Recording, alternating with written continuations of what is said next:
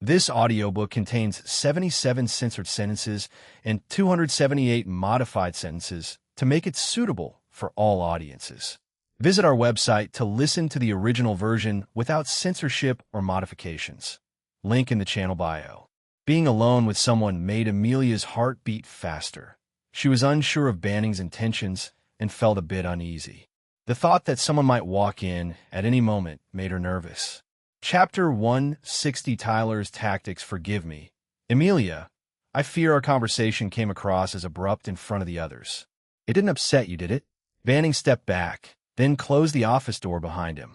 The door latched with a soft click, a sound which made Amelia's heart race, leaving her momentarily unsettled. In the brief span of a few minutes, she had experienced for the first time the feel of Banning's hand, followed by seclusion in their workplace. Her sensitive heart was now pounding so fiercely, it felt as though it might burst from her chest. No, it didn't hurt. Amelia's response was barely bravado than a whisper, as soft as the buzz of a fly. In their previous encounters, Amelia had always displayed boldness, yet now, with Banning taking charge of the situation, she appeared quiet and uncertain. Amelia stood quietly for a moment, thinking about what had just happened. She had often daydreamed about working closely with Banning, but Oleg's office was certainly beyond anything she had imagined. Banning, he was just too bold, too innovative. Really? That's a relief. I was worried someone might have noticed. Tyler brushed off Amelia's excited thoughts, moving towards the window to confirm the whereabouts of Avril and the Rabbitkin granny. Fortunately, they seemed to merely be passing the street and showed no signs of entering the Quest Guild. Their scattered glances suggested they were likely searching for a restaurant or inn. Banning, why did you bring me to the branch chief's office? What are we here for? Amelia's voice echoed, forcing Tyler to explain his abrupt behavior. Should I mention the divine weapon? No, that's not urgent enough to justify my earlier actions. I need something more pressing. Yes, there is something I need to tell you. Tyler stalled, scanning his surroundings. Through the window, he spotted a familiar face loitering near the Quest Guild. This was the perfect distraction. Amelia, come look at this. Tyler beckoned Amelia over to the window, directing her attention to a middle-aged man on the street. Have you noticed this man around the Quest Guild recently? Tyler's question successfully jolted Amelia back to reality. She appeared dumbfounded momentarily, a look of disappointment flashing across her face, before she began scrutinizing the man Tyler was pointing out. Now that you mention it, I think I have seen him these past few days. Is there a problem? Initially, Amelia was unaware of the gravity of the situation until Banning revealed, he's been sent by Mayor Gideon to spy on you. His name is Charles. Spying on me? Amelia was taken aback and hastily recollected her recent movements, relieved that she hadn't revealed any confidential information about the Quest Guild. Why would the mayor send someone to spy on me? And how did you find out? Seeing Amelia's serious demeanor, Tyler knew he had successfully diverted her attention. All that remained was to bide time until Avril and the others had moved along. I overheard a conversation between Charles and a companion. It seems the mayor is blaming the Quest Guild for his son's disappearance. Tyler then assured Amelia that the mayor was still in the evidence-gathering phase, so there was no immediate cause for alarm. As long as the Quest Guild continues its usual operations, all should be well. However, I recommend that the Quest Guild commission some security patrols, employing bounty hunters to monitor the vicinity day and night. As for the reason, we can fabricate one, for example, a recent theft at the Quest Guild. Tyler detailed his plan meticulously, and Amelia listened attentively.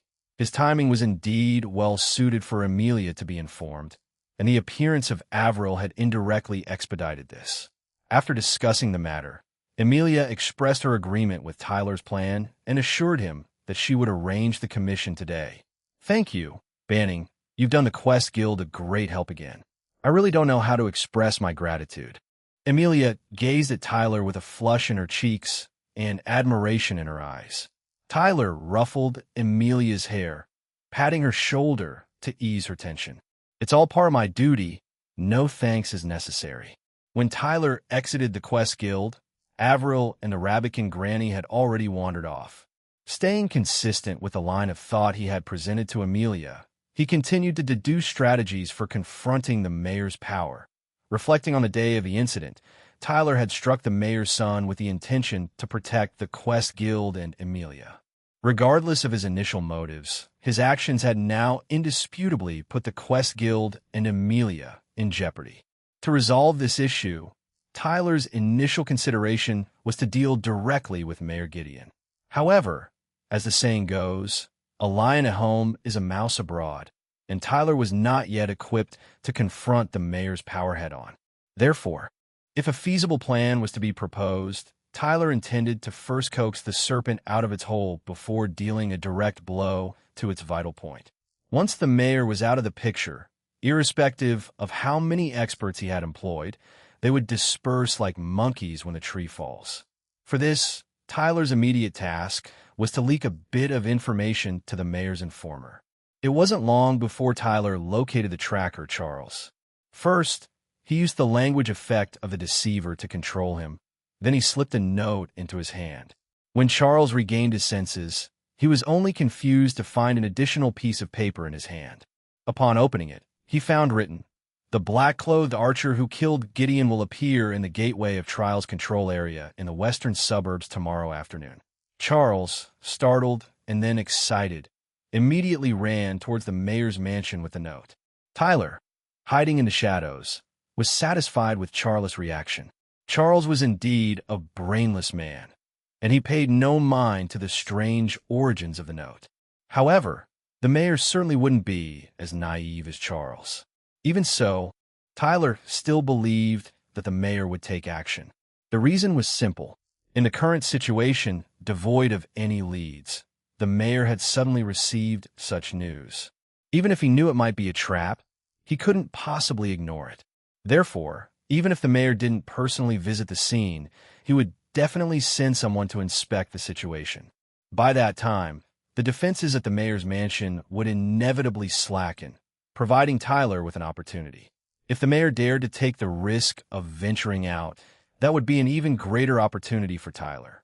Therefore, whether the mayor himself moved or not, Tyler had a countermeasure for each scenario. Now that this matter was settled, Tyler's next move was to locate Avril before Amelia finished work, to get an update on her situation. Only by knowing Avril's whereabouts would Tyler be able to avoid a disastrous three-person encounter. Chapter 161 Bonus Divination Rabbit Prison Star Calendar Year 187 June 25th, 6:46 p.m. Countdown to Advancement Tray. 1 day countdown to Confession Death. 24 days upon the streets of Sunnytown, Avril and the Divination Rabbit, Navina, were in pursuit of a suitable place to find respite. "Avril, are you feeling hungry? Shall we partake in our evening meal first?"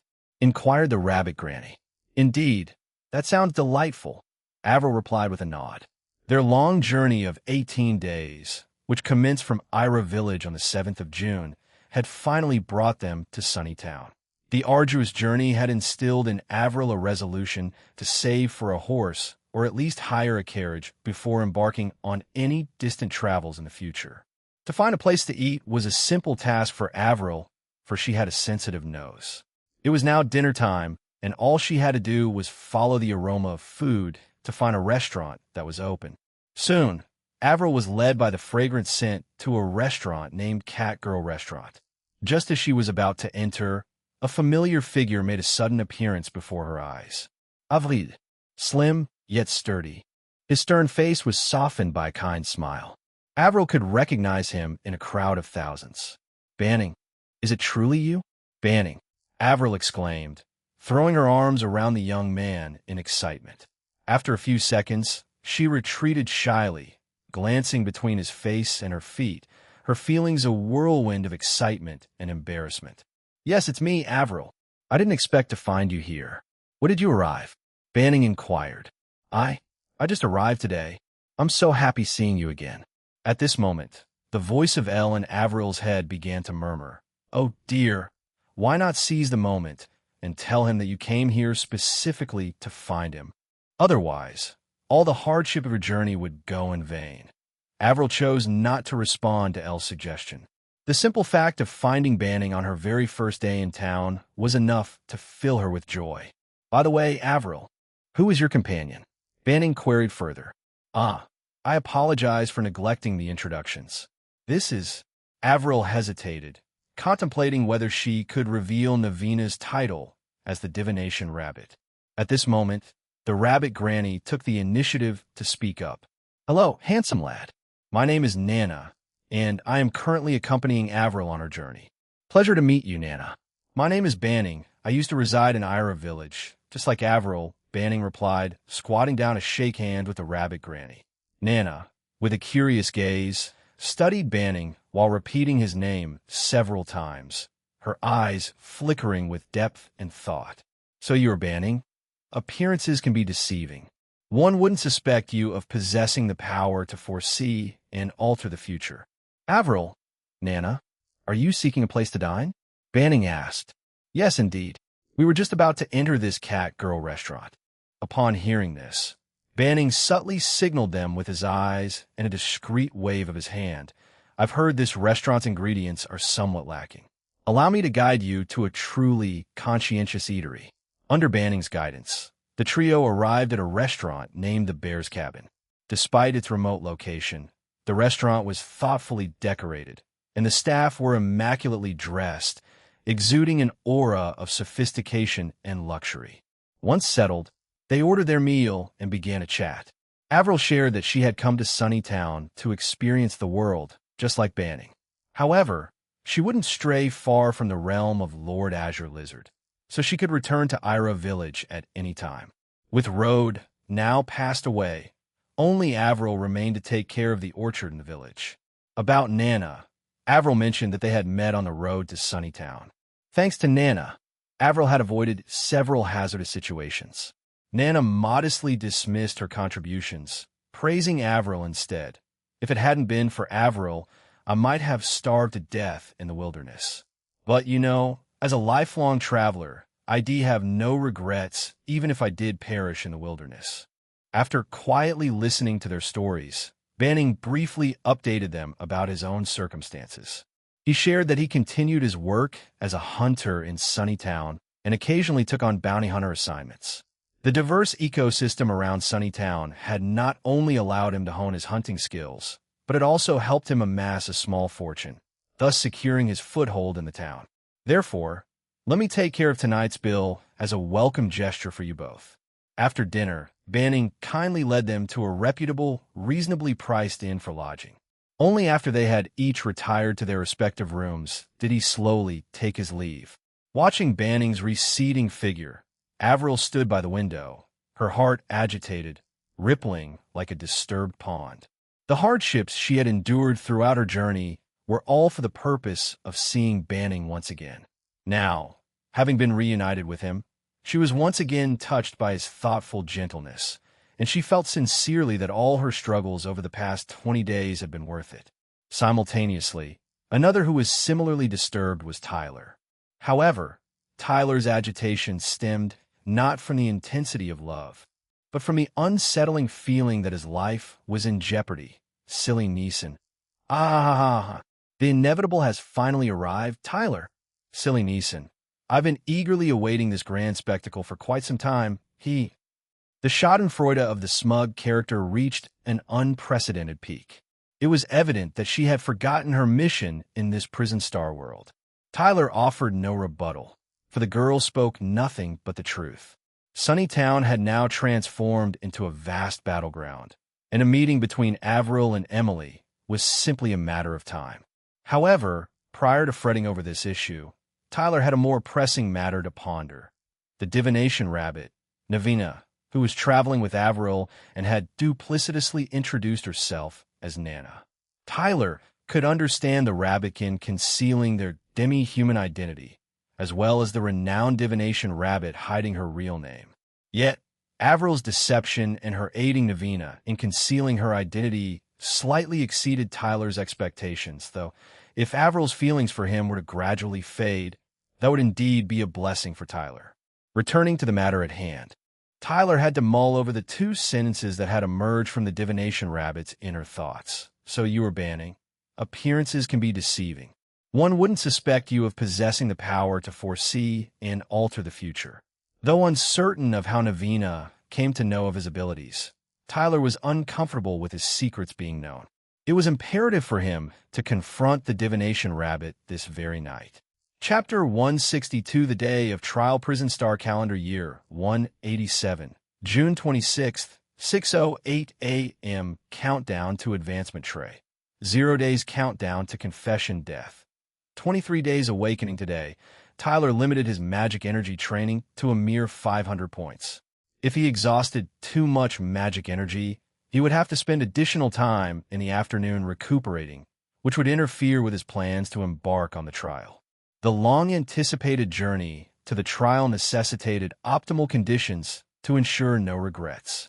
Approaching the window, Tyler surveyed the Quest Guild across the inn, feeling a trace of guilt for not informing Amelia about his plans to undertake the trial.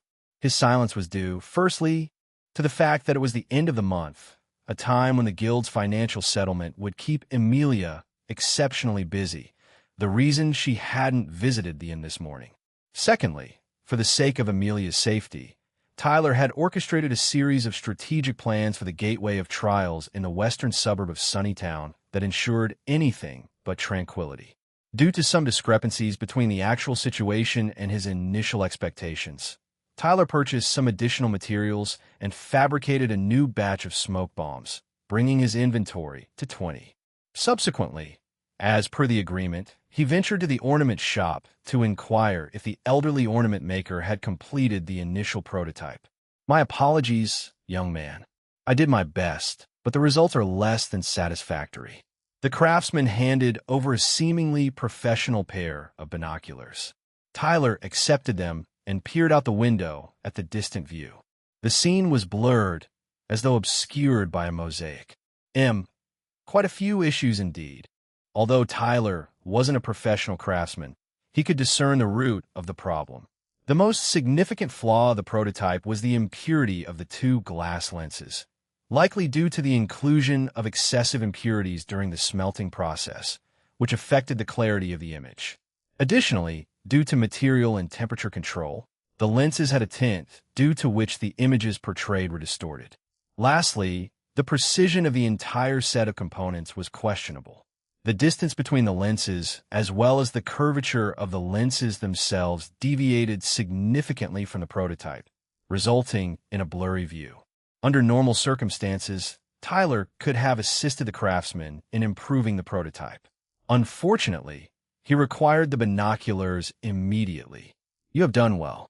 Rest for a couple of days. They'll come to see you later." Although the performance of the binocular prototype fell short of expectations, it was serviceable in a pinch. Right now, Tyler was in a better something than nothing situation. Upon his departure from the ornament shop, Tyler serendipitously ran into Granny Cassie.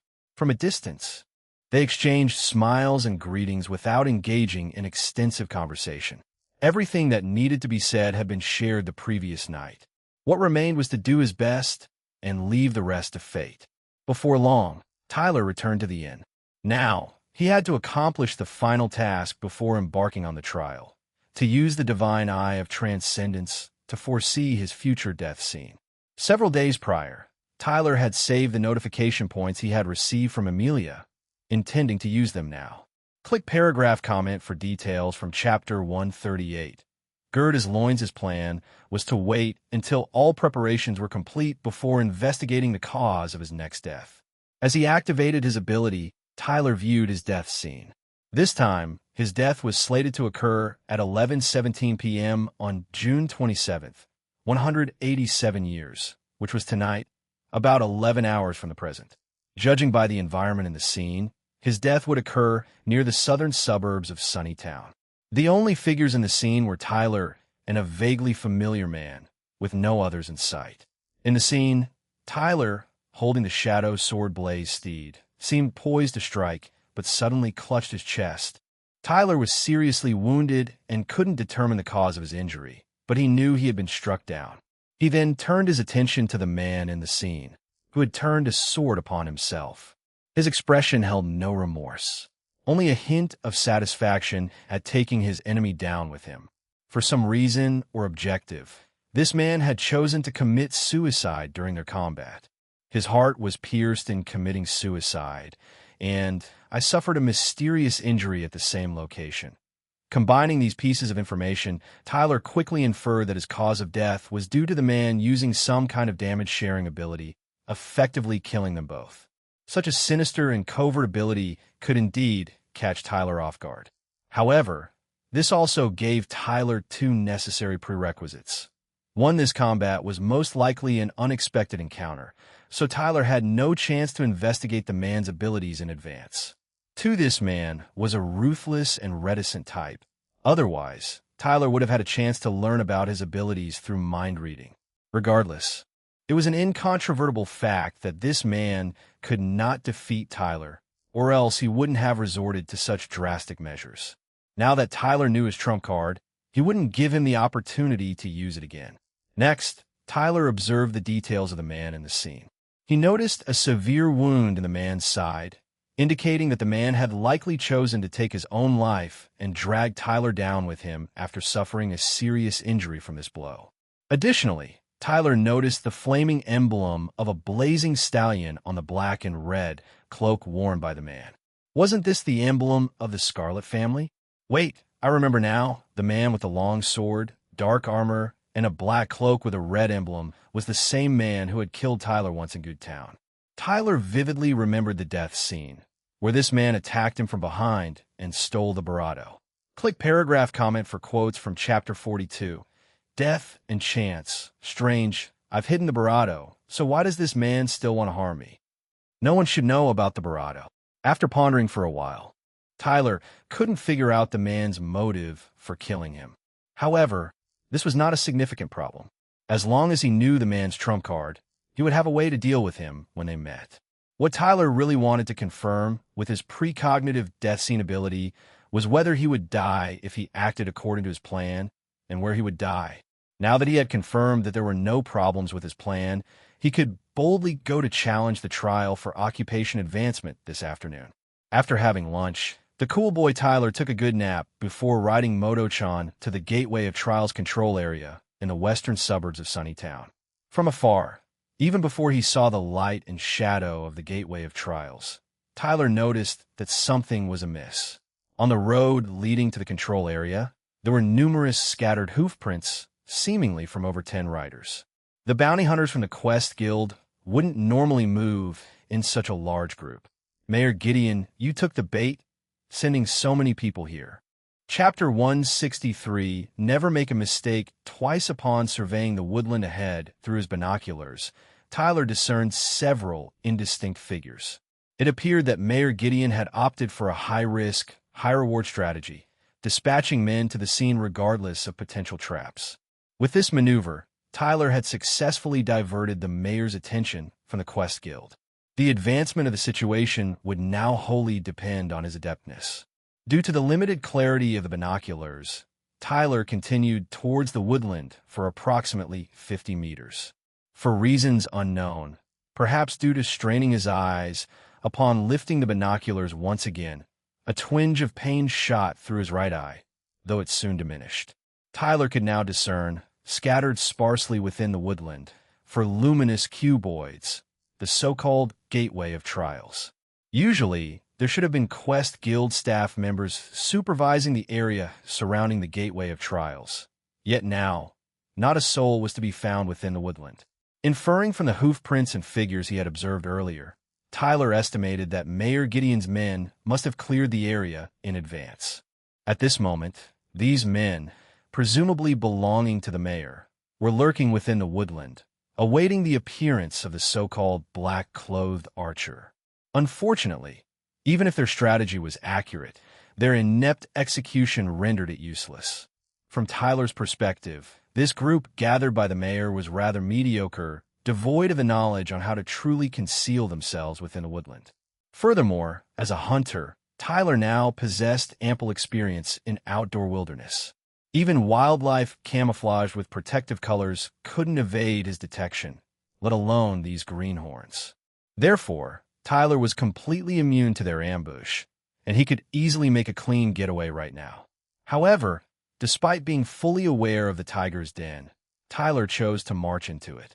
He intended to charge into the gateway of trials in full view of these men, thereby keeping them occupied here to ensure the safety of the Quest Guild. White, orange. Before commencing his charge, Tyler utilized his binoculars to confirm the location distribution of the trial gates within the woodland. Within his field of vision, there were a total of 3 trial gates. The first level difficulty white trial, the third level difficulty orange trial, and the 5th level difficulty purple trial. Lucky, there's a white trial to enter. Tyler sighed in relief. Actually, Cinchuredo, Tyler, I'm not scared, I'm giving you a chance. Tyler uttered these strange words, leaving the silly girl perplexed. Silly Neeson, eh? What chance? Tyler, the chance to confess your mistake to me. As soon as Tyler said this, the silly girl immediately fell silent. Although she replied with a puzzled tone a few seconds into her silence. HM? What confession of mistake? Tyler, are you mistaken? Tyler already knew that his guess was correct. Tyler, Priscilla Neeson, we've already spoken so frankly, it's pointless for you to pretend anymore.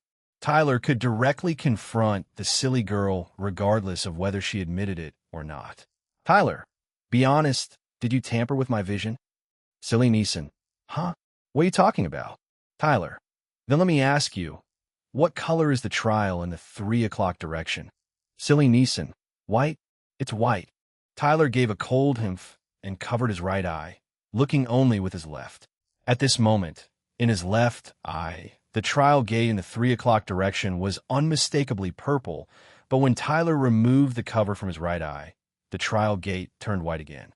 The problem was with the right eye. The one that had twitched with pain earlier was also the right eye. And Tyler's right eye was no longer his own. The current name for this right eye was the Divine Eye of Transcendence, and it was also inhabited by a mischievous little spirit. The problem was self-evident. In fact, as early as when the task difficulty selection appeared bugged, Tyler had already suspected that troublesome person. This time, when the right eye pain occurred again, Tyler guessed that it must have been the good doing of that troublesome person. Click paragraph comment for quotes from Chapter 5. Deceptive Mishap, Tyler. Priscilla Neeson. The evidence is already conclusive. Why don't we lay our cards on the table? I believe our interests still align, don't they? Upon Tyler's thorough exposure of the blinding magic ruse, the young woman finally abandoned her feigned ignorance, taken aback by how swiftly Tyler had seen through her. Cinchuredo, she told Tyler that she had intentionally made him choose the highest difficulty before, banking on a desperate gamble. After all, in a world where every task is impossible, failure was inevitable regardless. It seemed better to aim for the highest reward.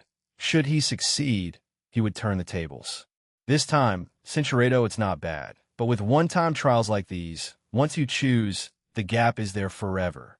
So I thought. As she continued, the young girl became somewhat incoherent. She wanted Tyler to know that she didn't intend to harm him this time, but she also knew that reason didn't side with her. The young girl understood that you only get one shot at advancement trials, and failure meant death. In such a situation, choosing the first-level difficulty white trial was undoubtedly the safest route.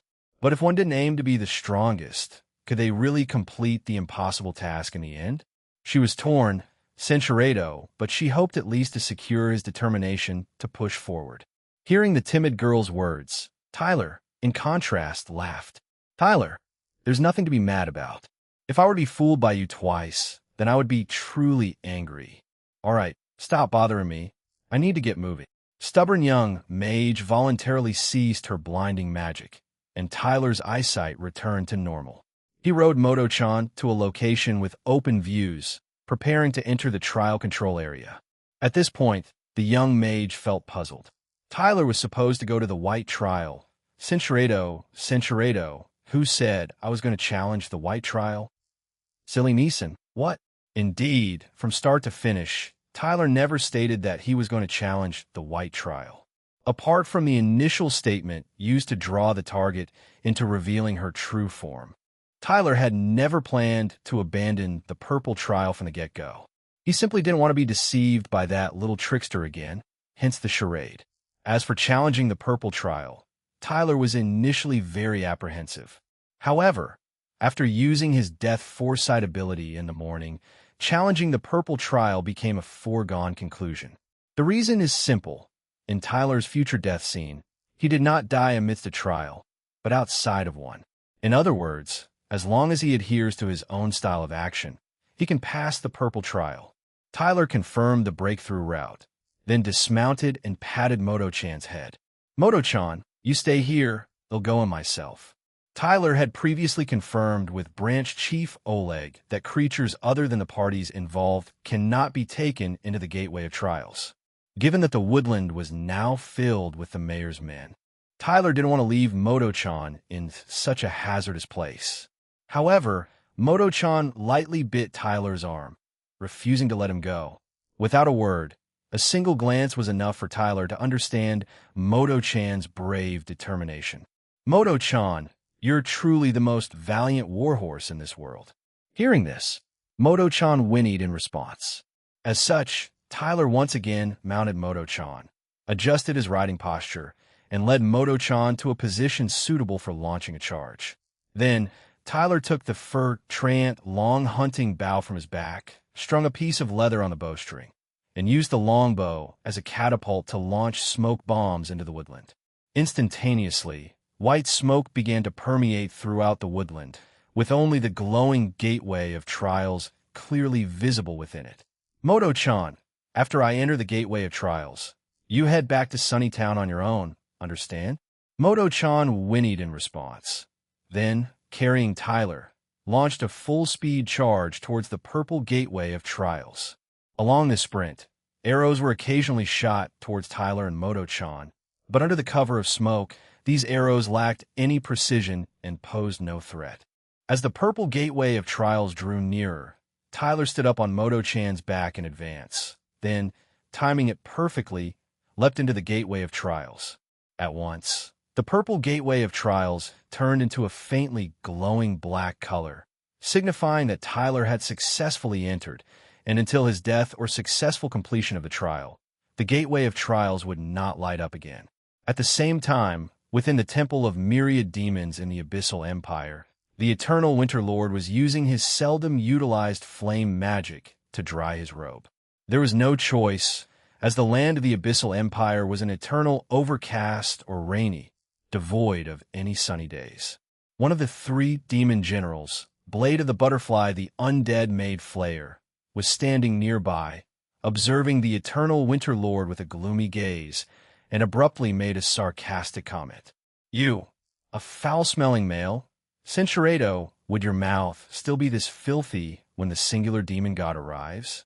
Blade of the Butterfly the Undead Maid Flayer was about to retort, but sensed the abnormality in the magic power in the air and immediately fell silent, standing respectfully on the side.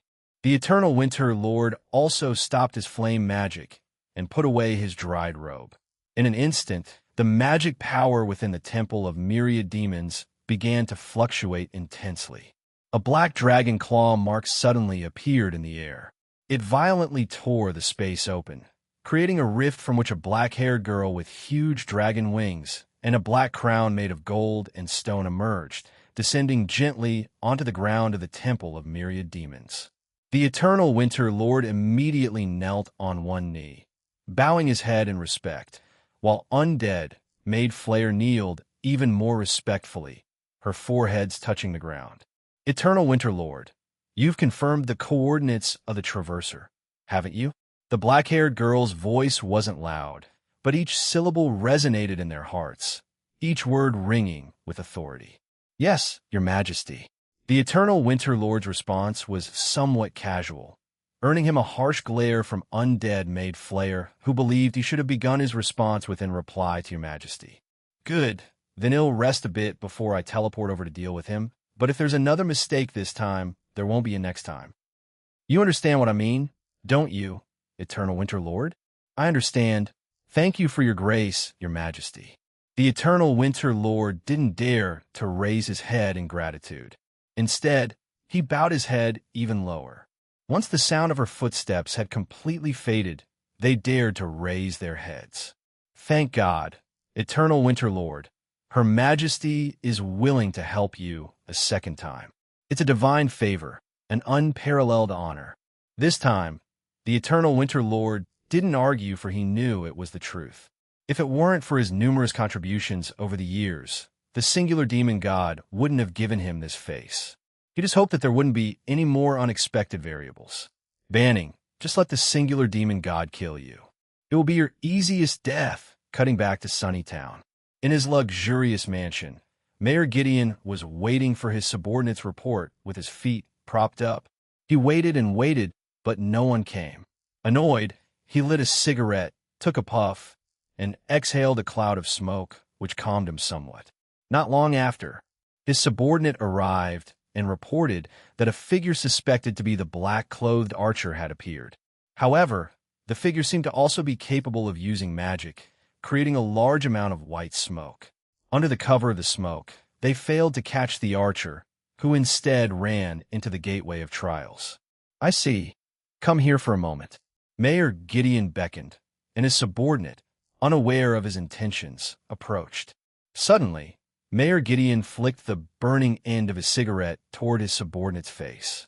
The subordinate cried out and recoiled in pain, but Mayor Gideon remained indifferent.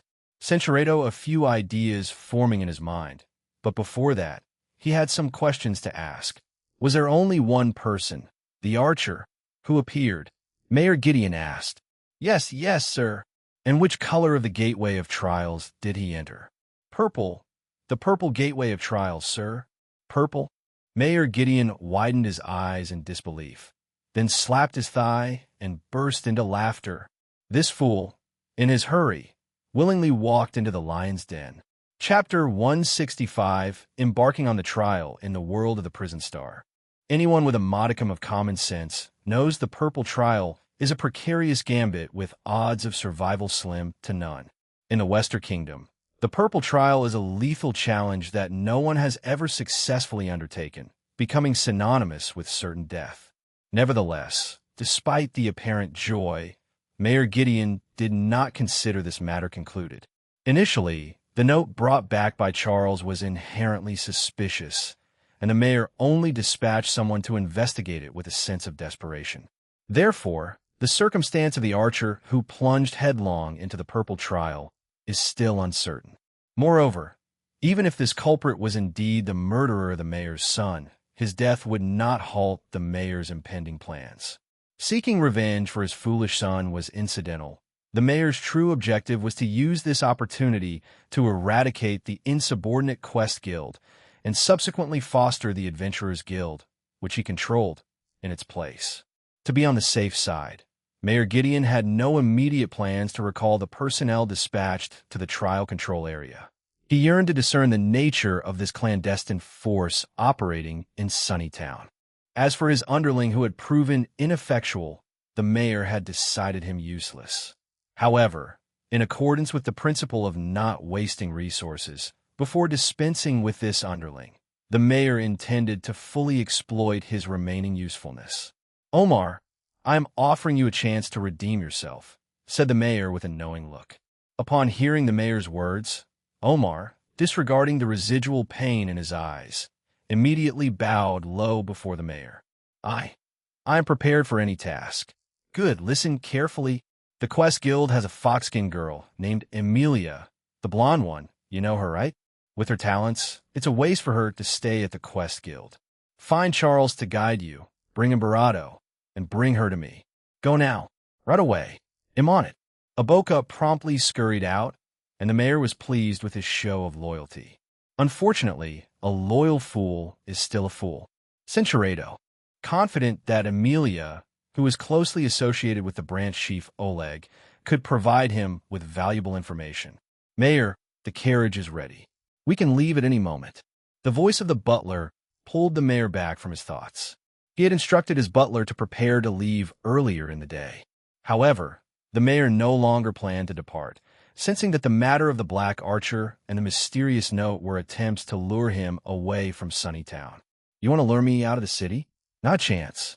For the mayor, Remaining within the fortified confines of his mansion was the safest course. "I will not be leaving tonight. You may leave, as you wish." No sooner had the butler left, another servant hurried over and respectfully reported to the mayor. "Mayor, a gentleman calling himself Albert has arrived. We have welcomed him with the highest regard as per your instructions. Would you like to meet him?" Upon hearing this name, the mayor leapt to his feet excitedly. "Take me to him at once." With that, Mayor Gideon briskly made his way out. This Mr. Albert was a Tier 3 combat occupation expert whom Mayor Gideon had paid a hefty sum to hire from Goodtown. It was said that he even held a position within the Scarlet family, one of the 4 great families. Whether or not the mayor could resolve the issue with Branch Chief Oleg depended entirely on this Mr. Albert. When Tyler regained his senses, he found himself standing atop an expanse of stony wasteland. Overhead, the sky was a uniform gray, devoid of any clouds. The barren land stretched infinitely in all directions, as though this slice of heaven and earth had no end. In front of him, a stone pillar towered high, adorned with an inscription: "Face fear, live towards death." So am now inside the trial gateway? Tyler recollected. Upon entering the gateway of trials, a brilliant purple light had filled his vision before he briefly lost consciousness.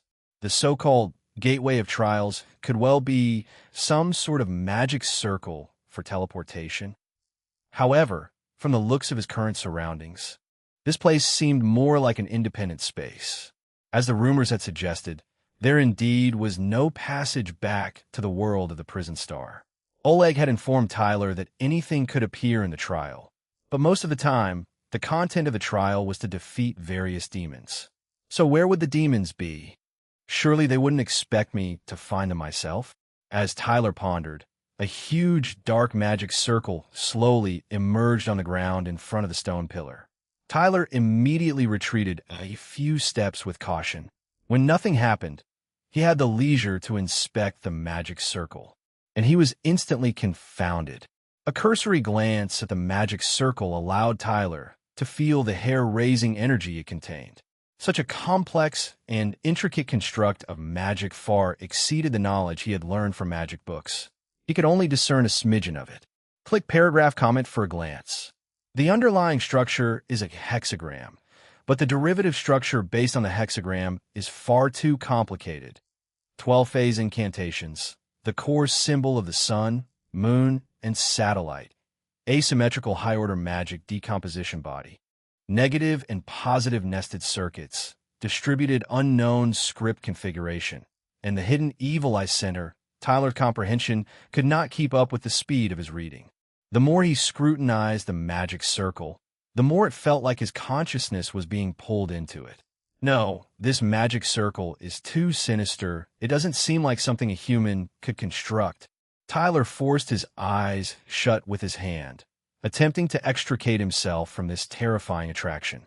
Then, at that moment, jumping numbers appeared above the dark magic circle. 60, 59, 58, it dawned on Tyler that this was a 1-minute countdown. Presumably, the demon he was about to challenge would emerge from the magic circle after the minute was up. Subsequently, he swiftly retreated, keeping a distance of 50 meters from the magic circle. This distance was where Tyler could accurately target his enemies with his arrows. As the countdown timer ticked away, Tyler drew out his arrow and readied his fur Trant long hunting bow. His heartbeat gradually accelerated, a surge of adrenaline putting him in a state of heightened alertness and excitement. Come on, let's see what kind of demon will appear. And so, the countdown reached its final 3 seconds. 3, 2, 1. As the countdown reached 0, a dark silhouette rose from the magic circle, steadying itself on the ground. Simultaneously, the magic circle quietly sank into the ground, vanishing without a trace. Chapter 166, The Silhouette Enemy, a Humanoid Demon. This is bound to be a prickly adversary. Tyler trained his aim on the silhouette figure's shoulder, prepared to let his arrow fly as soon as the darkness dissipated to reveal the true form. Considering today's foresight of the deathly damage-sharing ability, Tyler decided against initiating an attack on the enemy's head or heart. However, when the darkness faded away and the true form of the demon was revealed, Tyler was taken aback and couldn't release his arrow. You must be joking. How could it be this cliché overcome oneself trope? The humanoid demon beneath the shadow bore an uncanny resemblance to Tyler. Not only were their appearances identical, but even their attire, weapon, defense gear, and equipment they carried were perfectly replicated. Not believing his eyes, Tyler promptly inspected the enemy's basic and status information. The values he saw were indeed an exact match to his own. The longbow in the enemy's hand was identified as the fur treant long hunting bow. The long sword hanging from the enemy's waist was named the Shadow Sword Blaze. Steed Tyler instinctively activated his heart of focus and let loose an arrow. The enemy mirrored his actions, albeit a second slower, and retaliated with an arrow of his own. Guided by the red light in his vision, Tyler successfully dodged the arrow, and simultaneously, his arrow successfully hit the enemy's shoulder. I did actually hit him. I was a beat ahead, but he should have been able to dodge, right? After the first exchange of volleys, Tyler and the enemy both opted to start running. On this virtually coverless wasteland, irregular movement was the best method to avoid being struck by an arrow. However, Tyler's previous arrow had diminished the enemy's mobility. The arrow embedded in the right shoulder would make it difficult for the enemy to use his right arm. This meant that it would be rather challenging for the enemy to hit Tyler with an arrow now. As expected, in the next volley, the enemy's arrow speed and accuracy greatly decreased. Although Tyler didn't hit either, the scales of victory were tipping in his favor. Tyler swiftly pondered. If he were in the enemy's shoes, what would he do? Then, Tyler immediately figured out the answer. That would be to use Shadow Step in conjunction with either the Shadow Sword Blaze Steed or the Venomous Blade Poison Claw for close-quarter combat, aiming to end the battle with a lethal blow. Whether it was the Blaze Steed or the Poison Claw, Tyler could use them single-handedly, and certainly, so could this Shadow Tyler. In a blink of an eye, the battle situation evolved just as Tyler had anticipated. The Shadow adversary no longer maintained distance. Instead, he deliberately discarded unnecessary equipment like the longbow and quiver, then charged towards Tyler with a light load and a determined spirit. It's so me indeed. Overclock. Without hesitation, Tyler activated his skill to buy himself some time to think. At this moment, he had many tactical options to deal with the charging enemy, but which one would the Tyler himself be least adept at handling? Since you plan to use Shadow Step, I won't give you the opportunity to close in. Tyler clearly remembered that the maximum range for Shadow Step was within a 10-meter radius of the user. At this moment, there was about a 30-meter gap between Tyler and the Shadow adversary. This remaining 20-meter distance was the life-or-death line for Tyler to win. Hard to focus. On top of Overclock, Tyler continued to stack status skills. Next, he ran in a diagonal line, throwing 3 smoke bombs while doing so. As the smoke bombs were still mid-air, he aimed at the approaching enemy, drew his bow, and in the blink of an eye, he let loose 3 arrows. In the nick of time, as the smoke bombs fell and spewed smoke, Tyler's 3 arrows arrived in succession. The Shadow adversary sidestepped to dodge the first arrow, then raised his iron round shield to block the second one. But the third arrow pierced his right thigh, causing him to fall. Blinded by the smoke, the Shadow Tyler couldn't see anything, not even a shadow, to use Shadow Step. However, the Shadow Tyler didn't give up. He struggled to stand and try to break free from the smoke.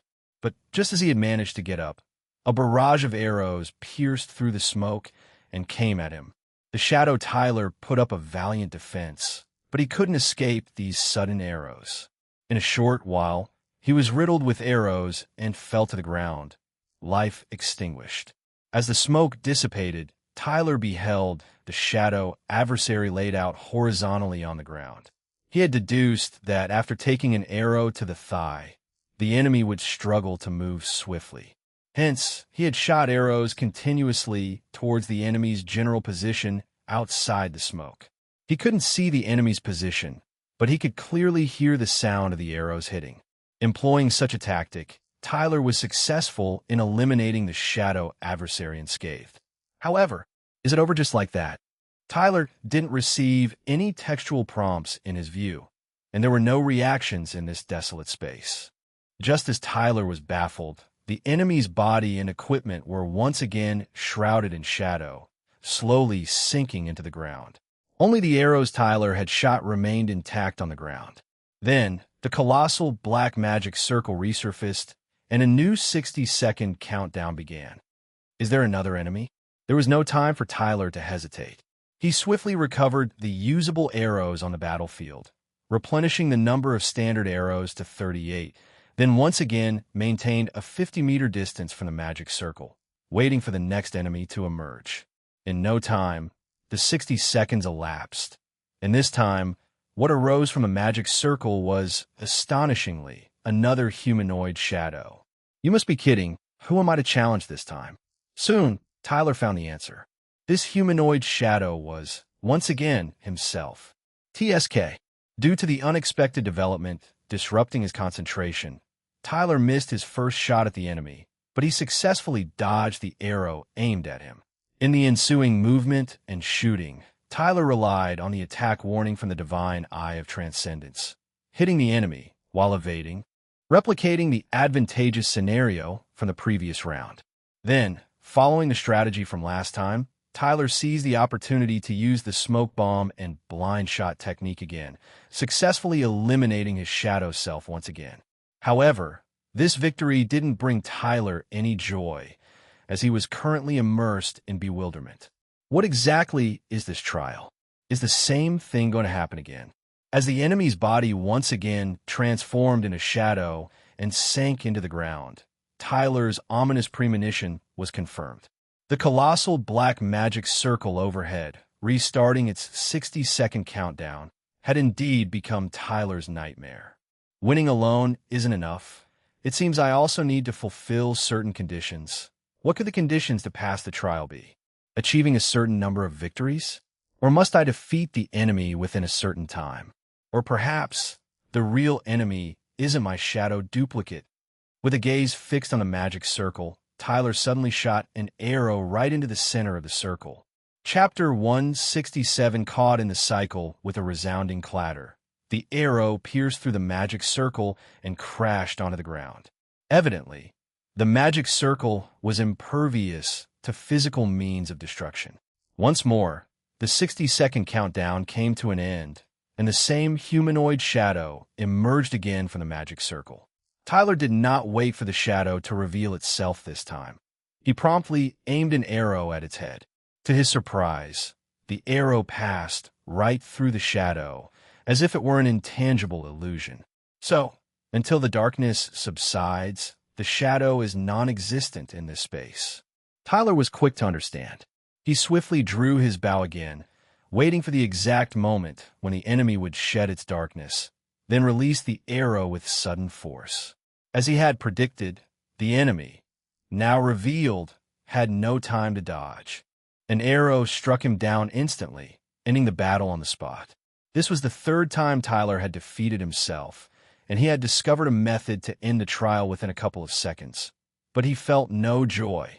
The atmosphere within the trial space remained the same, which meant that Tyler had not passed the trial yet.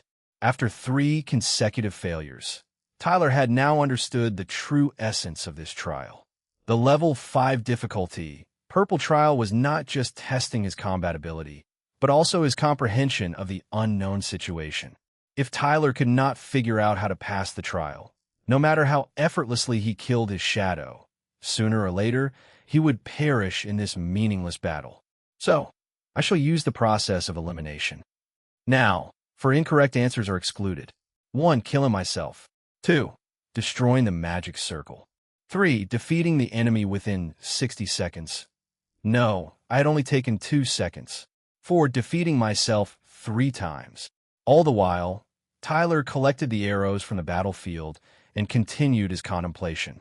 Meanwhile, the enemy's fallen form had turned into a shadow and sunk into the ground, and a magic circle reappeared, initiating a new round of the 60-second countdown.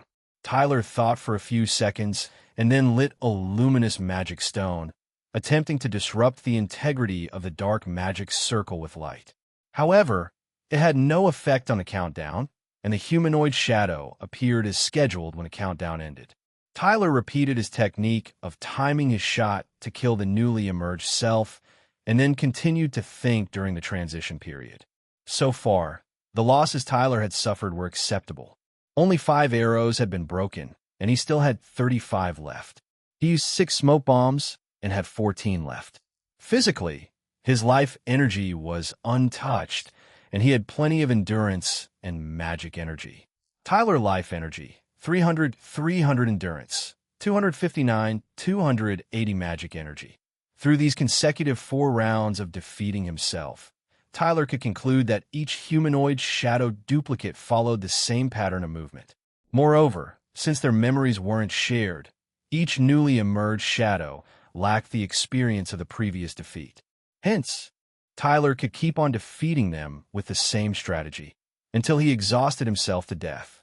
Aside from this, these humanoid shadow duplicates were heartless. When Tyler tried to read their minds, he found only darkness. Nothing existed there. In the following 5th round of the battle, Tyler tried to converse with the shadow enemy, but it did not respond. This led Tyler to eliminate another possible way to pass, finding a plot outside of mutual defeat through dialogue. While waiting for the countdown of the 6th round, Tyler came to a new conclusion. Although the shadow is identical to himself in every way, there is one thing that it doesn't have, and that is the divine eye of transcendence. Otherwise, it cannot be explained why Tyler gained the advantage in the multiple battles against himself, and this also proves that the divine eye of transcendence is indeed something that comes from a higher dimension. Then, the countdown ended and Tyler killed himself for the 6th time. Then came the 7th time, the 8th time, and the 9th time. If I fail myself one Barato time, it will be the 10th time. Tyler picked up stones and arranged them on the ground in a row for counting. If he had to fail a certain number of times to pass the trial, then an integer like 10 is likely to be the correct answer. But unfortunately, Tyler's expectation only lasted for a short while before it was shattered with the start of the next countdown. If 10 times were not enough, then does he need to do it 20 times? 50 times? 100 times? Even for Tyler, if he failed to pass the trial after defeating himself 100 times, he would be overwhelmed by despair. Tyler now understands why the death rate of the purple trial is almost 100. For other challengers who do not have the divine eye of transcendence, they face an enemy that is completely identical to themselves, so the first 2 rounds of battle are extremely exhausting. Even after struggling, even if they find the key, they still cannot pass the trial, and they have to ponder over how to get out of this dreadful place. After resetting for the 11th time, Tyler began to re-examine this world. Are there any clues on this barren land where there is nothing? Finally, Tyler's gaze fell on the towering stone pillar. The words carved on the stone pillar were still there. Face fear, live towards death. Are there any clues hidden in these 5 words? At first, Tyler thought that this sentence was only used to set the atmosphere of the trial, but now he thinks otherwise.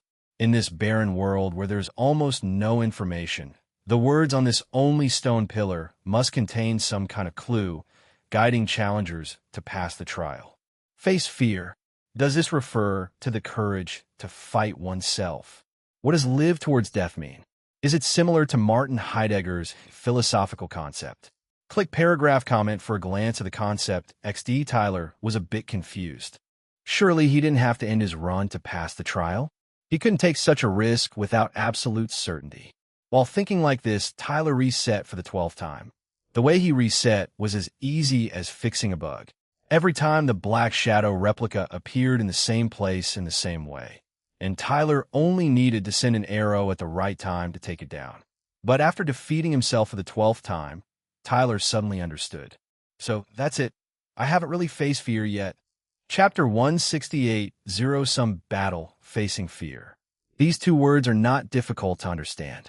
However, to truly comprehend one's true fear, one must engage in a period of contemplation. Initially, Tyler believed facing fear was merely confronting the fear of battle and the fear of death, and that facing one's own shadow and emerging victorious would suffice as confronting fear. Now, it seems this understanding is somewhat superficial.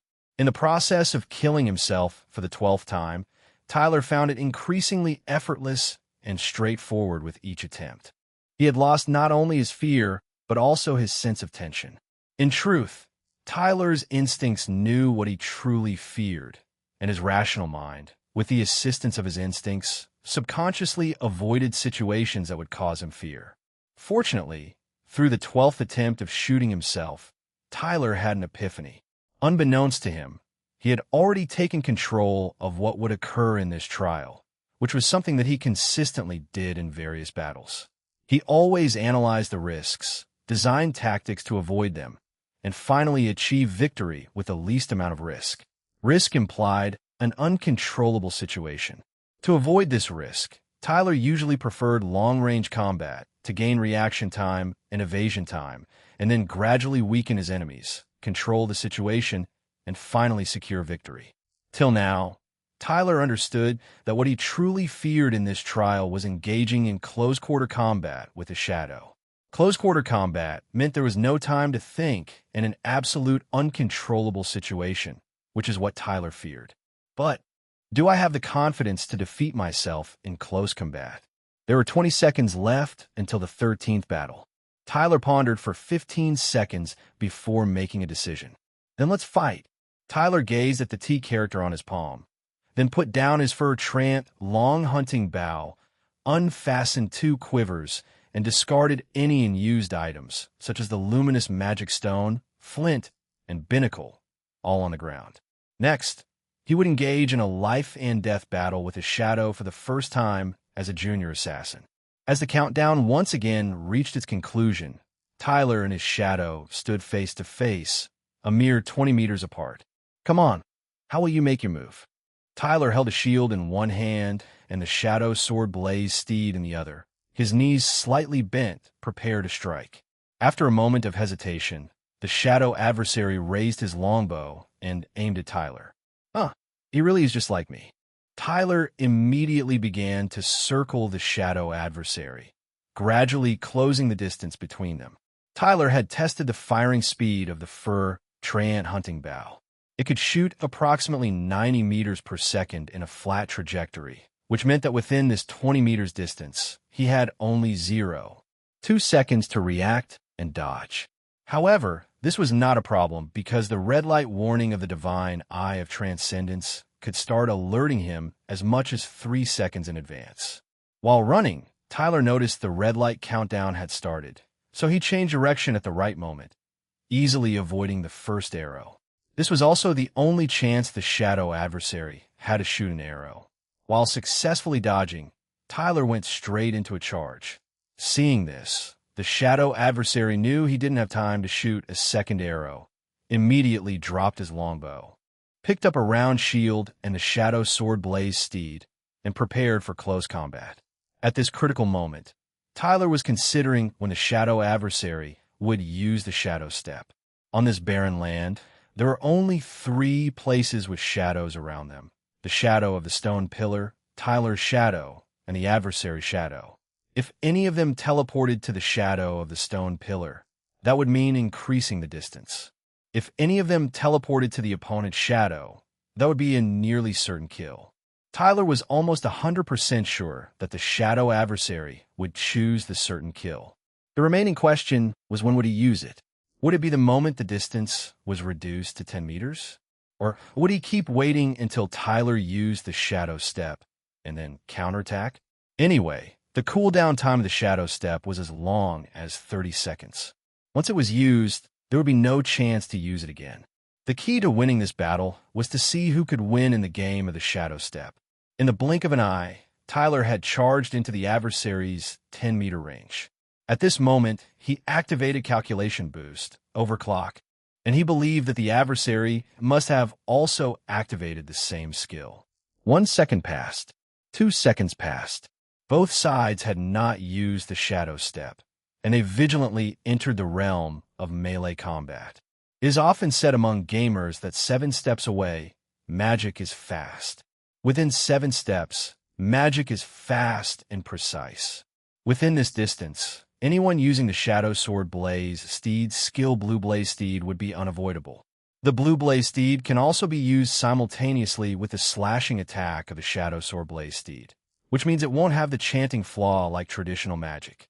However, Tyler did not use the Blue Blaze Steed, and the Shadow Adversary did not use it either, because they both realized that when using the Blue Blaze Steed skill, the spreading blue flame will block the user's vision, making it impossible to detect in time if the adversary uses the Shadow Step. If it cannot be detected in time, then the strategy of using the Shadow Step to counter the Shadow Step was out of the question. Taking advantage of the momentum of the charge, Tyler made a light chop as a probe, which was blocked by the adversary's round shield. Then, the adversary counterattacked with a sword stab, also as a probe, and Tyler directly retreated and dodged with a small sidestep. Tyler had a feeling that not only could he guess what the adversary was thinking, the adversary could also guess what he was considering. This is both the biggest advantage and disadvantage of fighting against oneself. The tense confrontation and probing made Tyler's heart rate reach its limit. He was both nervous and excited. In this evenly matched contest, as long as either side had a moment of relaxation or a tiny mistake, the outcome would be decided in the blink of an eye. In this trial where mind reading held no sway, Tyler had to envisage a future step that was even closer than what he himself could conceive. Let me transcend myself then. His boiling battle spirit activated every fiber of his being. In this moment, the past Tyler returned. Not only was his mind operating at full speed, but his body also found itself in its optimum state. If this trial demanded that he face his fear, then he would overcome it. Calculation boost, overclock.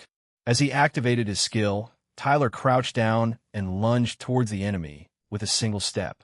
This was a close combat territory he had always been unwilling to enter.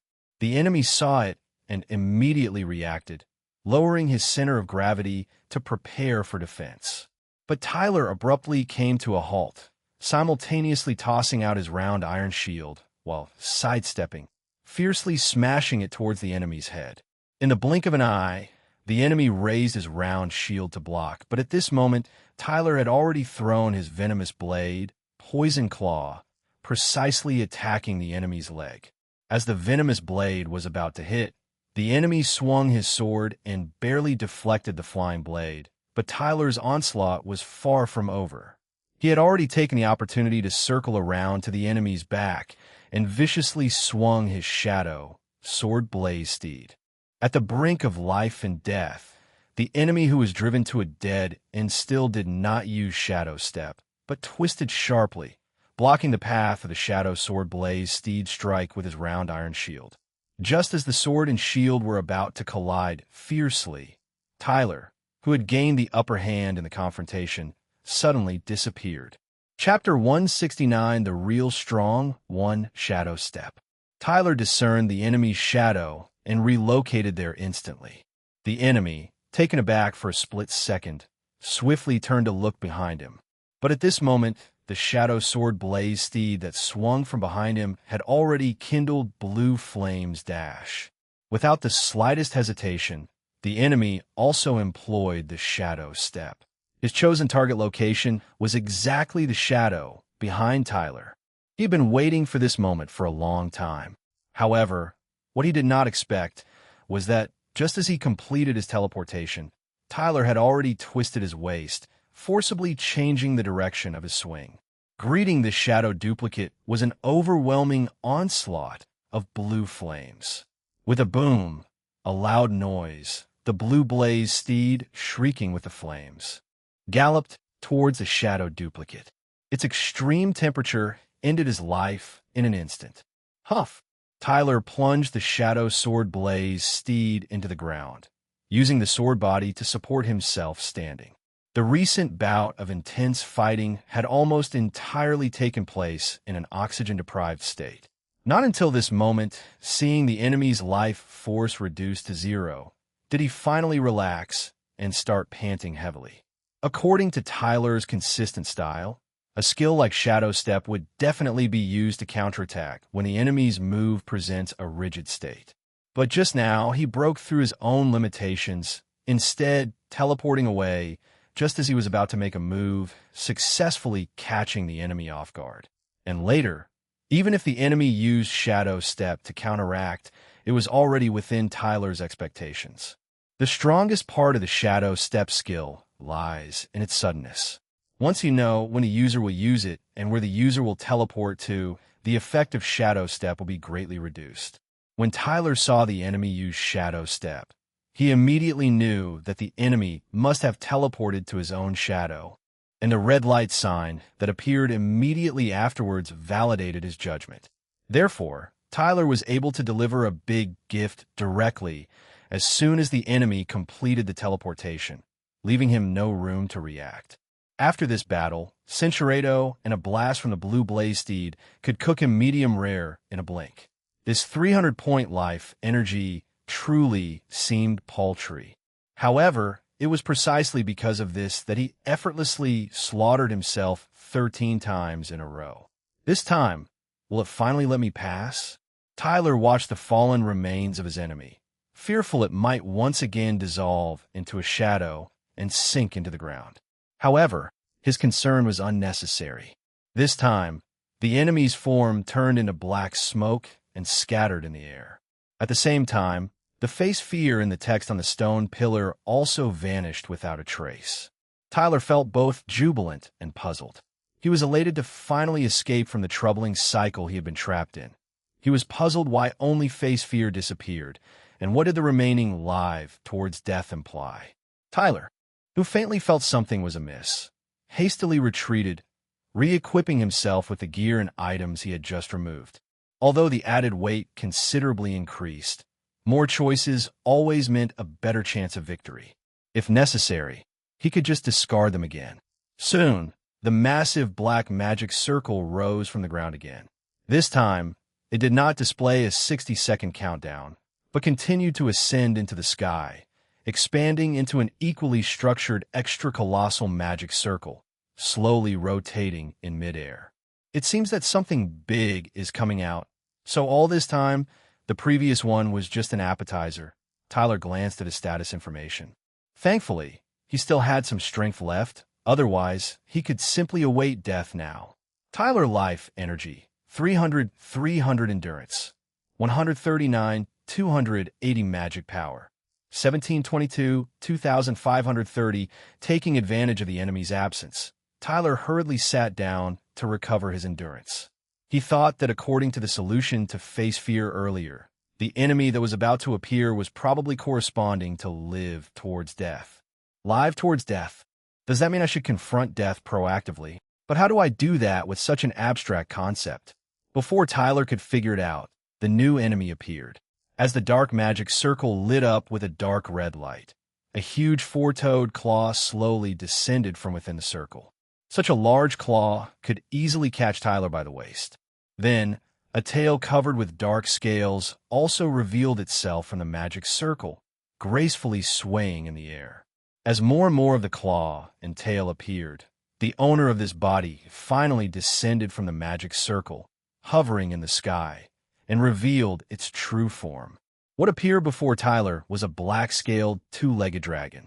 The vast wings, flaming dragon eyes, robust body, and the oppressive aura exuding an inherent dignity all warned Tyler of the same message. The real strong one in this trial space had made its entrance. Crimson Flame Dragon Whelp FYL, male, 39 years old. Crimson Flame Dragon Whelp. LV 50 skill slot. 2-2 life energy, 4791, 4791 endurance, 3681, 3682 magic power, 1127, 1127. Looking at the dragon that was almost the size of a combat mech, Tyler wryly smiled and felt relieved that he was up against a whelp.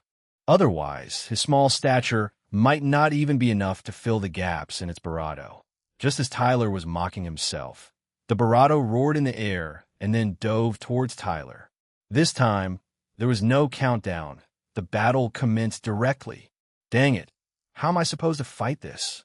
Tyler started to scramble in discomfiture.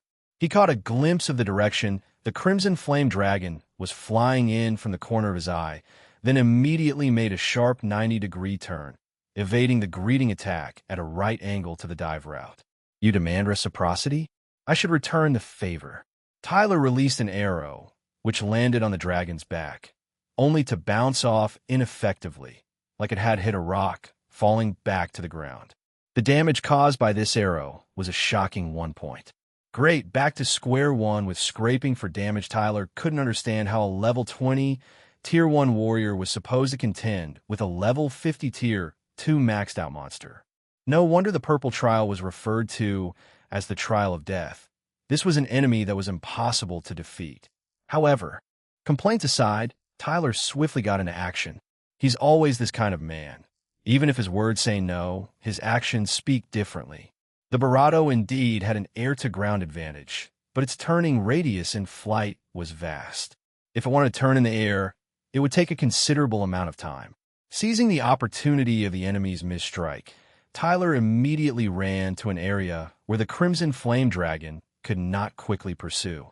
His ethos was such, unless he was dead and unable to move, he would never concede. Chapter 170 Crimson Flame Dragon, seizing the momentary lapse as the Crimson Flame Dragon yet to whip its head back around. Tyler took aim at several of its parts and let loose a volley of 3 arrows. Each arrow found its mark in the beast's belly, wing membrane, and thigh respectively. The belly shot inflicted 2 points of damage, while the others merely scratched it for 1 point each. Yet, as if foreordained, none of the arrows managed to pierce its defense, dropping to the ground one after the other. Tyler had initially assumed the dragon's wing membrane to be its most vulnerable point, but in reality, it was protected by a veneer of very fine white dragon scales, impervious to the assault of a fur treant hunting bow. Surprisingly, the dragon's belly lacked any scale protection, merely relying on robust and thick abdominal muscles for defense. This observation left Tyler with an impression of this Crimson Flame Dragon. Perhaps this whelp dragon was rather arrogant? However, even if the Crimson Flame Dragon was arrogant, it indeed had grounds for its pride. With nearly 5,000 life energy, Tyler could exhaust his remaining 70 arrows without causing it any real discomfort. To conquer it, Tyler had to rely on his intellect.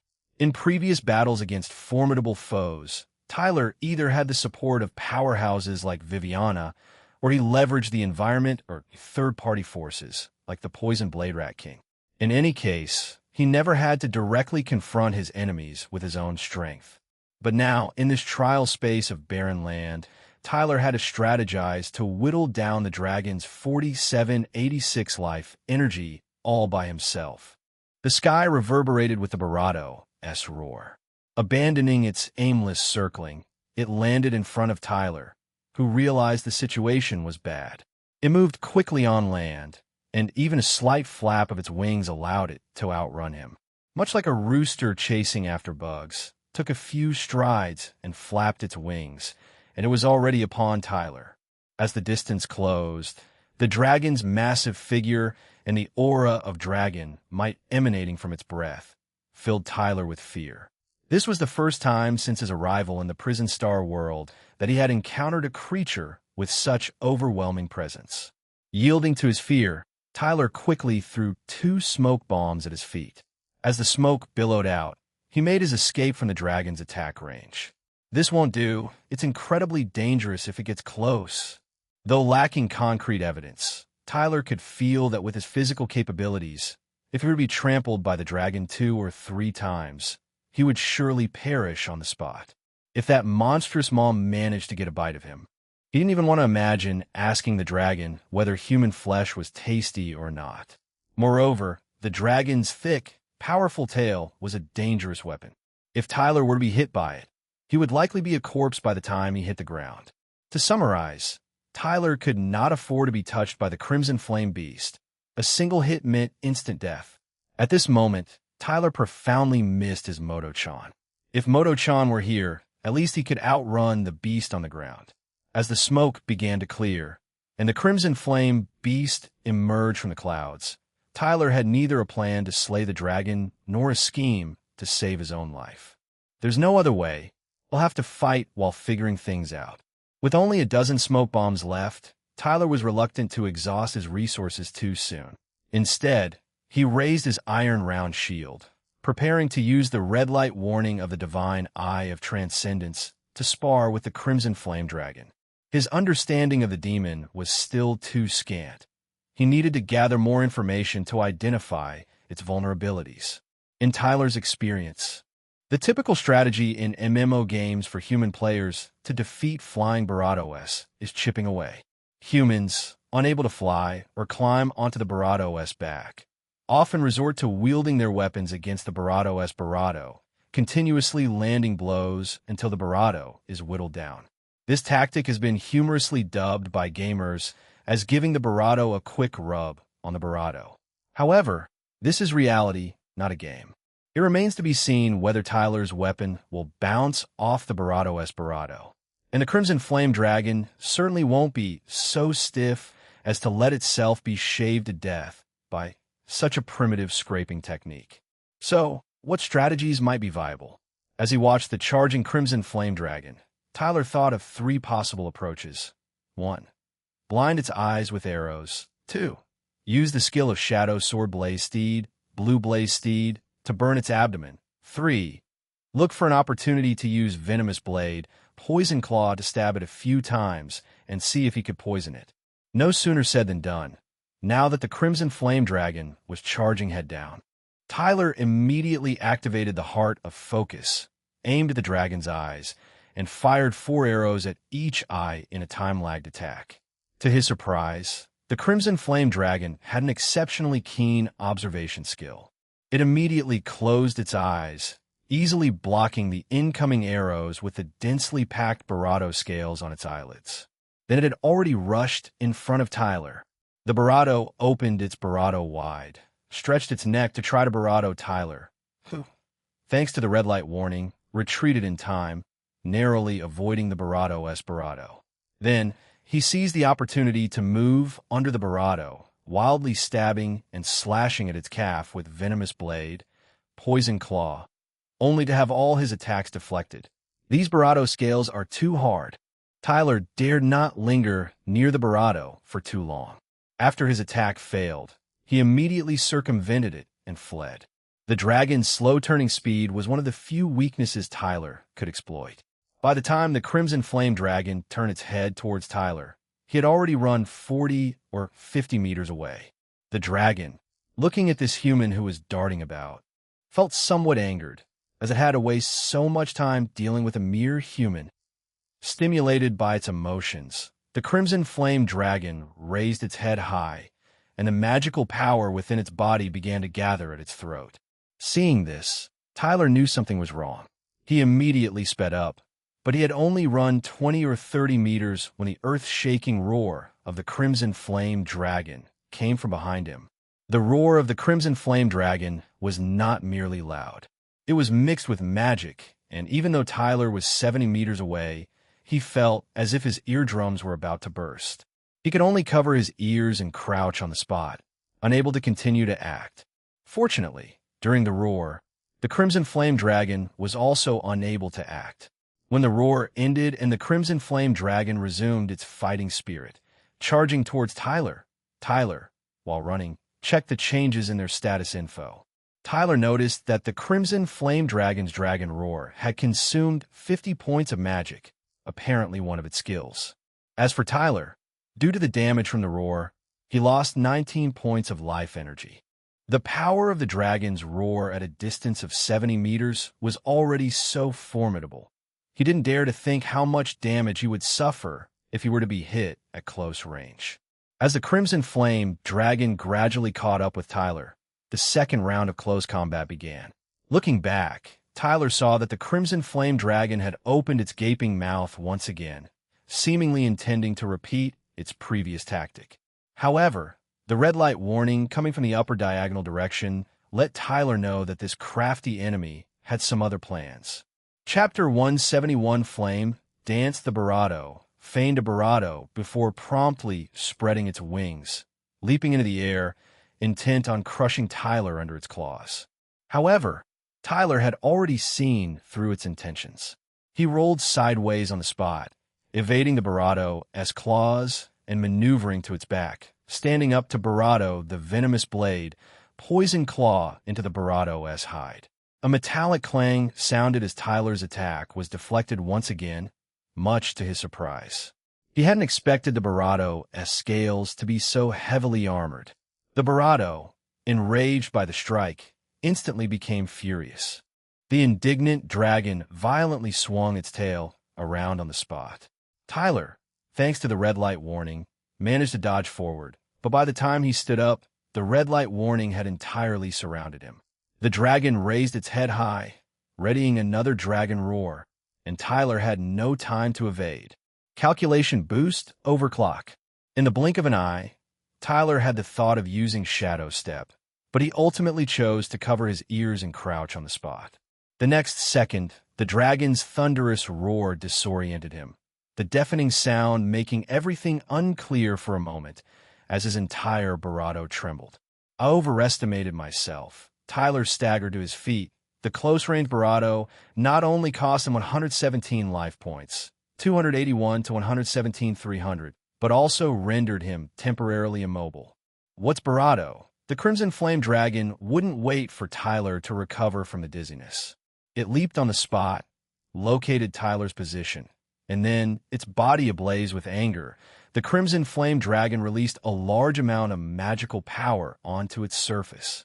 In an instant, the scorching magical power ignited the dragon's scales, transforming it into a literal flame dragon in this moment.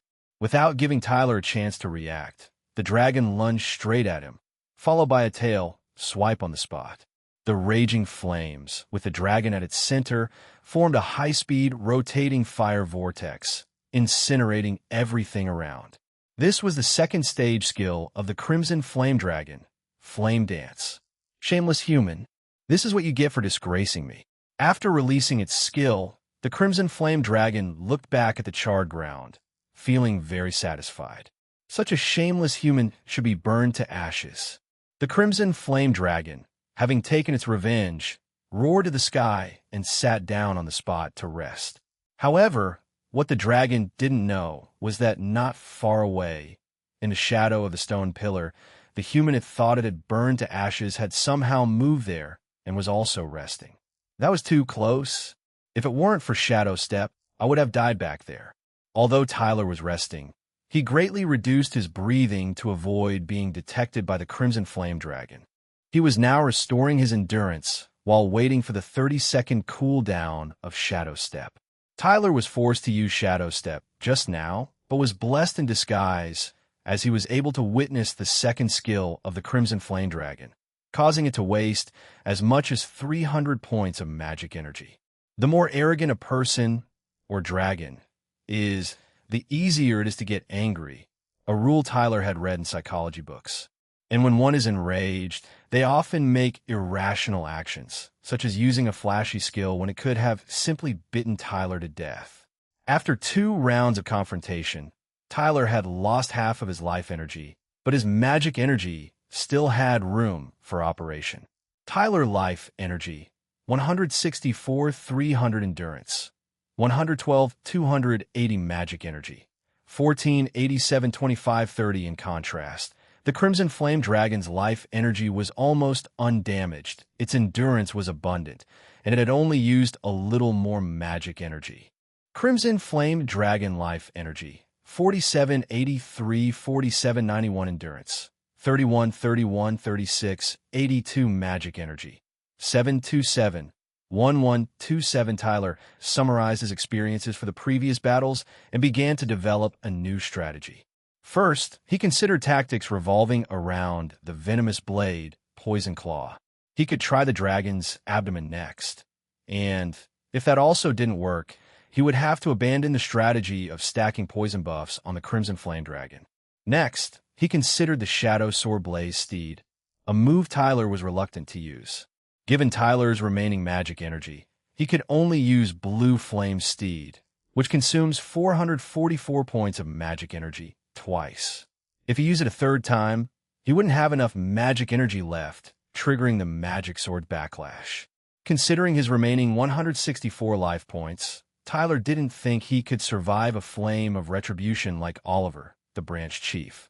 Other than that, after deducting the magic energy allocated to Blue Blaze Steed, Tyler only had 155 points of magic energy left for other skills.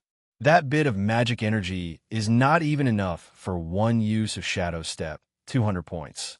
Therefore, the prerequisite for Tyler to use the Shadow Sword Blaze Steed is that Blue Blaze Steed can cause more than 2,392 points of damage to the Crimson Flame Dragon in one hit, and then end the battle within 2 hits. But is 2,392 points possible? After witnessing the Crimson Flame Dragon's skill Flame Dance, Tyler didn't think that an attack of the same fire type could cause such high damage to it. Without exception, the fire resistance of the Crimson Flame Dragon should be very high. No good, I still have to think of an attack method other than Blue Blaze Steed. While Tyler was still thinking, for some reason, the Crimson Flame WRM lifted into the air. At first, Tyler thought the opponent had discovered his breath and quickly hid behind a stone pillar, but then he found out that the creature just simply wanted to fly around for a bit. Come to think of it, this Crimson Flame Dragon is different from the shadow duplicates in the first round. It seems like a real creature. So, was it summoned from the outside by the magic circle? Thinking of this, Tyler understood the motive of the Crimson Flame Dragon's flight. This demon must be looking for a way out of here. However, between Tyler and the Crimson Flame Dragon, neither can leave this trial space until one of them dies. Looking at the soaring Crimson Flame Dragon and then the wilderness, Tyler had an idea. Hey, stupid dragon, your dad is here. Evil kind language. After restoring his endurance, Tyler stood up and shouted loudly to attract the attention of the Crimson Flame Dragon. Soon, the Crimson Flame Dragon found Tyler. It first wondered why this human hadn't died, then turned and dove toward Tyler. The Crimson Flame Dragon's thinking was simple. If it didn't kill him before, it just needed to kill him again. As for Tyler, seeing the Crimson Flame Dragon's diving speed getting faster and faster, he was very satisfied. This was the effect he wanted.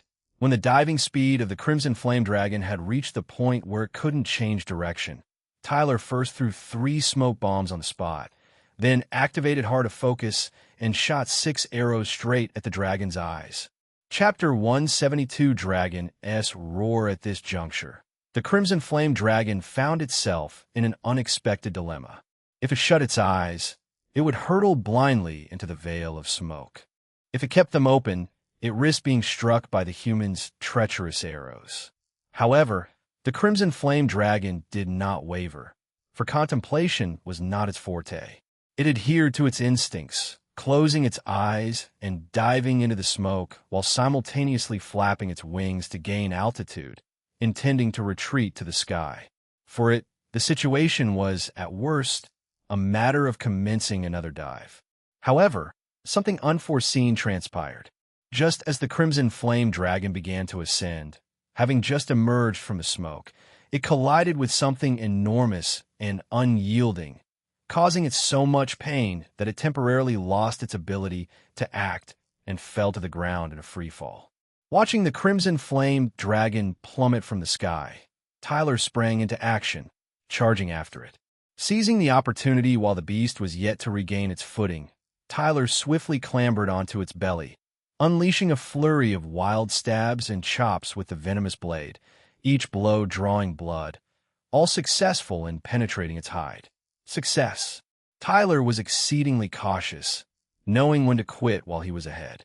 He quickly disengaged before the dragon could rise, slowing his pace only after putting some 40 meters between them, then turned around to observe the status information of the Crimson Flame Dragon. During the previous round of combat, Tyler had intentionally positioned himself so that the dragon and he were aligned with the stone pillar. He then cleverly used smoke bombs and arrows to create a dilemma for the Crimson Flame Dragon, successfully causing it to collide with the stone pillar at high speed, shattering the pillar and inflicting 476 points of collision damage. Subsequently, The dragon fell from the sky, striking the ground. Tyler took an additional 133 points of impact damage. Afterward, each of Tyler's strikes with a venomous blade dealt approximately 2 to 3 points of damage, collectively reducing the Barado's life energy by 42 points. But this was only an added bonus. Tyler's real goal was to poison the dragon. With more than 10 attacks, each with a 30 chance of poisoning the enemy. According to mathematical expectancy, Tyler expected to stack at least 2 to 3 layers of poison buffs.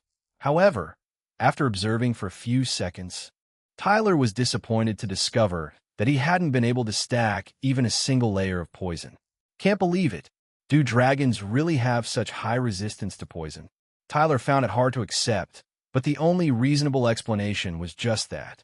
It's truly strong, worthy of being a dragon. It's truly tough, a cross-dire, single-handed battle spanning 30 levels, proving to be so difficult. The only geographical advantage he could exploit is now gone. All the strategies he had racked his brains for have failed one by one. Even his own physical state is down to half a life. And that Crimson Flame Dragon, which had suffered a heavy blow, is standing up again as if nothing had happened. The situation is becoming increasingly unfavorable. Death is inching closer, but far from despairing. Tyler is becoming more excited. He now understands why this trial requires him to face fear. Facing fear means accepting one's own cowardice. Cowardice is not terrible. One should admit their cowardice, and then let cowardice guide them, to find a glimmer of hope in a desperate situation. Indeed, Tyler is still terrified of the Crimson Flame Dragon. If he were to confront it head-on, he probably wouldn't last 10 seconds. However, Tyler's gaze at the Crimson Flame Dragon has changed. The dragon is no longer a ferocious predator, but a dangerous prey. Tyler is pleased that he can encounter such a powerful enemy, this heaven-soaring and earth-scuttling Crimson Flame Dragon, which is leading him towards a stronger realm. Come on, Crimson Flame Dragon, I will surpass you. In the boundless barren land, the Crimson Flame Dragon rose again from the rubble. It finally understood that it had underestimated this human. From this moment on, it would bring its full force to bear in defeating this adversary. As for Tyler, he gulped down an antidote. He discarded the remaining 9 bottles and left only one of the 2 quivers hanging on his waist. In the ensuing battle, Tyler intended to elevate his dexterity to the next level. The Crimson Flame Dragon once again assumed a preparatory posture Tyler was familiar with, raising its head in arrogance. However, this time, the red light warning was not radiating outward from the Crimson Flame Dragon. Instead, it was a single straight line lunging directly at Tyler. Tyler immediately broke into a diagonal run, with the red light warning persistently chasing his position, following closely. 3 seconds passed. Tyler abruptly changed direction, diving out of the way. Subsequently, a fireball of extreme speed flew past where he had just been standing. As expected, an attack flying in a straight line must be a fireball. Tyler had yet to rise when the red light warning appeared again. The Crimson Flame Dragon's desire to attack had escalated. High-speed fireballs assailed him one after another. With the aid of the red light warning, Tyler continually evaded these by zigzagging unpredictably. After 13 consecutive fireballs, the Crimson Flame Dragon eventually paused, allowing Tyler an opportunity. He threw 3 smoke bombs at it. Then, as the smoke bombs took effect, he fired 10 arrows in quick succession from outside the smoke, aiming roughly at the dragon's eyes. Immediately, a furious roar from the dragon echoed. The Crimson Flame Dragon flapped its wings and instantly dispersed the smoke. However, by then, 2 arrows were already lodged in its left eye. The enraged Crimson Flame Dragon charged straight at Tyler, who stood his ground and, timing it perfectly, performed a sidestep roll, evading the dragon's pounce. He then rose while simultaneously drawing the shadow, sword blade steed, striking with a single sword slash. The searing blade successfully sliced through the scales on the dragon's leg. This strike inflicted 19 points of damage on the dragon. However, Tyler was not greedy. He immediately retreated and saw the dragon sweep its tail across the spot he had just vacated.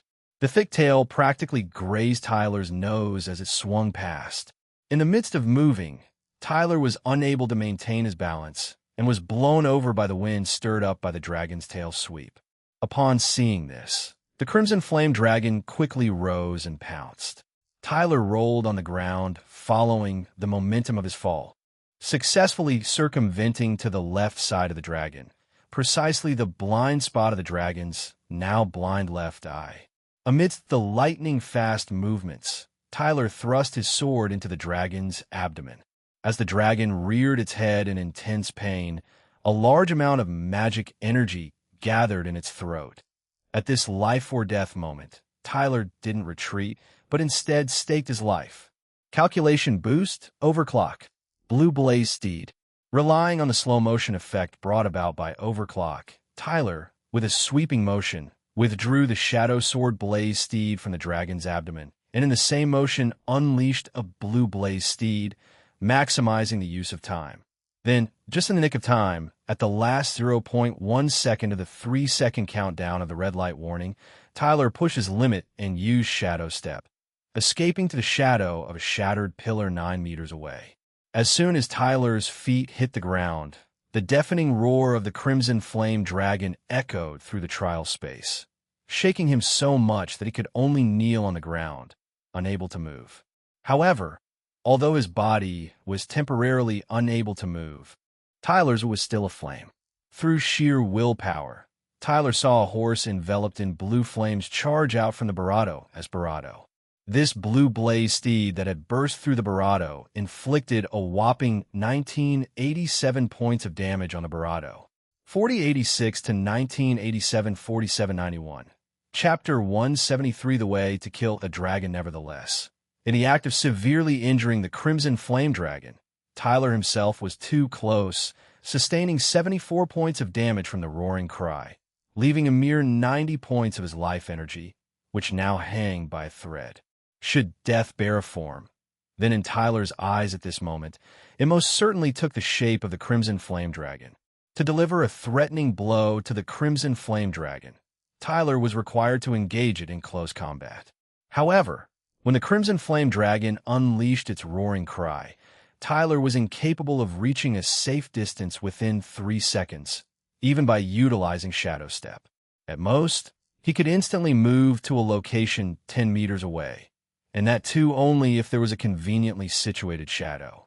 On the other hand, if he chose to keep a safe distance from the Crimson Flame Dragon, it was certain that Tyler would deplete his endurance first, a way that promised an even more hopeless death.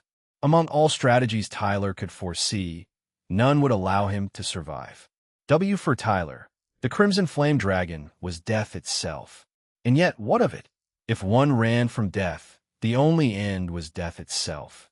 But if one fought against death, perhaps a miracle could occur. The phrase face fear, live towards death was now taking on a raw, literal meaning before Tyler's eyes. The severely wounded Crimson Flame Dragon stared at Tyler with increasing ferocity. Tyler spat a mouthful of blood onto the ground, then raised his Shadow Sword Blaze Steed, pointing it at the dragon, challenging it to continue the battle.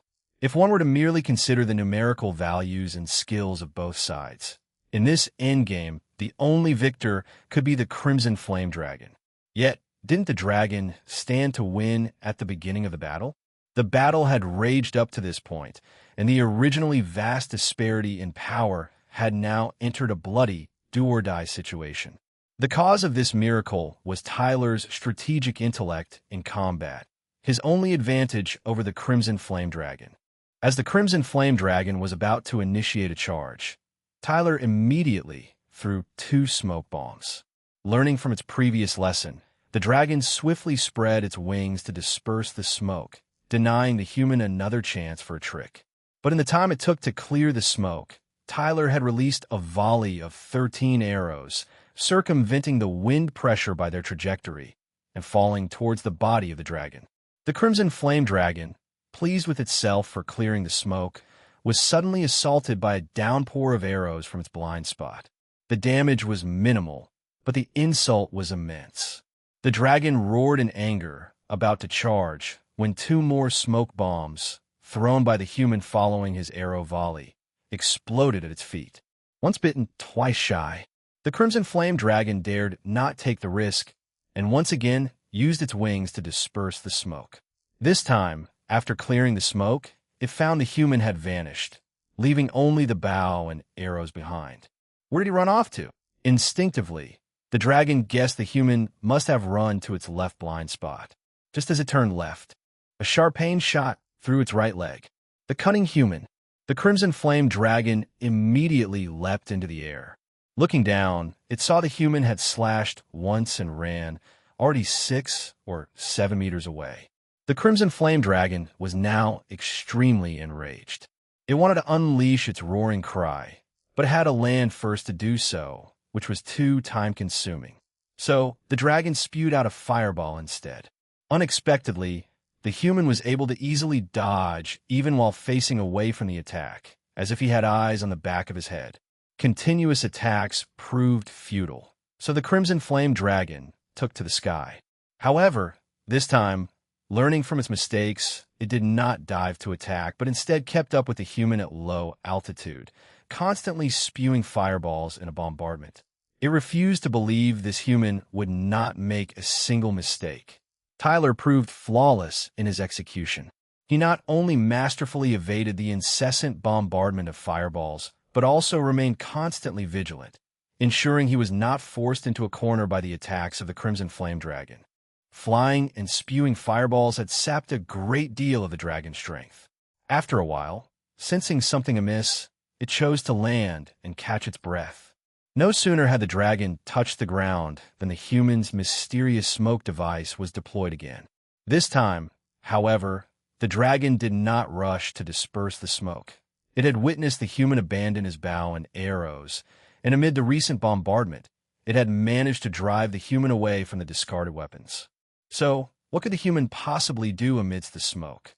His only option was to approach the dragon and attack with his sword. A sword strike would feel like a needle prick to the dragon, painful, yes, but not significantly damaging. In contrast, the blast from the blue flame had nearly cost the dragon half its life, nearly causing severe internal damage. The Barado surmised that had its scales not been bypassed, allowing the blue flame to scorch its outer layer directly, the attack would not have been so potent. Thus, its priority was to prevent the human from repeating this strategy.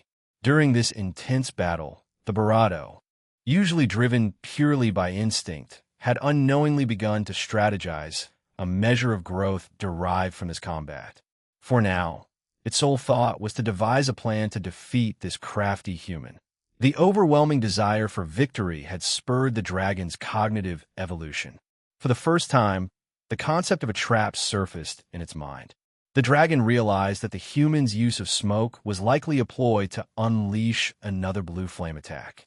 Therefore, its strategy was to keenly listen within the smoke, wait for the human to approach, and then immobilize him with a draconic roar before crushing him underfoot. This time, the dragon would not miss its opportunity. However, even after the smoke had cleared, the human had not approached. Confused, the dragon spotted the human resting at a distance. "You must be kidding. How dare you insult me?" the dragon thought, charging towards the human while spewing fireballs. This time, the dragon had learned. It did not aim to hit, but alternated its fireball blasts left and right, effectively sealing the human's escape routes. Then, when the distance between them was less than 10 meters, the dragon leaped into the air, unleashing a serpentine blaze on the human. The cornered human threw a dagger at the dragon before getting engulfed by the flames, but the aim was wildly off. The dragon sneered at the human's futile struggle, hovering in the air, continuing its flame attack. As long as the dragon remained airborne, the human could only endure its unilateral onslaught. The outcome of this battle is leaning in favor of the dragon. But just as the dragon thought victory was within its grasp, it felt something land on its head. Unbeknownst to the dragon, the shadow of the human's dagger had been cast on its head when the dagger flew past. Neither did it know of the human's ability to teleport to any shadow within a 10-meter radius. By the time it realized something was standing on its head, the scorching blade had already pierced its skull. "Farewell, you were a formidable opponent," the human's voice echoed in evil-kind language, followed by intense pain. Then, the Barado-S vision was filled with blue flames. A roaring blue blaze surged inside its head, sweeping through its neck and Barado, overwhelming its entire form. Chapter 174 Narrow Escape from Death. The consciousness of the Crimson Flame Dragon was rapidly dissipating as its life energy dwindled. Its colossal body lost control, and it plummeted heavily to the ground. The last sight of the Crimson Flame Dragon was a human engulfed in blue flames, leaping from above its head to the ground. Perhaps its adversary was never human to begin with. The creature was more akin to a blue flame demon in human form. With a deep sense of reluctance, the Crimson Flame Dragon's vision turned black and departed from this world. Rewind 3 seconds prior. As soon as Tyler released the blue blaze steed, he let go of the hilt of the Shadow Sword blaze steed. However, this could not save him from the punishment of the flame of retribution. The moment his magic energy fell below 444 points, even though Tyler was far from the Shadow Sword blaze steed, the blue flames dutifully leapt onto him, showing no signs of extinguishing. Interestingly, the azure flames didn't cause Tyler any pain, but they ruthlessly drained his life energy at a rate of 10 points per second. At this moment, Tyler only had 50 points of life energy remaining. In 5 seconds, his life energy would be depleted. Could a miracle occur before then? Only 4 seconds remained. Reflecting on the battle, Tyler didn't execute his plan, which was the root cause of the backlash from the Shadow Sword blaze steed. However, Tyler believed that testing the waters was necessary. Without first releasing the blue blaze steed, he wouldn't know the extent of the damage it could cause. Additionally, the use of Shadow Step was essential. Without it, he would have been killed by the roaring CRYR long ago. Therefore, Tyler had no regrets. He had done his best. 3 seconds remained. If a miracle didn't occur, Tyler would face mutual destruction. Despite this, he had no regrets. Dying this way was far better than being killed by the Crimson Flame Dragon. Whether to fight or not, death was inevitable. Tyler, a man who dared to gamble in critical moments, chose to fight. 2 seconds remained. As he watched his life energy nearing zero, Tyler looked at the character T in his palm and silently apologized to his parents. At that moment, the giant ebony magic circle appeared again in the sky. Tyler chuckled bitterly. Surely not. Was there a third enemy?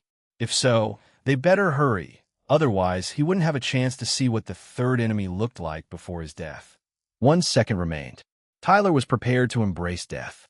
His mind was calm, but his heart was racing uncontrollably. At this moment of life and death, a white light suddenly shot out from the magic circle and accurately shone on Tyler. At the same time, a text prompt appeared in Tyler's vision. Successfully passed the Level 5 difficulty purple trials. Tier 1 Profession Junior Assassin automatically upgraded to Tier 2 Profession Shadow Assassin. Automatically acquired Tier 2 skill, Shadow Behind. Skill slot number has increased to 2. Upgrade condition satisfied. Shadow Assassin, LV20 automatically upgraded to Shadow Assassin. LV21 with a successful advancement. Tyler, who was already full of experience, automatically leveled up, and his stats correspondingly improved. Endurance, 282-20 Dexterity, 132-20 However, in this life or death situation, these things were unimportant to Tyler. The truly crucial point was that the blue flames on his body had miraculously extinguished. His heart had been hammering so hard that it nearly stopped just a moment ago. The white light from the ebony magic circle not only advanced Tyler, but also restored him to his peak condition, purifying the flame of retribution as well. Heavens, I thought I was a goner. After a narrow escape from death, Tyler drew a long breath. Such an extreme encounter. Recalling the death countdown, Tyler was still experiencing a lingering fear. His previous experience was akin to calculating the answer to the last major question during a mathematics final exam, with the bell already ringing to signal the end. The invigilator was loudly demanding, "Stop writing. Everyone, stand up and place your answer sheets upside down on the desks." Yet Tyler was still frantically calculating. As the invigilator approached, Tyler's heart beat faster, and his hands started to tremble uncontrollably. It was exactly that kind of feeling. Having survived by a hair's breadth, Tyler felt an overwhelming sense of relief. He sat heavily on the ground, hearing his heart pounding in his ears. Only then did he notice that the girl had been crying loudly in his mind for a long time. Senchuredo, silly Neeson, wah. After resting for a while, Tyler noticed that not only a white light had been emitted from the ebony magic circle, but also a purple light had been projected onto the ground. Where the purple light fell, a purple glowing cube was formed, identical to the gateway of trials Tyler had seen when he entered the trial. The only difference was that a countdown was ticking on the glowing cube, with about 3 hours remaining. It seems that is the teleportation gate to leave. Right after Tyler noticed the existence of the glowing cube, 3 white light orbs flew out from the cube and slowly floated in front of Tyler, as if waiting for him to receive them. For safety, Tyler first identified them and found out that they were reward for passing the Tier 5 difficulty Purple Trial. Since that was the case, Tyler would certainly want to receive them and see what rewards they were. Tyler reached out and grabbed the first light orb, which immediately solidified into a cherry-sized glass bead in his hand. The words Universal Stone were engraved on it. Tyler was shocked. The Universal Stone was a treasure that could be used to replenish the energy points of the Divine Eye. He had thought that he would never get such a valuable item again. Overjoyed, Tyler carefully stored the Universal Stone without using it, and then grabbed the second light orb. This time, the moment he grabbed the light orb, he felt a powerful force flowing in his body along with the orb, as if his entire body was burning with an unending heat. At the same time, a text prompt appeared in Tyler's vision. Received attribute point rewards from the Tier 5 difficulty. Purple Trial. Tyler immediately checked the changes in his stats and was astounded. Life energy, 300,200. Endurance, 302. 1200 magic energy, 2530, 2000 strength, 3200 dexterity, 152 200 intelligence, 253 200. Tyler looked over the numbers repeatedly, thinking his fatigue led him to see an extra 0. But no matter how he looked, the numbers were the same. The reward had actually increased all attributes by 200. This was truly a rocketing leap of progression. Wow. Chapter 175. Farewell to the Trial. Incredulous, Tyler felt his arm, noticing that his muscles had significantly tightened. He patted his stomach to find that an 8-pack had emerged. The dramatic enhancement of his physical attributes made him feel an absurd surge of confidence and energy. However, he quickly took a deep breath and steadied himself. The battle was over, and Tyler the Flammable could now rest. What remained was Tyler's work. Composed, serene, and steady. These were the qualities Tyler should possess now. As for hot-bloodedness, it was enough to have experienced it during the battle. The combustible and explosive nature of Tyler the Righteous was a part of his past that Tyler could no longer return to. After adjusting his mindset, Tyler took a deep breath, turned his gaze to the third light orb, and reached out to grasp it. This time, the light orb transformed into countless small light particles, slowly enveloping Tyler before disappearing. Receive the blessing of God of courage, Irene. The inherent ability Heart of Fearlessness has been engraved into the soul. Heart of Fearlessness? What's that? Tyler immediately checked his status information and found that besides the Divine Eye of Transcendence, he now had another ability, Heart of Fearlessness. Inherent ability Heart of Fearlessness effects. One will not fear anything. All fear will transform into courage. Senchuredo. Tyler's conversation with the girl seemed relaxed, as if he wasn't particularly surprised by this new ability. However, in reality, He believed that the value of Heart of Fearlessness was not inferior to the Universal Stone, or 200 points in all attributes, and was even Barato precious. Whether in battle or daily life, a person's mental state is extremely important. A strong spirit won't necessarily turn someone into a Super Saiyan in a state of extreme anger, but a weak spirit can certainly stop a Super Saiyan's hair from standing up. With a heart of fearlessness, no matter the situation or adversary, Tyler can perform at his appropriate level, even if he faced the singular demon god, the unutterable name.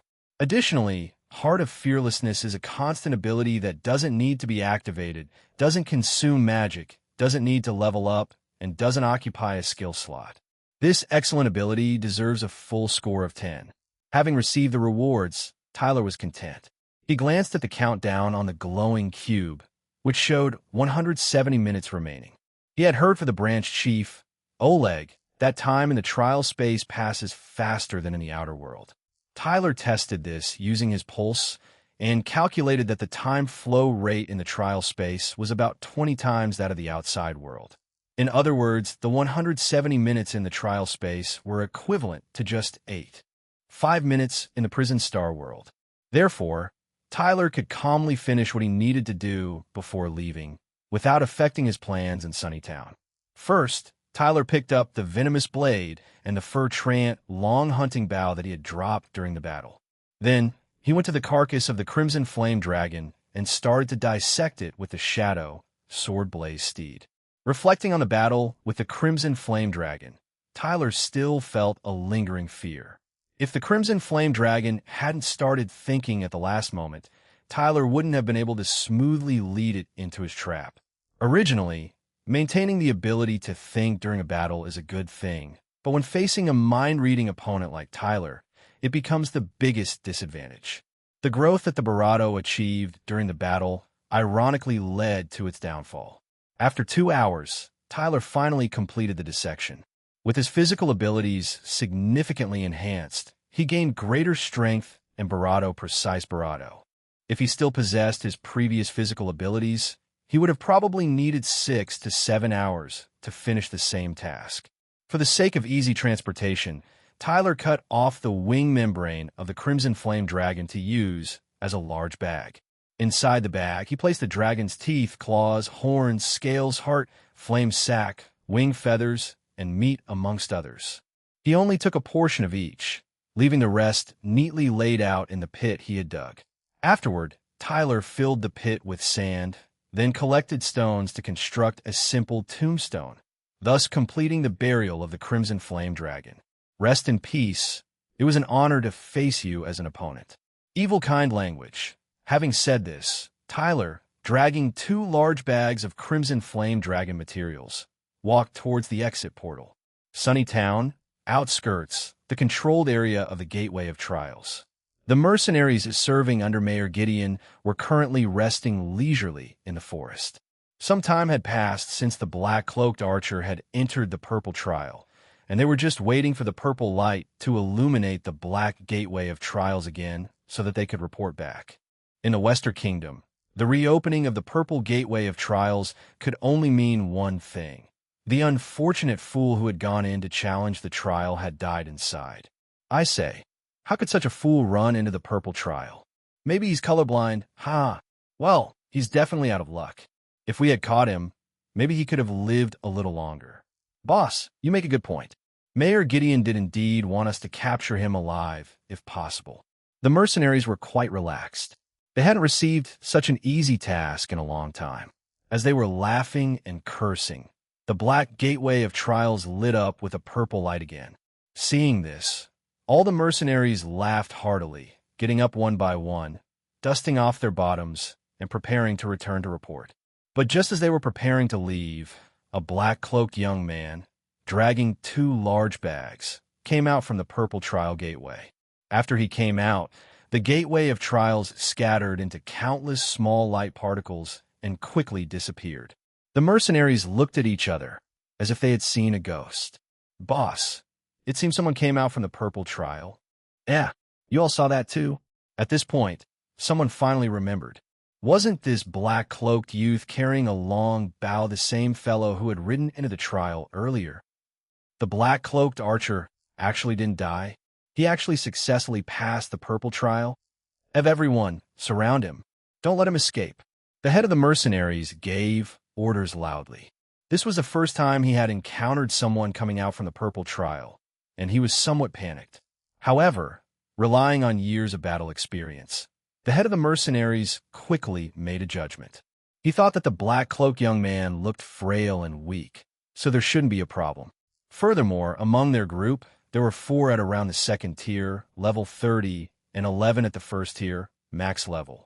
15 well-coordinated mercenaries teaming up against a greenhorn who had just passed the second-tier trial. They surely wouldn't be overpowered, right? Chapter 176 Crisis. Go on, beware all. He may possess some peculiar talent. The head of the mercenaries bellowed, his gaze locked on the black-cloaked young man. What perplexed him was the young man's calm demeanor. He neither fled nor struck first, simply standing there unperturbed, observing them. Such a charlatan. Order for all. Formation 1. Bring him down. With the fall of the mercenary leader's command, 3-tier, 2 heavy armored soldiers advanced, holding their shields high. Simultaneously, 3-tier, 1 archers and 1 tier, 2 sniper archer readied their bows, half-drawn. Should the young man dare to escape through the gaps in their encirclement, they would instantly release their arrows. Yet, bizarrely, the young man showed no intention of flight.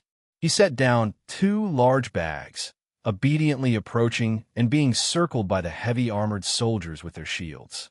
The mercenaries all knitted their brows in confusion, but being professionals, they didn't let this distract them from their duties. In the rear of the formation, a tier 1 mage promptly completed the tier 1 earth magic, multi-layer rock wall. Stone walls sprung from the ground, forming a layered barricade that further trapped the young man, encased within the shield circle, inside a rock cage. The heavy armored soldiers retreated, their mission accomplished. The young man was now completely trapped. At this moment, another tier 1 mage approached, seeking the opinion of the mercenary leader. He asked whether they should use a ring of fire inside the rock walls to burn the target to death, or use frost breath to freeze and then transport him. The mercenary leader initially intended to freeze him, but the young man's confounding calm made him uneasy, and he ordered the mage to deal with him instead. However, at this moment, the neighing of a stallion echoed from the other side of the mercenary group. Everyone, assuming a cavalier had breached the battlefield, looked over nervously. To their shock, they didn't see an ordinary steed, but a magic elemental warhorse ablaze with blue fire. In the blink of an eye, the blue blaze steed charged into the mercenaries' formation. Wherever it went, cries of agony followed. Those hit directly by its flames were instantly charred, while those on the periphery abandoned their armor in pain. How is this possible? Where's the mage? Where did this Tier 3 magic come from? The power of Tier 3 magic could destroy a single-story building in one blow. For Tier 1 and Tier 2 combat professionals, a direct hit meant certain death. Yet, Tier 3 magic required a long incantation period during which the mage could hardly hide. What on earth are the scouts doing? Why didn't they alert us to an enemy mage? The mercenary leader was livid. Being ambushed by a mage was a matter of immense embarrassment among their ranks. But before his subordinates could respond, a second blue blaze steed charged out.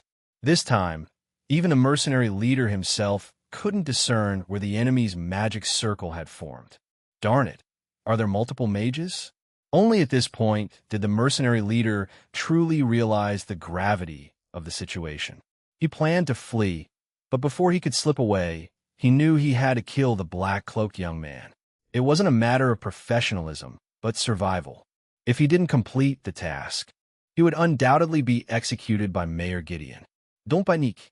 This powerful magic couldn't possibly strike 3 times consecutively. Thieves, quickly locate the mage. Heavy armored soldiers, raise your shields and form a defensive line. The enemy's reinforcements might not be limited to 1. The mercenary leader roared hoarsely. He He was issuing commands while hastening towards the rock cage. Without the slightest hesitation, the mercenary leader drove his sword through a gap in the rock cage. In such a confined space, the black-cloaked young man couldn't possibly dodge. However, something strange occurred. The mercenary leader felt as if his sword had pierced nothing. Impossible! How could there be no one in here? The mercenary leader peered through the gap in the rock wall, and indeed, the cage was empty. He had clearly seen the black-cloaked young man confined inside. How could such a large person have vanished without a trace? Just as the mercenary leader was about to throw a luminous magic stone into the cage for a better look, someone tapped his shoulder from behind. "Stop bothering me. Can't you see I'm busy?" The mercenary leader roared impatiently, then turned around. But the moment he did, he froze. "Do you have a moment?" "I have some inquiries," the youth said, smiling at the leader of the mercenaries, his eyes cold and empty. By the time Albert arrived at the control area of the Gateway of Trials on the outskirts, it had already become a veritable feast for beasts. Wolves, wild dogs, even bears were all devouring human corpses without any interference. As there was ample food scattered across the ground, the beasts paid little heed to the living human that was Albert approaching them. Conversely, the dangerous aura emanating from this man deterred them from showing aggression. He even lured the beasts. He must be seasoned. Albert assessed the state of several bodies, preliminarily determining that they had been deceased for merely 1 or 2 hours. Yet, upon further inspection, confusion creeped into Albert. According to the intelligence Mayor Gideon provided, the target should have been a black-clothed archer. However, there were no injuries caused by arrows on the bodies. Contrary to Albert's expectations, most of the wounds were sword-inflicted, their edges smooth, suggesting the murderer wielded a particularly sharp blade or was highly skilled in swordsmanship. Apart from this, some corpses were burned to death, charred beyond recognition, with the most severe cases showing extreme damage from the attack. Could all this truly be the work of a single archer? Albert proceeded to count the number of fallen mercenaries. 15 had been defeated. 15 against 1. And they were all wiped out? This forced Albert to question whether there had been a mistake in the intelligence from a mayor, or perhaps, were there more than one assailant, and an ambush had been set? Or could it be, this archer is a tier 3 like me? Albert began to feel a twinge of excitement. It had been a long time since he had encountered a worthy adversary. His main reason for accepting the commission from the mayor of Sunnytown this time was to keep his body in fighting shape. Otherwise, he might not be able to serve as an effective role model when he next joins Lady Viviana on the battlefield. Albert scoured the area and eventually found a fresh set of footprints. They appeared to belong to a man and a horse, and a deep indentation suggested they carried a heavy load. Oddly, the man seemed to have walked alongside the horse instead of riding it, leaving footprints in the direction of Sunnytown. Albert stood up, mounted his horse, and followed the tracks with mounting anticipation. Simultaneously, high above the abyssal empire, the singular demon god, the unutterable name had just torn through space-time, creating a rift leading to the Western Kingdom, the territory of Lord Azure Lizard in Sunnytown. For the singular demon god, the unutterable name, there was no need for other transmigrators in this world apart from the eternal Winter Lord. End of the volume Advancement Trail. Next volume, Unknown Death, Chapter 177, The Torn Sky, Prison Star Calendar Year 187, June 26-6. 3 p.m. Countdown to Confession Death. 23 days on the outskirts of Sunnytown, outside the Quest Guild, 2 vagabond-like men were positioned on the roadside, frequently casting glances towards the Quest Guild. No one paid them any mind, as ragtag individuals were a common sight in this town. However, in reality, they were not vagabonds but were under the employ of Mayor Gideon, known as Omar and Charles. These disheveled men were currently keeping a distant watch on the Quest Guild, waiting for their target, a foxkin girl named Amelia, to emerge. After standing guard for some time, without any sight of Amelia, Omar couldn't help but grow restless. "Charles, this isn't easy, with so many bounty hunters coming and going around here. What capabilities do we have to capture that Fox can target? Omar murmured. Charles, having heard this, immediately gave Omar a scornful look. I'm also troubled. Starting a fight here is akin to suicide. Didn't the mayor tell you to bring more people? Why did you come alone? I wanted to, but I couldn't find anyone on such short notice. The two men complained to each other, but their conversation circled back to a single point. They were afraid of getting hurt and didn't dare to act. After a while, Charles proposed an idea. He thought the two could first ambush near Amelia's home and act after she returned. Furthermore, Charles had recently acquired a good thing. Centuriato, after only a few seconds, his inner fear took over again. It could work, but if we're late reporting back, I'm afraid the mayor will scold us. Omar, who had recently suffered a similar setback, still visibly shaken and weary, lamented. Look at your spineless demeanor. How about this? It'll take responsibility, but the credit is also mine, deal? That seems workable, but you can't go back on your word. You have my solemn word on it. Let's get moving. At this time, at the western Barado of Sunnytown, a man and a horse had just passed by. The guarding soldiers had never seen such a peculiar sight. The man had a large bag on his shoulder, and the horse also carried a large bag. Both were racing to see who could run faster, disappearing from their sight in a flash. If it weren't for the man being a young man named Banning, whom they were already familiar with, the soldiers would definitely have stopped such a strange individual for an investigation. As the person involved, Tyler didn't want to attract attention either. However, if he were to load both large bags of materials on Moto-chan, it would be too much for his conscience to bear. On the other hand, after a significant increase in his attributes, Tyler's carrying capacity had surpassed that of Moto-chan. Even his running speed was faster. Moto-chan, therefore, began to question its value, but being a competitive warhorse, it quickly recovered and decided to sneak out for training when Banning wasn't aware. To return to the matter at hand, Tyler first deposited 2 large bags of the Crimson Flame Dragon materials at the equipment shop. The old craftsman there fainted 3 times just by looking at the contents. However, Tyler didn't have the time to explain. After storing the items, he first said to Moto-chan, Moto-chan, you're already a mature warhorse. You should go to the stable and check yourself in. Moto-chan, upon hearing this, nodded its head and left with a swashbuckling air.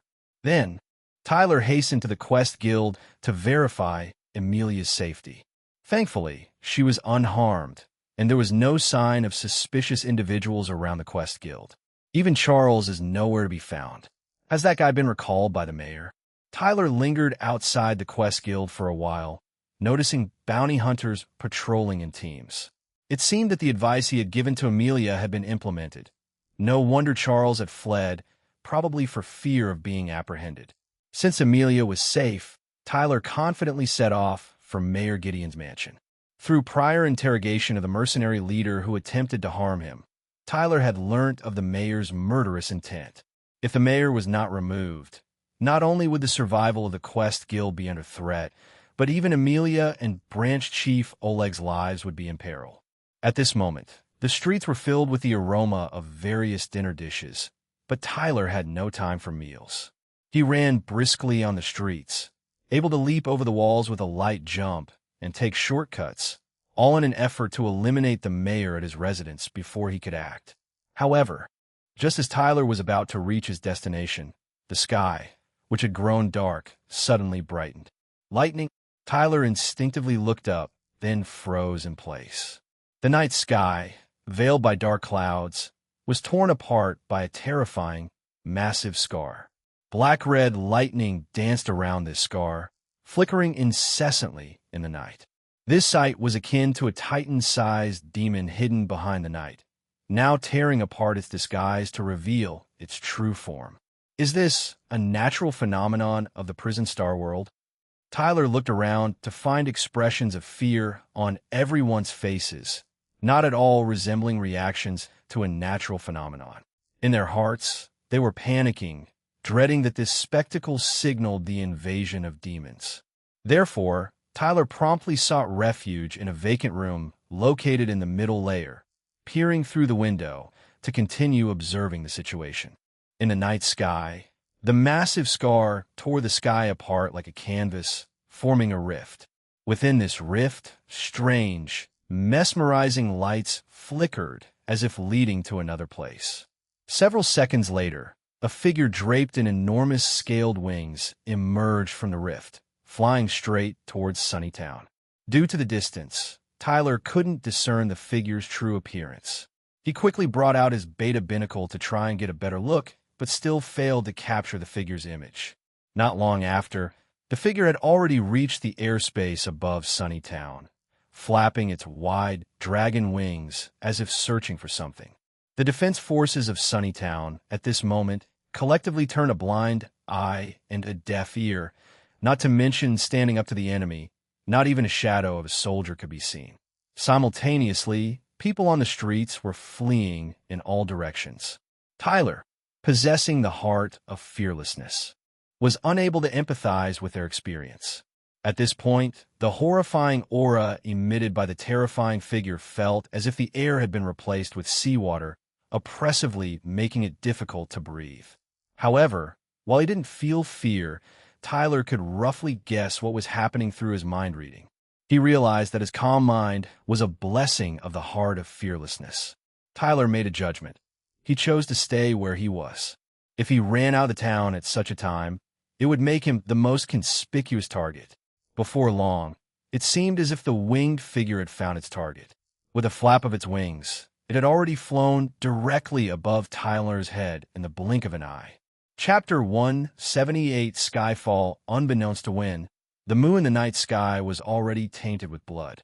The moon, obeying its orbital laws, had turned into a massive blood moon after nearing the prison star, infusing the night's atmosphere of terror into every pore of the people. Tyler, a beat late, tracked down the position of the winged figure. In a flash, they were already hovering above him.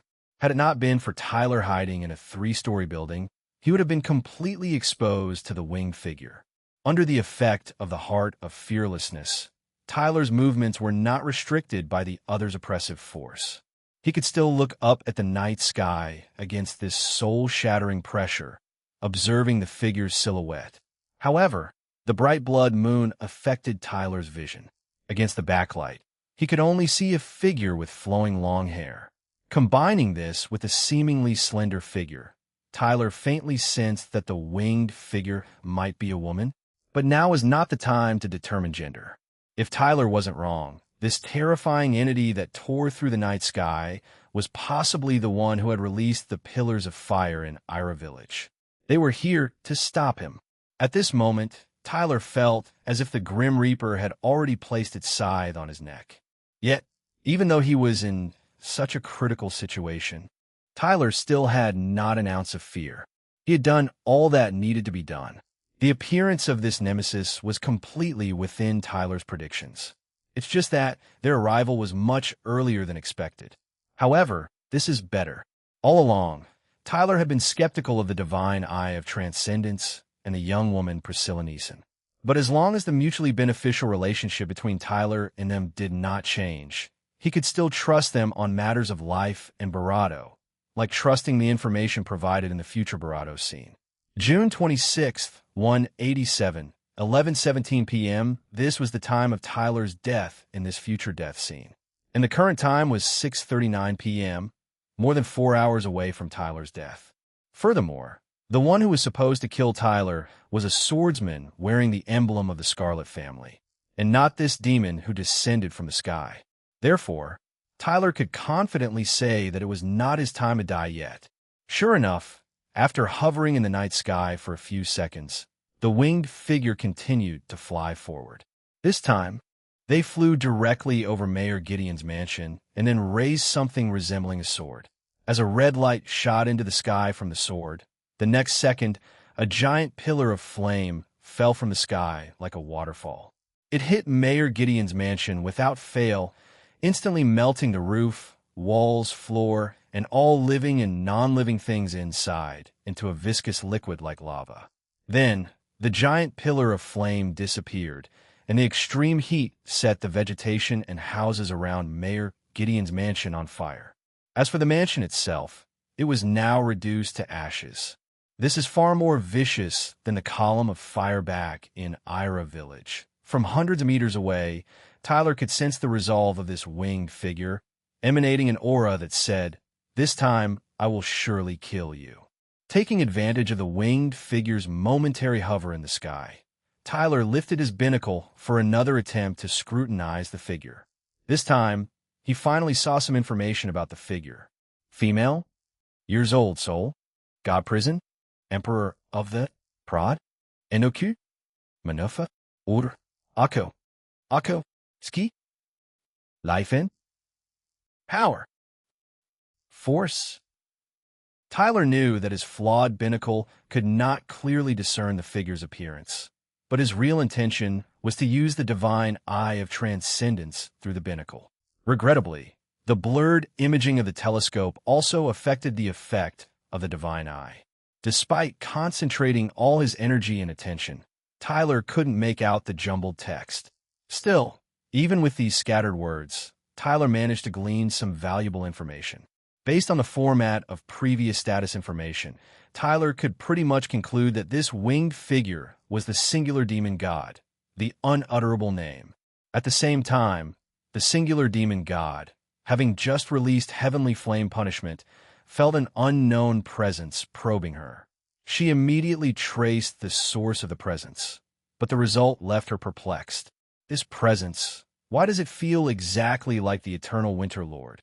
The Eternal Winter Lord should be in the Abyssal Empire right now. Why would he be here?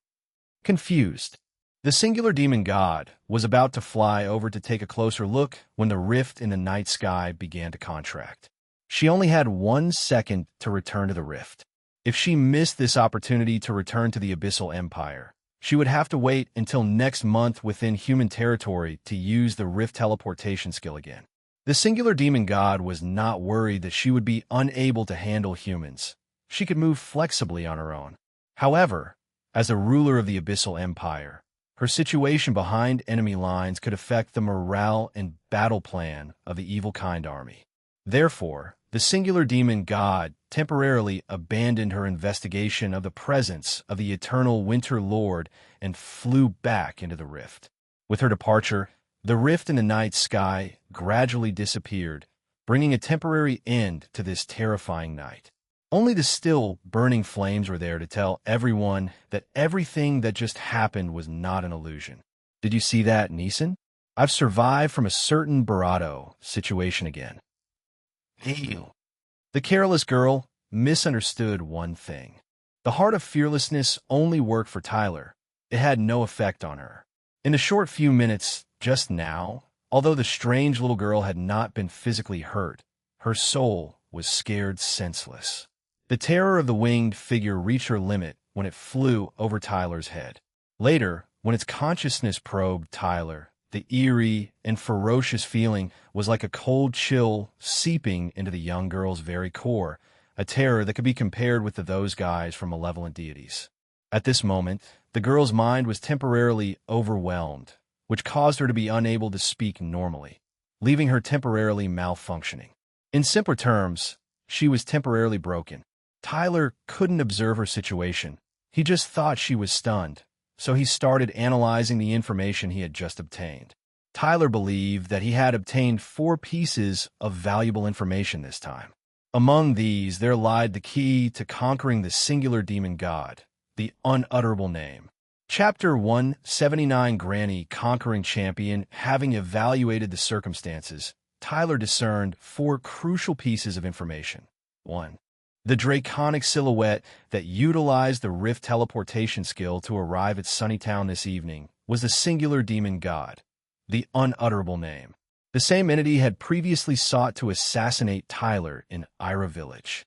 2. Despite the singular demon god, the unutterable name standing as the apex power within the prison star world, the divine eye of transcendence could still identify her. 3. The singular demon god, the unutterable name was female, which was a notable detail Tyler took note of. Even though Tyler was well-versed in psychology, he had not delved into the intricacies of same-sex attraction. Knowing that the singular demon god was female relieved a great burden from his mind. For the final point, a conjecture, was based on the singular demon god's actions that evening. Tyler believed that her teleportation ability had limitations. She couldn't linger long at the destination and couldn't use the ability continuously. Otherwise, there would have been no need for her to depart so hastily, nor wait so long before attempting to assassinate him again. Though the information was limited, it marked Tyler's first step towards his ultimate goal in the Prison Star world after nearly 2 months. Ironically, Tyler had never anticipated that his final target, who attracted his attention on the first day in Prison Star, was not there to express affection, but to take his life. As for why the singular demon god targeted Mayor Gideon's residence instead of assassinating Tyler, he owed his thanks to 2 masterful grannies, Navina, the divination rabbit, and Granny Kasi, the mercenary sage. On June 25th, the night before Tyler's purple trial, he paid a visit to Navina, the divination rabbit who referred to herself as Nana. Under Tyler's cunning mind-reading tactics, the elderly divination rabbit was overpowered.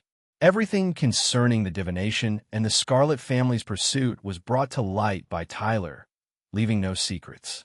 Having heard of Navina's infallible divination, meeting her in person was an unexpected pleasure for Tyler. With the advantages provided by his mind-reading and identification skills, Tyler quickly confused Navina's speculations about him. He subtly informed her that he sometimes had prescient dreams, uncontrollably seeing snippets of his future. Upon hearing this, Navina had a revelation. She finally understood why she couldn't divine this young man's future. Besides his handsome looks, he possessed an unusual ability. After this mutual exchange, Tyler began discussing the main business. Firstly, he told Navina that he could help resolve her misunderstanding with the Scarlet family. I have a good relationship with Viviana from the Scarlet family. You know Viviana, right? The prodigy girl known as the Silver Wasp Queen. Navina, of course, knew Viviana. However, to be safe, she divined first to confirm that Banning was not lying. Tyler explained that the Scarlet family was pursuing Navina because they believed she had swindled their wealth. To resolve the misunderstanding, 2 things were needed. 1. Tyler would explain the situation to the Scarlet family. 2. The true location of the item the Scarlet family was seeking should be revealed to them, or the money they paid should be returned. May I ask, Granny Rabbit, how much money did you take from them? Tyler casually inquired. Navina simply held up 1 finger with a smile. 1 gold coin. Navina shook her head with a smile, then revealed the answer. It's 1,000 gold coins, my dear. Tyler almost fainted upon hearing this. Granny Rabbit's slaughter was indeed brutal. 1,000 gold coins equated to the purchasing power of $10 million. In the Prison Star world, where most people only earned about $20,000 a year, this was a huge sum. Initially, Tyler thought the Scarlet family was petty for not letting go over a small matter. But now he sympathized with them. Given the same situation, he too would pursue the overcharging Granny Rabbit to the ends of the earth. The divination rabbit revealed that she had only received 500 gold coins of 1,000, with the remaining half intended as a final payment once the Scarlet family validated her divinatory results. Now that matters had gone awry, she was unable to secure the balance. As for the 500 she had already received, they were generously donated to the Rabbitkin tribe, making it impossible to return them to the Scarlet family. Therefore, to lift the veil of misunderstanding, it was imperative to divulge the true location of the Pigeon Blood Ruby to the Scarlet family. Banning, you must have some connection with the Pigeon Blood Ruby, don't you? Don't even think about deceiving me, she warned. Regarding his involvement with the Pigeon Blood Ruby, Tyler found it difficult to prevaricate in front of the divination rabbit. Nevertheless, it was no major concern, for it was the bargaining chip he intended to trade with her. Tyler proposed his willingness to help the divination rabbit resolve the misunderstanding with the Scarlet family. In return, the divination rabbit had to assist a friend of his, namely Granny Kasi. The divination rabbit's fee was always contingent on the client's circumstances. If they belonged to a wealthy family, she would charge a higher fee. If they were in dire straits, she might not charge at all. Therefore, she readily agreed to Tyler's proposition, pledging on the spot to assist Granny Cassie in divining the whereabouts of her family. Tyler, of course, wasn't providing this advantage to Granny Cassie free of charge. He first revealed his hand to Granny Cassie, letting her know that he had discovered her identity as a spy. Then he played his divination rabbit card, enticing Granny Cassie to abandon her covert role. Granny Cassie was a straightforward person and agreed to Tyler's proposal that very night. As a token of gratitude for Tyler's assistance, Granny Cassie would feed false information to the Earth Ghost, informing them that Banning had infiltrated Mayor Gideon's residence and was now part of his retinue. Each time she reported Tyler's location to the Earth Ghost, she would simply provide the location of the mayor's estate. Thus, the tripartite mutual aid relationship between Tyler, the divination rabbit, and Granny Cassie was firmly established. This resulted in tonight's spectacle where the singular demon god headed directly to the mayor's estate, offering a door-to-door crematory service. Since the singular demon god had performed his duties for him, Tyler could call it a night. Although Mayor Gideon's residence was engulfed in flames, bystanders merely looked on, with none willing to assist in extinguishing the fire, a testament to the mayor's abysmal popularity among his constituents. Subsequently, Tyler made a brief visit to the Quest Guild, only to find it deserted. Upon inquiring with a passerby, he discovered that the bounty hunters and guild staff had all rushed to the scene after witnessing the pillar of fire that descended from the sky. Shaking his head, Tyler turned to follow after Amelia, but he had barely taken a few steps when a red warning light emanating from behind him stretched out in front of his eyes. An ambush from a rear. Chapter 180 Albert, Calculation Boost, Overclock. Reflexively, Tyler swiftly assessed his present circumstances. The ambush approaches from my rear. The slender shaft of red light suggests a long sword aimed at my heart. I am hemmed in by a wall to my left, but the expanse on my right is unobstructed, ideal for evasion. Through the time dilation effects of overclock, Tyler could accomplish more observation and contemplation within the same time frame.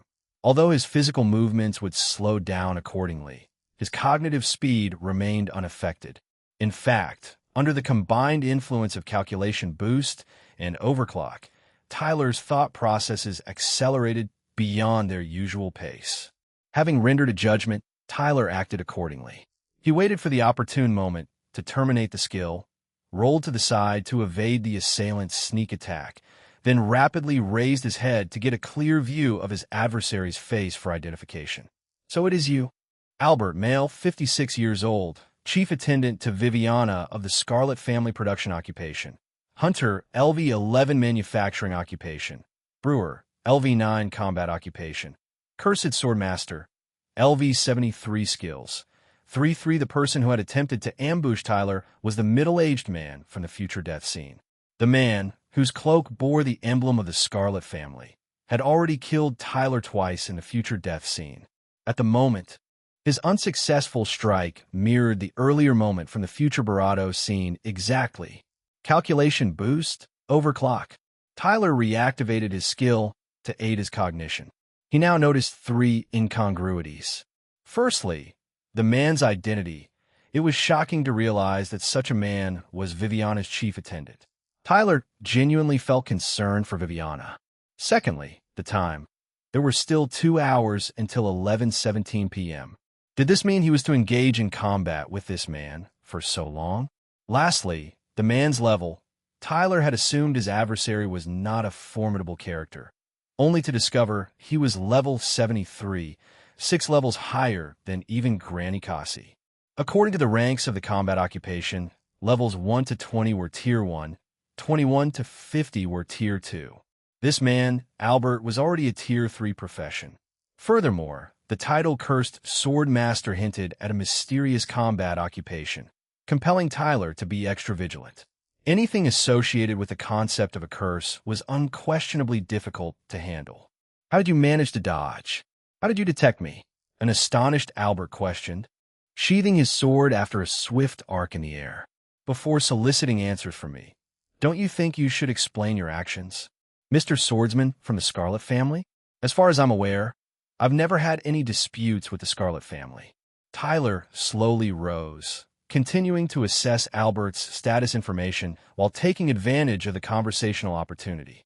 Albert life energy, 4936, 4936 endurance, 2651, 2964 magic energy, 3670, 3670. In terms of the three basic attributes, Albert's capabilities were slightly superior to the Flame Dragon, especially in terms of attribute balance.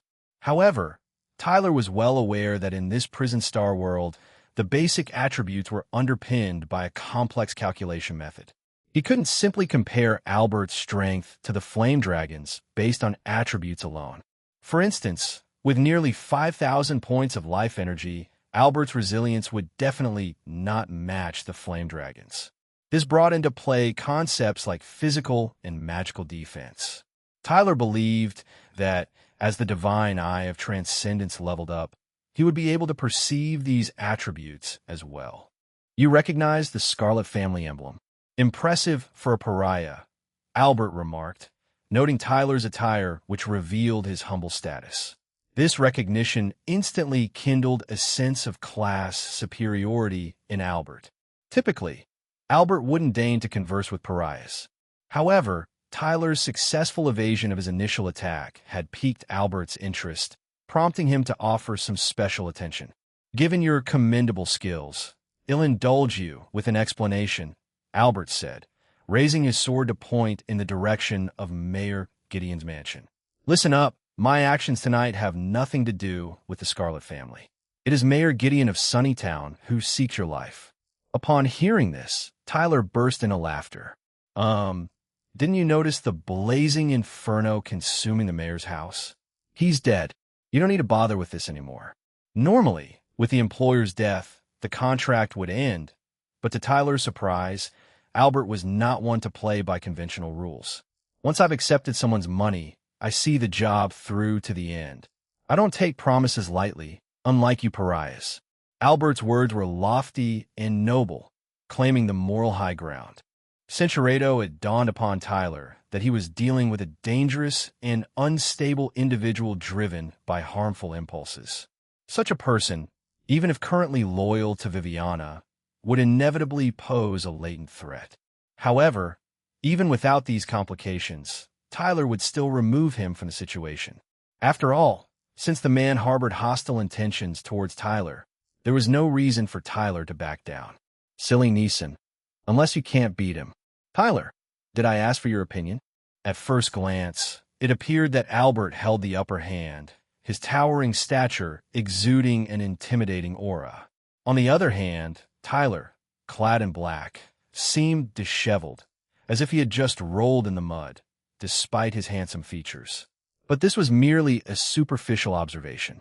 Behind the scenes, Tyler had, during their conversation, thoroughly scrutinized Albert, not only his basic and status information, but also his equipment.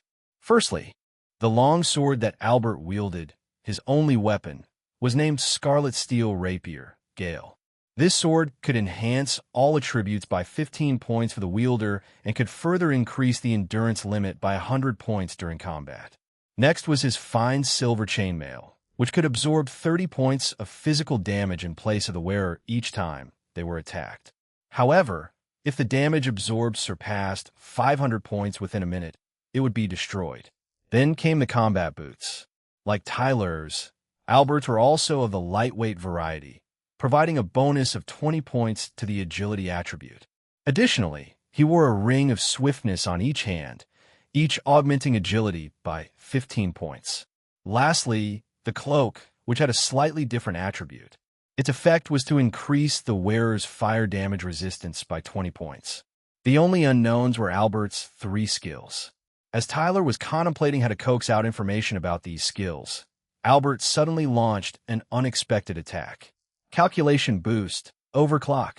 Chapter 181. Dark Knight. Albert's words belied his actions, revealing him as a petty man who favored ambushes. One taking advantage of the young man's distraction during their conversation, he launched an unanticipated assault, aiming directly for the youth's throat. However, his surprise attack once again fell flat. The young man seemed to have foreseen his intentions, deftly avoiding the attack with a well-chosen evasion route. At this point, Albert confirmed his suspicion. This youth was not a mere archer. His combat capabilities and experience demonstrated a maturity incongruous with his youthful appearance. Up until now, Albert had slain at least 50, if not 100 archers. Invariably, they would become clumsy and flustered when engaged in close combat. This youth, however, displayed no fear of close-quarters battle. The longbow on his back must be a ruse. The youth's true combat occupation must be melee-oriented. Judging from his evasion skills, his combat occupation should be either a swordsman or an assassin, at least tier 2. This will be an interesting night. Albert's excitement grew. He was eager for the thrill of a fierce duel. On the other hand, Tyler refrained from counterattacking, as he was pondering two matters. First, he did not want to engage in combat on these narrow streets. If they were to fight here, not only would Tyler expose his skills to bystanders, but if he encountered Amelia and the others, the situation would become even more complicated. Second, Tyler was wary of Albert's reflect damage skill. Until he understood the mechanics of that skill, he did not wish to act rashly, lest the situation unfold like the future death scene. Based on these considerations, Tyler made a decision. He would lure this man to the outskirts, to a secluded location for combat. Moreover, before he could discern the true nature of the man's skills, Tyler would not harm a hair on his head. Head to the south outskirts. The southern exit of the town is closest to this location. Just as he was about to deploy a smoke bomb to make his escape, the sound of familiar hoofbeats and neighing echoed from not too far away. Without even looking, Tyler knew it was Moto-chan. Perfect timing. Hey, Albert, your end is nigh. To cover his escape with Moto-chan, Tyler feigned bravado while shouting Albert's name. As expected, Albert was taken aback, wondering how the youth knew his name.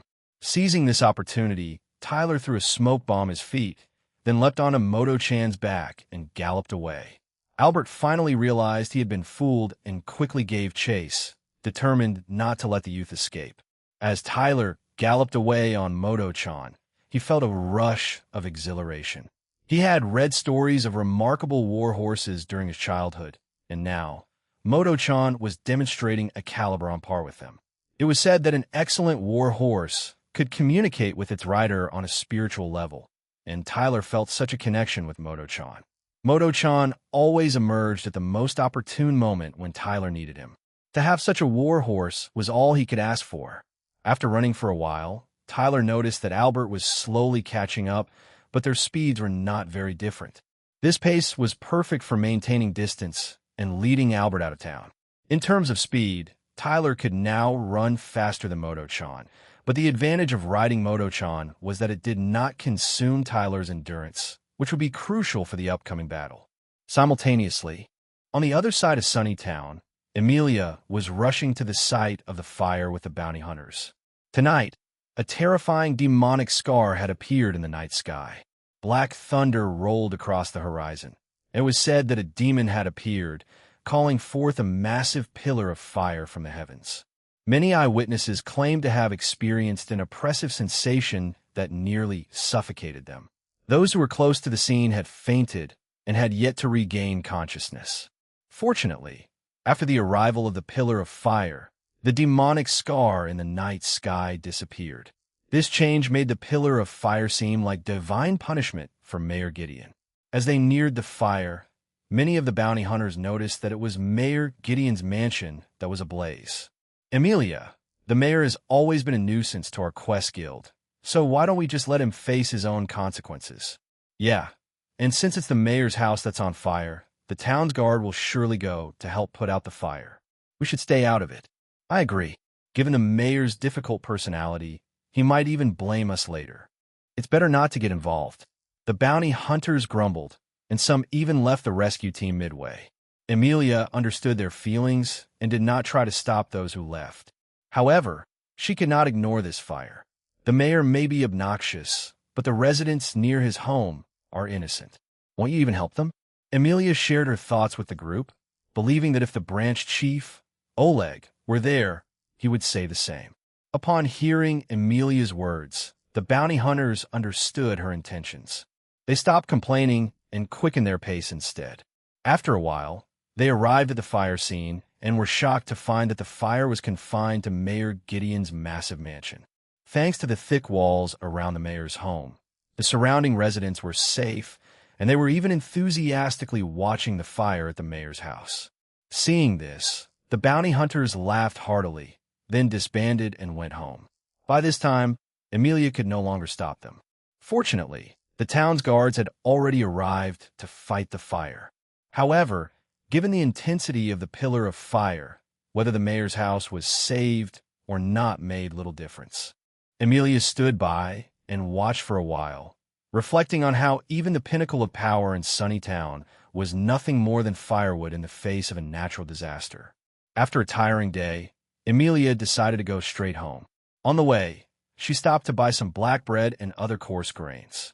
Besides using them for her own dinner, she also bought extra to give to the demi-humans in the poverty area the next morning. Another day without seeing Banning. I really want to hug Banning.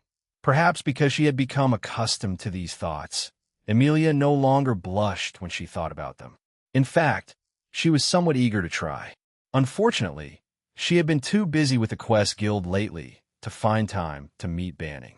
Once she was done with her tasks at the end of the month, she would definitely find Banning and give him a good hug. So, thought Emilia. Half an hour later, Emilia arrived at her home. As exhausted as she was, she entered and locked the door as usual. All Emilia wanted to do now was to eat something to fill her stomach, then quickly wash up and go to sleep. In her fatigued state, Emilia was unaware that outside her window, two shadowy figures were quietly approaching. This is a test chapter 182 Spider and Webs Beneath the Veil of Nightfall within Sunnytown. Tyler, astride his warhorse, galloping ahead, with Albert doggedly pursuing on foot in the wake. As the chase progressed, the physical prowess of the warhorse, Moto-chan, gradually came to the fore, causing Albert, who was initially closing the gap, to struggle to maintain the distance. Tyler watched with satisfaction as Albert's endurance value steadily dwindled, 2,563 to 236,2964. Given the current scenario, he might not need to lift a finger. Albert would exhaust himself trying to keep up with Moto-chan. Before long, they'd reached the southern exit of Sunnytown. Once they emerged from there, the landscape opened up into the southern suburbs. At that point, Moto-chan would be like a fish in the sea, sprinting with even greater ease. However, after being led around for so long, Albert had discerned the youth's intentions. Not long after they entered the suburbs, Albert took advantage of a change in the terrain to slow down the youth and the warhorse, suddenly launching a sword strike from afar. From his blade, a swath of purple-black sword energy erupted, spanning about 5 to 6 meters and swiftly hurtling towards the youth and the warhorse. Although Tyler had a 3-second warning from the red light, the sword energy was too wide, and Moto-chan's abrupt change of direction was not enough to evade it. In the blink of an eye, Moto-chan, realizing they could not dodge the attack, abruptly halted, throwing Tyler off before taking the brunt of the sword energy. The purple-black sword energy dissipated the moment it hit Moto-chan, who immediately fell to the ground, motionless. Moto-chan! Tyler rushed over, checking Moto-chan's injuries first. Strangely enough, Moto-chan appeared uninjured, without even a scrape. Feeling Moto-chan's carotid artery, Tyler realized it had merely fainted. What just happened? It seemed to do damage, but it didn't. Tyler looked at Moto-chan's status information and noticed a change. After being hit by the purple-black sword energy, Moto-chan's 49 points of endurance had dropped to 0. DSVEL.cm. So, Albert's sword energy strike was a cursed sword aimed at draining the target's endurance. A cursed sword master. So that's what it is. Now that Moto-chan was safe, Tyler's priority was to divert the enemy's attention away from it. Before Albert could catch up, Tyler left Moto-chan behind and quickly distanced himself. As Tyler had hoped, Albert did not bother with Moto-chan anymore, but instead chased after him. Under the moonlight, Tyler found the nearest grove and slipped into it. As a shadow assassin, Tyler naturally preferred to fight in areas with plenty of shadows. Albert, hot on Tyler's trail, noted that the youth's running speed had slowed. Dash. It seems he wants to fight in this grove to limit my sword energy? Haha, naive. Albert fearlessly followed into the grove, not believing that the youth would have the ability to set traps in this sudden situation. A moment later, the youth stopped running, turning to face Albert, who had caught up. Albert did not rush to attack, instead taking a moment to survey the surrounding terrain. The grove was flat, with sparse trees that were not very old, their trunks thin, offering no place to hide. The only thing Albert needed to be careful of was not to let the trees interfere with his sword swings. Dash. Well then, let's have some fun. Why have you ceased your flight, scum? Albert queried, subtly narrowing the distance between them. Because this is where you fall, fool. The youth discarded his previously evasive demeanor, his words brimming with aggression. Huh, you can boast all you like. Once I've finished dealing with you, I hope you can maintain this bravado. Dash, decay, sword energy. The moment his adversary stepped into his attack range, Albert halted his speech and unleashed a wave of sword energy. His attack spanned a wide area, rendering it near impossible for the average individual to evade.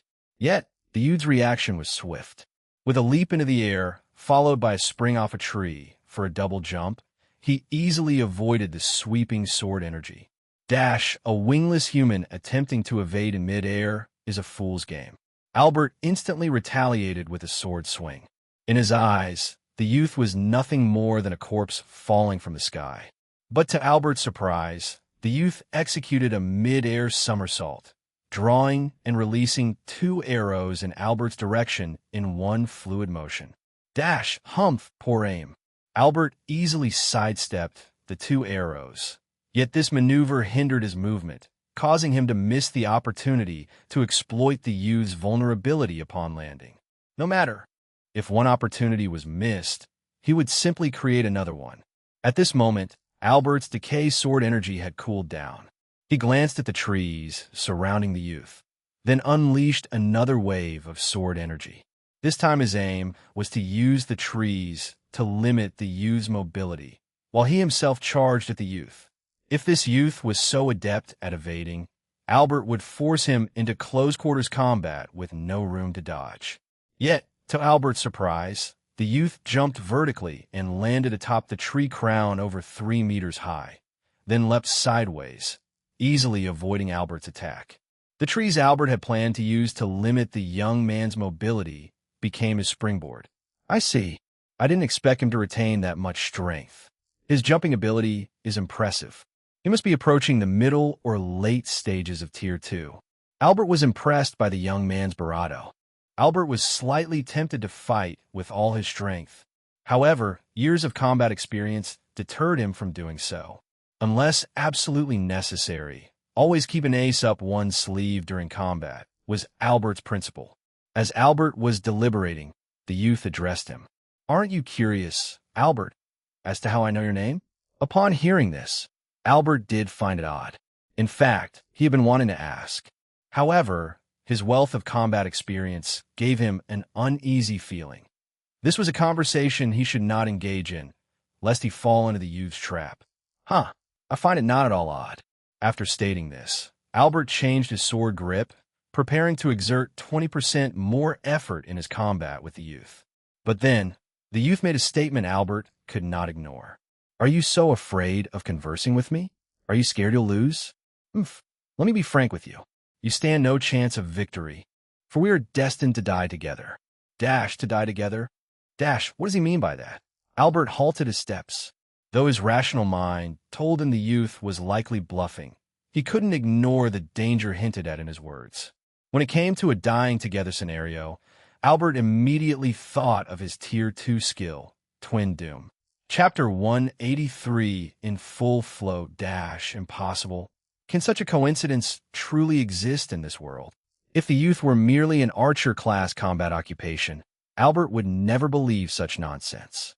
However, Not long ago, Albert had made a judgment that the youth's combat occupation was likely either a swordsman or assassin class, and the longbow on his back was merely a ruse.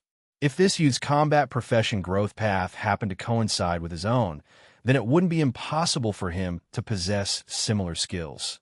So reasoned Albert. Scum, even lies need structure. You think you can challenge me to a fight to the death? Albert feigned another sword raise, intending to mentally pressure the youth into revealing a flaw. If it was a lie fabricated on the spot, there would surely be inconsistencies due to nervousness and fear. Yet the youth's subsequent actions and words only served to further shake Albert's confidence. Oh dear, can't you stop treating me like an enemy for a moment? Listen, we're in the same boat right now. You'll understand once I explain. As he spoke, the youth unstrapped the longbow from his back and placed it on the ground as a show of sincerity. Then, he asked Albert a question. Albert, do you know what my name is? Albert was taken aback. He indeed did not know the youth's name. The commission information provided by Mayor Gideon only contained a description. The black-clothed archer located in the west suburb gateway of Trials Control Area. Since Albert was only here for the thrill of the kill, he paid no mind to such details. Seeing Albert at a loss, the youth continued. See, you don't know. Despite you being the one trying to kill me, you don't know my name. Yet I'm fully aware of your identity. Don't you find that odd? You know my identity? Don't joke around. You are the chief attendant, serving the youngest miss of the Scarlet family, known as the Silver Wasp Queen, Viviana Scarlet. Am I wrong, Albert? Before Albert could finish his sentence, the youth silenced him with an accurate and undisputed answer. Now, Albert felt somewhat intimidated because the Scarlet family never disclosed internal personnel information, and even fewer people knew about a person of Albert's stature. Who is this youth exactly? Don't try to trick me. I don't understand what you're saying. If you have something to say, spit it out. Albert suppressed his internal unrest. As a 56-year-old man, could he really be fooled by a youngster? All right, don't be angry. I'm just trying to gain your trust. The youth shook his head, appearing somewhat wronged.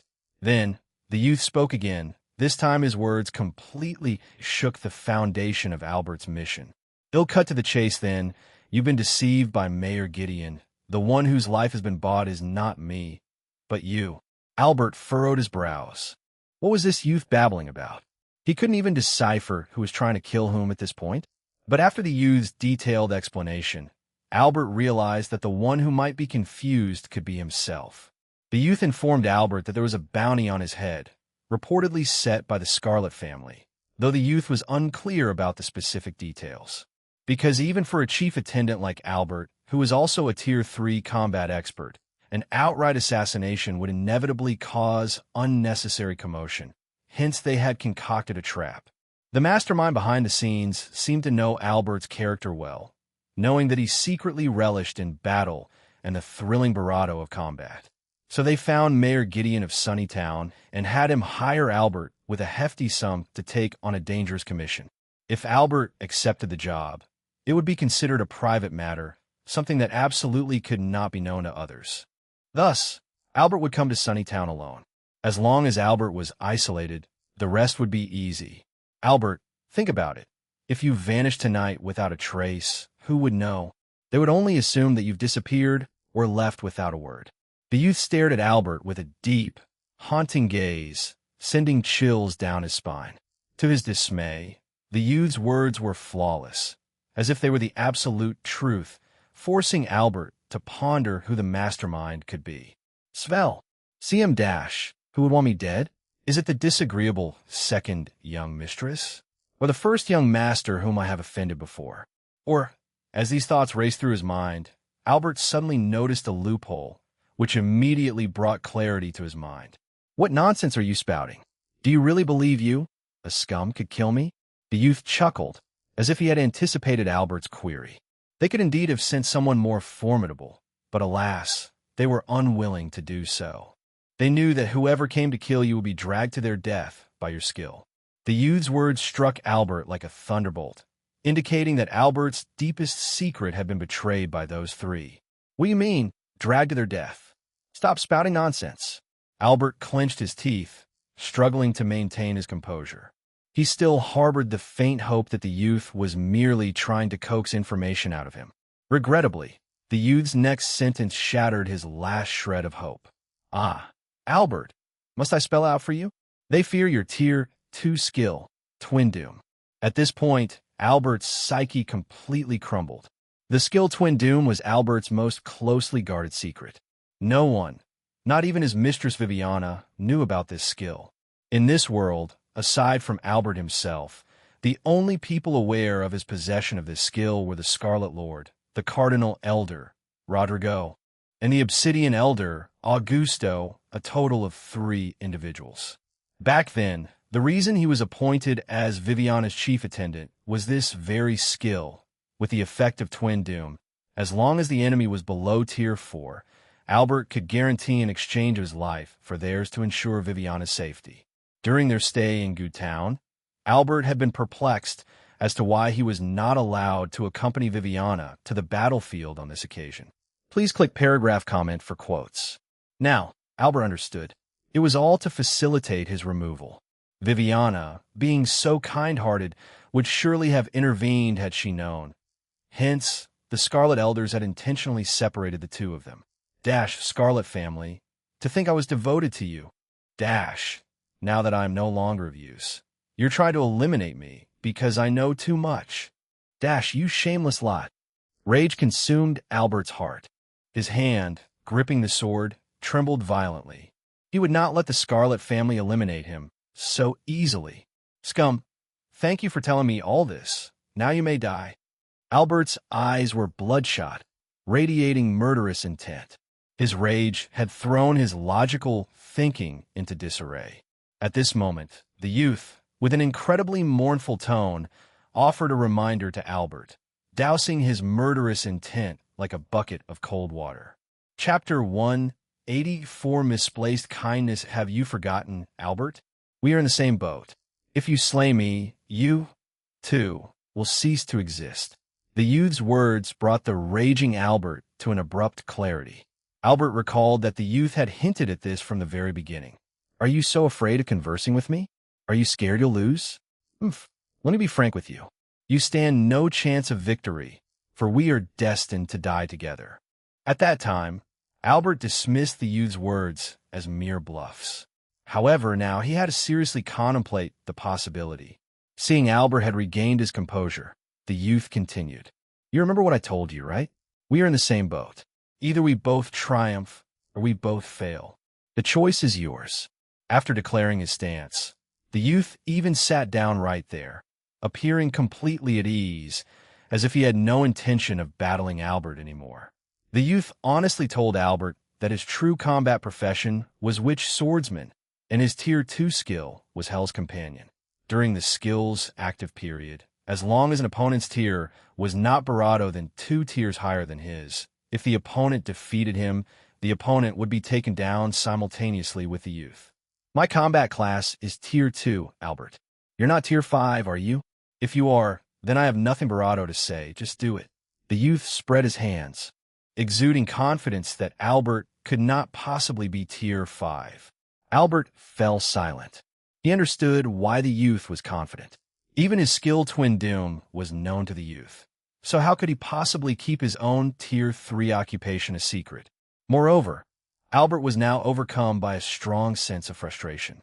His Twin Doom, also a Tier 2 skill, was even inferior to the youth's Abyss Companion. Albert's Twin Doom had stricter restrictions. First, the target could only be the last one who had hurt him. Hence, Albert had to endure a hit without dying before he could activate the skill. Secondly, Twin Doom had a range limit of 5 meters. If the enemy managed to escape the range before the skill was initiated, Albert would be helpless. Finally, Twin Doom could only affect those 1 tier above Albert at most, while the youth's Hell's Companion could affect those 3 tiers higher. This was simply outrageous. Compared to Hell's Companion, Twin Doom seemed worthless. Wait, Albert, don't jump to conclusions so hastily. This brat may be exaggerating the effect of his skill just to save his life. Albert's rationality and experience pulled him out of his frustration. However, by now, he had basically believed what the youth had said. only suspecting exaggeration rather than lies. Albert thought to himself that indeed, if they sent a Tier 3 or Tier 4 after him, a life for a life would be a significant loss for the Scarlet family. And if they mobilized a Tier 5, it would surely draw the attention of other forces. In this view, it was indeed a good deal to exchange him for a Tier 2 of the same type. If we both lose by your death, then how do we both win? At this point in the conversation, Albert spoke for the first time, his words tantamount to acknowledging everything the youth had just said as the truth. The youth laughed, presenting Albert with a proposal. It's simple. After tonight, we both vanish into obscurity, and the Scarlet family will presume us dead. If you have the means, bring in 2 corpses similar to our builds, dress them in our garb and gear, and lure some wildlife to gnaw on them. Thus, the deception will be seamless. Albert could tell that the youth's plan was meticulously thought out, impossible to be conjured on the spur of the moment. Albert speculated that even before accepting this assignment, the youth had probably anticipated this outcome. However, he harbored one doubt. Knowing death was certain, why accept this assignment? If the youth failed to answer, Albert would revoke all trust he had in him. At that question, the youth's smile turned bitter. He lowered his gaze, shook his head, and offered his response. Sigh. For money, of course. I had 3 sisters once, and now there's only one left, awaiting expensive medical treatment. I suppose God granted me this skill as a sign to trade my life for money. Ha. Though the youth was laughing, Albert felt as if he was weeping. In that moment, Albert's heart was moved by the youth. He had never imagined that he would empathize with a pariah, but just then, the youth's figure overlapped with that of Albert's past self. A scum will always be a scum. Go. I don't want to see you again. They'll take care of everything here. Albert agreed to the youth's plan, as it only served to benefit him. The youth nodded, kicked the long bough on the ground towards Albert, and turned to leave. Watching the youth depart, Albert was left with mixed feelings. He had been prepared to dedicate his life to the Scarlet family, to repay the gratitude he owed the Scarlet Lord. But now, he was at a loss for direction. How many Barado have to suffer to protect the secret of the divine heir? Scarlet Lord, Cardinal, and Obsidian Elders, since you showed me no kindness, I can only repay you with injustice. Albert closed his eyes and heaved a sigh to the heavens.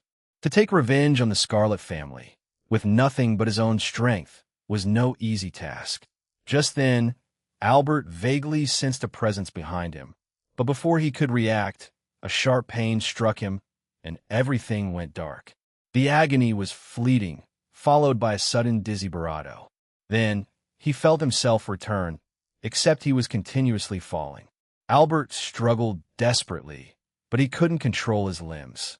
In his daze, he saw a strange figure standing in the distance, motionless, with an eerie blue glow where the neck should be. Next, Albert hit the ground hard and rolled over twice. In Albert's final vision, he saw the youth sprinting away, already 7 or 8 meters distant. It was then that Albert understood. The youth had struck him down from behind. He had been deceiving him all along. However, Albert couldn't comprehend. He had watched the youth leave, 8 or 9 meters away. How did he appear behind him in an instant? Even if he had let his guard down when he closed his eyes, he should have sensed something. Unless the youth could teleport. In the moment his life extinguished, his thoughts abruptly ceased. Albert had never imagined that he would be so easily killed. Chapter 185 Shadows outside the window. Tyler sprinted over 50 meters before finally halting, not because he believed Head put enough distance, but due to the emergence of the informational prompt in his field of vision. Successfully killed Cursed Swordmaster, LV-73, Occupation Experience 182500, Current Experience 182500, 4800. Albert was dead, and Tyler had triumphed. Subsequently, a torrent of level-up notifications flooded his view, ceasing only after the 17th alert. Upgrade conditions satisfied. Shadow Assassin. LV-21 automatically upgraded to Shadow Assassin. LV-38. Current experience at 4,300-1560. The massive experience gained from defeating Albert allowed Tyler to leap 17 levels in a single bound. Correspondingly, his attributes experienced varying degrees of augmentation.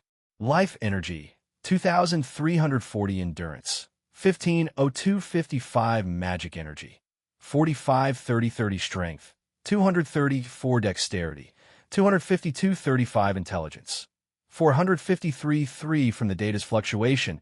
It was evident that upon advancing to Shadow Assassin, Tyler's occupational leveling benefits had increased. However, compared to the benefits from leveling his skills, the disparity was still considerable. Nevertheless, Tyler's focus wasn't on these attribute numbers. The tension from his assassination strike on Albert still lingered in his mind. Without the protection of the Heart of Fearlessness, Tyler doubted he could have executed that decisive blow with such precision. The practical benefits of Heart of Fearlessness in combat far surpassed Tyler's initial expectations. If there was an uninformed observer, she might think Tyler's victory came effortlessly, with the skirmish ending in an instant. However, in reality, until he confirmed Albert's death, each second felt like an eternity to Tyler. Whether it was the mentally exhausting strategy or the life-and-death showdown in the final second, Tyler felt the gains from this encounter were on par with his previous battle against the Crimson Flame Dragon. To avoid repeating the scene from his precognitive death scene, Tyler had no intention of engaging in combat from the start. He knew that only by outmaneuvering Albert in a battle of wits would he have a chance of escaping unscathed. From the moment he laid eyes on Albert, Tyler never ceased to monitor his inner thoughts using mind reading. During their exchange in the woods, Tyler utilized all available intelligence, activated Deceiver to enhance his persuasion, exhibited the most vivid acting he had ever performed, and employed various psychological cues and guidance, eventually coercing out the details of the skill Twin Doom. Ironically, at that point, Tyler obtained a new option. He could part ways with Albert, and no one would have been harmed that night. If Tyler hadn't undergone his previous painful experiences, he might have let Albert walk away. However, he was no longer Tyler the Flammable. Tyler was deeply aware of the vile aspects of human nature. He knew that Albert had seen his face and harbored dangerous intentions toward him, and would unlikely choose to live in obscurity. Thus, the lies Tyler told that day would inevitably be exposed. Barado, importantly, Albert was a dangerous man with a dark reputation.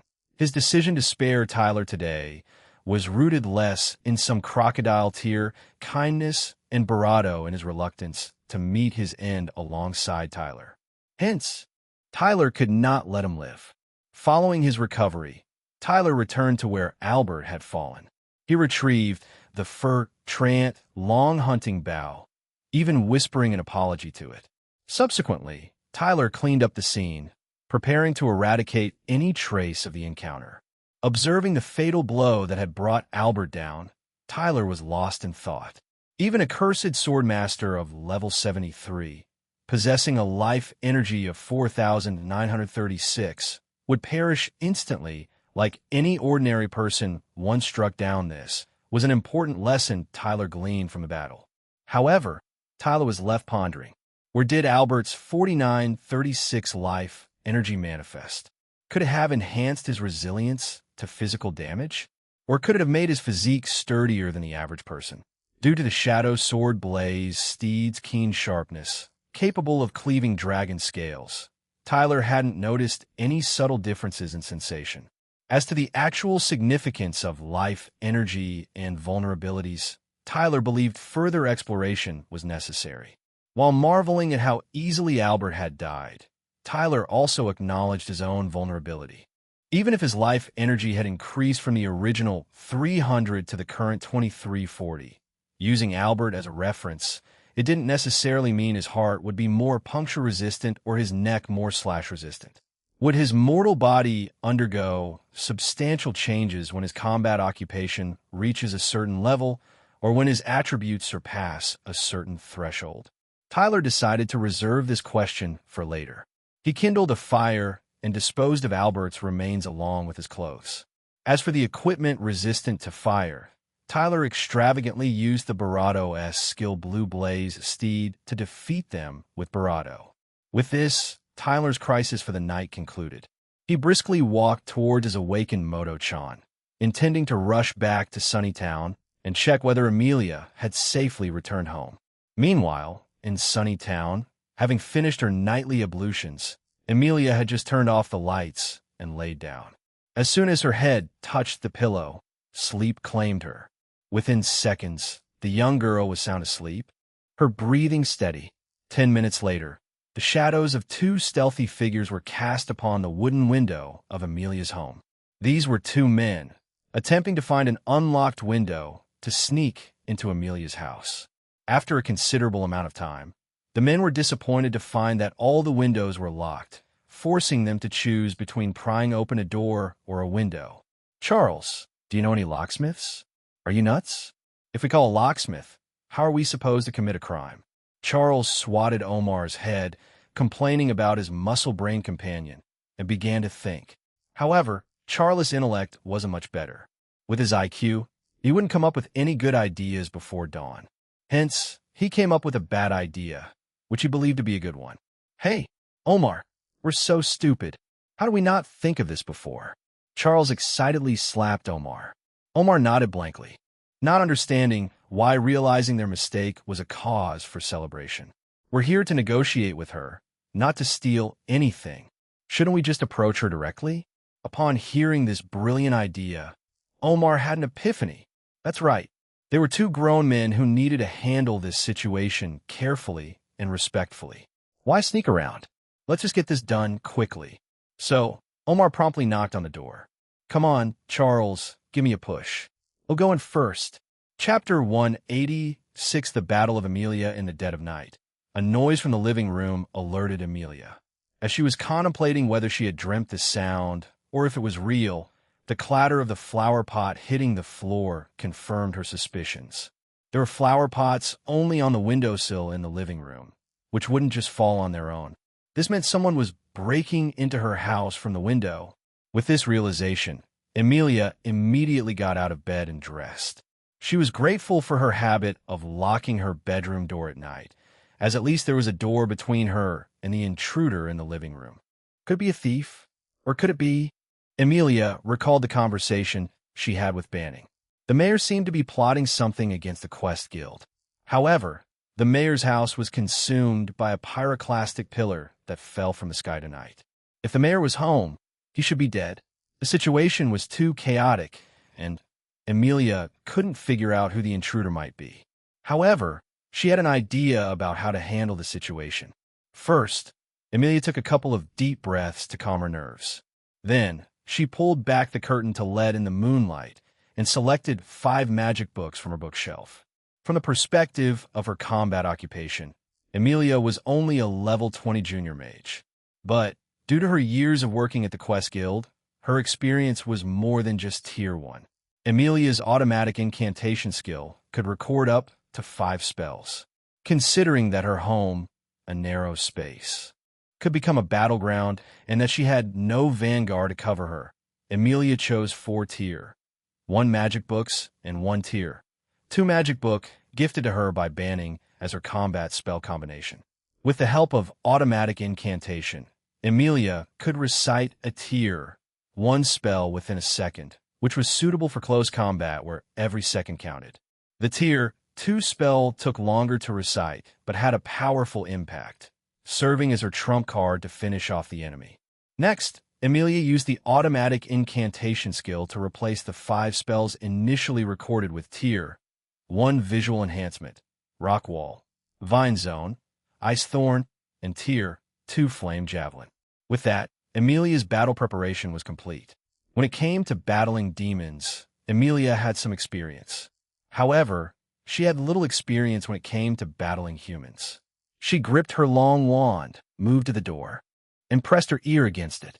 She heard someone moving around in the living room, which confirmed her worst fears and prepared her for battle. DSVEL.CM, Tier 1 Mental Magic, Visual Enhancement. Emilia used magic to enhance her vision in the dark. Then, She carefully opened the door crack. Through the gap, she saw a middle-aged man around 40 years old, searching for something in her home. In the man's hand, he held a kitchen knife. After observing for a while, Emilia realized she recognized the man. His name was Charles, one of the men Banning pointed out to her that day from the window. Now Emilia understood that this man was not a thief, but a man sent by the mayor. Was he unaware that the mayor was already dead? Or was the mayor not in his residence? Regardless, Emilia knew the danger she faced tonight was beyond the level of a household thief. She held her breath, gently closed the door, and latched it. Emilia was rapidly thinking about how to subdue the man. Judging by his appearance, Emilia couldn't determine if the man had a combat occupation. As a mage not skilled in close combat, she either had to strike first or set a barato for him to fall into. After careful consideration, she chose the latter. Emilia used Tier 1 Earth Magic, Rock Wall, to raise a stone wall at her bedroom door. This way, even if Charles managed to push the door open, he would have to figure out how to break down the stone wall to get into her bedroom. Next, Emilia used Tier 1 Wood Magic, Vine Zone between the stone wall and the door. Now, all she had to do was wait for Charles to walk right in her trap. Emilia crouched by the wall, her heart pounding in her chest. After what felt like an eternity, footsteps gradually approached her bedroom. "Please, Vine Zone, you must ensnare him." Emilia gripped her wand tightly, her feet trembling uncontrollably. The tension of human combat was far beyond what she had expected. Suddenly, the bedroom door bumped against the doorframe. The intruder had tried to open the door, only to find it locked. Immediately after, Emilia heard the man's triumphant voice. "Haha, so you're hiding in there. I've finally found you," the man was saying while kicking the door with great strength. The loud banging accelerated Emilia's heartbeat. On the seventh kick, the door bolt broke and the bedroom door was swung open. "Huh, what's going on?" The man saw the rock wall behind the door and the small gap between the wall and the door. He approached with curiosity and touched it. At that moment, the Tier 1 Wood Magic Vine Zone that had been set up there was immediately activated. Vines rapidly wrapped around the intruder's ankles and calves, making it difficult for him to move. Emilia knew the decisive moment had arrived. She mustered her courage, approached the stone wall, peeked through the crack, and saw Charles trying to sever the vines entangling his feet. Tier 1 Water Magic Ice Thorn. A rotating water magic circle unfolded at Emilia's fingertips. Then, several ice thorns shot out from it. Some hit the stone wall and shattered, while others pierced through the gap and struck Charles hard. Charles cried out in pain, and the kitchen knife in his hand clattered to the floor. Emilia couldn't afford to relax yet. She immediately cast Tier 1 Wood Magic Vine Zone again, this time binding Charles' hands. Unable to maintain balance, Charles soon fell to the ground. He could only move like a worm. Still not reassured, Emilia turned to grab another magic book from the shelf, preparing to cast Tier 1 Water Magic Frost Breath to freeze Charles. However, at that moment, a loud bang resonated from the stone wall. Emilia quickly turned back and found another man who could shatter the stone wall with a punch. Tier 1 Water Magic Ice Thorn. Without a second thought, Emilia reflexively attacked him. Then, taking advantage of the man's evasion of the ice thorns, Emilia managed to run out of the bedroom from the other side. This man's strength is extraordinary. He must be some kind of close combat occupation. Since he could break the stone wall, the Vine Zone definitely can't hold him. What should I do? Emilia dashed towards the front door. But before she could take 2 steps, a flying rock hit her leg. She stumbled and fell to the ground. Chapter 187 The Real Ghost Ha. "Charles, behold my triumph," exclaimed Omar with a gleeful expression, tearing through the vines to present his conquest to Charles. Unlike Charles, who possessed no combat occupation, Omar was a formidable level 30 fighter, bearing an immense pride in his muscular physique.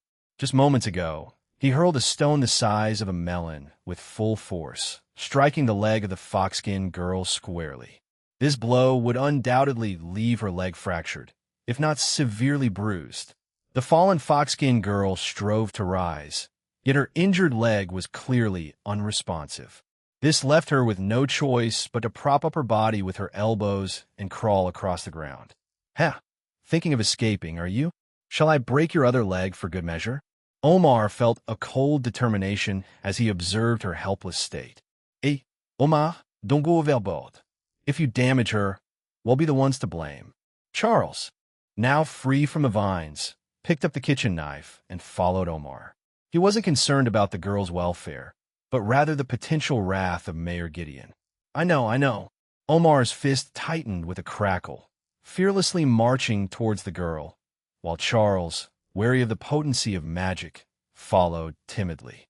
At that moment, the girl raised her wand high and began to recite an incantation in a threatening manner. Tier 2 fire magic, flame javelin. Seeing the bright red magic circle of fire magic illuminate, Charles scampered to the side, while Omar burst out laughing.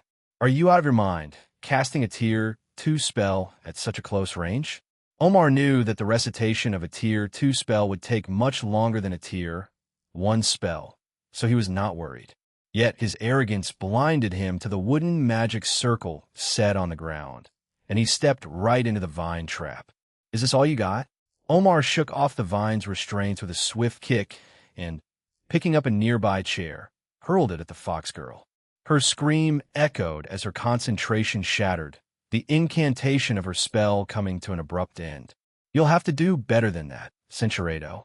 "Cinchuredo, what are you up to?" Charles reminded him of the plan they had discussed earlier. Charles, knowing the fox girl had no chance of turning the situation around, strutted over to a chair and sat down, motioning for Omar to join him. "Just watch." Omar, despair had taken hold of Amelia as her last-ditch bravado had also proven ineffective. Moreover, after reciting Tier 2 fire magic, flame javelin, she could feel her magic energy nearing depletion. If she were to bravado use magic now, it would only trigger magical exhaustion, leaving Amelia in an even bravado dire predicament. At the current moment, Amelia's injured left leg was completely numb, and she had grown weak from channeling too much magic under the strain. The two adversaries watched her from across the room with cold satisfaction. Cinchuredo, it was this thought of banning that made Amelia realize that if she wanted to fight side by side with him one day, she could not always expect his help. She sought not a dependent relationship, but an equal partnership. "I must become stronger." Amelia rallied her spirits once more, clenching her jaw to steady her nerves. She then looked at the two men, racking her brains to trick them. "You are Mayor Gideon's men, right? Don't you know? Gideon, he's dead." Upon hearing this, both men showed surprised expressions. Cinchuredo, Amelia remained persistent. "You go out and see. It's true. His house was burned down." However, the more Amelia explained, the harder the two men laughed. They had already decided that Amelia was lying.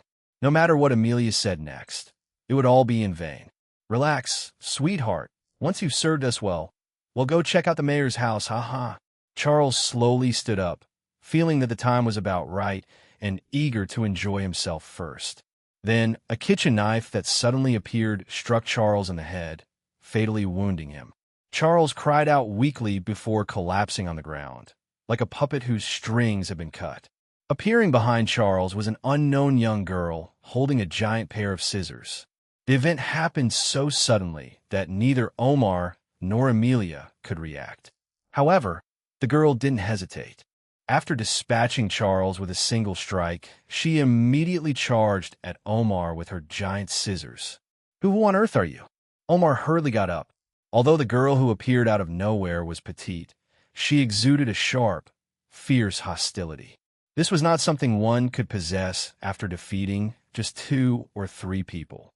The girl did not answer Omar, but aimed the tip of her scissors at Omar and lunged straight at him.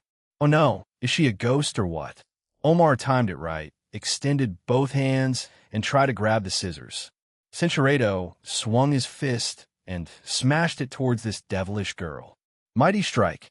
Chapter 188, Murderous Phantom. Omar's weighty fist pulverized the floor, a punch intended for the devilish girl's cranium. Yet she evaded with a light leap, stepping effortlessly onto Omar's arm. Before Omar could react, the girl used his arm as a launch pad, darting to the barato of his head. As Omar saw the curved blade in the girl's hands descending toward his arm, he rolled abruptly on the spot, barely escaping the lethal strike. She's no simple foe. Omar swiftly rose, glancing at the wound on his arm. It wasn't too deep, a testament to his daily muscle-building regimen. But he feared that if he continued to sustain injuries, the damage might become too severe for him to bear. He must bring this battle to a swift conclusion. Combat occupations, such as fighters, encompass numerous styles. Omar was of the strength type, focusing on powerful attacks and disregarding speed, which left him at a disadvantage when engaging in close-quarters combat with the girl. Moreover, Omar had left his usual metallic gauntlets at home that day, depriving him of the courage to confront the girl's weapon head-on. I only have one option left. Steelbound. With a furious roar, Omar charged. Now, his entire body was significantly hardened. This Tier 2 skill of a fighter allowed him to turn all his exposed body parts into weapons for 3 minutes. The devilish girl sidestepped, avoiding Omar's charge, then hurled the kitchen knife at Charles as if it were a throwing lance. Omar didn't give the blade a second thought, easily deflecting it, and it clattered to the ground, leaving him unscathed. Trifling tricks. Looking around, Omar noticed a conveniently sized long table nearby. Exactly what he needed. Using his brute strength, Omar lifted the table, using it as a weapon and swung it around the room. Under the onslaught of these wide-ranging attacks, the devilish girl struggled to keep up, not only unable to counterattack, but also being cornered by Omar. Sensing victory within his grasp, Censuredo incredulous that the girl could cut through his steel bound. As Omar turned to look, the devilish girl was already swinging her strange curved blade, slicing into his right leg. This was a disaster. Both of Omar's legs were now incapacitated. With his legs useless, Omar crumbled to the ground in agony. Only then did Omar notice the eerie green glow emanating from the girl's curved blade, unsure whether it was the result of her skill or an innate ability of the weapon. But even if Omar had deciphered the secret, it was already too late. I heard you enjoy the screams. The devilish girl spoke barato, her voice seemingly innocent, but her tone utterly inconsistent with her appearance. In what should have been a gentle voice, there was a chilling, bone-piercing indifference. Omar sensed a ruthless intent to kill in the girl's voice. He struggled to stand and flee, but his legs wouldn't obey. Omar assumed he couldn't stand due to his injuries, but even if he hadn't been injured, his legs would have been weak from the fear induced by the murderous aura emanating from the girl. At this moment, to Omar, this devilish girl was even more terrifying than Mayor Gideon. No, Miss I bear no grudge against you. Why are you meddling in this muddled water? With trembling hands, Omar begged for mercy, hoping the girl would spare him. Omar knew that since even his most powerful steel bound could be cut, he had no chance of defeating the girl. However, his pleas for mercy were too late. The girl slowly walked up to Omar and struck him down with a swing of her blade. Don't be modest. Censuredo. No, please, someone help. Omar trembled on the ground, crying out in pain. He wrapped his wound tightly with his clothes and crawled toward the exit, struggling with every movement, but nothing he did made a difference. The cruel girl watched from a distance with a wicked smile, clearly pleased by his suffering. Censuredo, eventually succumbing to her wounds. Oh my, quite the eventful evening stroll. Who would have thought I'd stumble upon such an opportune encounter? The devilish girl sheathed her curved blade, intending to clean it before departure.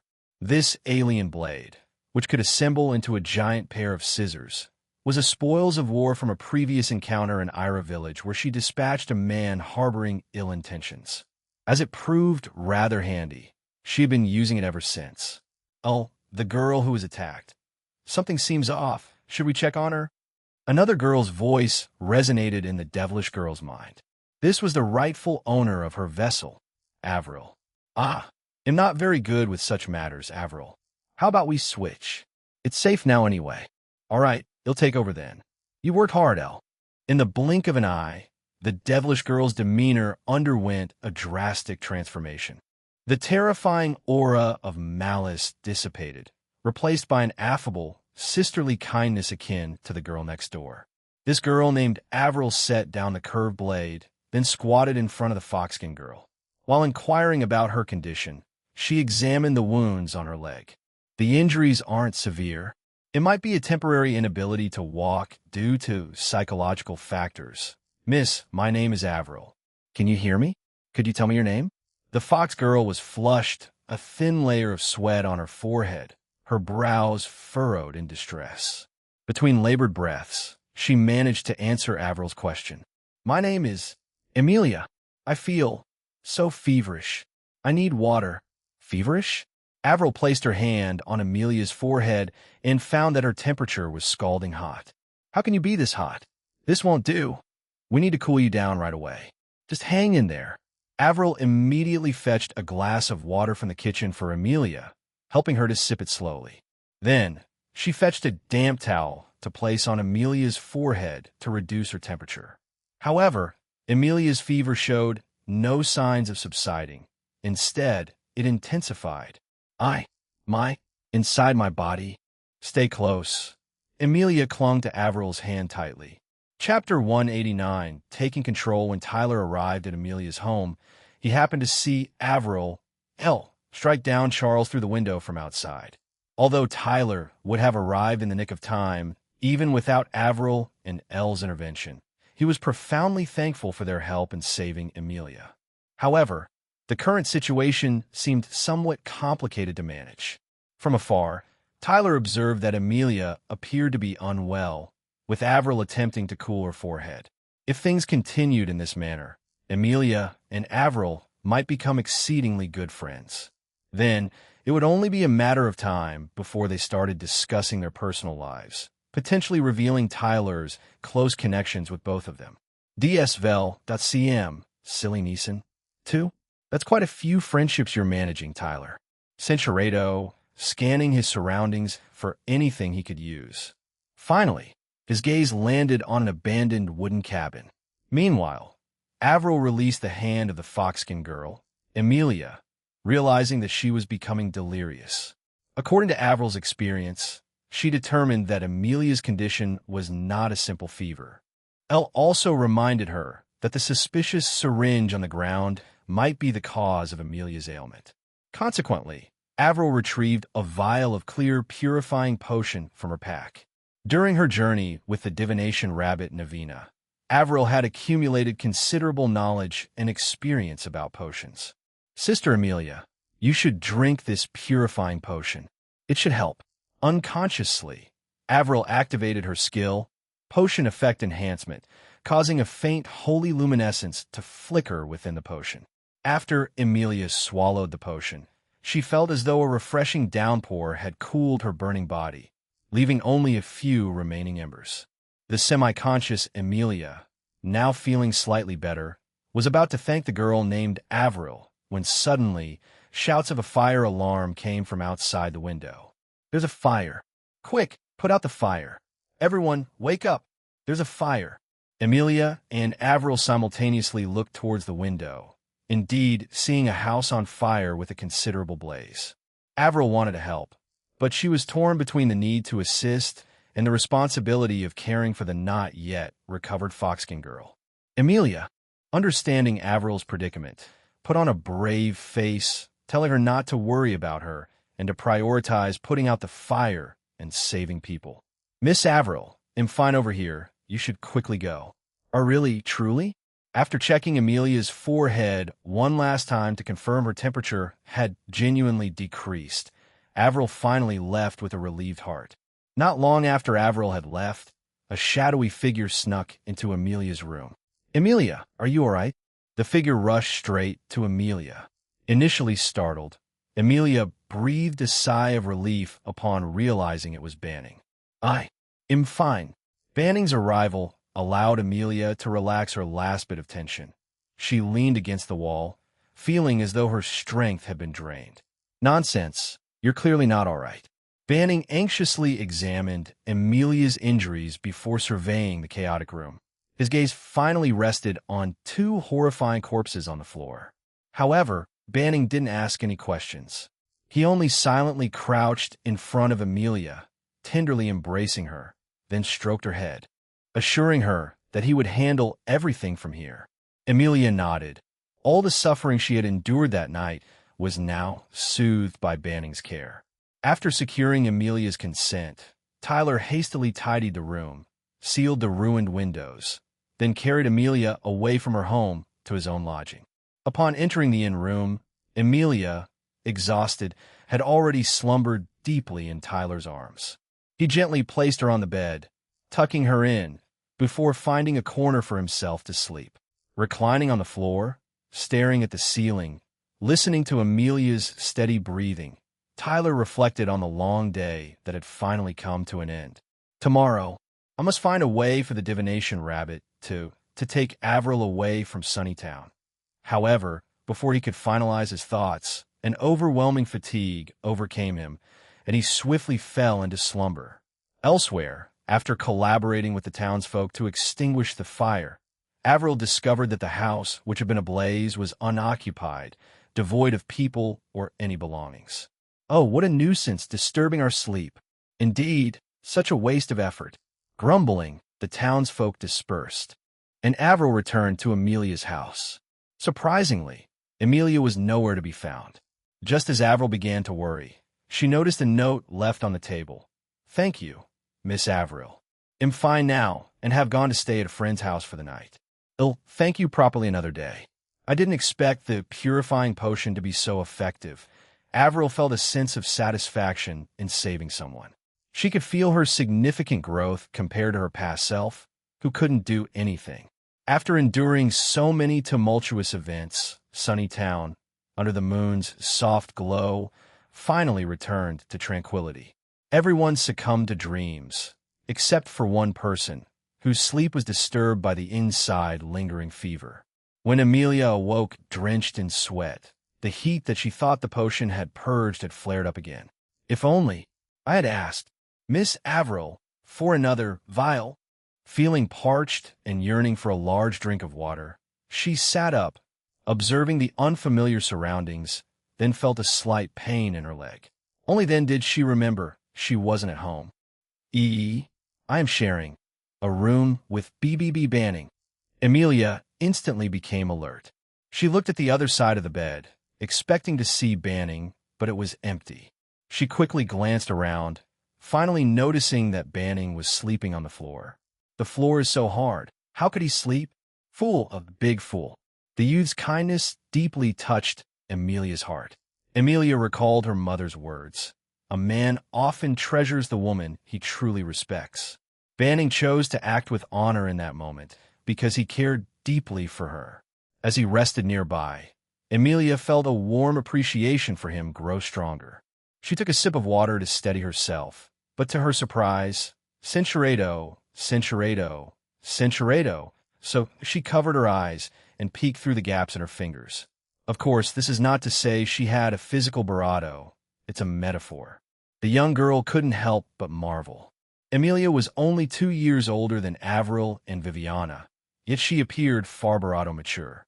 The allure of her appearance would make everyone sigh in admiration, not just boys but girls too, exclaiming her as a beauty of the world, with radiant skin that would capture one's heart.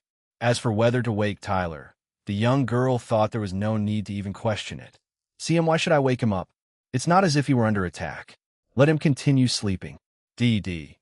In the view of the young girl, Tyler had had a hard day dealing with the purple trial, the singular demon god, and the level 73 witch swordsman. It's about time for him to have a proper rest. Tyler, you should thank me, the great Priscilla Neeson. Prison Star Calendar Year 187, June 27th, 6 a.m. Countdown to Confession Death. 22 days the dawn's radiance cast its light upon the land. At such an early hour, the majority of the inhabitants of the Prison Star were only just stirring from their slumber. Yet, within a clandestine edifice subterranean, the leaders of the five kingdoms constituting the human alliance had already convened. The urgency of their assembly was spurred by an exigent event that had transpired the previous evening.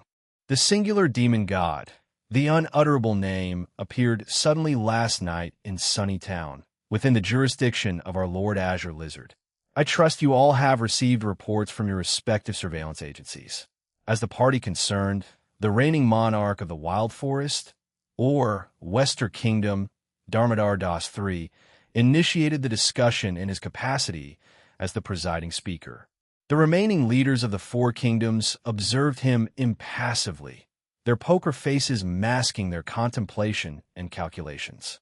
Throughout history, at regular intervals, the surveillance agencies of the five kingdoms have detected the sudden appearance of the singular demon god somewhere within the human alliance. Since the singular demon god always emerges in remote locations, releasing a flame pillar from the sky before promptly disappearing, the five kingdoms have gradually acclimatized. Their acclimatization doesn't denote indifference towards the singular demon god, but rather their impotence to retaliate. The singular demon god's appearances are unpredictable, and each instance lasts no longer than a minute. Even if the agencies could detect the massive energy of the singular demon god instantaneously, it would be impossible for their forces to arrive at the scene within a minute. Moreover, even if they could reach the scene within a minute or happen to encounter the singular demon god by chance, they would be powerless against her. Hence, the five kingdoms have adopted similar defensive measures, which involve providing each kingdom's leader with a formidable guard squad. As long as they can withstand a minute under the singular demon god, the leaders need not worry about being suddenly killed. However, the singular demon god's appearance last night disrupted the usual pattern. She appeared prematurely. Although this time, the singular demon god's stay in Sunny Town did not exceed a minute, it incited panic among the leaders of the five kingdoms. If the established pattern could be easily broken by the singular demon god, the 1-minute time limit might also be a fallacy, rendering the lives of the leaders as precarious as a candle in the wind. Dear all, I'm not an alarmist, but if we continue to act independently and hinder each other, we'll eventually be assassinated in our sleep. At the peak of his impassioned speech, Darmodar Das III struck his fist on the table. He had been awoken from his slumber last night and still felt a lingering fear. The other leaders were not swayed by Darmodar Das III's emotional outburst. They knew his emotions were a performance. The leaders assembled for the meeting with the sole purpose of leveraging their interests on this knife's edge. The focal point of the leaders' concerns today was what new topics would be introduced at the meeting and how it would impact their kingdom's interests. After his impassioned speech, Darmodar Das III reached the final segment of his address, ready to reveal the true purpose of convening the five national heads. Gentlemen, for the rise and fall, the life and death of the human alliance, I, Darmodar Das III, the reigning monarch of the Wild Forest Kingdom, hereby propose to you all, let us abandon fruitless strife and unite the strongest forces of the five nations to prioritize the conquest of the ancient labyrinth. Only in this way can we wield the light of the divine weapon against the singular demon god. Simultaneously, on the other side of the prison star, within the court of abyssal demons of the Abyssal Empire, another clandestine discussion was in progress. Contrary to the temple of myriad demons used for grand congregations, the court of abyssal demons was a place accessible only to a select few high-ranking demons. At this very moment, within the grand hall of the court of abyssal demons, adorned with numerous skulls, only the singular demon god, the unutterable name, and the eternal winter lord were seated. Though termed a discussion, it was more akin to an interrogation. The singular demon god sat on her elevated throne, gazing down at the eternal winter lord, who was beginning to irk her. If not for the substantial utility he still held for her, she could easily crush him with a mere thought. Throughout history, the singular demon god had always been intolerant of betrayal, and now the eternal winter lord was under suspicion of such a crime. Considering the substantial contributions the Eternal Winter Lord had made to the Abyssal Empire and the evil kind, the singular demon god resolved to afford him an opportunity to explain. Eternal Winter Lord, did you sleep well last night? The unexpected concern of the singular demon god, coupled with the eerie environment within the demon court, rendered her words particularly chilling. The Eternal Winter Lord was no fool, and upon discerning the situation, he immediately surmised that something had happened and, most importantly, that the singular demon god suspected his loyalty. The grand plan of the evil kind is yet to be realized. How could I rest? May I know what your majesty summons me for? The Eternal Winter Lord asserted his conscience was clear, yet he also comprehended the proverb that walking with the powerful is like walking with a tiger. From the moment the singular demon god began suspecting him, his neck had essentially been placed on the chopping block. As for why the singular demon god suddenly acted thus, the Eternal Winter Lord could only think of one reason. Banning? I've underestimated you. Who would have thought that from thousands of miles away, you could threaten my life? Chapter 191 Deduction of the Eternal Winter Lord. The Eternal Winter Lord was acutely aware that his survival hinged, not on his innocence, but on his ability to convince Lord Singular Demon God of his guiltlessness. Thus, discerning what Lord Singular Demon God was skeptical about became the Eternal Winter Lord's most pressing concern. There's nothing to worry about. I merely wish to inquire about your whereabouts last night. Lord Singular Demon God stood, her gaze fixed on the Eternal Winter Lord, who looked away from the intensity of her presence. I was in a meeting with the staff officers until late, around 2 in the morning. Then I went back to sleep. The Eternal Winter Lord responded while recalling the night. His words were undeniable facts, corroborated by numerous officials. However, this was not the crux of the matter. The Eternal Winter Lord, through the question posed by Lord Singular Demon God, was gradually able to infer her intentions. What transpired last night that led Her Majesty to suspect me? Where was Her Majesty last night? A moment's reflection, and the Eternal Winter Lord pinpointed the problem. Last night, upon the Eternal Winter Lord's request, Lord Singular Demon God had teleported to the territories of the Human Alliance to assassinate Banning, the Deathbound. This fell perfectly in line with the Eternal Winter Lord's conjecture. So it is indeed about Banning. I can't believe he managed to evade assassination yet again. Tisk, my premonitions are eerily accurate when it comes to misfortune, but it's strange, if Her Majesty had suspicions, why didn't she confront me right away? Upon reflection, the Eternal Winter Lord had an epiphany. Lord Singular Demon God had deliberately feigned ignorance, setting out covert investigations before confronting him with substantial evidence. At this moment, the Eternal Winter Lord felt a wave of relief. He hadn't uttered a single lie. Otherwise, he might have already lost his head. Additionally, he felt slightly more relaxed now. Since he had never partaken in any deceitful actions, any investigation into his affairs by Lord Singular Demon God would only serve to lessen her suspicion. The very fact that they were having a private conversation in the Hall of Abyssal Demons was a testament to the dissipation of her doubts. From this point, as long as the Eternal Winter Lord continued to affirm his innocence during the conversation, he could pass the final test. Having thought this far, the Eternal Winter Lord didn't feel particularly satisfied. He wasn't the kind to be plotted against and not strike back. Your Majesty, did you have a restless night? The Eternal Winter Lord initiated a counterattack with a question. Yes, I have something to ask you. The Singular Demon God sighed slightly. Despite her pressuring, the Eternal Winter Lord hadn't revealed any cracks, and the investigation into him had come up clean. It seemed this valuable talent could continue to be retained. Last night, I sensed your aura on the territory of the Human Alliance. How would you explain this? My aura? The Eternal Winter Lord was taken aback. He had considered numerous possibilities, but hadn't anticipated this occurrence. I haven't set foot on the territory of the Human Alliance for countless years. How could she possibly sense my aura on enemy land? Your Majesty, did you sense it in the Western Kingdom? Yes, precisely at the location you requested me to eliminate the Crosser.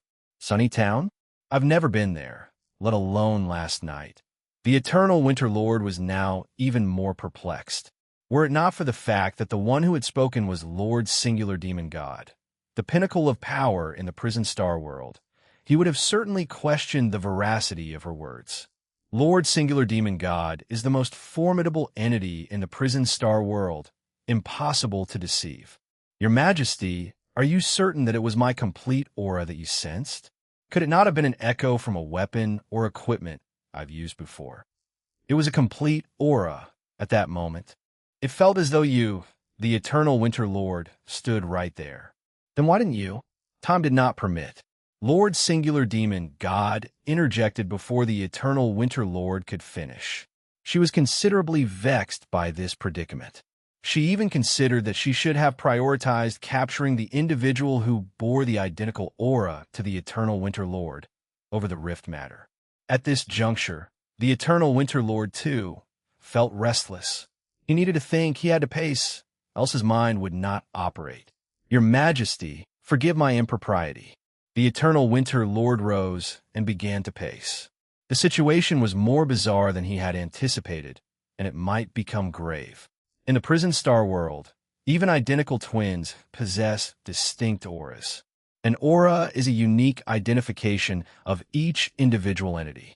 Given that even the powerful Lord Singular Demon God affirmed the sameness of the aura with the Eternal Winter Lord, only one possibility remained. It seems that other Tylers from parallel Earth realms have also traversed to this Prison Star world.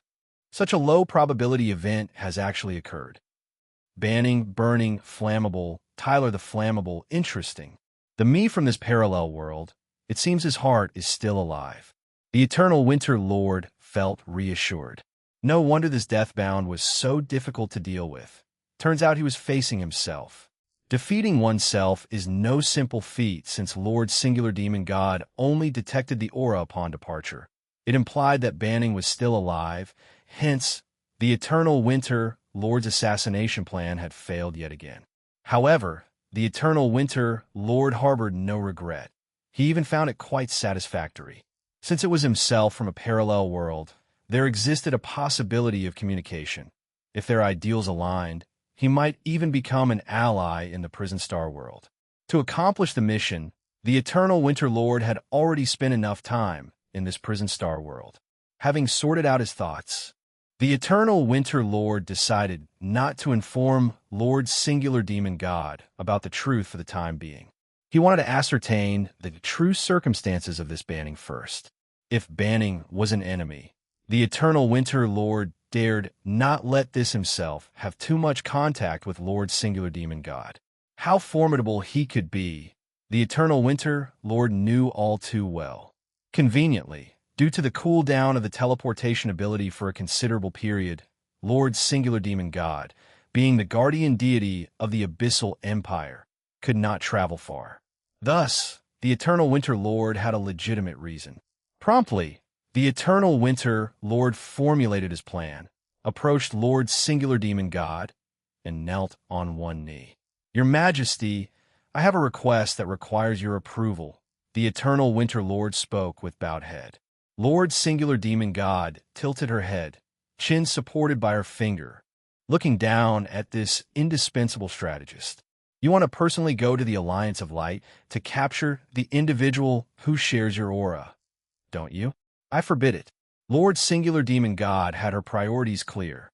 However, shortly after, the Eternal Winter Lord proposed a condition she could not refuse. Yet, Centurado, upon awakening. However, Tyler found himself devoid of the rejuvenating satisfaction typically gleaned from a deep slumber.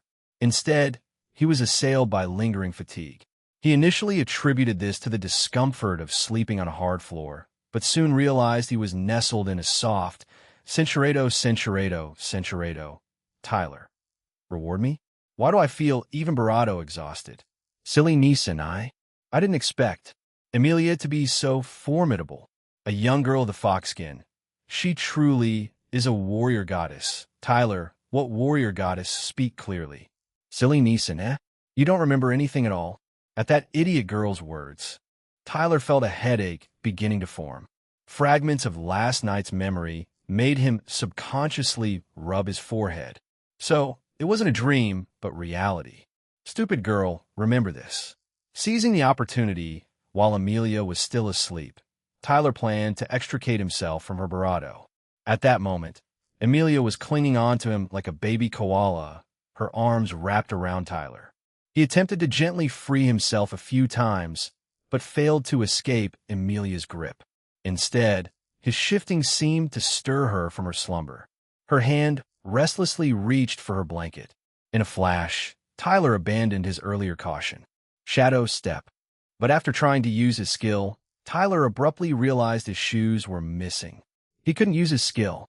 What happened last night?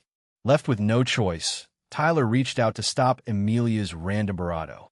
At the same time, he swiftly flipped over, slipped out from under Amelia, then stood up and stepped away. Surprisingly, despite the commotion, Amelia didn't wake up. She merely hummed a couple of times before resuming her slumber.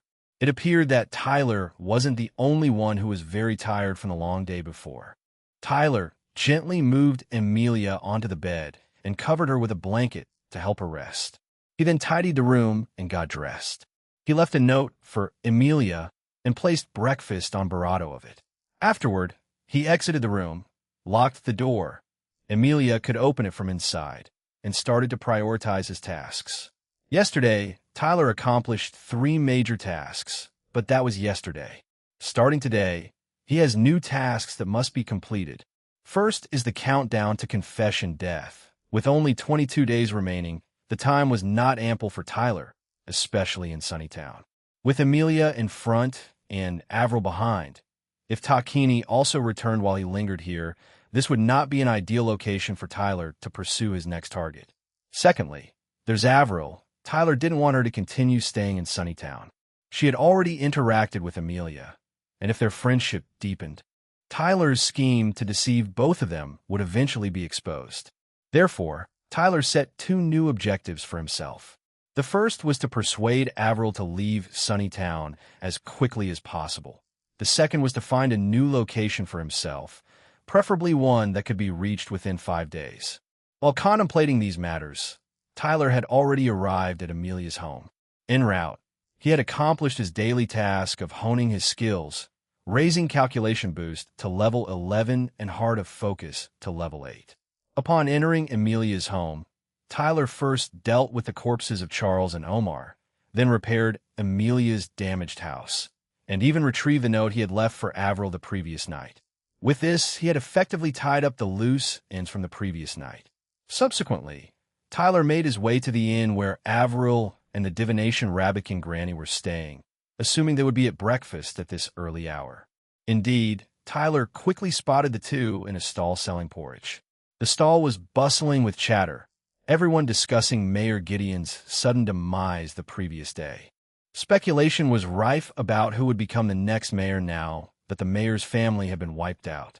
Tyler ordered a bowl of thick porridge and directly sat across from Avril and the divination Rabbit Granny.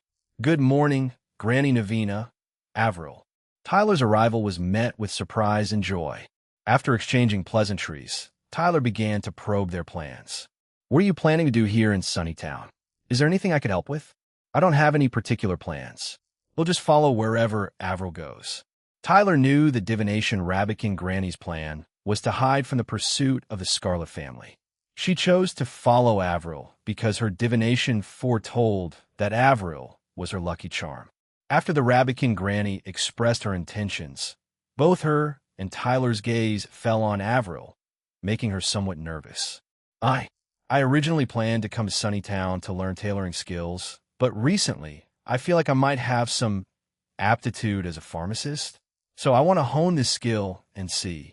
During her journey with the Rabbit Granny, Avril had successfully helped many people with her potions, but as they were all improvised remedies, she lacked confidence. However, in Tyler's view, Avril already possessed the qualifications to be confident, as her status information had already shown a relevant combat occupation. Tyler had noticed this when he first met Avril in Sunnytown a few days ago. Avril, female, 16 years old, a villager from Ira Village production occupation. fruit farmer, LV2 manufacturing occupation. Tailor, LV4 combat occupation. Priest apprentice, LV2 skills. 1-1 That's great, Avril. We should take advantage of our youth and explore our potential. Don't you think, Granny Navina? Combat occupation skill deceiver. LV11 has been activated and remains in effect. Tyler hinted at the Rabbitkin Granny with his eyes to help him. He keenly noted that Avril's current idea was the best motivation to persuade her to leave Sunnytown. Success or failure, it all hinged on Tyler's next few words. Chapter 193, Clean It Up Indeed. In my youth, I was also quite daring and brave. The Rabbitkin Granny eagerly echoed Tyler's sentiments. Albeit her acting skills left much to be desired, her words delivering as if she were reading a script. Fortunately, Avril, being pure and kind-hearted, was devoid of any guile. Hearing Tyler and the Rabbitkin Granny converse in such a harmonious fashion, her heart was filled with renewed courage. Hey, Avril, although I'm not particularly fond of banning, his suggestion is indeed commendable. If you could become an accomplished pharmacist, then you could assist me in combat. In that scenario, we could vanquish even more wicked men. Aha! In Avril's mind, L2 approved of this proposal, albeit her worldview was somewhat wicked. Tyler, using his heart-reading technique, realized that the opportune moment had arrived. He promptly pulled out a book titled The Preparation and Formulation of Basic Antidotes and handed it to her. This book was of no use to Tyler, as he had already mastered the methods of preparing basic antidotes. Avril, I have no use for this book, so I'm giving it to you. This is a potion book. It's very expensive. To Avril, a potion book costing a few silver coins was a costly item, and she was hesitant to accept it. Tyler knew that convincing Avril in this matter wouldn't be easy, so he changed his approach and said, "Well then, consider a loan. Remember to return it to me later." Hearing Tyler say this, Avril immediately agreed, making her feel that there was another connection between them. Avril carefully accepted the book, curiously flipping through a few pages, when she inadvertently discovered a golden hair strand tucked within. What's this? The moment she saw the golden hair strand, Tyler's heart nearly stopped. How could there be a strand of Amelia's hair in the book? In the blink of an eye, Tyler thought of 99 plausible excuses, then selected the most reasonable one. After all, he was a man who had weathered many storms. This minor surprise was well within his control. Hair, Tyler feigned surprise, glanced at it, thought for a moment, and explained it could belong to the previous owner. I bought this book at the market because I wanted to understand how to prepare potions. Tyler, you also want to be a pharmacist? Avril's attention was quickly diverted. Not exactly. I often encounter poisonous creatures while gathering supplies, and buying antidotes is a significant expense. So, I thought if I could make them myself, I could save some money. Oh, Avril nodded doubtfully, already thinking that once she became a skilled pharmacist, she could partner with Tyler for hunting. With this thought, Avril was even more motivated. Avril, how do you plan to become a pharmacist? Towards the end of the conversation, Tyler threw out his final question. While it seemed like an open-ended question, it actually delineated the path for Avril to become a pharmacist. In psychology, there's a technique called the power of suggestion. Through step-by-step guidance, Tyler let Avril speak her mind, making it appear as not his demand, but Avril's own desire. And people are always more inclined to comply with their own ideas, even if they're not their actual desires. I want to find a master, or maybe see if there's a pharmacist association, or something. As for how to learn about being a pharmacist, Avril wasn't very clear. What she knew was merely bits and pieces she had heard from others. In that case, there's a pharmacist association in a town not far from here called Madison. As for information related to pharmacists, Tyler was well prepared. He had seen the name Madison many times in potion books. At this point, the Rabbitkin Granny also began to chime in. Madison, I've been there a long time ago. The pharmacists there are very friendly. Having heard their conversation, Avril was all but resolved to venture to Madison town. She cautiously inquired of the Rabbit Granny whether she would be willing to accompany her. The Rabbit Granny was naturally delighted and agreed immediately, subtly winking at Tyler, as if to say, "You should thank your Rabbit Granny. Give it your best, Avril, and may you become a pharmacist soon," Tyler said, casting an expectant gaze at her. And what about you, Banning? If you don't mind, I'd also like to know about your future plans. I'm currently preparing for a long hunting expedition. Now that it's summer, I can venture further north. I should be back in about a month. Fabricating lies was second nature to Tyler, and it came to him with utmost ease. Avril, upon hearing that Banning wouldn't be able to accompany her to Madison Town, could not help but display a look of regret. Afterward, the trio continued their conversation over breakfast before bidding each other farewell at the entrance of the stall. As he watched Avril's retreating figure, Tyler looked forward to her progress. After learning to prepare potions, whether Avril's current manufacturing occupation, Taylor, would be replaced was an excellent opportunity to understand the underlying rules of this world. The next time he saw Avril, Tyler would know. However, just as he was breathing a sigh of relief, a thought in Avril's mind startled him. Before leaving Sunny Town, I should visit Sister Amelia once more. I'm worried about her recovery. I wonder if she's returned home today. Tyler's internal red alert once again sounded off. He must prevent them from meeting again at all costs. After about 10 minutes, Tyler hurriedly arrived at the Quest Guild. Thankfully, Amelia hadn't gone home and was already working at the front desk.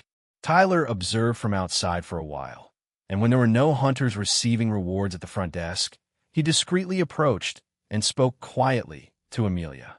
"Amelia, how's your recovery coming along?" At the sound of Banning's voice, Amelia shivered as if struck by lightning. When she raised her head and confirmed that it was indeed Banning, Amelia, who usually maintained a stoic expression during work, Cinchureto, it took her a few seconds to realize that Banning wasn't referring to the events at the inn, but was asking about her leg, which had been injured in an attack. It's better now." Amelia lowered her head even further, afraid to meet Banning's gaze. "That's good. Did you eat anything this morning?" Thank you. I saw the breakfast you left." Banning's concern touched Amelia deeply. She had never thought that even a simple verbal expression of concern could move her so. Every word Banning spoke sounded to Amelia as if he truly cared about her well-being. It was a sweet, thoughtful gesture that meant a great deal to her. Couple-like atmosphere gave Amelia a sense of shyness, as if they were a couple who had shared a thrilling new experience together. Chapter 194 Encounter in the Outskirts within the Quest Guild. Amelia felt extremely uncomfortable at the front desk. She was torn between wanting Banning to leave and wishing he would linger a while longer. On one hand, Amelia worried that if this continued, she would lose her composure and embarrass herself further. On the other hand, she couldn't bear to part with Banning, particularly given that it was the end of the month and the Quest Guild was exceedingly busy, ensuring their meetings would be brief and far between. It was then that Banning uttered a sentence that sent Amelia's mind into a whirlwind of imaginative possibilities. "Amelia, there might still be remnants of the mayor's power. Your home isn't safe at the moment. If you don't mind, you could stay with me at the inn." After processing Banning's words, Amelia noted the offer thoughtfully, feeling cautious about the situation. Cautious? Wouldn't that mean a bold lifestyle choice? Oh my goodness! Just within the span of a second, Amelia had imagined a wild diary of her daily life with Banning, and in the next second, she had already thought ahead to their future plans. Wait. No, Banning, without a proposal or something. How can we have a child? After an excessive bout of imagination, Amelia's head was buried on the front desk, her fluffy tail wagging back and forth at a frequency that the naked eye couldn't keep up with. If someone were to pass by and inadvertently get hit by Amelia's tail, they might be sent flying out of the town, Tyler thought. Observing Amelia, who was completely immersed in her imaginative world, Tyler knew he wouldn't be able to snap her out of it for a while. Thus, Tyler wrote a note at the front desk, placed it beside Amelia's hand, so that when she regained her composure, she could see it immediately. Upon his departure from the Quest Guild, Tyler intended to visit Oleg, the branch chief. Before bidding farewell to Sunnytown, he wanted to discuss future plans with the veteran warrior. Unexpectedly, as he neared Oleg's residence, he saw that it had been surrounded by the townspeople, many of whom were chanting his name. After a brief inquiry, Tyler learned that everyone was petitioning for Oleg to be appointed the next mayor. Being a mayor, that would at least require approval at the Lord's level, right? This isn't something Oleg can decide on his own. From what Tyler understood, even if a mayor wanted to pass his position to his son, it would still require a mandate from the Lord. To put it bluntly, the officials of the town-level administrative units are merely the Lord's wage earners. If one truly wished to ascend to the nobility, they would at least have to be granted land by the Lord. Given the crowd of people surrounding Oleg's residence, Tyler decided not to squeeze in to find Oleg just yet, planning to return later. Shortly after, Tyler arrived at the stables to find Moto-chan. Seeing Moto-chan, Tyler initially thought he was seeing things. In just half a night, Moto-chan had actually leveled up from 1 to 3. This meant that after his battle with Albert last night and returning to Sunnytown, Moto-chan had actually gone out for extra training on his own. He was like the overachiever among warhorses. Moto-chan, you're really going all out. Moto-chan replied to Tyler with a determined look in his eyes, showing no signs of fatigue from staying up all night. However, Tyler didn't want him to push himself so hard, as steady progression was the true path to becoming stronger. Rushing things isn't the way to go. Rest is also important. I'm punishing you by making you take a nap in the stable. If you defy this order, I won't be taking care of you in the future. Pretending to be angry, Tyler watched as Moto-chan whinnied softly and obediently closed his eyes. As a warhorse, Moto-chan maintained excellent habits, always sleeping standing up, ready for action at any moment. Tyler nodded with satisfaction, then left the town. While Tyler was faster than Moto-chan, he had wanted to find Moto-chan earlier mainly because he wanted a companion. 20 minutes later, Tyler arrived at the northern outskirts of Sunnytown. This area, near the North Wilderness, was sparsely populated and ideal for what Tyler had planned next. The level cap for Tier 2 occupations is 50, and Tyler was already at level 40. Learning from his previous experience, he intended to adjust his leveling pace this time to avoid wasting too much experience. Note: after successfully passing the advancement trial earlier, Tyler had taken out 15 mercenaries from the mayor's forces. The total experience from these 15 individuals was 31,200, which the author forgot to calculate earlier. This has now been added and has resulted in Tyler's level rising from 38 to 40. This has no impact on the storyline. Please be informed, dear readers, to avoid repeating the same mistake. Tyler would spend more time improving his skill proficiency. His visit here today was primarily to practice and master his new skill Shadow Behind, which he acquired after advancing to the Shadow Assassin occupation. Skill name: Shadow Behind. LV1 skill effect. One can select a living target within a 10-meter range, generate a shadow duplicate of the skill user from its shadow, and give it a one-time command. 2. The shadow duplicate cannot use skills or special abilities. 3. The shadow duplicate can exist for a maximum of 5 seconds. For the shadow duplicate disappears immediately when its life, energy, or endurance reaches 0. 5. The shadow duplicate disappears immediately when the skill user is stunned, unconscious, asleep, or dead. 6. Each use of the skill consumes 200 magic points, with a 15 seconds cooldown after use. 7. For every second the skill is activated, proficiency increases by 5 points. Tyler was excited to acquire this skill. The value of this skill far exceeded its description. However, since Tyler still had many questions about this skill, he didn't dare to use it recklessly during his battle with Albert. Today, in this deserted suburb, Tyler planned to thoroughly experiment and figure out the full picture of Shadow Behind. 2 hours later, Tyler had examined and tested all the animals near the northern outskirts as part of his research. He had pushed both the animals and himself through a series of difficult trials. Correspondingly, Tyler used Shadow Behind 12 times, essentially mastered the method of using the skill, and looked forward to the potential growth of this skill after further upgrades. After working hard all morning, it was noon, and Tyler was preparing to return to Sunnytown for lunch and a nap. However, he noticed a familiar face galloping on a horse towards the North Wilderness. Tyler stepped into the middle of the road to reveal himself to the other person. The person, upon seeing Tyler, slowed down the horse awkwardly and finally stopped in front of Tyler. "Granny Cassie, I never thought you could ride a horse so freely at your age." Tyler cheerfully greeted this familiar person. It's like seeing a ghost in broad daylight. "Banning, could you pretend as if you saw nothing?"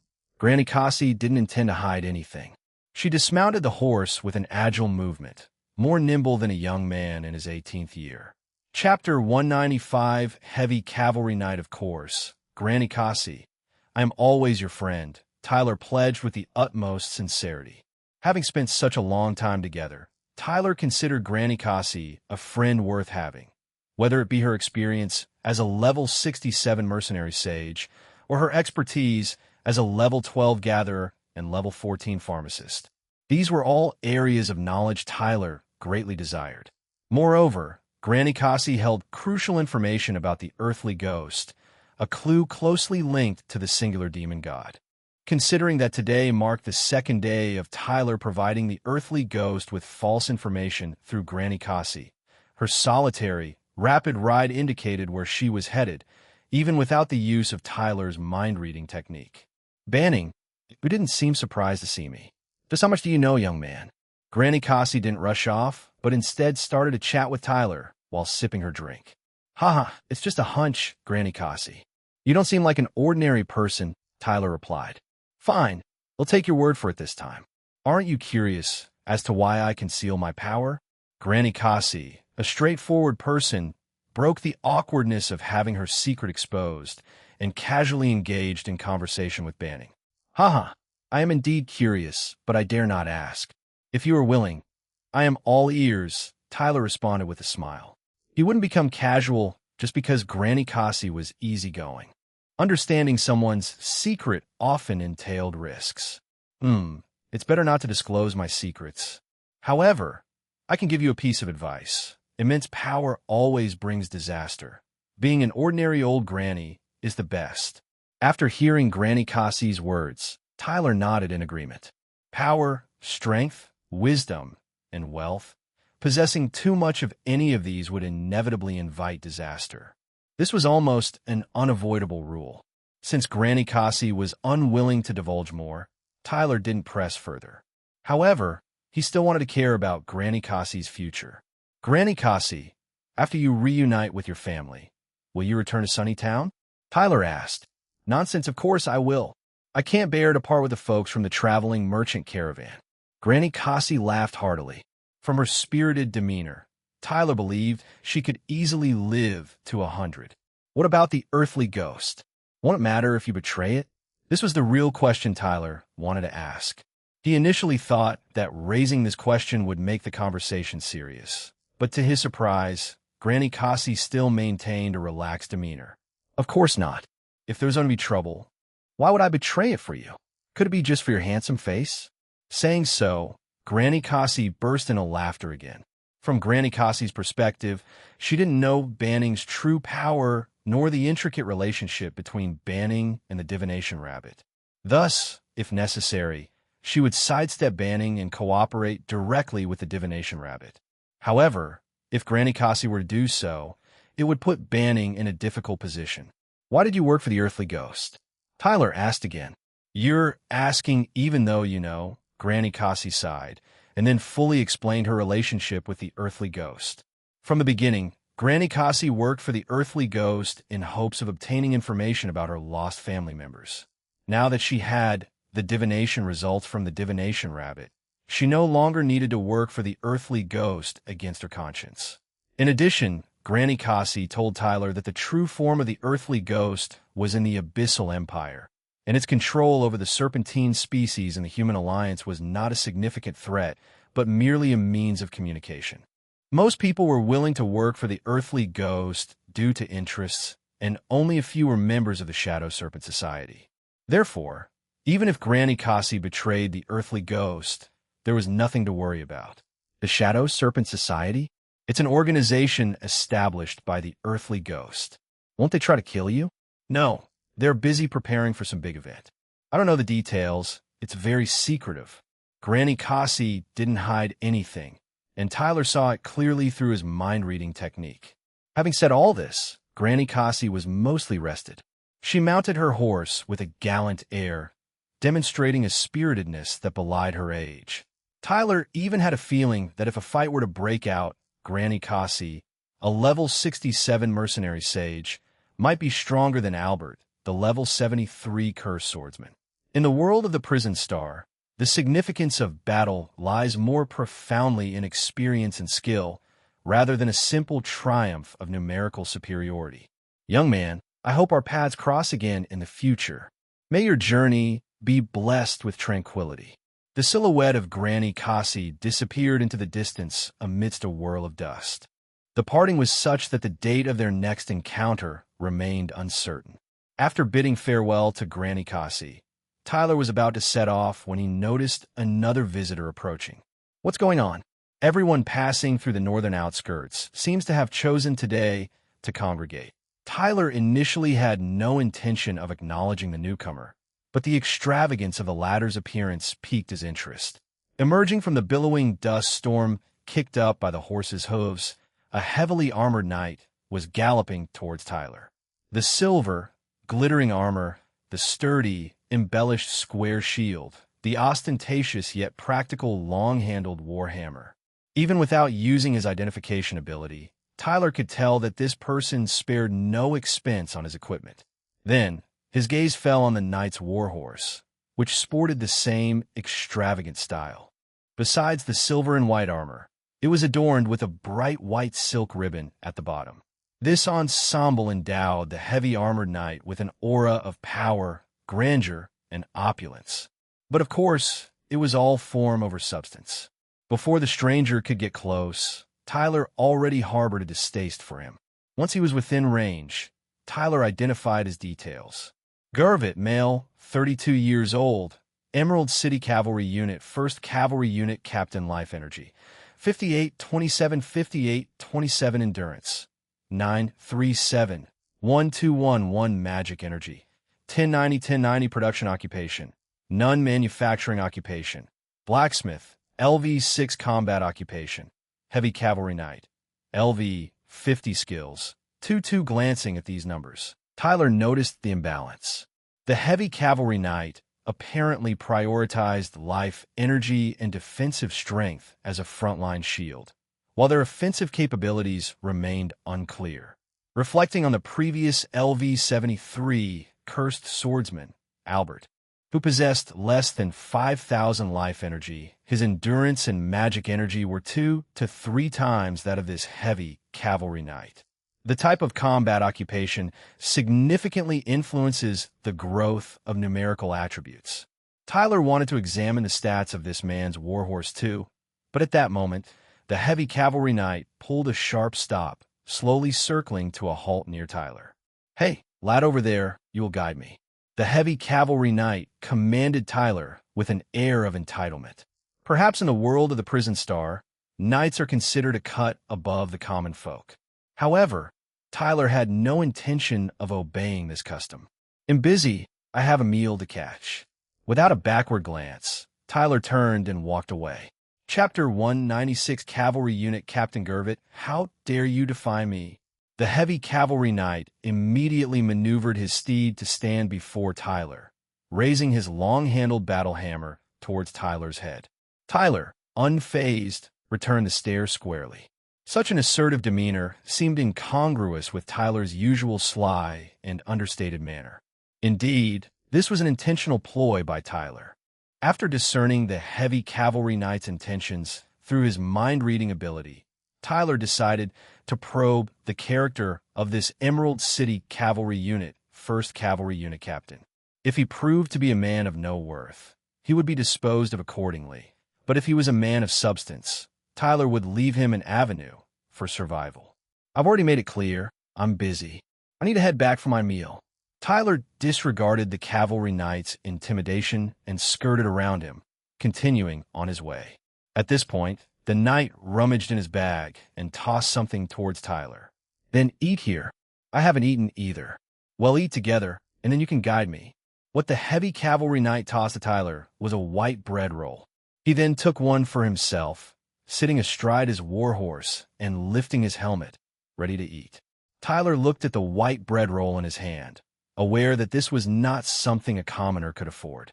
Regardless of the cost, white bread rolls were in such high demand that they were only enjoyed by the upper classes. Seeing the boy's hesitation, the heavy cavalry knight tossed a silver coin towards him. What are you afraid of? I won't shortchange you for guiding me. Eat quickly, don't waste my time. Tyler chuckled, pocketed the silver coin, took a bite of the bread roll, and indeed, it was far tastier than the regular black bread roll, which was as hard as a brick. You lad, you have no idea who I am, do you? The heavy cavalry knight began to strike up a conversation with Tyler as he chewed on his bread. No idea, who are you? Tyler asked, feigning ignorance. Ha ha ha, I knew it. No wonder you're so brash, even daring to refuse a knight's command. DS Veld CM, the heavy cavalry knight, burst into laughter, and then began to enlighten this ignorant boy wrapped in a tattered cloak. You better remember, I am the captain of the 1st Cavalry Unit of the Emerald City Cavalry Unit, Sir Gervit. You common people need to comply obediently when you see us, understood? Why should we? Are you a noble? The boy's question left Gervit momentarily speechless, as the boy had accurately pinpointed Gervit's lack of noble lineage. I may not exactly be a noble, but I am quasi-noble. In any case, I'm a class above you commoners. Gervit managed to bluster his way through, relieved when the boy did not press further. Oh, all right. Since you've paid, where do you want me to guide you to? Take me to the Poison Blade Rat King. According to your Quest Guild's report, it's in a forest called something. The Sunny Forest? Yes, that's the one. It was at this point that Tyler realized why Gervit wanted to hunt the Poison Blade Rat King. It was a request from the Quest Guild. However, something puzzled Tyler. Why was the Emerald City Cavalry Unit, not the Emerald City's Quest Guild's bounty hunters, providing the assistance? It wasn't the right moment to raise this question, so Tyler set it aside and asked another one. Uncle Gervit, are you planning to take down the Poison Blade Rat King alone? Yes, that's precisely why I'm here. Also, don't call me Uncle Gervit, call me Captain. When it came to the purpose of his visit, Gervit spoke eloquently. I heard that your Sunnytown's Quest Guild has suffered a serious blow, and the Poison Blade Rat King is lurking nearby. It's a critical time of survival, and I can't just stand by. Yeah, but why didn't your cavalry unit come along? I alone am enough. There's no need to mobilize a whole unit. You commoners wouldn't understand. You like making a big fuss. Gervit seemed to be hiding something, but Tyler didn't detect anything from his inner thoughts. This man, brash and boisterous on the outside, was surprisingly reticent and quiet within. All right, we've had our meal. Let's set off. You know where the forest is, right? Yes, I do. Follow me. After a few minutes of interaction, Tyler had essentially understood this knight named Gervit. This man was prone to arrogance, impatience, carelessness, and deeply ingrained class consciousness. Nevertheless, he was fundamentally decent, straightforward in words and deeds, and had a certain degree of competency. From the moment he first saw him, Tyler, using mind reading, knew that he was here to exterminate the Poison Blade Rat King. At that time, Tyler thought that if he were utterly determined to destroy himself, he would oblige him. If there was a chance of salvation, he would help depending on the circumstances because this would be beneficial to Tyler. The benefit was not about white breads and silver coins, but the chance for Tyler to observe the fighting styles of other professions. For Tyler, this was the truly valuable thing. On the way to the sunny forest with Gervit, Tyler took the opportunity to assess Gervit's warhorse and equipment. Gervit's warhorse was tall and large, with a size 1 round bigger than Moto-chan. Consequently, its attributes were about 20 more than Moto-chan's, which made Tyler understand that powerful natural creatures were not inferior to lower-level monsters. Nevertheless, Moto-chan was only at level 3, making Tyler look forward to whether its appearance would change as its level increased. And after breaking through the level bottlenecks of 20, 50, etc., would Moto-chan welcome evolution? After looking at the warhorse, Tyler began to examine Gervit's equipment, which turned out to be a complete set. Silver heavy helmet, strength 10, dexterity -1 when the head is attacked. It can absorb 40 points of damage. If a single head injury exceeds 800 points, it will be destroyed. Silver heavy armor, strength 20, dexterity -5. When the torso is attacked, it can absorb 80 points of damage. If a single torso injury exceeds 1600 points, it will be destroyed. Silver heavy boots, strength 5, dexterity -1. When the legs are attacked, it can absorb 40 points of damage. If a single leg injury exceeds 800 points, it will be destroyed. Silver edged large shield, strength 10, dexterity -2. It can withstand a maximum of 2,000 points of single damage. Piercing resistance 5. After examining Gervit's equipment, Tyler learned new knowledge. Tyler remembers that Albert's fine silver chainmail was labeled with the damage type physical, while none of the equipment on Gervit was marked with damage types. This means that his equipment can reduce both physical and magical damage. Is it the special properties of silver? But silver is so soft. Should it be mixed with other metals?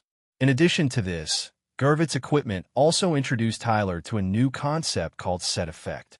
Each of Gervit's equipment shows set effect silver heavy defense, 4 reduce the damage received by 10, and then calculate according to the equipment effect of the actual hit part. This is just like an RPG game, Tyler murmured in his heart, and then they had already arrived at the sunny forest. Even on the periphery, Tyler could smell the unique stench of the rotting black rat group. Chapter 197 Battle of a Night Picks. Is this the so-called sunny forest? Gervit halted his horse, refraining from rashly venturing forth. This unexpected prudence surprised Tyler. The man was coarse yet discerning. Indeed, it extends as far as the eye can see. Tyler nodded, proceeding onwards. However, Gervit halted him with his long-handled battle hammer. This is far enough. You should return. I don't need additional complications. Tyler was momentarily taken aback. This was unexpected. The man was not just discerning, but perceptive beyond his rough exterior. Gervit didn't make it explicit, but Tyler understood. The man didn't want him embroiled in the ensuing battle, hence the suggestion to retreat. It was precisely because of this that Tyler decided to assist him, albeit surreptitiously. Ah, well, good luck then. Tyler cast a final glance at the weapon in Gervit's hand before turning to leave. Wielding that, I fear you may not be a match for the Poison Blade Rat King. Heavy iron long-handle battle hammer. 1 strength 30, dexterity -5. 2 when the wielder's strength attribute exceeds the target's by over 100 points. There's a 10 chance of inflicting stun with each attack, lasting 3 seconds. 3. Ignore the damage reduction effect of enemy armor when dealing damage. Gervit's Warhammer is well suited to combat against heavily armored foes. However, against agile adversaries, he would struggle to land a hit. The Poison Blade Rat King is no slowpoke, as Tyler had witnessed before. The earth-shaking sensation was still vivid in his memory. Yet, this was not Gervit's biggest issue. The most significant challenge Gervit faced was that the Poison Blade Rat King never operated alone.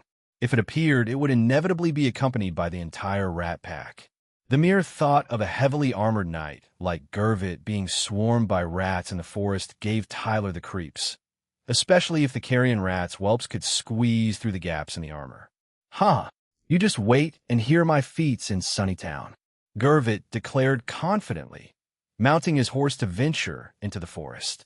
Tyler pretended to leave at first, but after a while, he utilized his hunter stealth skills to trace the horse's tracks from a distance. Although Tyler couldn't see Gervit within his line of sight, he could hear his booming voice continuously shouting, "Poison Blade Rat King, come out. Poison Blade Rat King. Someone's here to slay you." Given Gervit's crude and chaotic battle strategy, it was challenging for Tyler to associate him with the title of captain of the 1st Cavalry Unit of Emerald City. It was also hard to believe that such behavior was befitting of a 32-year-old level 50 heavy cavalry knight. However, a few minutes later, Tyler's perception of Gervit changed. Deep within the forest, Gervit ventured, dismounting his steed and leading it gently forward, whispering occasional words of encouragement into its ear, prepared at any moment for the onset of battle. His eyes took in every detail, including the rat whelps in the near distance, their shrill squeaks not escaping his notice. After Gervit called out once more, he sensed a faint tremor beneath his feet. Instantly, he mounted his horse, bellowing a command that spurred it into a gallop. Without needing to see his adversary, he knew from the intensity of the vibrations that it was the Poison Blade Rat King charging towards him. Sure enough, after a short while, a creature of elephantine proportions, a giant rat, burst from the depths of the forest. Its charging speed surprisingly matched that of Gervit's steed, each stride causing the ground to shudder. Blast it! Was the information wrong? Wasn't it supposed to be about the size of a rhino? This thing could devour a rhino whole. Onward, onward, onward, onward. Gervit, atop his steed, made a hasty retreat, breaking free from the forest's confines. However, the enraged Poison Blade Rat King showed no signs of letting him off easily, leading a horde of rats to continue the pursuit across the barren outskirts. Meanwhile, at a distance about 50 to 60 meters away, Tyler was watching the spectacle unfold. Tyler initially thought that Gervit would engage in battle within the forest.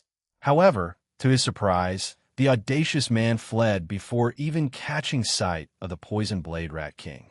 Watching them in the wilderness chase, Tyler grew concerned that this man might lead the rat swarm towards Sunnytown, potentially causing severe disaster. Just when Tyler had lost all hope for Gervit, the man finally made move. Gervit first fed a red potion to his galloping steed, then threw a green spherical device towards the horde of rats trailing behind. Upon hitting the ground, the device released a mass of green liquid that quickly turned into a mist. The lower-level carrion rats, upon inhaling the green mist, gradually slowed until they could no longer move. On Gervit's end, after the steed consumed the red potion, its speed visibly increased within a few seconds. Half a minute later, they had pulled a significant distance from the rat swarm. However, Gervit didn't simply escape. Instead, he expertly maneuvered his steed to circle around and charge bravely towards the oncoming rat swarm. Protection of the Divine Shield Dash. With Gervit's battle cry, a silvery holy light emerged from his shield, enveloping both him and his steed. Just as they were about to collide with the horde led by the Poison Blade Rat King, Gervit suddenly changed his direction, striking at the flank of the swarm, sending a majority of the carrion rats flying in the process. Following this, Gervit once again altered his direction, using the same tactic to heavily damage the other flank of the carrion rats.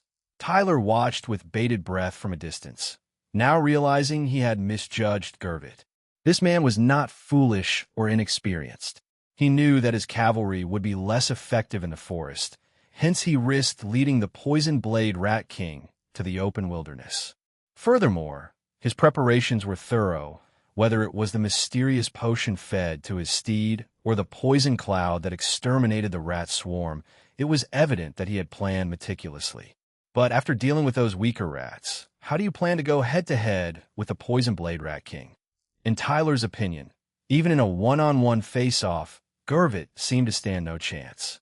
The image above depicts the current status of the Poison Blade Rat King after its last brawl with the Crimson Serpent King. The Poison Blade Rat King had mostly healed, save for its broken venomous fangs which hadn't regrown yet. This ironclad human riding a horse reminded the Poison Blade Rat King of the last human who had lured the scale serpent into the forest, which made it seethe with rage, determined to kill this intruder. As it watched the ironclad human topple its kin wave after wave, the Poison Blade Rat King remained patient. It waited, biding its time for the moment when the ironclad human would aim his lance at it. True enough, when most of its kin had fallen, the ironclad human finally charged at the Poison Blade Rat King. Seizing the opportunity, it leapt into the air, curled into a ball, and with a move known as Hell's Roll, it sent the ironclad human and his horse flying without a doubt. Compete in a charge? That's like a rat trying to teach a cat to hunt. Chapter 198, Second Interaction. Only after Gervit was sent flying did he truly comprehend the vast disparity between his physique and that of the Poison Blade Rat King. The head-on collision a moment ago felt as though he was a toddler who had inadvertently crashed into a 200-kilogram strawman. This impact alone, Gervit estimated, had robbed him of at least a third of his life energy. Yet this was not the worst part. The gravest issue was that Gervit now had no other means to oppose the Poison Blade Rat King. His proudest cavalry charge, a moment ago, had ended in utter failure, effectively disarming him of his most potent weapon. The poison mist potion he had prepared was only mildly effective against the weaker carrion rats, while the true enemy, the Poison Blade Rat King, remained utterly unaffected. The root cause of all these failures lay in the flawed intelligence. The information provided to Gervit had deliberately understated the true power of the Poison Blade Rat King. Claims of it being a mere second-order, level 30 to 40 creature about the size of a rhino. Those bastards gave me false info just to watch me make a fool of myself. Or perhaps they wanted me to march straight into their bravado. Gervit had suspected as much earlier, but had been unwilling to accept it. Now, however, he was forced to pay the price for his naivety. Gay, hide. The rest of this battle is mine alone. Gervit ordered his steed to retreat. Then, with shield in one hand and long-handled battle hammer in the other, he faced the oncoming swarm. Protection of the divine shield dash. Gervit roared, using his shield to deflect the carrion rats lunging at him. He then swung his hammer, knocking back the enemies relentlessly advancing on him. However, even though Gervit had cleared a significant number with his charge, the sheer quantity of carrion rats was overwhelming. In no time, he found himself encircled by the vile creatures. A dash! Metallic tornado! Gervit slammed his hammer into the ground, and then began to spin at high speed, shield in one hand and hammer in the other. He transformed into a miniature whirlwind of metallic fury, continuously knocking away the carrion rats daring to approach. Each carrion rat colliding with his shield or hammer was instantly pulverized, dead before they hit the ground. Gradually, the swarm dared not advance, and then they witnessed the Poison Blade Rat King personally entering the fray. Centurado. The Poison Blade Rat King laughed victoriously because it saw that the ironclad human was now a spent force. The Rat King did not deem it necessary to personally deliver the coup de grace to such a weak creature. Instead, it commanded its kin to continue the attack, viewing this as a prime opportunity for them to enhance their power. Gervit, breathing heavily, gazed at the oncoming rat swarm and at the Rat King sneering at him from not far away.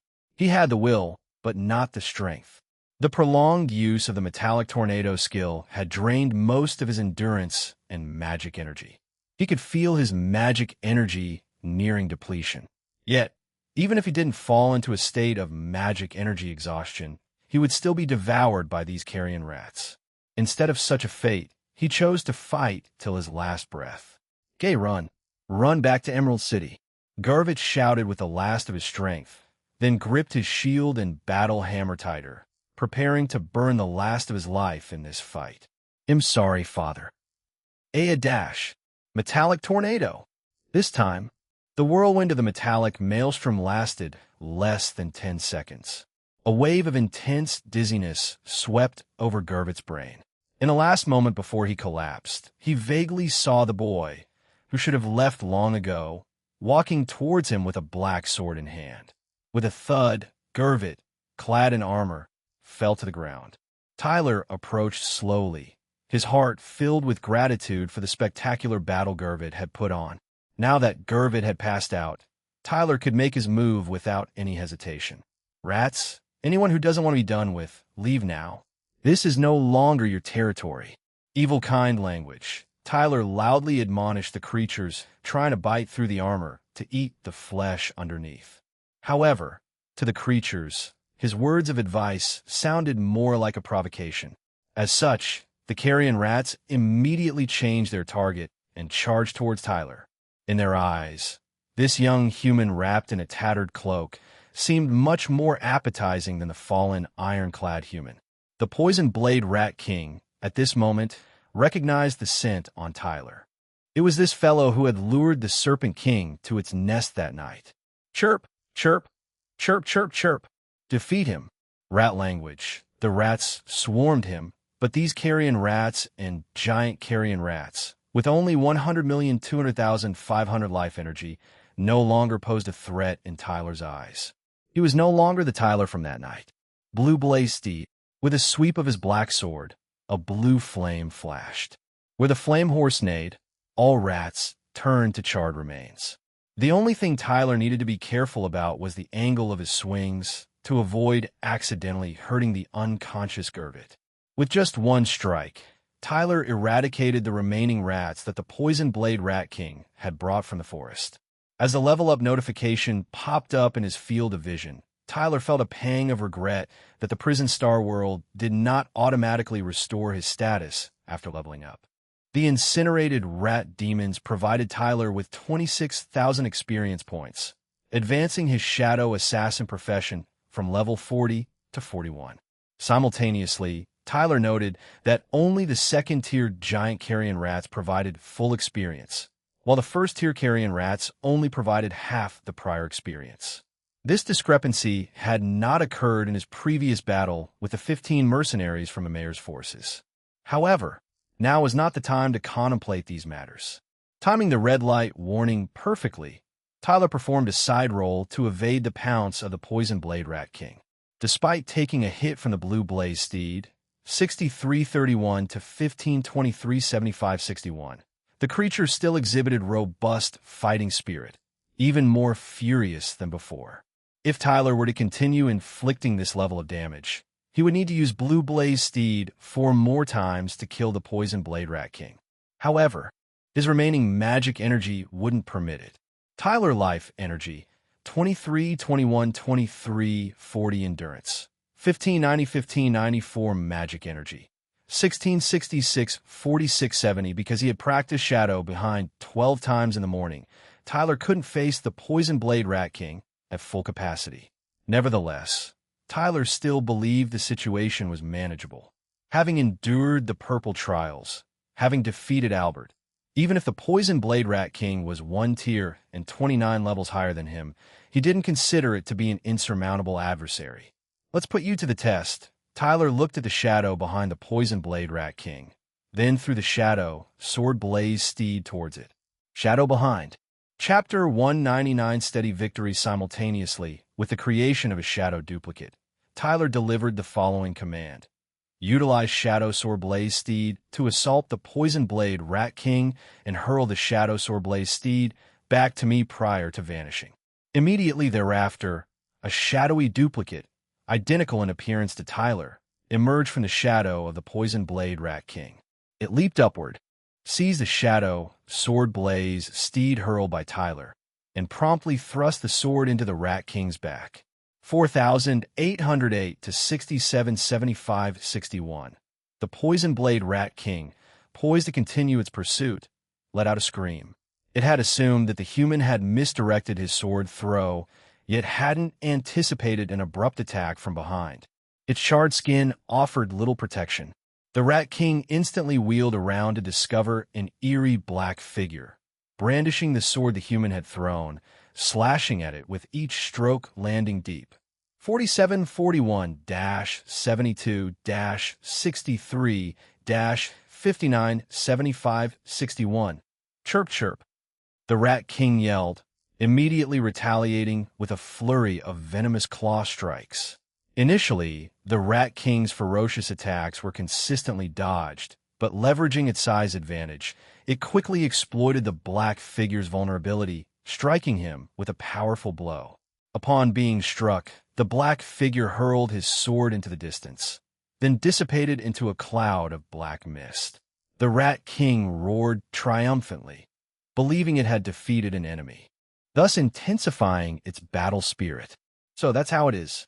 Tyler caught the Shadow Sword Blaze steed thrown back by the Shadow Duplicate, gaining a deeper understanding of the shadow behind skill. Consistent with the results of previous experiments, the Shadow Duplicate was incapable of using Tyler's skills and abilities, including equipment-based skills that consume magic power. Therefore, without the aid of the Divine Eye of Transcendence, the Shadow Duplicate's evasion capabilities were inferior to Tyler's own, unable to persistently tango with the Rat King. Furthermore, Tyler incidentally acquired information about his own damage tolerance. During the skirmish between the Shadow Duplicate and the Poison Blade Rat King just now, it sustained 56 points of damage from a scrape with a claw, 37 points from a glancing blow with a tail, and lost the remaining 2,228 life energy points when struck through the Barato.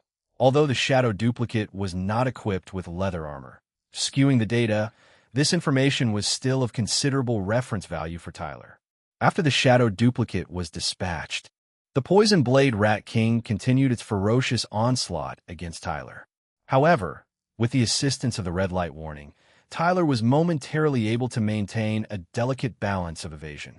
He didn't have any substantial opportunities for retaliation, most occasionally grazing with a sword stroke before promptly retreating.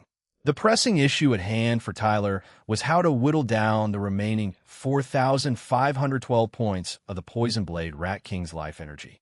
From the perspective of damage per point of magic power, utilizing Shadow Behind is not as straightforwardly effective as the Blue Blaze Steed. However, the Shadow Duplicate had sliced open the Rat King's tough skin, which would enable the next Blue Blaze Steed to inflict even greater damage. Besides, the Shadow Duplicate could execute special tasks that couldn't be measured in damage value, such as a suicidal attack. Timing the moment of rigidity after the Rat King's attack, Tyler stepped back and, while throwing the venomous blade, once again invoked Shadow Behind. The Shadow Duplicate appeared just in time to catch the venomous blade, and the Rat King, still oblivious to the newly emerged enemy behind it, was intently charging again at Tyler. Tyler carefully gauged the movements of the Rat King and the Shadow Duplicate, continuously diverting the Rat King's attention until the Shadow Duplicate climbed onto its back and leaped onto its head. By this point, even if the Rat King detected the Shadow Duplicate's presence, it was too late. In a flash, the Shadow Duplicate plunged the blade into the Rat King's right eye for 1,512 to 530-75-61, and then, amidst its struggles, blinded its left eye as well, 3,982 to 530-75-61. The Rat King, writhing in intense struggle, crushed the Shadow Duplicate underneath its body amidst the chaos.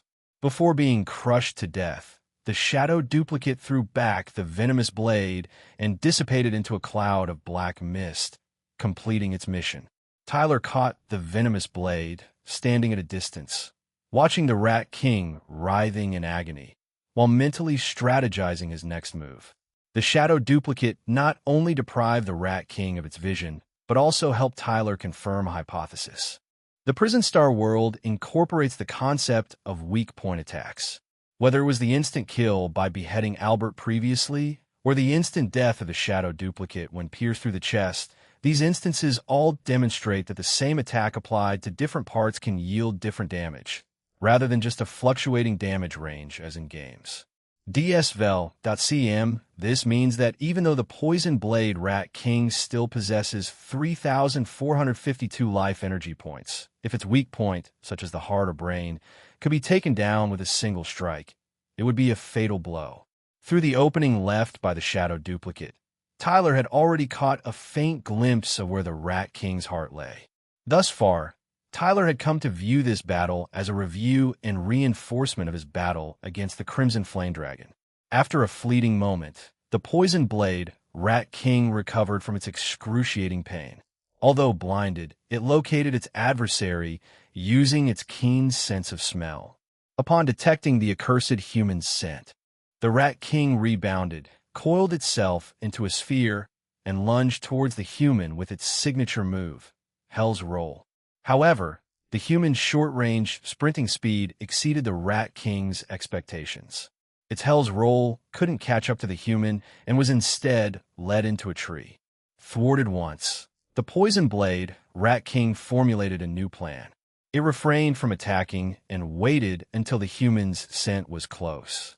At that moment, it spewed a cloud of poisonous gas from its belly, its other signature skill, foul breath.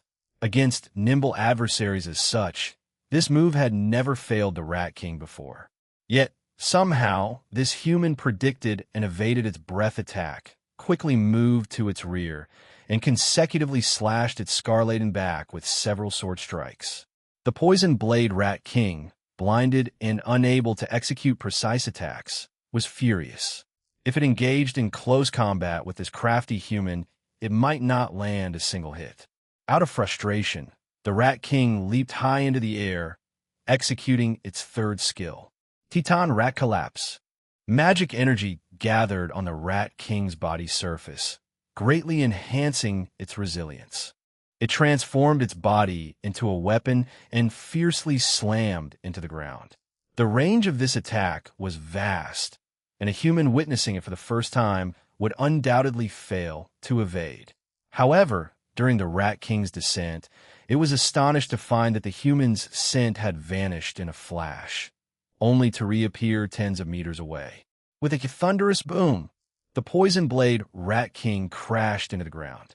This strike made the earth quiver, but hit nothing, and the intense recoil temporarily immobilized the Rat King. Rat King Gray, you rushed the final step. Evil kind language. A scorching blade struck the Rat King from behind. Then, after a surge of bravado and pain, the poison blade Rat King Gray, smelling the burnt odor coming from within, fell unconscious forever.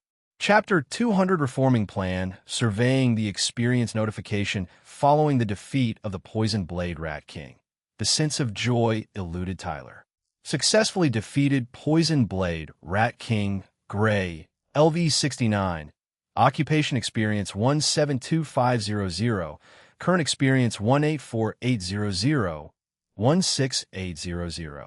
After a flurry of upgrade notifications, Tyler's combat occupation, Shadow Assassin, had ascended from level 41 to 50, leaving only 10,200 points short of the maximum experience.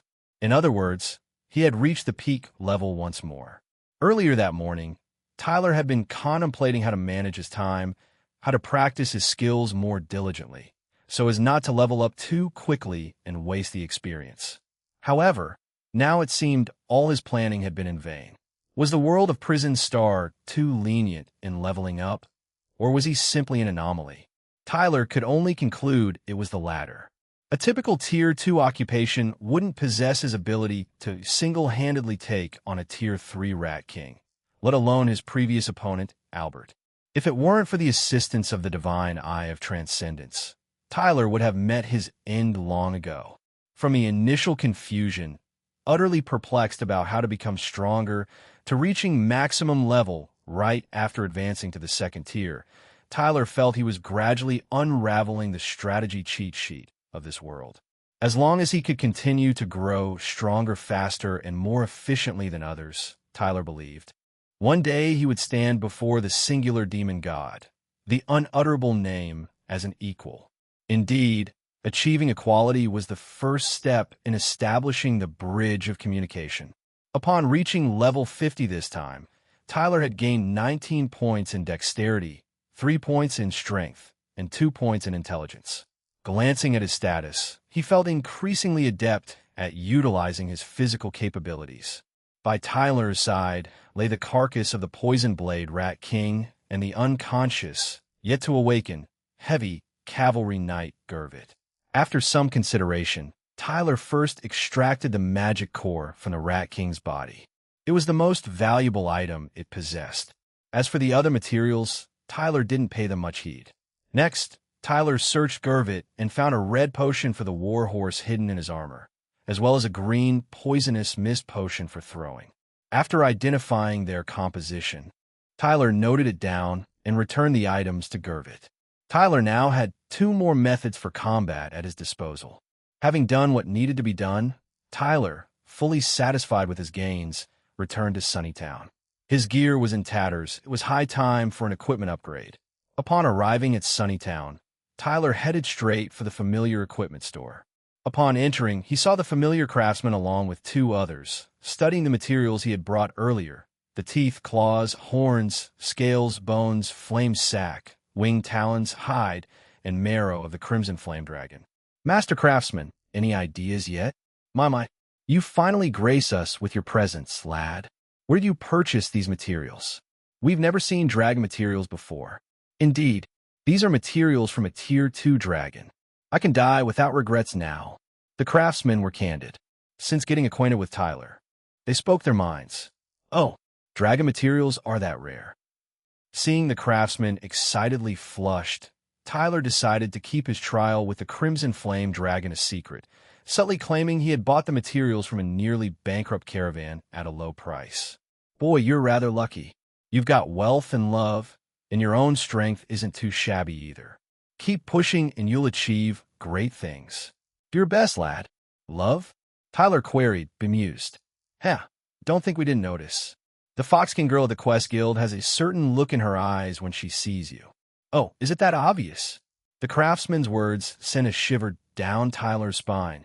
This could be perilous. Haha, really? I hadn't noticed. Tyler tried to play it cool. Enough of that. We understand how shy you youngsters can be. Come on, let's discuss how we can rebirth these materials.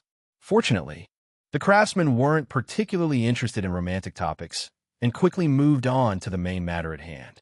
In the equipment store, Tyler engaged in a vibrant dialogue with the craftsman and, incidentally, acquired a substantial amount of knowledge. It turned out that in the world of Prison Star, there existed the concept of ancient species. The dragonkind, as one of these ancient species, is virtually unseen in human alliance territories. Moreover, all ancient species are of a higher caliber than ordinary races. For instance, the strength of a Tier 2 dragonkind could rival that of a Tier 3 standard demon. The most superior dragonkind are an unrivaled powerful presence in their own bracket. Tyler's materials brought this time were of exceptional quality. However, high-quality demon materials often require pairing with high-grade materials of other sorts to maximize their value. Regrettably, in a humble place like Sunnytown, procuring high-grade metals, wood, stones, and other materials is almost impossible. If forced to produce, it would be a waste of such precious materials. Nevertheless, there's a feasible solution if you are open to it, the craftsman proposed. The craftsman informed Tyler that these materials could be sorted and then merged with the high-quality equipment he currently possessed through secondary smelting and fusion casting, thus forging even stronger new equipment. I must admit, that black sword of yours has been dazzling our eyes for a while now, he confessed. Tyler, knowing the craftsmen were earnest folks, displayed all his equipment on the table without any concealment. Following a heated discussion, Tyler approved the final plan. The Shadow Sword Blazesteed would be smelted and reformed with dragon teeth, claws, bones, and a flame sac. The Fur Trant Long Hunting Bow would undergo framework enhancement with dragon horns, bones, and scales. The Venomous Blade, Poison Claw, would be smelted and reformed with dragon wing talons and bones. The Ebony Boots, Shadow Step, would be strengthened with dragon skin and scales. The entire process for the 4 pieces of equipment was slated to take 3 days. The master craftsman would rally all of Sunnytown's craftsmen to work in shifts day and night on Tyler's equipment, which made him feel guilty. However, these old gentlemen seemed not the least bit bothered. Instead, they were brimming with enthusiasm. When Tyler inquired about the cost, the craftsmen were indignantly incensed. Charge what? As craftsmen, having the chance to work with dragonkind materials once in a lifetime is a privilege. I would pay you for that. The craftsman's response left Tyler in a state of amusement. Seeing their fervor, Tyler graciously accepted their kind offer. As for the Tier 3 magic core from the Poison Blade Rat King that he had acquired this round, Tyler decided to save it for later and did not reveal it. His rationale was that 3 days in Sunnytown was already a lengthy stay. If he had to wait even longer for new equipment, it would increase the burden and risk for the next confession. Exiting the equipment store in the evening, Tyler contemplated getting some food as the white bread given to him by Gervit at noon was insufficient. Unexpectedly, he ran into a Verl and Rabbit Granny just a few steps away. Calculation boost, overclock. Spotting the duo, Tyler instinctively activated his skill, anxiously scanning for the figure of Amelia within a 30-meter radius. Chapter 201 Stellar Oracle Undeniably. To avoid unexpectedly stumbling into a battlefield, Tyler's ability to observe and discern the enemy had been greatly augmented. With the aid of his skill's deceleration effect, it took him no more than 3 seconds to ascertain there was no trace of Amelia within a 30-meter radius, allowing him to breathe a sigh of relief. Alas, truly, each day is fraught with surprises. To be precise, due to the influence of the heart of fearlessness, Tyler was startled, but not frightened. Nonetheless, it had to be said that if he continued to live on tenterhooks like this, it would inevitably shorten his lifespan. Banning. Wonderful.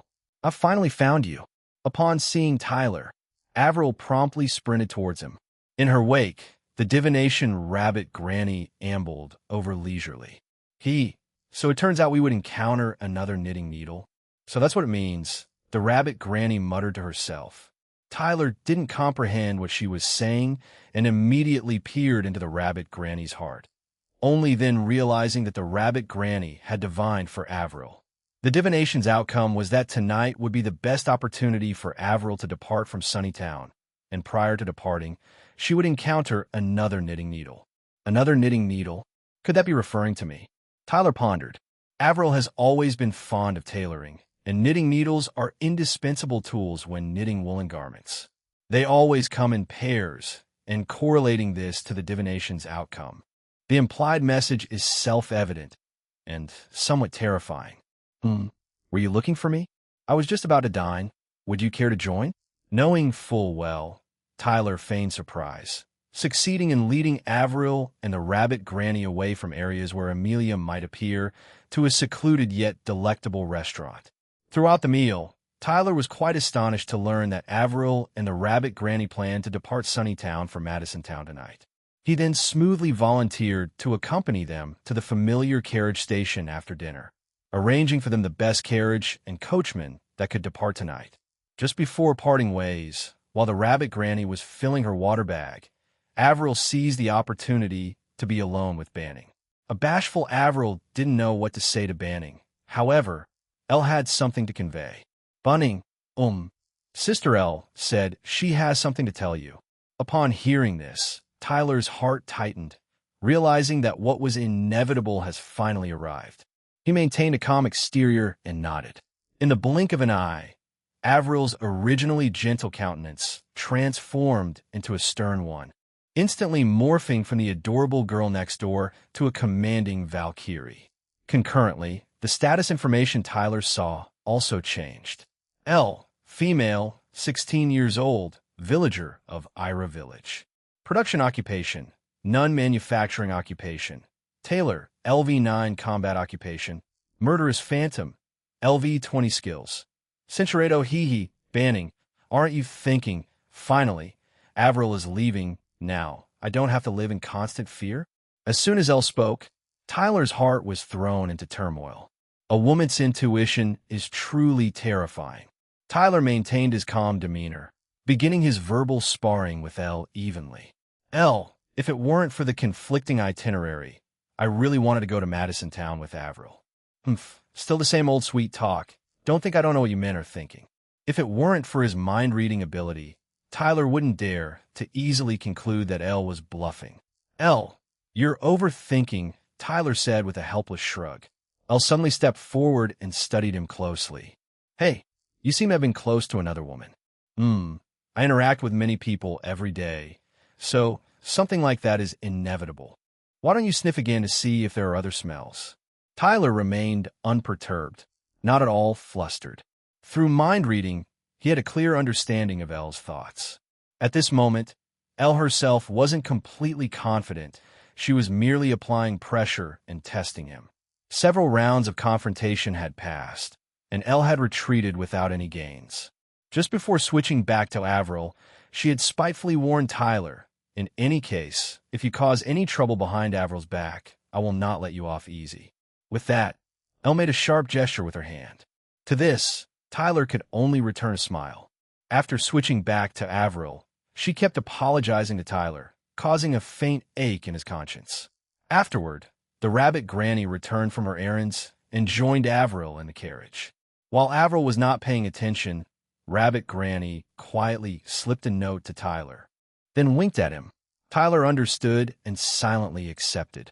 Watching Avril and Rabbit Granny about to leave, Tyler felt a pang of reluctance.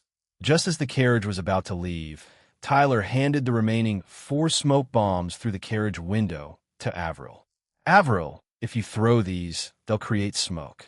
If you need to escape from danger, use them. Keep yourself safe. Thank you, Banning. I'll keep them safe. Avril gratefully accepted them, tears welling up in her eyes. Shortly after, the carriage started moving, and Tyler waved his arm. Avril and Rabbit Granny leaned out of the window, looking back at him. Granny, Avril, take care of yourselves on the road. I'll meet you in Madison Town. Banning, take care too. Keep it up, young man. The carriage slowly faded into the distance amidst the clattering of wheels. Tyler stood watching until the carriage disappeared. He still lingered. Today, Tyler had said his goodbyes first to Granny Cassie, then to Avril and Divination Rabbit Granny. The melancholy of parting was always hard to bear. The Prison Star world had no internet or phone, and the postal system available to the commoners was imperfect. It was very hard to meet again after parting. However, Cinchuredo now rely on you. I have nothing to give you, nor can I divine your future. However, today I did manage to divine your stellar oracle. It's abstract, and its specific meaning can only be interpreted by you. Stellar Oracle Banning, do not be entranced by the butterfly's dance. The black butterfly is the servant of the snake. Do not ignore the bird's cry. The holy white deer is the messenger of God. Is this some sort of warning and reminder? Tyler read the Stellar Oracle several times. He had no idea about some of the images, like the butterfly and the white bird, but he was somewhat familiar with the image of the snake. He'll rest at the inn and think about it. As evening fell, Tyler didn't want to waste time standing outside. But speaking of the inn, it reminded him of something he had said to Amelia during the day. Amelia, there might still be remnants of the mayor's power. Your home isn't safe at the moment. If you don't mind, you could stay with me at the inn. Chapter 202, The Quest Guild as Troubles M. Tyler rubbed his forehead, somewhat reluctant to return to the inn. As the saying goes, even the wise cannot foresee everything. Initially, Tyler had invited Amelia to stay at the inn with him to avoid a possible encounter with Avril and Elle when Amelia returned home. Now, however, Avril and Elle had already left for Madison Town with Rabbit Granny, and it was Tyler himself who had seen them off. Cinchuredo Tyler did initially contemplate something along those lines, such as renting another room. However, now that the little brat had spoken, he couldn't let her look down on him. Moreover, the situation in Sunnytown was unstable, and there might indeed be remnants of the mayor's power. Therefore, Tyler strode towards the inn where he was staying, although he was clearly a bit tired.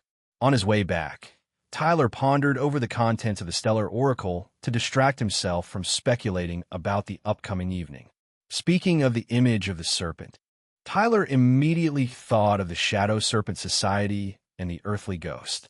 If he followed this line of thought, the black butterfly would be the servant of the earthly ghost, Shadow Serpent Society, approaching Tyler by some means and bringing danger with it. In contrast, to resolve this crisis, he must heed the cry of the deer. However, how should he interpret the phrase, the holy white deer is the messenger of God? As for the concept of God, the people Tyler had met so far all worshiped the benevolent God. However, whether this benevolent God and the benevolent God who bestowed upon Tyler the divine eye of transcendence are the same concept is still unclear. In any case, the earthly ghost is likely still monitoring me. Since the earthly ghost had not given up, it implies that the singular demon god behind the earthly ghost still harbors murderous intentions towards Tyler. In other words, they had discovered the fact that Banning was still alive.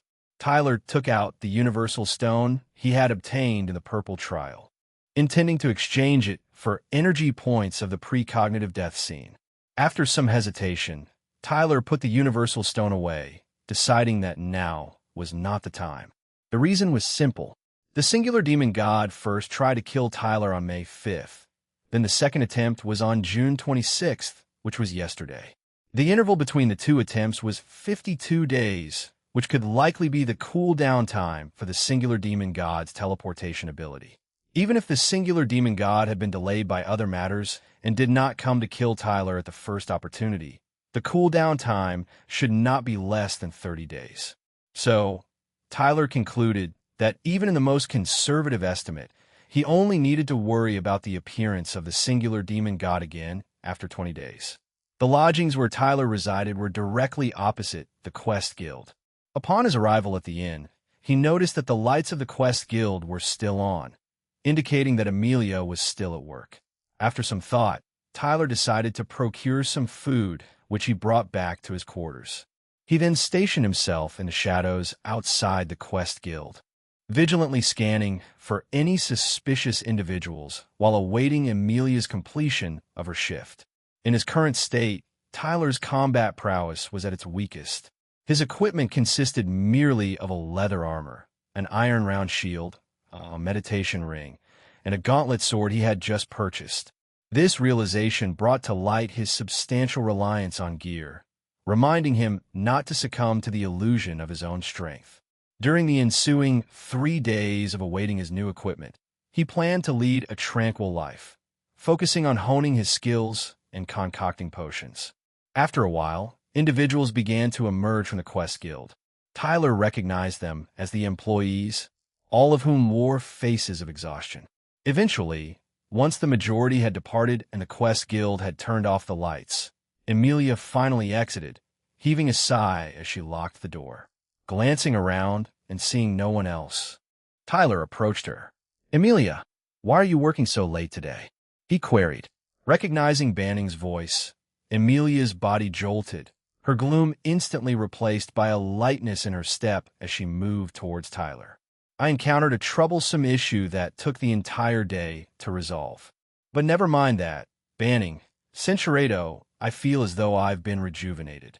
Amelia swayed her head from side to side against Tyler's chest, her tail wagging behind her, a clear indicator of her elated mood. "There's no need for such formalities. Speaking of which, I bought you something to eat. You haven't had dinner, have you?" On hearing the prospect of food, Amelia immediately perked up, her eyes gleaming. She had not only skipped dinner, but had also only managed to grab a small piece of bread for lunch. "Where's the food? Where shall we dine?" In that moment, Tyler saw Amelia as a little fox he was raising, her wide, twinkling eyes begging for food were almost too adorable to bear. "In the inn's room. Let's dine there," Tyler suggested, pointing towards a room with a golden fox emblem on the inn's exterior wall. At the mention of the inn, Amelia suddenly recalled the promise Banning had made earlier in the day. Centurato Amelia was devouring the aromatic roast chicken and sipping the rich carrot and potato stew. Meanwhile, Tyler sat nearby, concocting potions and making up for the day's shortfall. Pharmacist experience, 100,100,600. Once Amelia was nearly done with her meal and Tyler had completed the potions, he broached the subject of the Quest Guild. "Was there a financial issue at the Quest Guild, Amelia?" he asked. "No, not at all. The issue lies with the control area of the Gateway of Trials in the western suburbs." Amelia sighed as she explained to Tyler that the employee in charge of the control area was attacked by an unknown group yesterday and only returned to Sunnytown today. According to the employee, the attackers were a group of mercenaries numbering in the tens. But that's not the biggest problem. The biggest problem is that a 5th-level difficulty, Purple Gateway of Trials, has vanished. Amelia exclaimed, standing up in her excitement. "Do you understand what this means, Banning?" The disappearance of a Purple Gateway of Trials signifies that the first person to pass through it has appeared in the Western Kingdom. Chapter 203 Magic at Restroom. Good heavens, is this real? Banning, with a countenance of sheer astonishment, arose in tandem with Amelia. Unquestionably real. Our staff have checked for 10 times. The documented purple gateway of trials has indeed vanished. Isn't that a cheerful outcome? Why do everybody from the Quest Guild seem rather disheartened? Banning's inquisition struck a chord. Amelia sighed, her expression a complex tableau. Deflated like a punctured ball, she resumed her seated position. It's because we have been investigating all day, yet we are still unable to ascertain who exactly had completed the purple trial.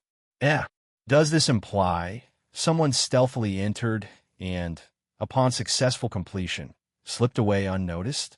Correct. Ordinarily, a trial challenger must first apply through our guild. This individual likely seized the opportunity during the time gap post the attack on our staff and entered the gateway of trials on their own. That's peculiar.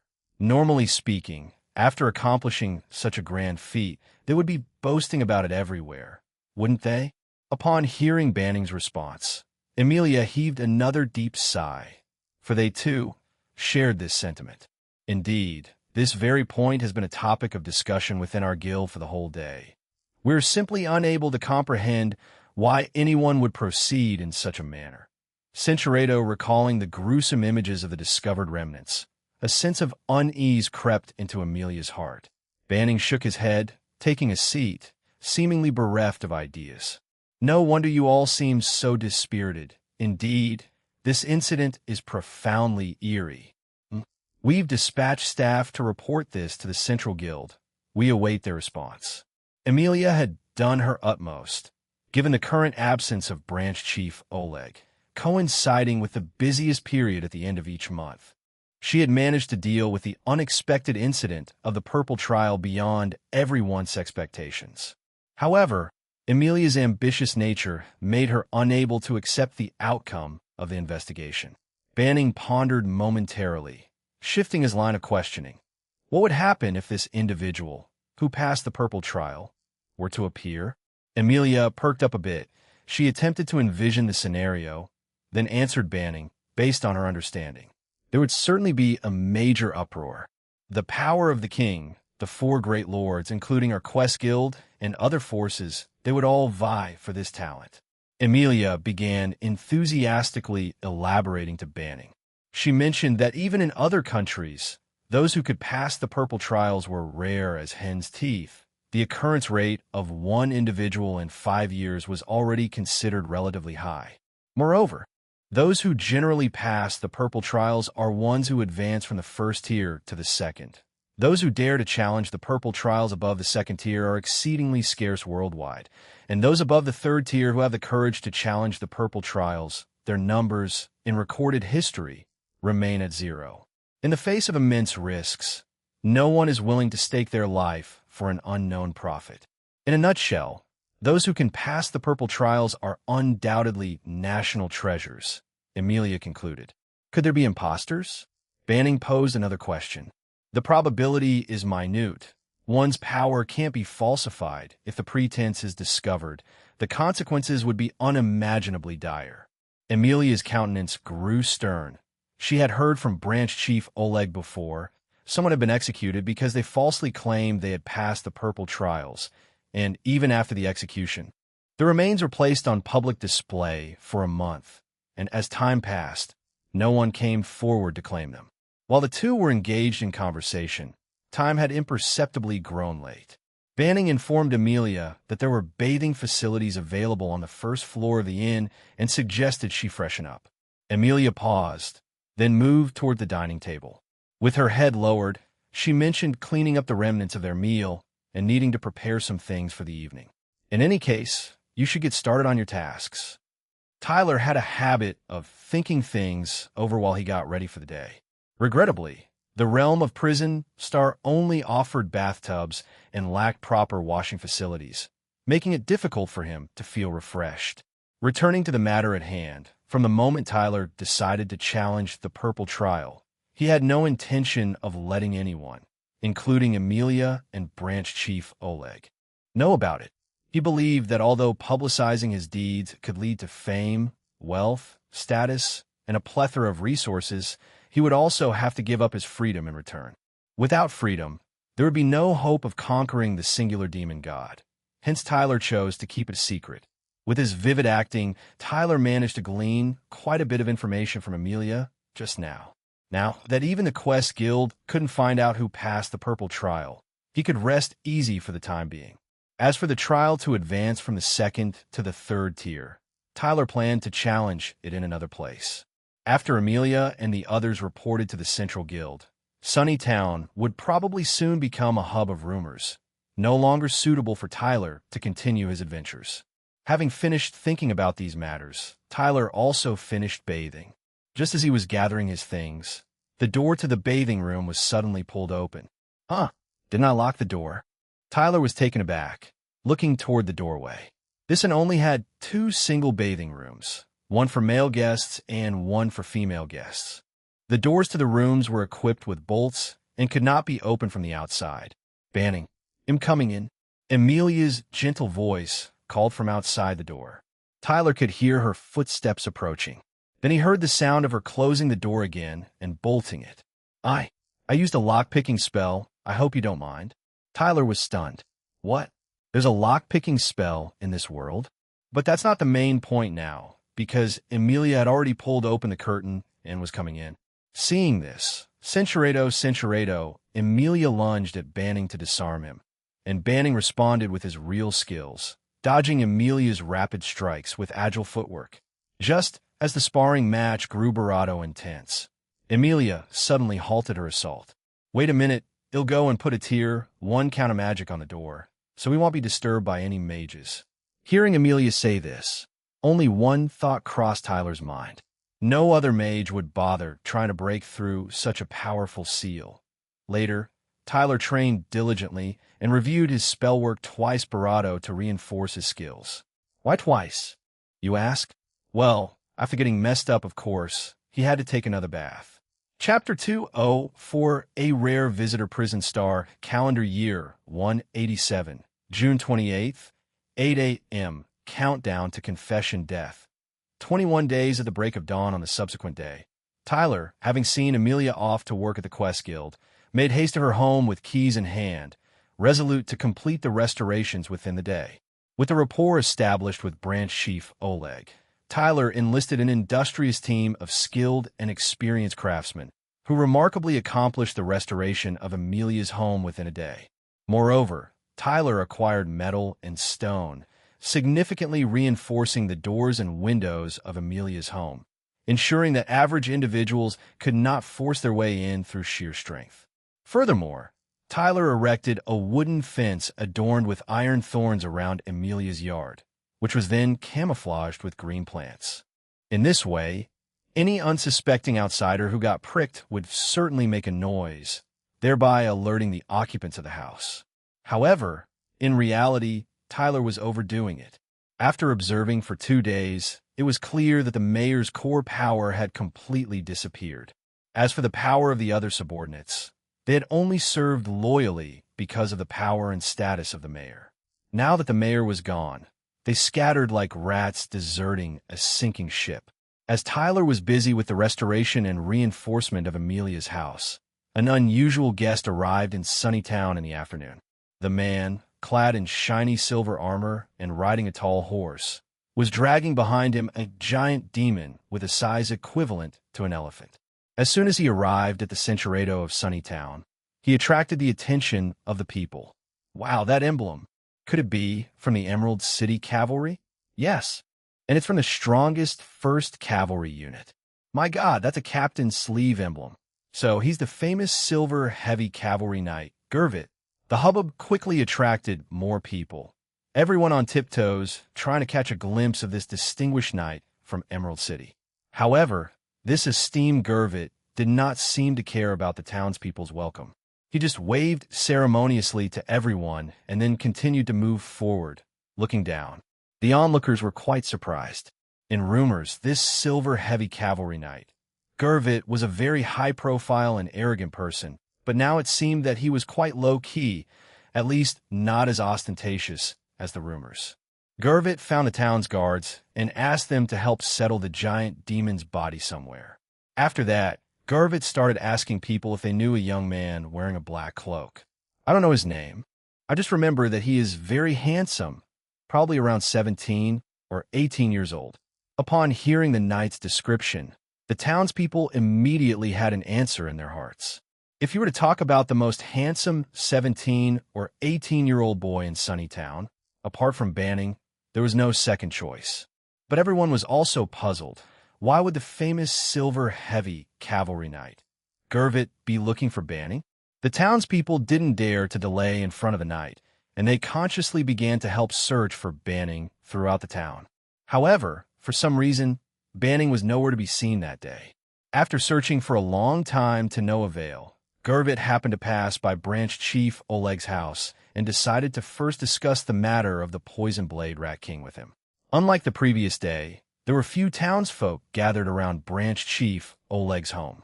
Gervit, having left his warhorse, gave waiting outside, knocked, and entered Oleg's home. Oleg, freshly recovered from severe injuries, was decorated with scars from burns, but this did not mar his appearance.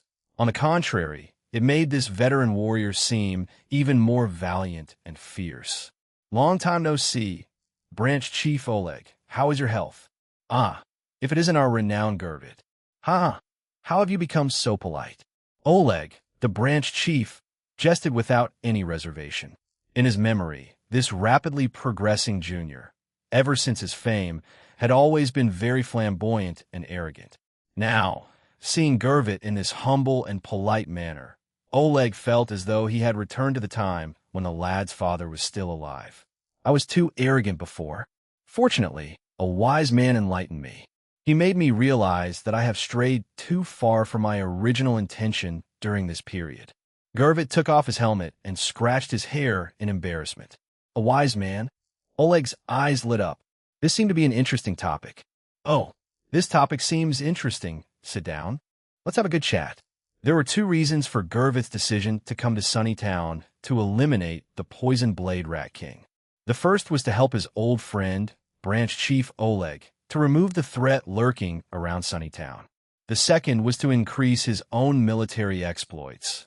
In order to compete for the position of the next head of the Emerald City Cavalry, Gervit had to establish more merits. However, after actually encountering the Poison Blade Rat King, Gervit found that the information was inconsistent with the actual situation, and the Rat King in the forest was much stronger than the information. Based on his trust in Branch Chief Oleg, Gervit didn't think there was a problem with the information for the Quest Guild, so the only possibility left was that his subordinates had tampered with the information privately, making him mistakenly think that the Poison Blade Rat King was weak. The reason why Gervit would suspect his subordinates was that although he was famous, he was actually just a figurehead captain. He had suspected his subordinates of sabotaging him several times, but due to lack of evidence, he could only swallow his anger for the time being. If it were the Gervit from before, he would think that everyone was jealous of his talent. But after being enlightened by that wise man yesterday, he finally realized that it was his poor interpersonal skills and relationships that had led to all this. Ever since his father's death, Gervit had strayed too far from his original path. Now, Gervit, I heard that you single-handedly killed the Poison Blade Rat King? Oleg asked with interest.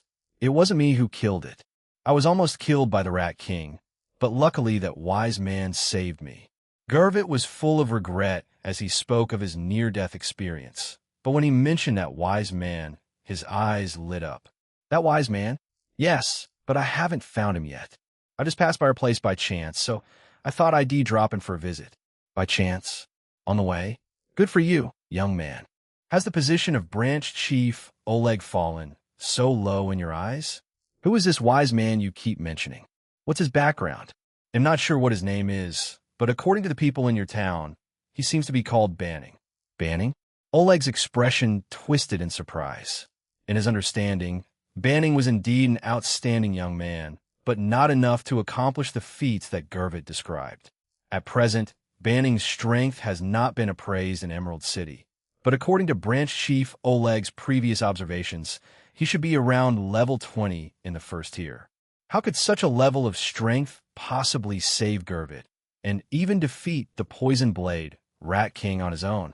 Chapter 2:05 Gervit's Past Branch Chief. "Are you familiar with Lord Banning?"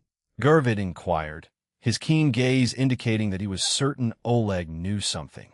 "Ah, it's not that I don't recognize him."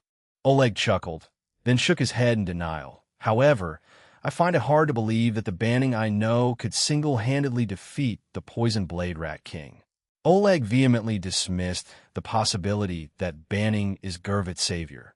Yet Gurvit insisted on comparing the physical features of Banning with Oleg. As they scrutinized from general appearance to eye color, Gurvit became increasingly convinced that Banning was indeed the savior he was searching for. This Lord Banning not only saved Gurvit's life, but also salvaged his spirit. Ever since his father's demise, Gurvit had strived relentlessly to fulfill his father's last wish and to earn the position of the cavalry leader in Emerald City. If there were any tasks involving hunting monsters or eliminating bandits, he would never miss them. Under such rigorous training and discipline, Gurvit, who had inherited his father's talent, passed the first-tier trial rapidly, fulfilling the requirement to become a knight in the Emerald City Cavalry. But this was just a small step for Gurvit. Between the lowest-ranked knight and the cavalry leader, there was a chasm-like distance. Therefore, Gurvit never relaxed his expectations of himself and continued to live a life of either training or hunting. In his life, there was no room for leisure. Heaven seemed to favor Gurvit, for his hard work paid off. With his continually improving strength and excellent records, Gurvit climbed from the 9th Cavalry Unit of the Emerald City all the way to the 1st Cavalry Unit, and, at the age of 30, he was promoted to be the youngest leader of the 1st Cavalry Unit since its establishment. On that day, countless honors and praises descended upon Gurvit. Even Soren, the leader of the 2nd Cavalry Unit and his strongest competitor, willingly put aside his seniority, entertained him at an entertainment venue for an entire evening, claiming to admire him. From then on, Gurvit gradually lost himself amidst the fawning flattery of others. 2 years later, Gurvit was still the leader of the 1st Cavalry Unit, but his strength had hardly improved, and he had been stuck at the bottleneck of the 2nd-tier 50th level for a year. Moreover, his reputation was no longer about diligence and effort, but about arrogance and vanity. Gurvit was dismissive of this, firmly believing in his own talent, that as long as he continued to work hard, passing the trial would be a natural outcome. Those who criticized his arrogance were merely jealous of his talent and achievements. Gurvit abandoned his previous ascetic lifestyle, thinking that he had lived too harshly in the past and now needed to balance work and leisure. As a result, work gradually became occasional, and leisure became the main theme for Gurvit. Oblivious to his own deteriorating morality, Gurvit had already been surrounded by carrion rats by the time he realized he needed to reflect on his actions. As he stared at the Poison Blade Rat King, who was grinning maliciously not too far off, he seemed to see the faces of the other captains and cavalry members who flattered him on the surface, but were scheming against him in reality. It was not until death was imminent that Gurvit understood he had been flattered to death by these cunning individuals. Regrettably, he realized too late.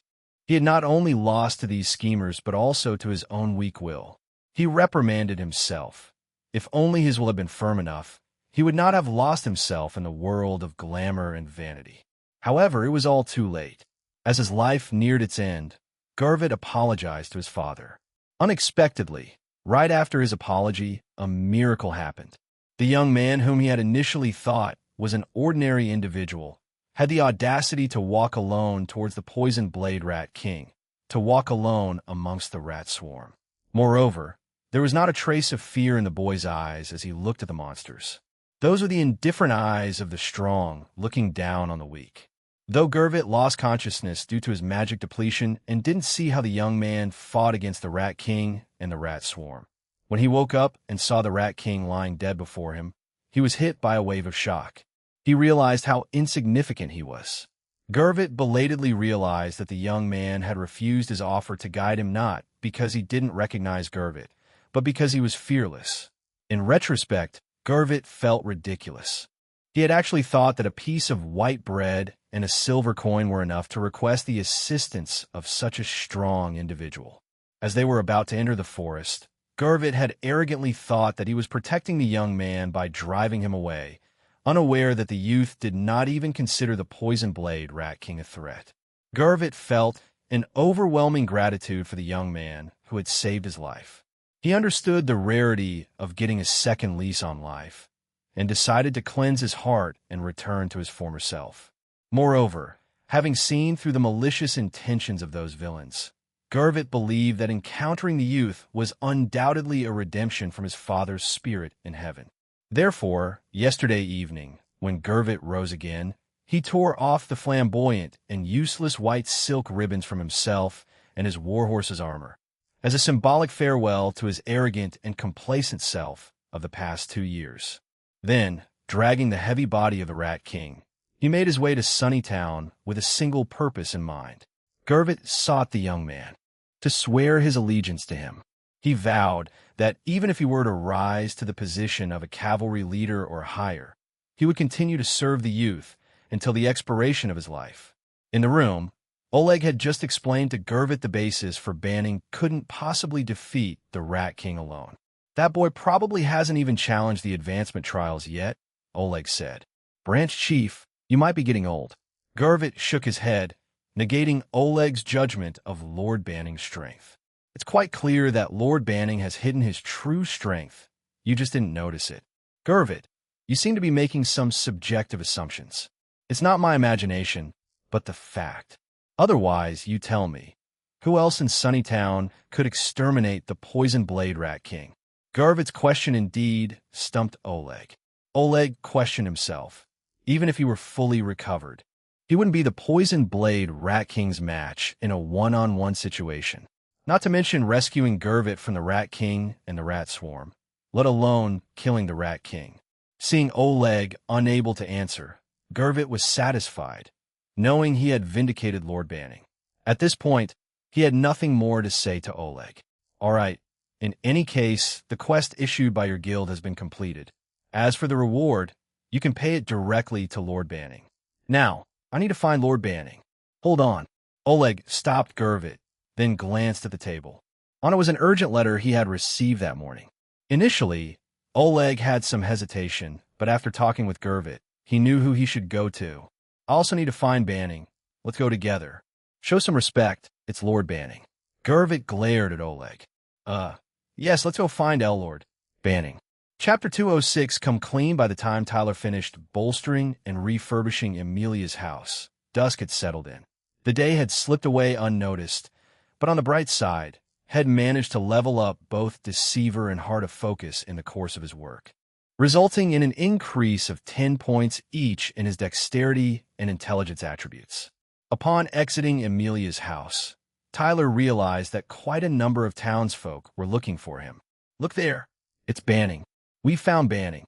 Had it not been for his mind-reading ability, Tyler would have thought he was a wanted man. Within minutes, he was encircled by a crowd of townspeople. They informed him that Lord Gurvit, the captain of the Emerald City Cavalry, was looking for him and suggested it might be a beneficial encounter, urging Tyler to meet him post-haste. Tyler pondered the situation. Considering Gurvit's haughty nature, he should be reluctant to disclose the embarrassing incident that had taken place. So, why was Gurvit so eager to find him now? Could he be worried ID reveal how he was defeated by the poison blade Rat King? Could it be he's trying to buy my silence? The more Tyler thought about it, the more this seemed to be the only plausible explanation. Originally, Tyler saw Gurvit as a man of repugnant character but not bad at heart. Hence he decided to lend him a hand. He had no intentions of claiming the credit for exterminating the poison blade Rat King, as it didn't align with his low-key demeanor. But now that Gurvit had approached him voluntarily, Tyler thought he might as well squeeze some money out of the situation, especially since he was running short on funds lately. Thus, thanking the kind-hearted townspeople, Tyler headed in the direction they pointed to, in order to meet Gurvit, who was equally eager to find him. Soon enough, Tyler spotted Gurvit, whose gleaming silver armor was exceptionally easy to identify in the night. Besides Gurvit, Tyler also noticed Oleg, the branch chief he hadn't seen in a while. He was surprised to see the old man up and about. Tyler figured that given the number of bystanders, Gurvit would probably rush over hand him a bag of coins, and whisper, "Let's talk somewhere else." Indeed, Gervit did rush over, but to Tyler's utter astonishment, he knelt on one knee before him in full view of everyone and started to speak. "Lord Banning, I am deeply grateful for your life-saving grace. Gervit, even though..." Before Gervit could finish, Tyler turned on his heel and sprinted away. He admitted he had been careless, but with the distance between them, he hadn't been able to use his mind-reading ability to anticipate Gervit's actions. All in all, the situation was a disaster. Tyler's painstakingly curated low-profile image was at stake, especially after Gervit publicly knelt and thanked him. The image would be impossible to maintain. At this very moment, Tyler was striding purposefully down the street, closely pursued by Gervit and branch chief Oleg. Curious residents gathered, wondering what was unfolding. Out of desperation, Tyler dashed to the stables, marveling at Moto-chan's 3-level rise, LV-33, then mounted the horse and galloped out of Sunnytown. Approximately 10 minutes later, Tyler pulled up in the wilderness outside the town. He dismounted to rest, waiting for Gervit and Oleg to catch up. 10 minutes passed before the two non-agility type combat occupations appeared, breathless and exhausted. Indeed, Tyler hadn't ridden away to escape from them, but to find a more secluded place to converse. He was determined to prevent any further damage to his low-key image. Seeing that neither man was in a state to speak, Tyler broke the ice. "Branch Chief Oleg, congratulations on your recovery. Also, I apologize for making you run so far, just after you've recovered." Oleg was still catching his breath heavily and couldn't respond to Tyler, so he just nodded vigorously. Next, Tyler turned to Gervit. He had already grasped Gervit's intentions through his mind-reading ability. Now, he needed to handle this matter discreetly. "All right, let's talk here, Captain Gervit." Gervit was still struggling to breathe, but he grimly knelt on one knee again, even though he was barely able to speak. Lord Banning, thank you for your life-saving kindness. I, Gervit, am still worthless." Gervit's words came out in broken, exhausted gasps, which Tyler found rather tiresome. He decided to delve directly into Gervit's mind. Tyler saw that Gervit, having narrowly escaped death, was deeply remorseful and determined to reform. He had decided to pledge his lifelong loyalty to Lord Banning in gratitude. I didn't expect to encounter such an upright person in the Prison Star world. Moreover, he noticed a drastic change in Gervit's disposition compared to the previous day. The current Gervit was serious, diligent, and honest, a stark contrast to his earlier self. After his reformation, he seems to have returned to his true self.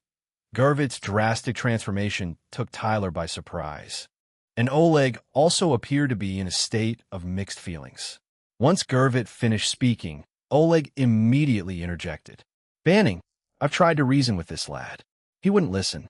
He insists that you saved him and that you single-handedly exterminated the Poison Blade Rat King."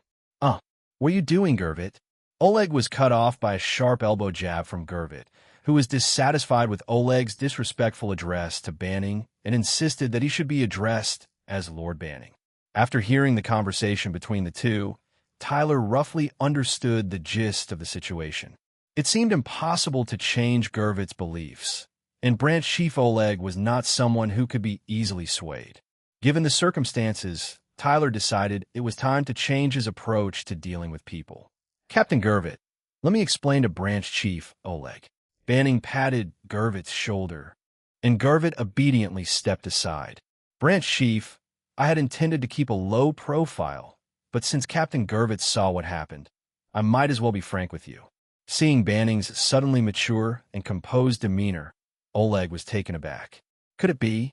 The Poison Blade Rat King was indeed defeated by me, and Captain Gervit was rescued by me. Banning's statement left Oleg stunned. How could this be? No, Bun. Lord Banning, this isn't something to joke about. In the face of this shocking revelation, Oleg was still hoping for things to revert back to normal. However, once the young man he couldn't fully understand began to speak, there was no turning back. "It's no joke." Banning took out a magic core and handed it to Oleg. Look at this. Isn't this a third-tier magic core? Oleg took it in his trembling hands. While Oleg didn't have the skills of an appraiser, his decades of experience allowed him to confirm that what Banning had given him was indeed a third-tier magic core. This is a third-tier magic core. Don't tell me this is... Yes, this is the magic core of the Poison Blade Rat King. If you don't believe me, you could take it back and have an appraiser confirm it. At this point, Oleg was left speechless, while Gurvit wore a proud expression that read, "That's our Lord Banning." Chapter 2:07 Swear his oath no. There's no need for another appraiser. Oleg returned the third-tier magic core to Banning, his hands trembling slightly. In the relatively peaceful Western Kingdom, one does not easily encounter a third-tier magic core. Oleg fully believed that Banning had presented the Rat King's magic core. Bon, Lord Banning, so it really was you who? Yes, it was me, Banning affirmed nonchalantly, causing Oleg to question whether he was dreaming. In Oleg's perspective, Banning had indeed been an exceptional youth, possibly backed by the Scarlet family, but that was all. His exceptionality was relative to commoners of his age, but it wasn't outrageous.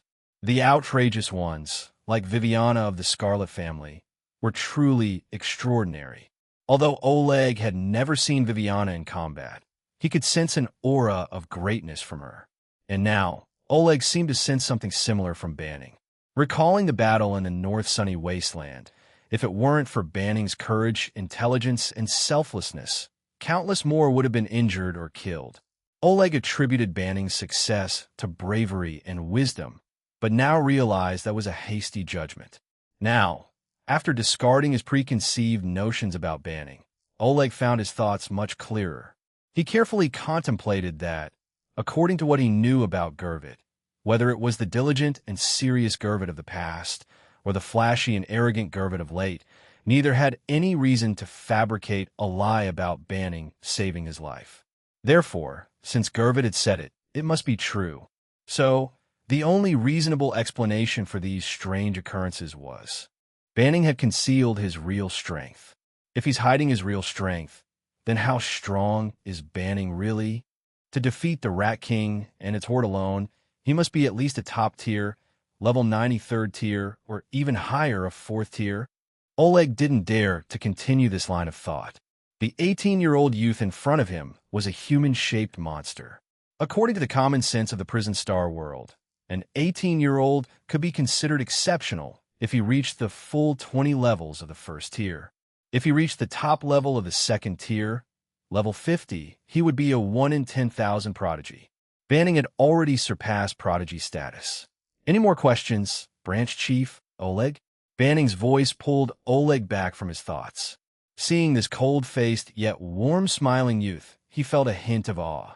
I have no more questions. I apologize for my earlier rudeness, Lord Banning. Oleg was still panting heavily, his hands on his knees. Despite the physical discomfort, he bowed his head in respect. You don't need to be so formal, Branch Chief. We're still friends, right? Banning patted Oleg's shoulder, each pat feeling like a weight on his heart, making him feel even more breathless. Then, Banning turned back to Gurvit. Gurvit, you wish to pledge loyalty to me, correct? Yes, Lord Banning. Gurvit immediately knelt on one knee again, his head bowed low. All right, you were panting too hard earlier and I didn't catch everything. Knight Gurvit, listen carefully. If you wish to pledge loyalty to me, swear your oath. Upon hearing Lord Banning's acceptance of his loyalty, Gurvit was moved to tears. Ever since his father's death, he often felt lost, without a direction in life. But now, he knew, he had found his new direction in life. I, Gurvit, captain of the 1st Cavalry Unit of the Emerald City Cavalry, hereby swear to the benevolent deity. From this moment on, I dedicate my life to serving Lord Banning. I will love what he loves, despise what he despises, devoid of personal desires. Every word I speak, every action I take, will be in accordance with Lord Banning's will, without any defiance.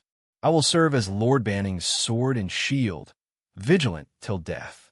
Upon finishing his vow, Gurvit unsheathed the knight's sword at his waist, and with his head lowered, presented it to Banning with both hands. Banning accepted the sword, lightly tapped Gervit's left and right shoulders with it, then returned the knight's sword. "Knight Gervit, I accept your loyalty. Rise." At this moment, following the simplistic swearing-in ceremony, Gervit officially positioned himself as Lord Banning's attendant, standing contentedly behind him. Caught in an awkward predicament, Oleg felt as if he should return to the town, but Banning, detecting his discomfort, swiftly moved on to the next matter.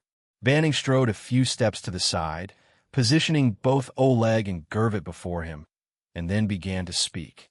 "Branch Chief Oleg, I have a request for you." "Knight Gervit, I have an order for you." Banning used two different terms, but the content was the same.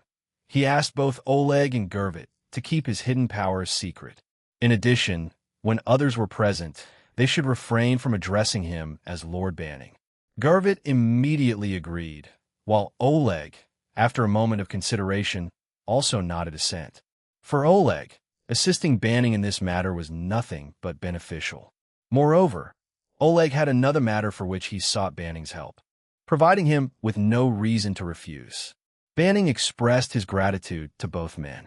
Then, he instructed them to proclaim upon their return to Sunnytown that Gervit, in his battle against the Poison Blade Rat King, was poisoned. It was Banning, who happened to be passing by, who provided the crucial antidote that ultimately allowed Gervit to triumph over the Rat King. This evening, out of gratitude, Gervit had been searching for Banning throughout Sunnytown. After this matter, Banning asked Gervit to collect the reward for exterminating the Rat King on his behalf, then transfer it to him through Oleg. With that, Banning had said all he intended to. If there were no other concerns, they would disperse here and each return to Sunnytown.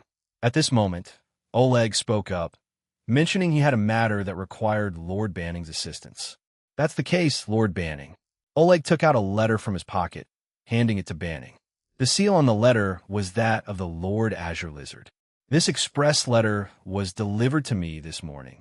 It was originally intended for Mayor Gideon, but as he's no longer with us." Oleg paused for a moment, still regretful about the mayor's demise, before continuing. "The letter states that all towns within the Lord Azure Lizard's territory must send a representative within a month to report to Delhi's town. These representatives will form a team to explore and conquer the Labyrinth.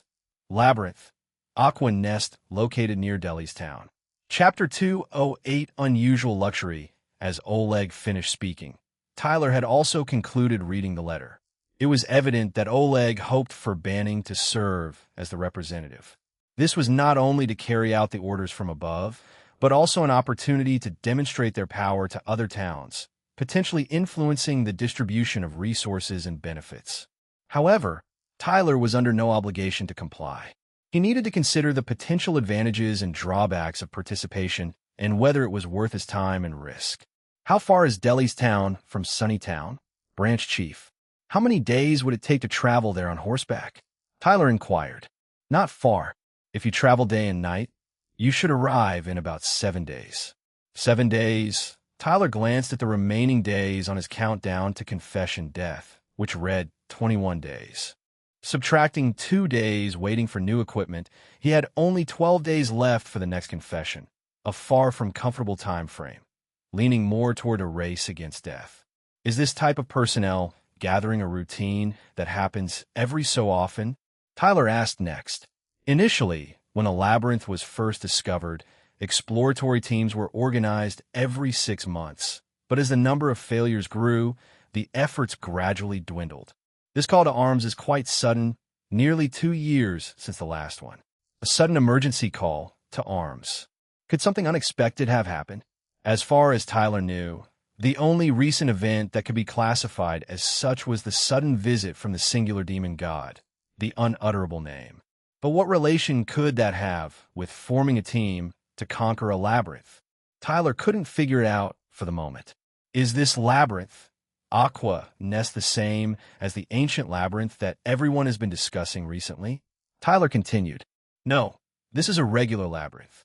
If it was an ancient labyrinth, how could I ask you to risk such danger? Oleg responded. Oleg's response was puzzling to Tyler. After further inquiries, He learned that there were two types of labyrinths in this prison star world.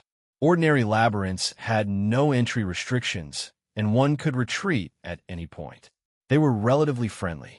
Ancient labyrinths, on the other hand, strictly limited the level range of those who could enter, and once inside, one could not leave unless the core of the labyrinth was shattered.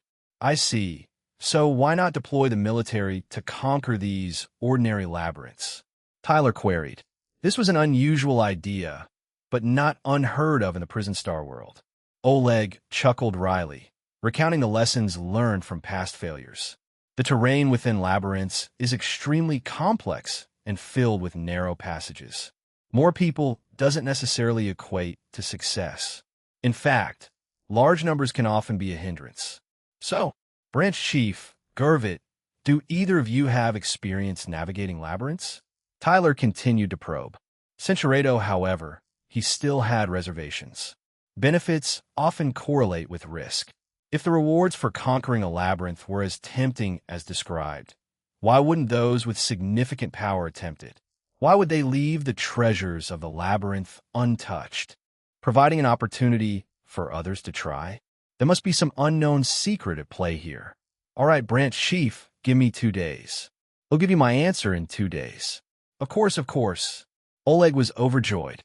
At present, if Banning declined to go, Oleg would be hard-pressed to find a suitable representative in Sunnytown.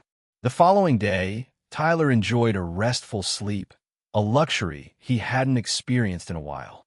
He was moved by the return to his daily routine of honing skills upon awakening. Amid this hard-won serenity, Tyler advanced his heart of focus to level 10, Dexterity 10, unlocking a new entry, Intentness. With intentness at his disposal, Tyler could enter a state of deep focus whilst activating Heart of Focus.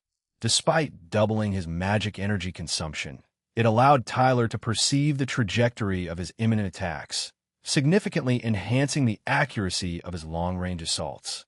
Subsequently, Tyler also leveled up Shadow behind by 1 level, LV11, Dexterity 20. After leveling up, the Shadow duplicate's existence time increased from 5 seconds to 6 seconds. This substantial improvement furthered Tyler's motivation to continue upgrading this skill. After completing his daily routine of honing his skills, Tyler met with Branch Chief Oleg at a tavern near the Quest Guild. As agreed, Oleg handed over the reward for exterminating the Poison Blade Rat King and the proceeds from selling the Rat King materials to Tyler, totaling 5 gold coins and 78 silver coins. Armed with this substantial sum, Tyler could finally commence the development of new potions. After a full day of experiments, through continuous trial and error, Tyler finally replicated the red potion and green fog potion that Gurvit had used. The red potion, called Elixir of Fervor, increased the user's burst power by 20 for 20 seconds at the cost of losing 5 health points per second. The green fog potion, dubbed Weak Poison Fog, had a 15 chance of poisoning those who inhaled it, inflicting 5 points of continuous damage per second for 30 seconds. Reflecting on his experience using the venomous blade, Tyler conjectured that the 15 chance didn't account for resistance, so its actual effect was questionable. Let's keep this formula for now. If I find a better source of poison later, I could replace it.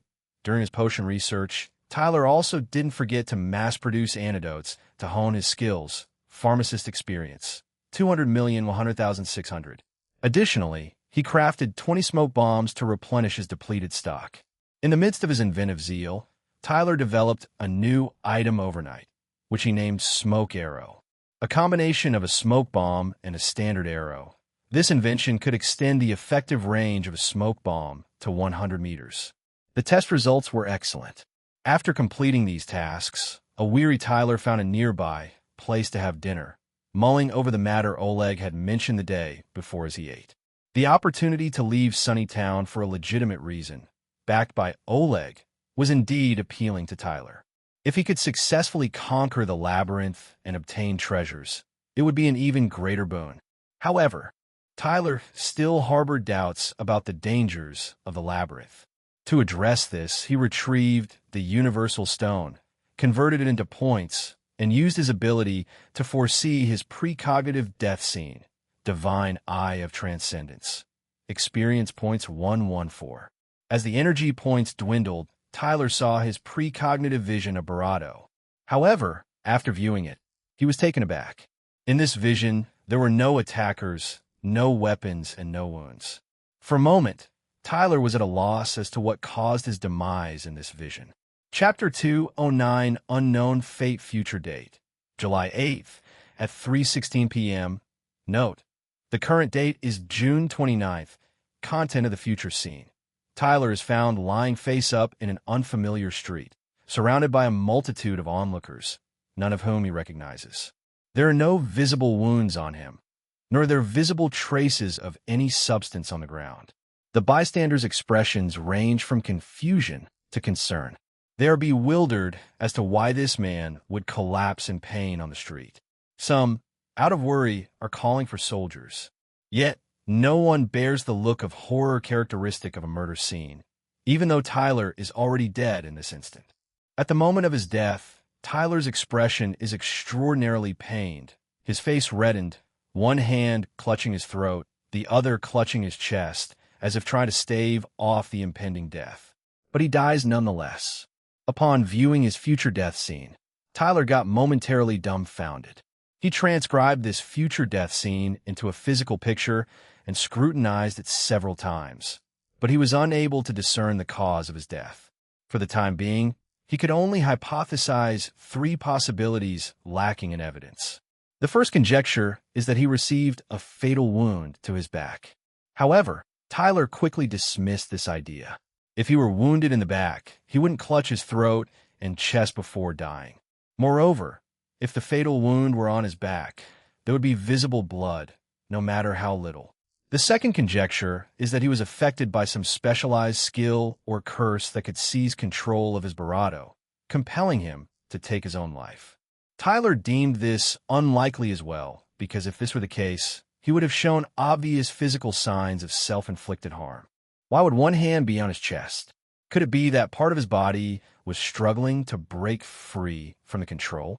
The third hypothesis is relatively simple. He was poisoned. Unbeknownst to him, he ingested a rapidly acting poison that wrestled control away from his body, leading to his swift demise. The second and third conjectures, while far-fetched and logically inconsistent, are not impossible. To draw a more definitive conclusion, more clues are required. After finishing his meal, Tyler returned to the inn. With Amelia absent for the night, he could focus on his thoughts. He attempted to step out of the confines of the grim scene and considered from a different angle who might have the motive to harm him. All along, Tyler had adhered to the principle of eradicating the roots of his problems. Those whom he had offended no longer have the opportunity to seek vengeance against him. However, there is one enemy who is still very much alive, the singular demon god, the unutterable name, and the forces behind her, such as the Abyssal Empire and the Shadow Serpent Society. When the Shadow Serpent Society got mentioned, Tyler recalled the stellar oracle left to him by Granny Kana, the divination rabbit. Could there be clues about this future death scene in there? After much contemplation, aside from the possibility that the murderer could be from the Shadow Serpent Society, Tyler has no other leads. However, if the murderer is indeed from the Shadow Serpent Society, it ties in with the concept of poison, serving as a wake-up call for Tyler. In the days to come, he would steer clear of food prepared by others. Everything that enters my mouth will be prepared by myself. But Tyler had a question. If the food is poisoned, wouldn't his appraisal ability be able to detect it? Practice is the sole criterion for testing truth. Tyler immediately infused a poison potion into a piece of black bread and used his identification ability to inspect it. He found that the name of the black bread has changed to poison black bread, and the description content had also changed. So, it is detectable. That's even stranger. Since the identification ability could detect it, Tyler believed that his chance of being poisoned is nearly nil. Despite his doubts, Tyler did not abandon his thinking. As the loyal fan of Chub Emu, Tyler did come up with a method of poisoning that can circumvent the appraisal ability, and that is combination poisoning. Some foods are harmless when consumed separately, but when mixed with certain foods, they transform into poison. The most common poisonous food combinations include crab and persimmons, honey and tofu, and seafood and vitamin C. Depending on the amount consumed, severe cases can be fatal. If the enemy were versed in this method, even Tyler's appraisal ability might inevitably have some omissions. The Shadow Serpent Society. Could there truly be such a sinister adversary? Regardless, it is best to first bid farewell to the days of dining out. Prison Star Calendar Year 187, June 30th, 6 a.m. Countdown to Confession Death. 19 days upon awakening from a night's slumber, a new day had dawned. Unconsciously, the date to retrieve the new equipment had arrived. Furthermore, this day was potentially when Tyler would depart from Sunnytown. To avoid re-entering the hell of the declared death countdown, Tyler had calculated that if he were to leave, today would be the last possible day. Faced with the choice, Tyler remained calm, deciding first to deplete his magic power and hone his skill proficiency to quell his anxiety. Relying on his magic power limit of up to 4,790 points, Tyler had quickly elevated his Deceiver skill from level 12 to level 15. This not only augmented his wisdom by 30 points and dexterity by 5 points, but also amplified the effect of his second entry charm effect, extending the level range of the objects affected from level 3 to level 4. After honing his skills, Tyler completed his brain warm-up, which allowed him to rapidly make a decision. I've decided today I shall depart from Sunnytown. Tyler had checked out of the inn, located Branch Chief Oleg, and told him that he was willing to represent Sunnytown and head to Delhi's town. Upon hearing this, Oleg was overjoyed and rushed over to hug Tyler, but Tyler had skillfully avoided him. Then, Tyler had taken Oleg with him to the Quest Guild and explained the situation to Amelia in person. I'm sorry, Amelia, I only heard from the branch chief this morning, but apart from me, the branch chief has no other candidates. Tyler tried to phrase his words as delicately as possible, but this sudden news of his departure was undoubtedly a bolt from the blue for Amelia. Due to the branch chief and everyone else being present, Amelia put on a brave face and did not show her sadness, but her legs were uncontrollably trembling. At that moment, she was thankful that she was standing inside the front desk, where no one could see that she was propped up by her hands and had not fallen. But just then, Banning accidentally scattered all the application documents on the table inside the front desk. "Oh dear, I'm so sorry." Banning hurriedly entered the front desk, squatted down to pick them up, giving Amelia the opportunity to sit on the ground, and, under the pretense of picking up the documents, allow her weakened body to catch its breath. "Don't be sad, Amelia. It's not like I'm not coming back." Relying on the front desk to block the view of others, Banning quietly grasped Amelia's hand, and this grip gave her immense strength. Chapter 210 Hesitant, leave the warmth of touch had transferred from Banning's hand into the heart of Amelia. Indeed, no matter when, as long as Banning is there, everything would be fine. As if coveting the warmth of a duvet on a winter's morning, Amelia had tightly gripped Banning's hand, as though holding on to him would ensure he would never leave. Nevertheless, Amelia had a vague sense that, even though she was holding Banning's hand, he still seemed immeasurably distant. This alienation was not due to physical distance, but rather the disparity in their abilities. Although she had no concrete evidence, Amelia had a faint understanding that Banning had grown considerably since coming to Sunnytown, and that his entire aura had undergone a transformation. If things continued this way, there would come a day when she was not even qualified to stand beside Banning. Amelia thought thus.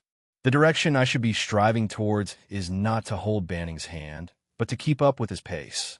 With this in mind, Amelia let go of Banning's hand, then fervently answered Banning's previous words. "Banning, you don't have to come back. I will come to find you." At that very moment, Amelia had made a decision, a firm resolution. She would become a bounty hunter again, become a more outstanding mage, challenge the advancement trials, so she could fight alongside Banning, rather than merely relying on his protection. Seeing the change in Amelia, Banning had shown a look of surprise and joy. He petted Amelia's head and ears, then helped her stand up. "All right, then I look forward to seeing you again." This time, Banning had extended his right hand to Amelia, a handshake of acknowledgement, and Amelia firmly gripped Banning's hand. As long as it was for the sake of being with Banning, no matter how hard or difficult the practice and trials were, she could persevere. Not far from them, Branch Chief Oleg watched this pair of young people with a smile on his face, filled with emotion in his heart. How wonderful! This is what youth is. After saying goodbye to Amelia, Tyler followed Branch Chief Oleg to his home to get the recommendation letter. Only with this letter could Tyler prove that he was a representative of Sunnytown in the unfamiliar Delhi's town.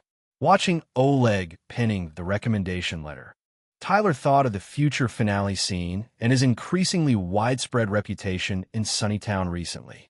He had an inspiration and asked Oleg to change the name of the representative of Sunnytown to Felix. Felix, is this your real name, Lord Banning? Oleg was a bit surprised, unsure of the intention behind Lord Banning's request.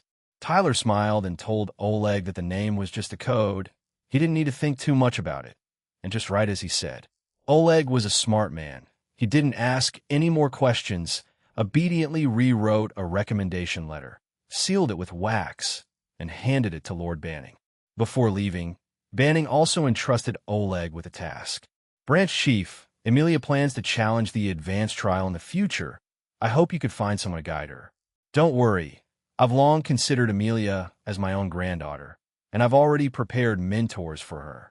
Because his combat profession, professional mercenary, is far from Amelia's junior mage, Oleg had made acquaintance with some Tier 2 intermediate mages a long time ago, waiting for the day when Amelia regains her spirits to impart experiences to her.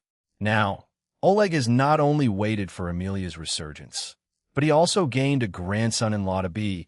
It could be said that he was blessed with double happiness. Then he'll leave this matter to you, Branch Chief.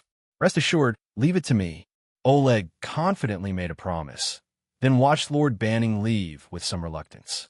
Just when Tyler was about to step out of the door, Oleg couldn't help but ask the question that had been bothering him for some time. Lord Banning, the person who passed the purple trial a few days ago, could it be you? Oleg asked cautiously. Banning turned back, giving Oleg a puzzled look. Branch Chief, if I had that kind of ability, why would I come to such a small town? After saying that, Banning left, leaving Oleg standing in place, still trying to figure out. Standing on the streets of Sunnytown, Tyler methodically reviewed the tasks at hand. Those who needed farewells, he had bid adieu to.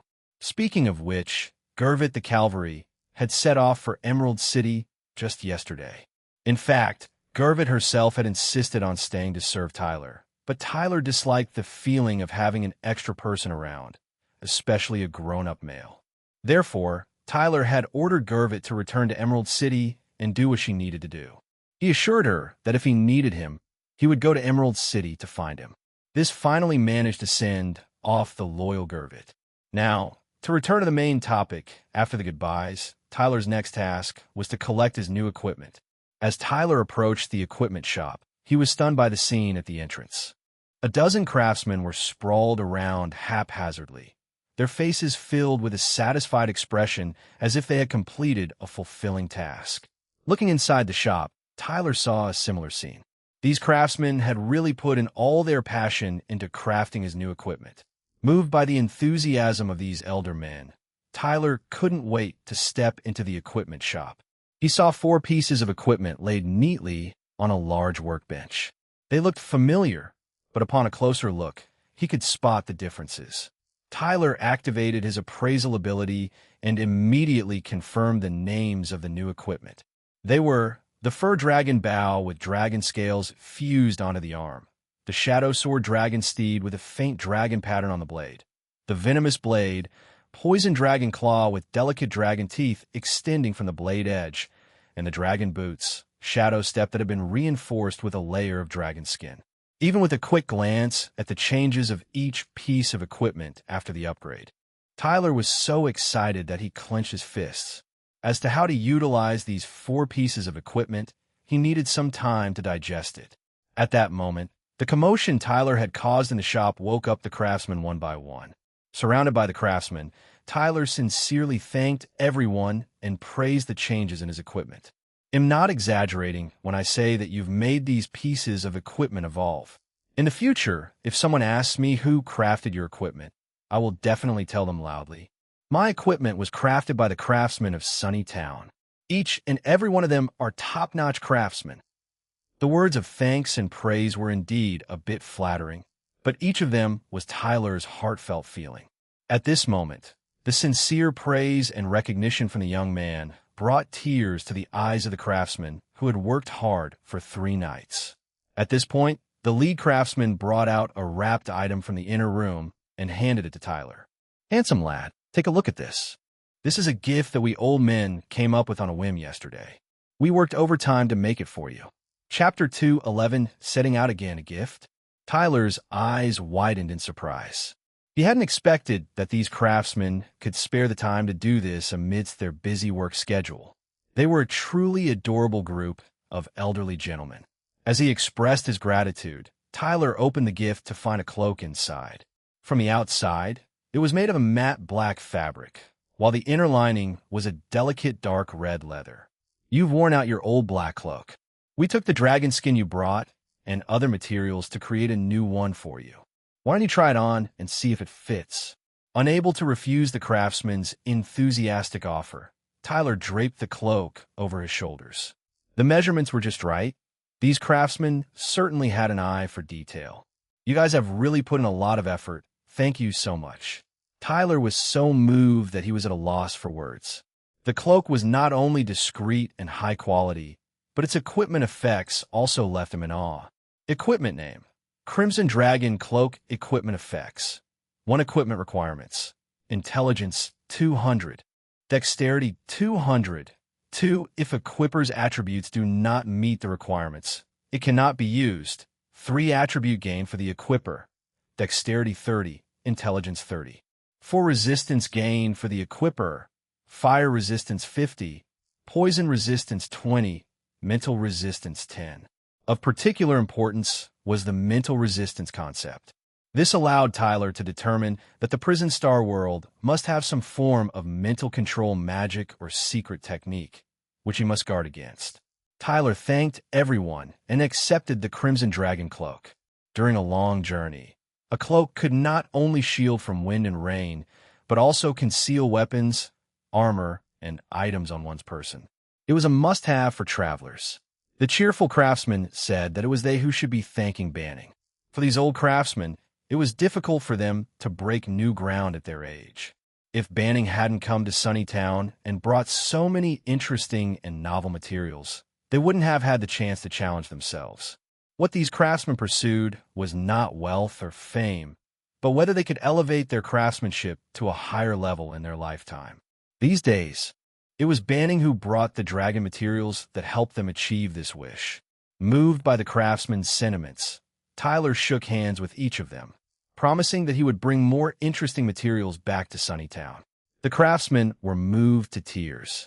They made a vow filled with grandeur that even if their bodies grew old and weak, they would wait until they could craft another piece of equipment for Banning before they died.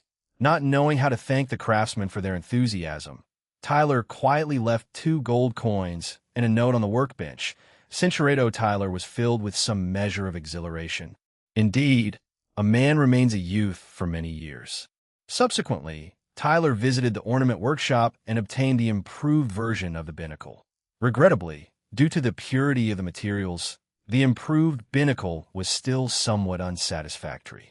Tyler thanked the ornament maker, left his previous trial product as a memento, and after bidding him farewell with the improved version, he departed. Later, when I visit a larger city, I should find a more skilled craftsman. With all tasks taken care of, Tyler finally arrived at the stables. Looking at Moto-chan, who had quietly leveled up by 2, LV62, Tyler wasn't surprised at all. A horse is a reflection of its owner. Even in the case of war horses, Moto-chan was the most disciplined of the lot. The only thing Tyler was curious about was how Moto-chan gained experience every night. Could it be hunting the remnants of the carrion rats? Unfortunately, Moto-chan did not yet possess the ability to speak. Otherwise, Tyler could have chatted with him in the evil kind language. "Let's go, Moto-chan. We are in for a long journey." Upon hearing about the lengthy journey, Moto-chan was thrilled and let out a series of excited neighs. A warhorse needs to gallop to find the joy of being a horse. Before setting off, Tyler fitted Moto-chan with the improved version of the horse armor, which he had specially made by a leatherworker a few days before. Wearing the new horse armor, not only would Moto-chan feel more comfortable, but Tyler could also hang all the equipment and tools that were temporarily not in use on Moto-chan. This way, he could significantly reduce his load and improve agility in battle. Riding Moto-chan, Tyler arrived at the northern exit of Sunnytown. All he needed to do was to head north, and he would reach Delhi's town in 7 days. Silly Neeson. Are you really going, Tyler? The unfamiliar streets in the Barato might be in Delhi's town. The usually playful young girl was uncharacteristically serious, and what she was worried about was indeed what Tyler had thought of. Tyler, that's exactly why I have to go. Regarding the death due to unknown reasons in Delhi's town, Tyler had a different understanding. Based on the current information, Tyler surmised that the person who would kill him was likely to be related to the Shadow Serpent Society. Given that Granny Kasi had betrayed the Shadow Serpent Society, Tyler could not determine whether Earthly Ghost had arranged a new watcher to keep an eye on him. But even if he had been targeted, there was nothing unusual about it. Since his whereabouts were no secret in the eyes of Earthly Ghost, no matter where he went, he could again die for unknown reasons. Based on this judgment, Tyler counterintuitively thought that going to Delhi's town was the safest. At least concerning the death future of Delhi's town, he had already obtained information about the moment of death. What was left was to surpass the self in this future. Let's go, Moto-chan. The determination in Tyler's voice was infectious, and Moto-chan neighed high-spiritedly, then gradually galloped on the dirt road. Several sparrows flew over at this moment, circling around Tyler, as if bidding him farewell. Farewell, Sunnytown. Wish you all the best, Emilia. Simultaneously, upon the path leading towards Delhi's town, a meticulously decorated white carriage was jostling along the dirt road. A monstrous four-cornered giant heart was carved on the upper part of the carriage's side window, a symbol of the Snowy Heart family, known to all within the Wester Kingdom. The Snowy Heart family, as one of the 5 major families within the Wester Kingdom, held their territory to the north of the Azure Lizard family, enjoying a nationwide reputation. Currently seated within the carriage was the second young lady of the Snowy Heart family, Vanessa Snowy Heart. Vanessa, now 21 years of age, had been exchanged to the Azure Lizard family a decade before, but she had always retained her identification as a member of the Snowy Heart family in her heart. Her current journey to Delhi's town for the extermination of the Labyrinth, Aqua Nest, was as the second representative of the Azure Lizard family, but also as the first representative of her own Snowy Heart family. No matter what, by any means necessary, I must prove my capabilities, Vanessa thought to herself as she took off the horned hat from her own head, placing it over the doe spirit sleeping by her side. Besides this doe spirit, on either side of Vanessa's feet, 2 more doe spirits were sleeping. The ability to simultaneously control 3 doe spirits, even within the main house of the Snowy Heart family, was a rare talent.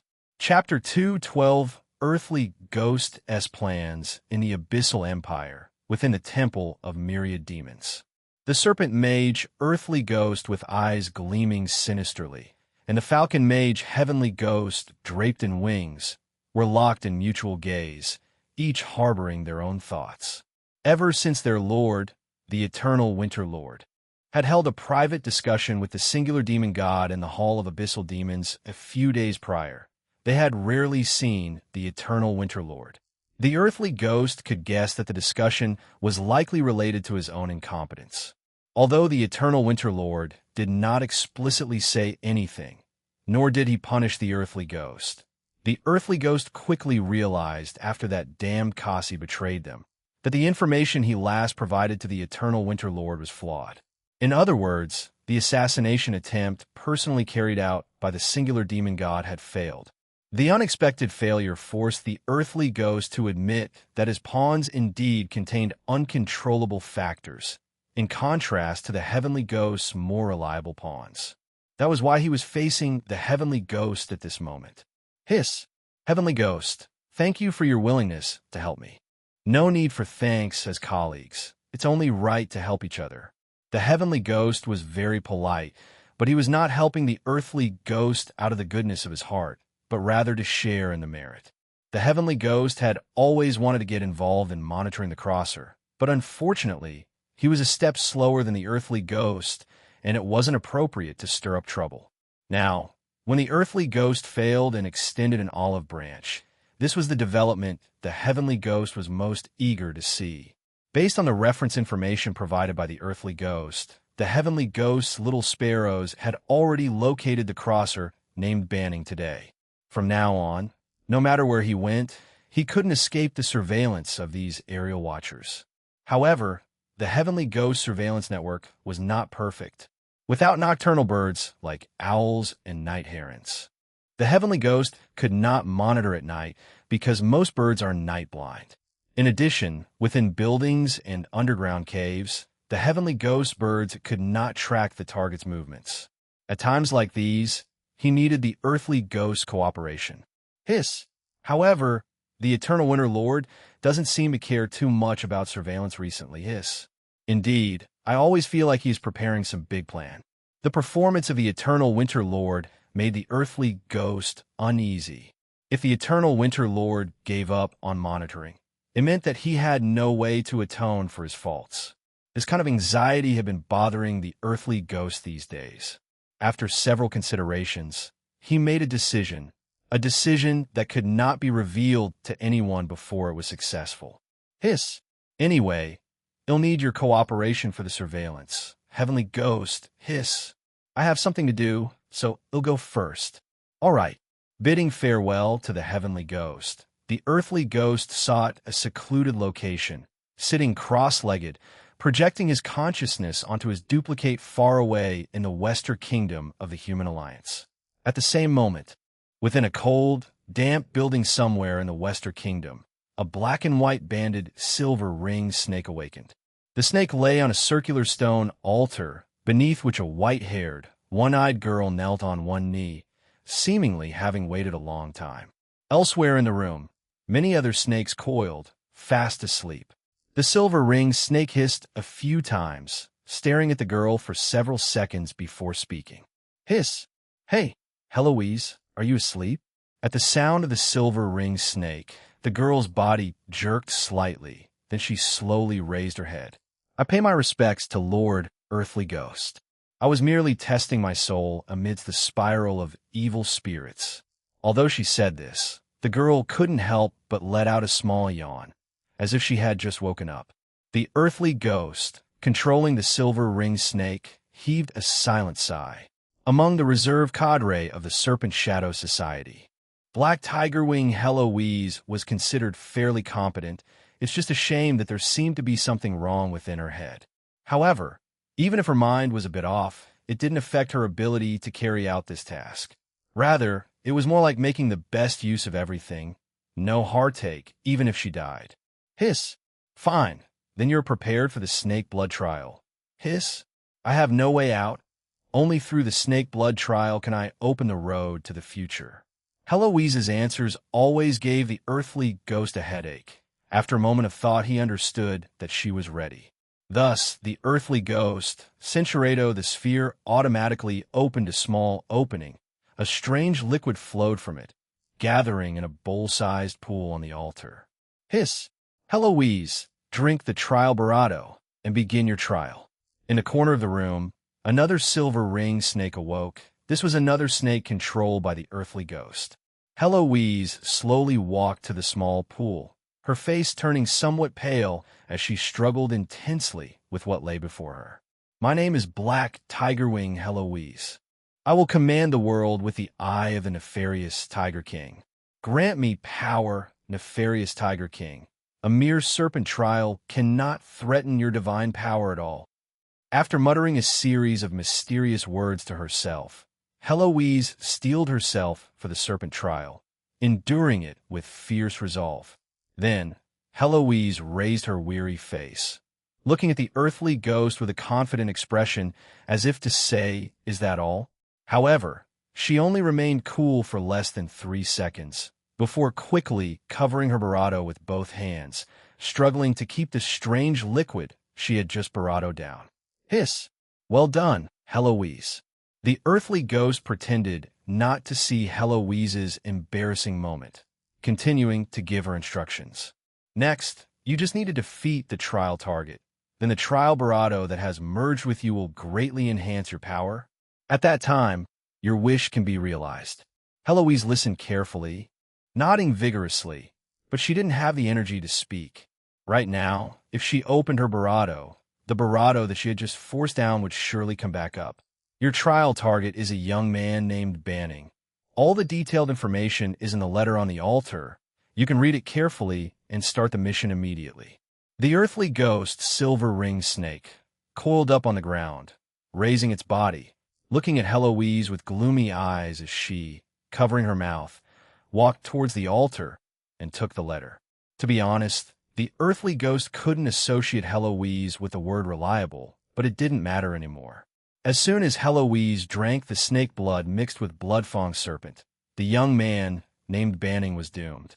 Chapter 213 Enemies Before Dawn. Prison Star Calendar Year 187, June 30th, 8:13 p.m. Countdown to Confession Death. 19 days after a long day's journey, Tyler did not feel the least bit fatigued. On the contrary, he felt in excellent form. Compared to the constant worry of stumbling upon a battlefield in Sunnytown, exploring in the wilderness felt like an idyllic paradise. By midday, Tyler had mastered the use of the upgraded Fur Dragon bow. This bow now featured a folding function, greatly improving its convenience, and could also catch enemies off guard in special circumstances. In conjunction with the new entry intentness of the Hunter's Skill Heart of Focus, which allows him to see the trajectory of the arrow in advance, Tyler could reliably hit targets within 100 meters and had over a 90% hit rate up to 150 meters. This effectively extended the original effective range of 100 meters to nearly 200 meters. Equipment name: Fur Dragon Bow. Equipment effects: 1. Equipment requirements: Strength 50 and Dexterity 60 or more. 2. If Equipper's attributes do not meet the requirements, it cannot be used. 3. Attribute gain for the Equipper: Strength 10, Dexterity 30. For characteristic gain for the Equipper: Penetration effect 30. 5. Equip skill: Power Arrow. Power Arrow. Each arrow shot can infuse 100 points of magic power, enhancing the physical damage of the arrow by 300 points, with the help of the new skill Power Arrow. Even when encountering animals with tough skin and thick flesh, such as wild boars or rhinoceroses, Tyler could reliably cripple their mobility first, then pinpoint their weak spots for a finishing strike. Over half a day, Tyler harvested experience for the hunter occupation 5210-1000, and also secured food for himself and Moto-chan for dinner. It is worth mentioning that since Moto-chan mutated from a regular warhorse to the demon iron-hoofed warhorse, its diet is no longer limited to fodder, hay, and bran. It has developed a taste for meat. Under the moonlit starry sky, the duo enjoyed a leisurely dinner. After a satisfying meal, Tyler practiced the skill Shadow Behind, proficiency 10-31-10, in the open space. Unintentionally, he noticed 2 wheel marks on the ground. Stooping down, Tyler used his identification ability to confirm them, obtaining the result: wheel marks of the Snowy Heart family's carriage. Prison Star Calendar Year 187, July 1st, for 16 a.m. Countdown to Confession Death. 18 days upon the dirt road leading to Delhi's town, the Snowy Heart family's white horse carriage was moving steadily at a leisurely pace. 2 drivers from the Azure Lizard family were taking turns, one presiding over the day, the other governing the night, all with the aim of reaching Delhi's town a bit sooner, so that Vanessa's Snowy Heart in the carriage can gain an advantage in the formation of the Labyrinth raid team. Within the carriage, Vanessa was resting, leaning against the window. In her slumber, she faintly heard the chirping of the doe spirits and immediately woke from her dreams.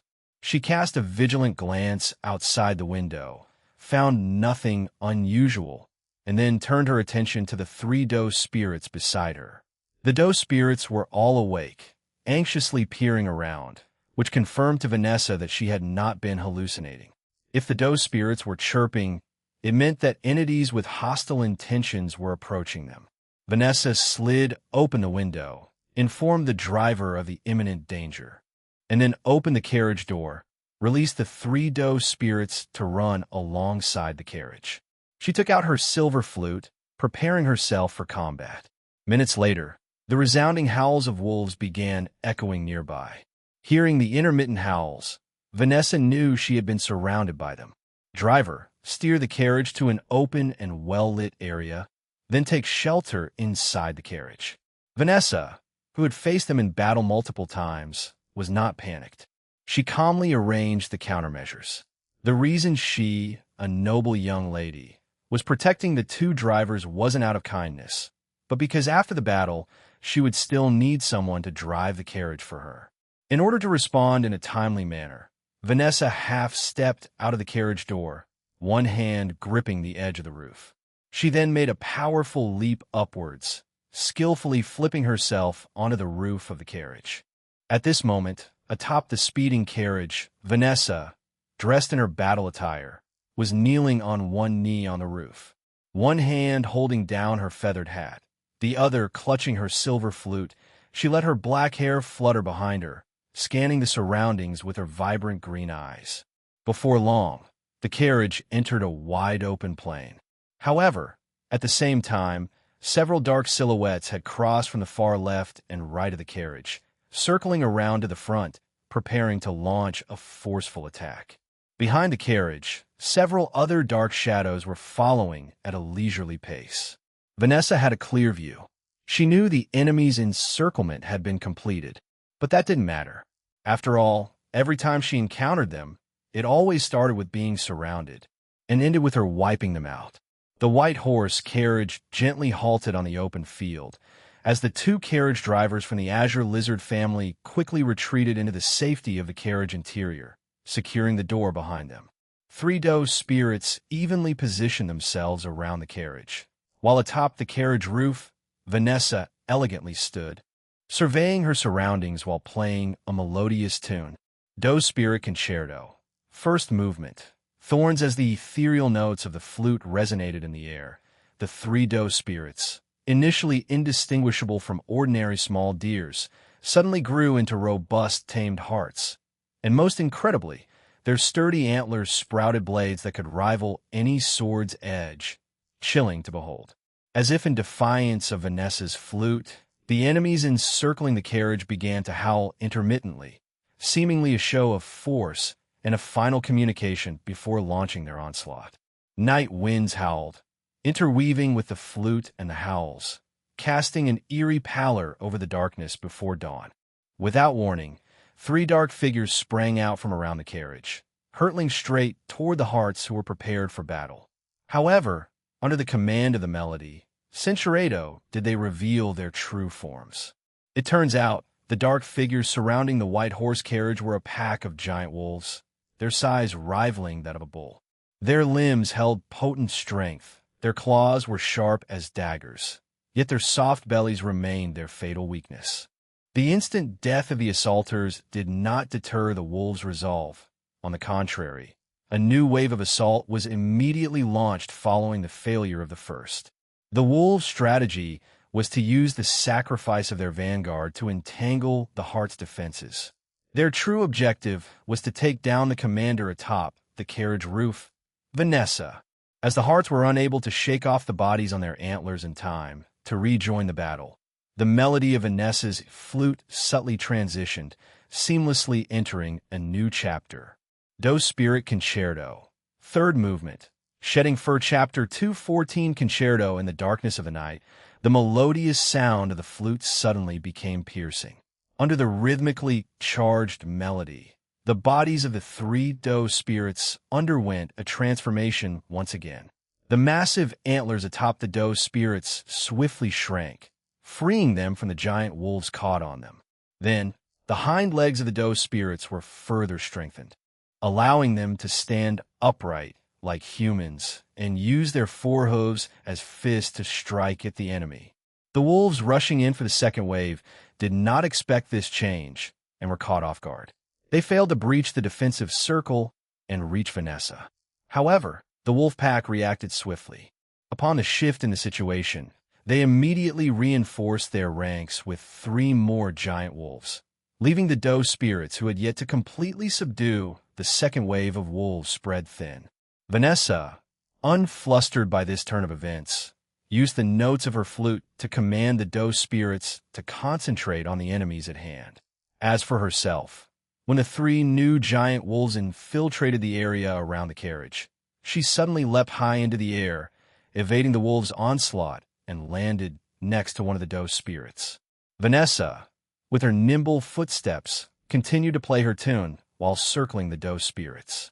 The wolves' attempts to bring her down, their charges, their bites, their claw attacks, all fell flat. While she was dodging their attacks, Centuredo, a humanoid wolf, stepped to the forefront, standing across from Vanessa at a distance of 40 to 50 meters. Vanessa recognized this creature. This werewolf had led attacks against her twice before, and this was the first time they had faced each other directly. Just as Vanessa was about to say something to him, the werewolf let out a rough growl from his throat. Immediately after, the remaining 3 giant wolves spread out, apparently gearing up for a desperate battle with Vanessa. It would have been much better if they'd done this earlier. What a waste of my sleeping time. My skin is going to suffer. Vanessa twirled the silver flute between her fingers and began to play again. This time, having a clear view of the number of enemies, she had no intention of continuing to defend. Doe Spirit Concerto, 6th movement, Peach Blossom under the profound musical notes emanating from the slender silver flute.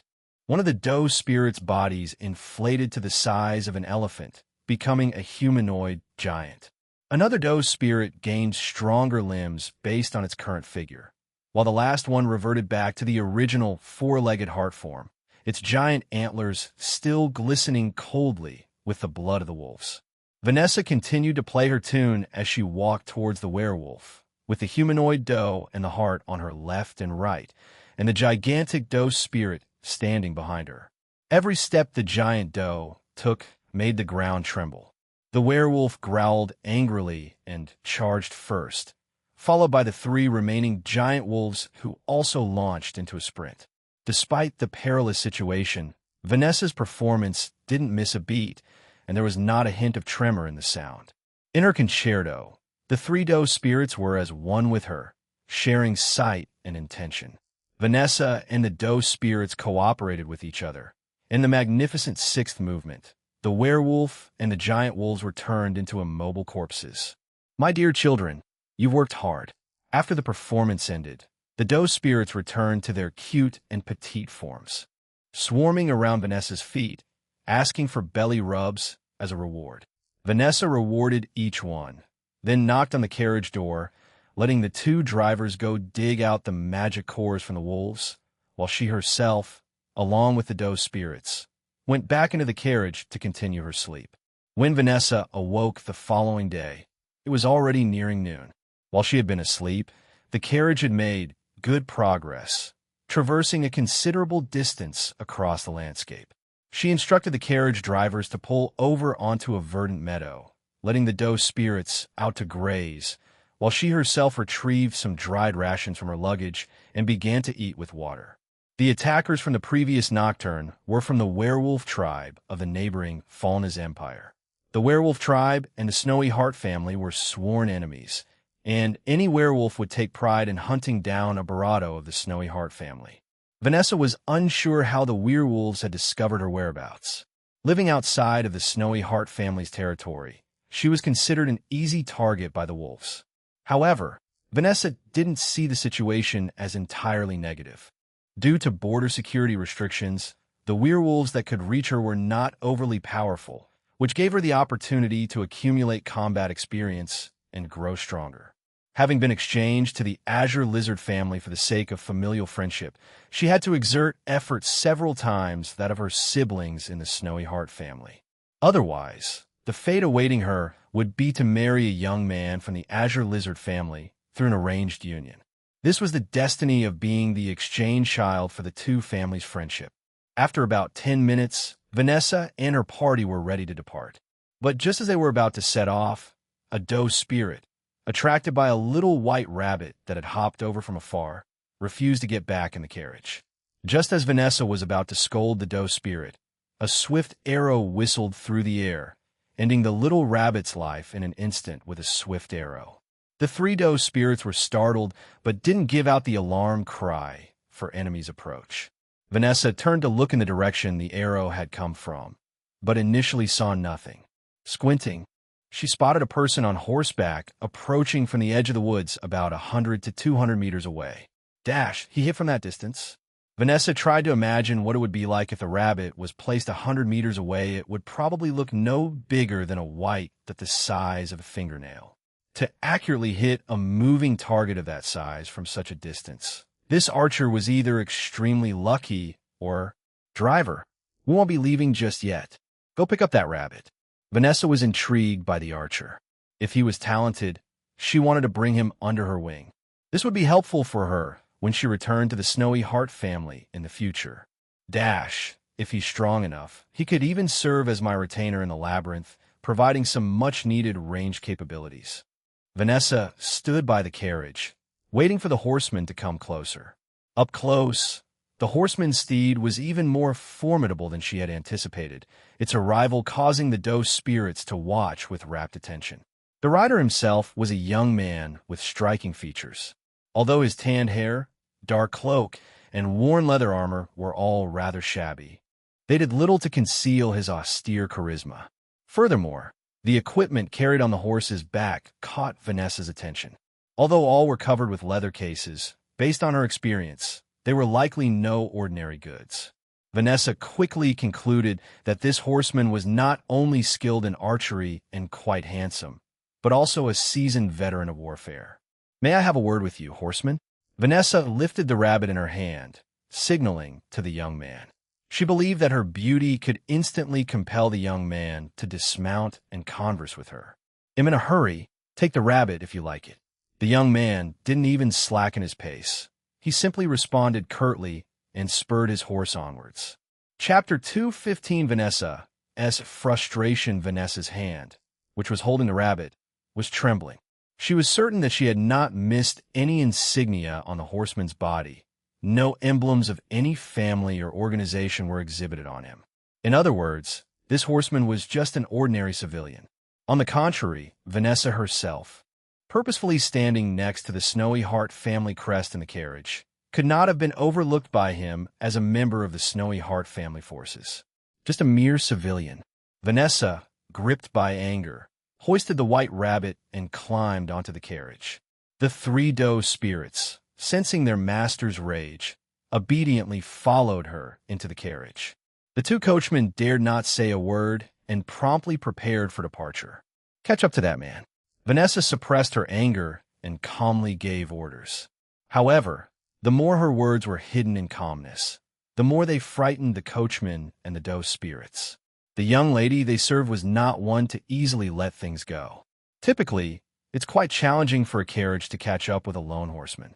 However, Vanessa believed that the man, having his warhorse carry so much cargo, wouldn't be able to go fast.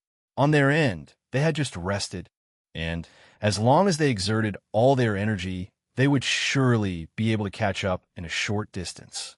Full of expectations to teach the young man a lesson, Vanessa stuck her head out of the window, staring at the horseman galloping in front of her.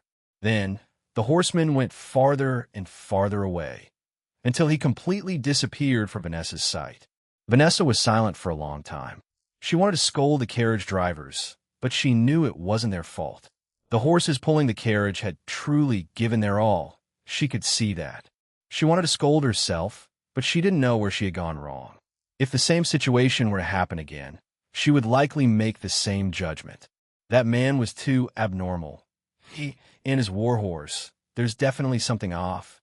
Vanessa sat down in a huff and sulked for the entire day. The scene switches to Tyler. In the sky, an eagle was soaring. On the ground, Moto-chan was leaving a trail of dust. After shaking off the Snowy Hart family's carriage, Tyler let Moto-chan slow down. He was sure that the other party, as long as they had a bit of common sense, would not think to chase him again. After seeing the Snowy Hart family's carriage tracks last night, Tyler did not chase after them immediately. Instead, he rested well for the night, dyed his hair a yellow-brown with ginger, and then chased after them while honing his skills. Deceiver LV-15-1, Intelligence 10. With Moto-chan's capabilities, chasing a carriage was no problem at all. The reason Tyler chased after them was because it was on the way and because he was curious. As one of the 5 major families of the Western Kingdom, why would the Snowy Hart family's carriage appear in the territory of the Azure Lizard family and also head towards Delhi's town? Could it be also for the Aqua Nest?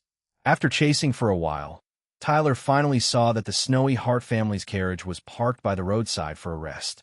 He glanced over and could basically confirm that there were only 2 carriage drivers and a young girl on their side, plus 3 cute little deer. What puzzled Tyler was that the basic information of the 2 drivers showed Azure Lizard family's coachman, while only the young girl's status information showed second young miss of the Snowy Hart family. Tyler instinctively realized that getting involved might cause trouble, and this kind of young lady from a big family was not easy to court. So, when this Vanessa Snowy Hart invited him to stop and chat, Tyler chose to flee first. Having shaken off the pursuit of the Snowy Hart family's carriage, Tyler calmed down to reorganize the information he had gathered in a few seconds. There are 2 things he was concerned about. One was the combat occupation of the second young lady of the Snowy Hart family, and the other was the appearance of this young lady. The combat occupation of Vanessa Snowy Hart was a level 48 White Doe servant, a concept not within Tyler's knowledge. Combined with the name of the Snowy Hart family, Tyler speculated that this was probably a combat occupation related to bloodline or family, and outsiders probably could not learn it. Besides the occupation, Tyler was also somewhat concerned about Vanessa's appearance. This was not because she was delicate and cute, but because Tyler always felt that he had seen this face somewhere. After a little recall, Tyler finally remembered that in his new precognitive death scene, this second young lady of the Snowy Hart family also appeared among the passers-by. In criminology, there's a saying that the murderer is always inclined to return to the scene of the crime. Some are to confirm whether the crime is successful and whether there are any clues left, and some are due to a twisted psychology wanting to see the tragic state of the victim again. Combining the stellar oracle left by the divination rabbit granny, Tyler does not think that Vanessa's appearance at the scene is a coincidence. But didn't the stellar oracle tell me don't ignore the deer's cry and say the holy white deer is the messenger of God, whether it is Vanessa's family, combat occupation, or the 3 little does that accompany her? These all match the description in the stellar oracle. And from the tone of voice, Vanessa should be a good person, not related to the murderer. What Tyler should do is to take the initiative to approach her. But looking at Vanessa's indifferent face in the precognitive death scene, and recalling her very arrogant inner activities when they met just now, Tyler always felt that this lady would not be the angel who could save him. Lack of clues. Let's talk about it when we get to Delhi's town. According to the current situation, this Vanessa also intends to go to Delhi's town. A day passed quickly, and night fell again. Vanessa, who had been sulking all day, was sitting by the fire, tasting the roasted rabbit meat bit by bit. Even in such a simple outdoor environment, this second young lady of the Snowy Hart family did not do anything contrary to her identity, and she made the act of eating rabbit skewers very elegant. "I'm full. You guys eat, and we'll set off after you finish." Vanessa got up and went back to the carriage, watching her 3 little does eating grass nearby. At this time, one of the does' ears suddenly moved, and then it looked up at the nearby woods. Vanessa noticed this, subconsciously reached for the silver flute on her belt, but after waiting a few seconds, she didn't hear the does crying out. It seemed that it was not an enemy attack. Is that a figure?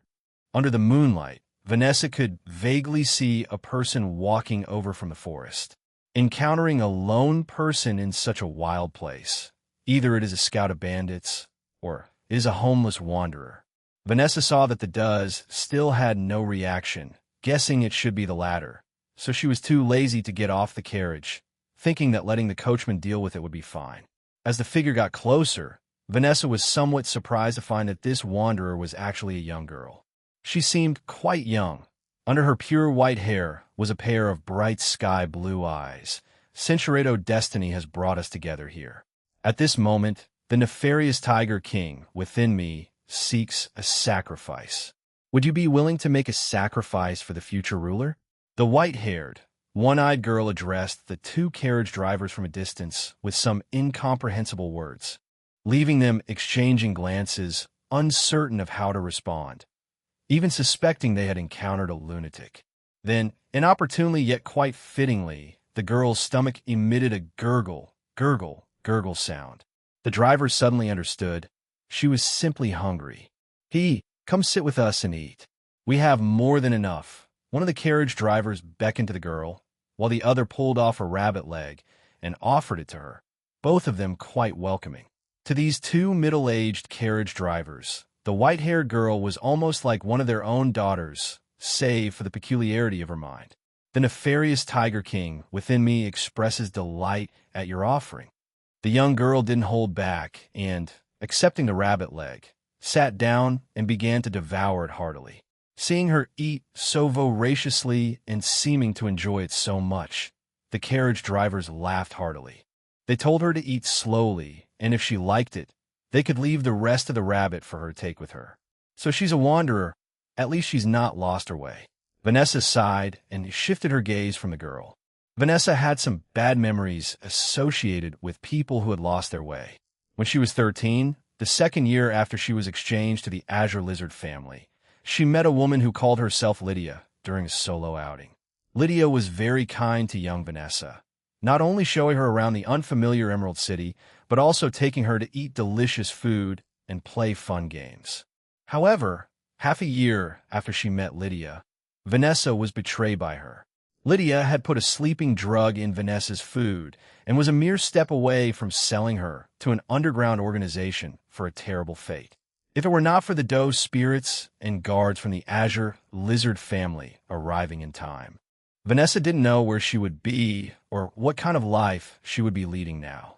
After the incident came to light, the underground human trafficking organization was quickly annihilated by the Azure Lizard Lord, and Lydia, who was both an underworld figure and a human trafficker, was executed publicly by the authorities.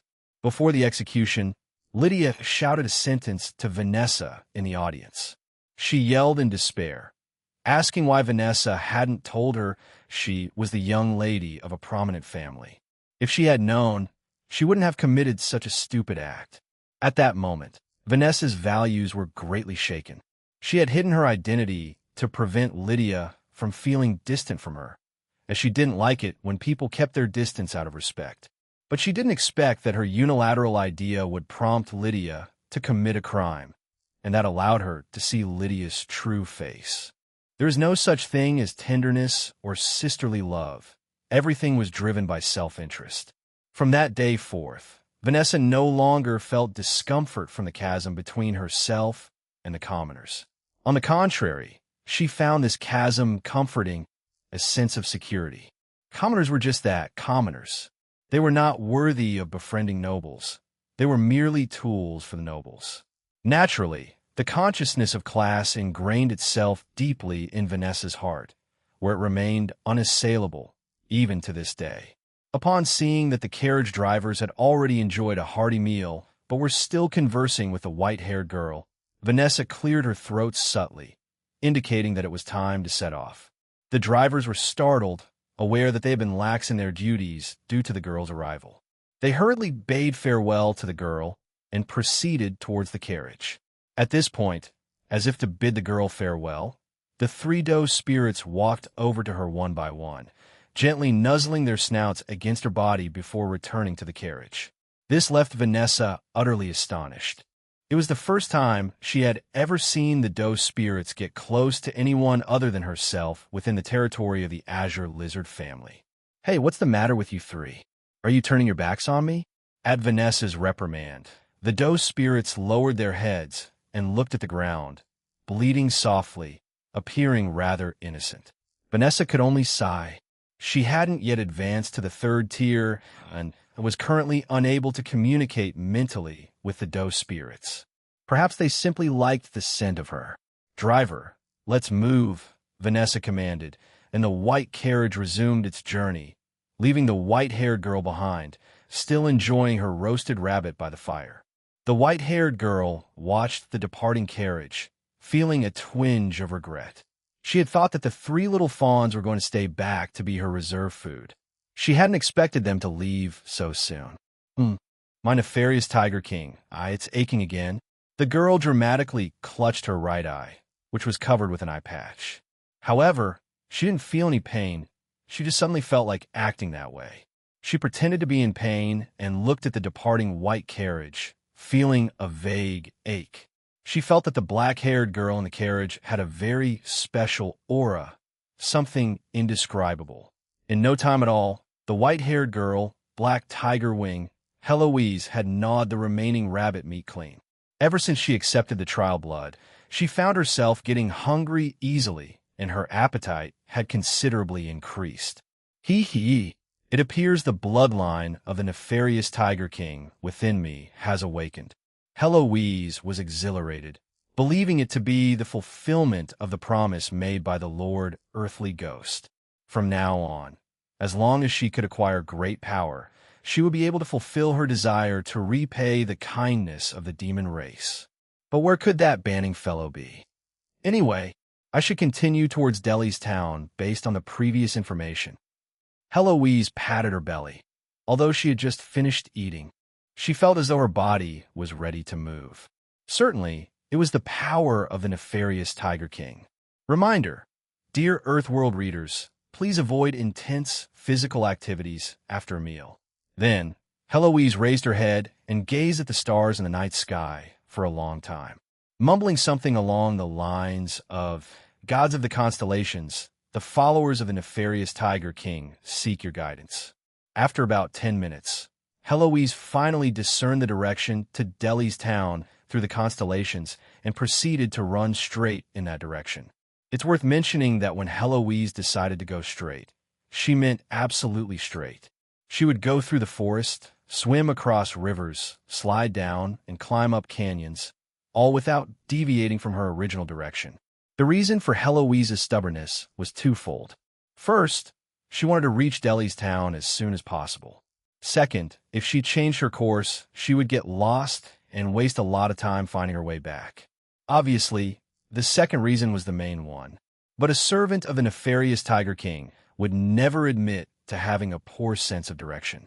2 days later, Heloise, who had been running straight all the way, finally spotted something. About 100 meters ahead on the dirt road, she saw a figure riding a horse at full speed. The person on horseback was shrouded in a black cloak, seemingly a young man. The youth matched the description of the target, banning, given to her by the Lord Earth Ghost in the letter. Chapter 217. Fateful Encounter. Prison Star Calendar. Year 187, July 3rd, 6:32 a.m. Countdown to confession. 16 days. The offering nominated by Lord Earthly Ghost. You will fuel the growth of the nefarious Tiger King's apostle. Heloise maneuvered through the forest with agility. She calculated the youth's movements, leaping lightly from a branch, landing perfectly in front of the youth. Spiral. Just as Heloise was about to use her skill, she suddenly realized that the youth's hair was a shade of yellow-brown, which contradicted the description provided by Lord Earthly Ghost. Strange, shouldn't his hair be black? Heloise quickly stopped the usage of her skill, while the youth managed to steer his horse around her. "Excuse me, miss. Is there something you need from me?" The young man halted his horse, asking Heloise from a distance of about 20 to 30 meters. Heloise didn't expect to have made a mistake. She was momentarily at a loss for words. It seems the guidance of the stellar gods has had a small hiccup. Unknown young man, you need not concern yourself. Feeling nervous, Heloise instinctively resorted to her usual way of speaking to diffuse the situation. She also secretly felt relieved, grateful that she had stopped her action in time. Otherwise, it would have been difficult to smooth things over. The young man looked at Heloise with a tilted head. After a while, he finally spoke. Your dress is not fastened properly. Maybe you should adjust it before we continue talking? Huh, my dress is loose. Heloise looked down and noticed that her outfit had shifted out of place. She quickly turned around to adjust her outfit. Oh no, I didn't expect the forest spirits to be so mischievous. They dared to make a fool out of the nefarious Tiger King's apostle. Heloise was utterly embarrassed. As a Barado of the evil kinds, having her clothing torn on the foliage was a real problem. She quickly recalled that she must have snagged it on a branch while moving through the forest earlier. No wonder she felt a draft through the tear. Now that her clothing was damaged, Heloise had to. She simply had to. I must display the terror of the evil kinds, so he won't dare to speak of this incident for the rest of his life. Tyler watched this girl named Heloise, feeling puzzled by her previous statement and her current thoughts. If he had encountered such a girl in the world of Earth, he would have definitely considered her Chinibyo. However, in the world of Prison Star, what she said about the stellar gods, forest spirits, and the apostle of the nefarious Tiger King might indeed be true. However, at the same time, the childish plot in Heloise's mind made Tyler feel that he might be taking her words too seriously. Regardless, Tyler planned to continue the conversation with Heloise, if not for anything else, then for her identity as the reserve member of the Shadow Serpent Society mentioned in her basic information. Heloise Centurado. According to this ranking and considering the levels of strength, Heloise's position would be inferior to Vexor's. If the Shadow Serpent Society had already discovered that Banning had Barado Vexor and then dispatched someone even weaker than Vexor after him, then either there was an issue with the decision-makers at the Shadow Serpent Society, or there were hidden machinations at play. Indeed, based on Heloise's recent inner monologue, Tyler could essentially determine that this young girl was indeed the assassin sent by the Shadow Serpent Society to take him out. If he hadn't preemptively dyed his black hair to a brown color, they would probably already be in a fight. Tyler, utilizing this point, preliminarily judged that Heloise might not be the intelligent type. Young man, the encounter of fate has already occurred. Now that you have witnessed the weak point of the apostle of the nefarious Tiger King, you can only live the rest of your life with this secret. Heloise spoke, Barado, stomping on the ground and easily creating a pit a meter in diameter, demonstrating her extraordinary foot strength. Weak point? You mean the part where I saw your belly? Don't worry, I won't tell anyone. Tyler activated his deceiver skill, attempting to persuade this slightly off girl. Before completely grasping her information, Tyler didn't quite want to engage her directly, because if things went wrong, the death future might involve him being killed by this Heloise through some special method. Really? You really want to tell? The girl became normal in her excitement. Truly, I swear to the benevolent deity. Tyler mimicked the prayer gesture he saw in Sunnytown, making his oath with utmost sincerity. Then, Heloise actually believed him. Well then, the apostle of the nefarious Tiger King is willing to believe the believer of the benevolent deity. Thank the nefarious Tiger King. Young man, this is a hard-to-come-by absolution. Looking at this self-proclaimed impressive Heloise, Tyler felt somewhat upset. He was upset because if he had really died at the hands of Heloise in the death future, then his future self must be incredibly stupid. After the crisis of the battle was averted, Heloise started talking to Tyler very naturally. Tyler was all for it, as this was a great opportunity to understand her. The only problem was that to understand what Heloise was saying, Tyler had to use his brain a bit more. Young man in the vortex of fate, my name is Heloise, also known as the Black Tiger Wing. I am a free warrior of the tiger race. May I know your identity? Black Tiger Wing, tiger race. Tyler noticed the key information in Heloise's words. He noted it down and answered her question first. I am called Felix, a bounty hunter who roams the four seas. What Tyler said was his new identity from now on, to avoid the name Banning from continuing to spread. Felix, indeed a good name, quite the coincidence of fate. Have you heard of a young man named Banning? He looks exactly like you, only his hair color is different. Just now, I mistook you for Banning, That's why I stop you halfway." Hearing this, Tyler was utterly convinced. This girl, Heloise, was indeed the assassin sent by the Shadow Serpent Society to kill him. If it weren't for Tyler's hair dye and Heloise's not-so-great brain, they would probably be fighting already. Chapter 2, A Team Temporary Team Exactly Like Me? "That is indeed rather extraordinary," Tyler replied, his acting skills always at the ready, effortlessly delivered. "Indeed, which is why I, as an apostle of the nefarious Tiger King, decided to question you to see if there's a fateful connection between you and this banning." Heloise looked at Tyler expectantly, her large, innocent eyes practically radiating naivety. Unfortunately for her, she had encountered Tyler, the expert of insincerity. "I'm sorry to disappoint you, but I'm an only child and I have no siblings. As for this banning, I've never heard of him." Tyler calmly quashed Heloise's hopes. "Is that so? Such despairing news. Even the nefarious Tiger King would sigh for this." The glow in Heloise's eyes dimmed instantly, and it seemed that their conversation had come to an end. However, Heloise wasn't discouraged. She firmly believed that the information provided by the Lord Earthly Ghost must be correct. As long as she continued towards Delhi's town, she would definitely find this banning. "Young Felix, may the path of your destiny be filled with radiance. The apostle of the nefarious Tiger King will bid you goodbye for now." The young girl nodded slightly at Tyler, then turned around and left. Tyler watched her retreating figure, his hand quietly gripping the Shadow Sword Dragon steed as he began to contemplate. Tyler believed that Heloise was clearly the assassin sent by the Shadow Serpent Society to kill him, which also verified his previous guess. The singular demon god, for some reason, temporarily couldn't come to finish him off again. In the past, Tyler's consistent way of dealing with those who wanted a bravado was to fight fire with fire. But now, facing the young woman Heloise, he hesitated.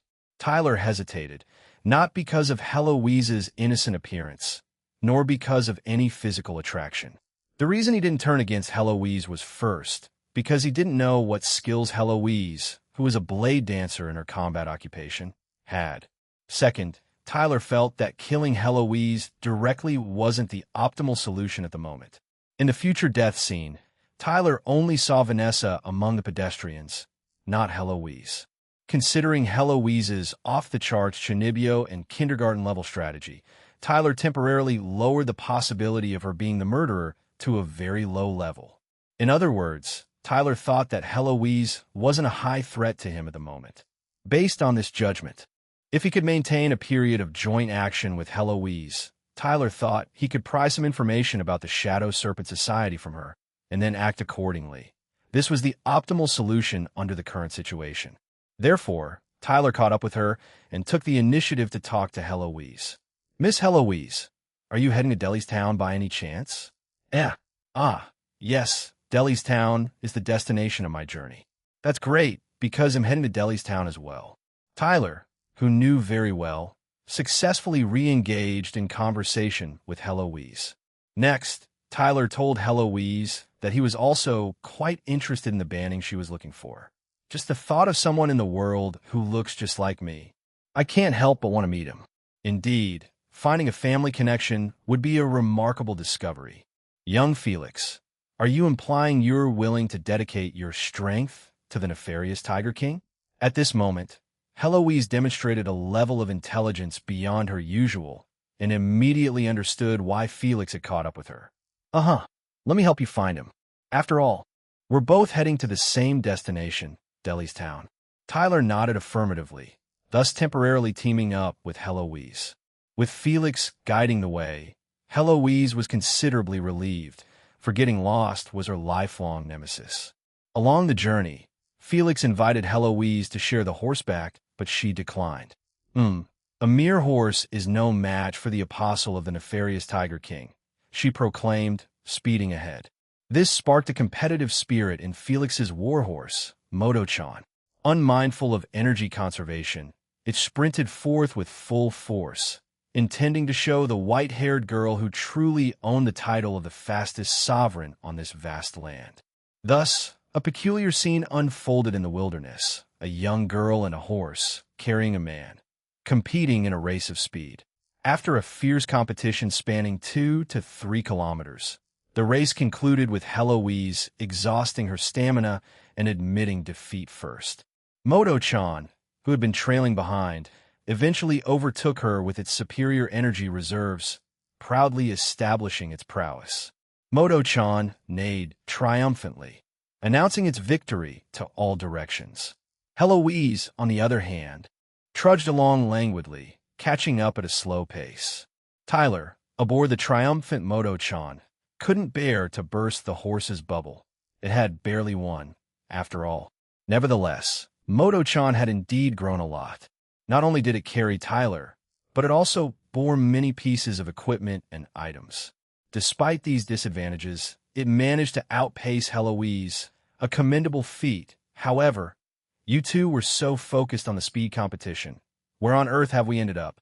Looking at the surrounding sandy environment, Tyler knew they had strayed from the path. After wandering in the sandy area for a while, unable to find a way out, and seemingly getting deeper into a desert, Tyler suggested they follow their footprints back. A few minutes into their backtrack, Heloise suddenly stopped and gestured for Felix to be quiet. Seeing her heightened alertness, Tyler figured that the predators of this area had likely set their sights on them. Heloise kneeled on the ground, her ear against the sand. After a few seconds, she pointed in the direction of their 3 o'clock. Tyler followed her direction, but saw nothing. However, a few seconds later, a large red warning circle suddenly appeared under their feet. "It's coming from underground. Scatter quickly," Tyler shouted as Heloise started running. She and Moto-chan instinctively ran in opposite directions, successfully escaping the red warning circle just in time. The moment the 3-second countdown ended, a spike-covered worm demon burst from the ground, swallowing the spot where Tyler and Heloise had just been standing. Whoa! A demon from the underworld. Despicable worm demon.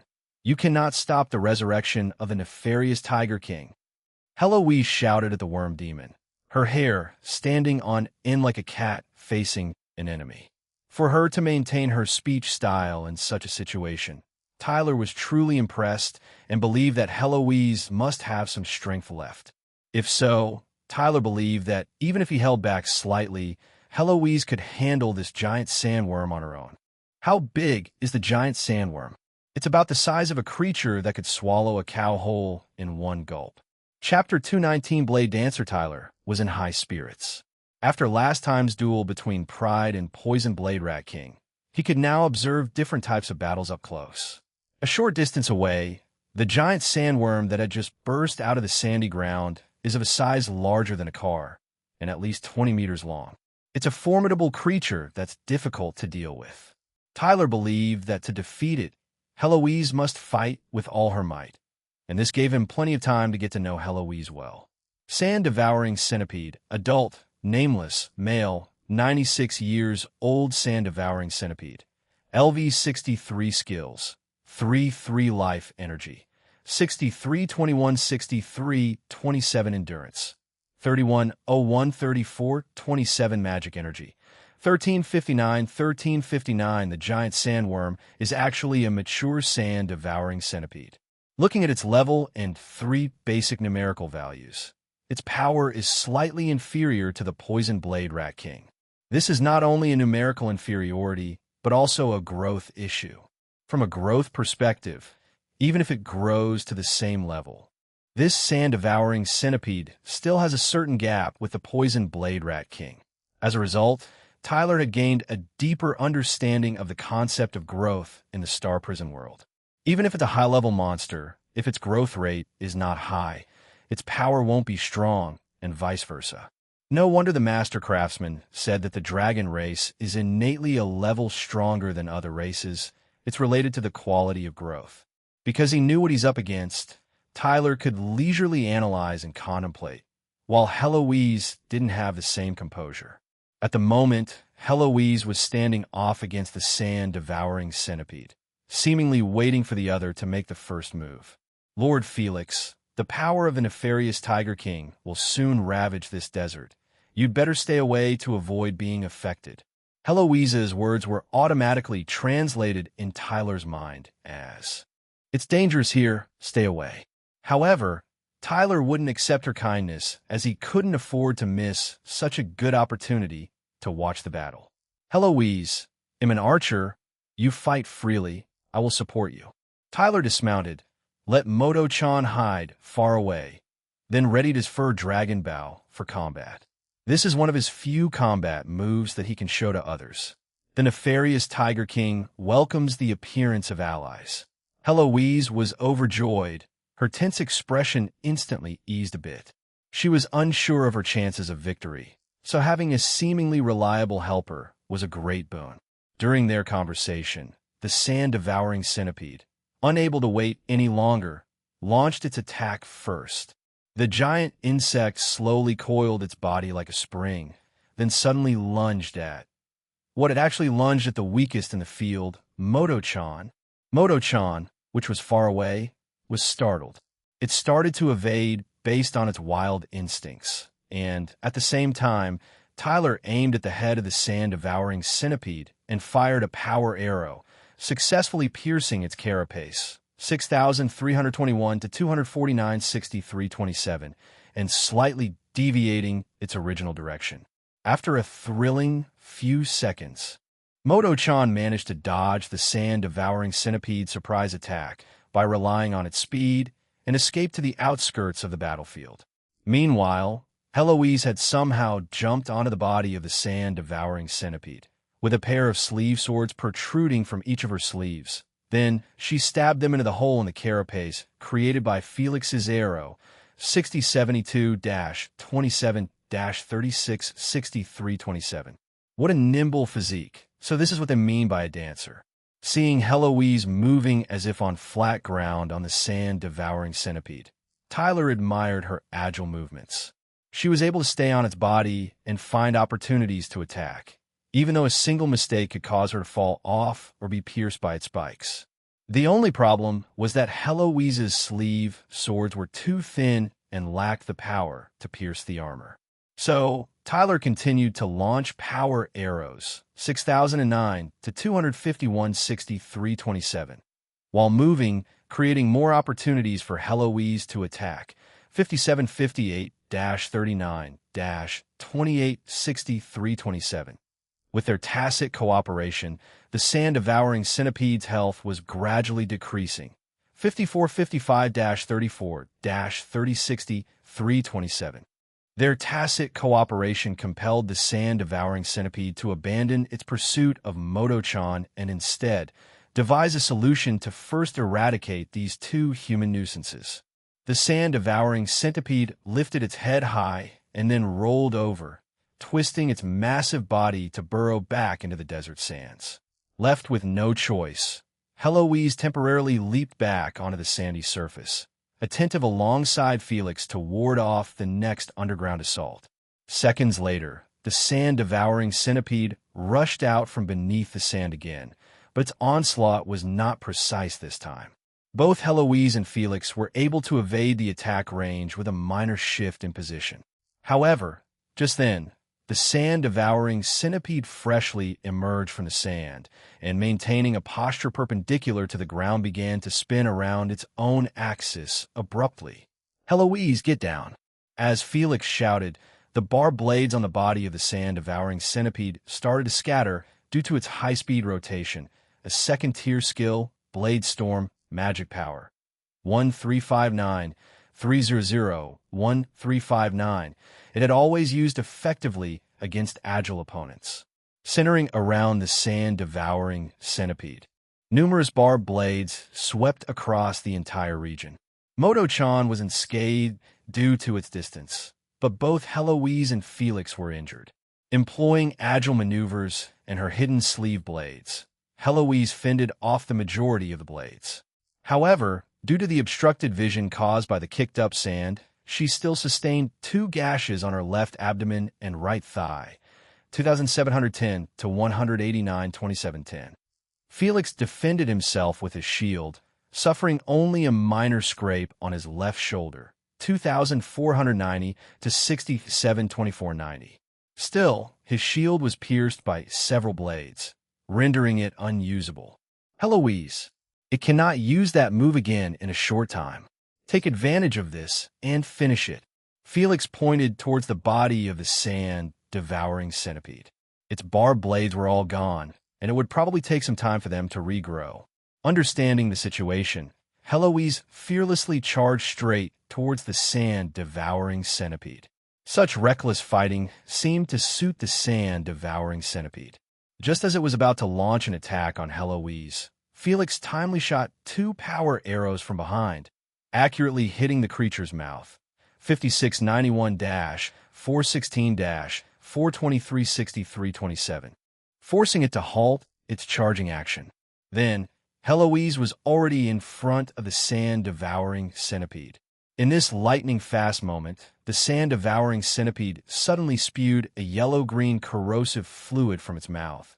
Magic power. 1059-200-1359, and Heloise already had no time to dodge. Spiral round dance. Unexpectedly for the sand-devouring centipede, the white-haired girl showed no intention to evade. Instead, she opened the blades on both her hands and feet in an instant, performing a high-speed rotation with her body. With the spinning 4 blades, she broke through the corrosive liquid flow and plunged directly into the mouth of the sand-devouring centipede. Chapter 220 Deliberation by the lake. The sight before his eyes was undoubtedly one of unparalleled carnage. Yet Tyler was utterly captivated by Heloise's ballet-like grace in motion. Her 4 blades served as extensions of her limbs, each pirouette and flourish leaving a gash in the gaping maw of the sand-devouring centipede. After an immeasurable number of strikes, 4852 to 12-19-63-27, the sand-devouring centipede fell, and Heloise landed on the sand with an unparalleled lightness.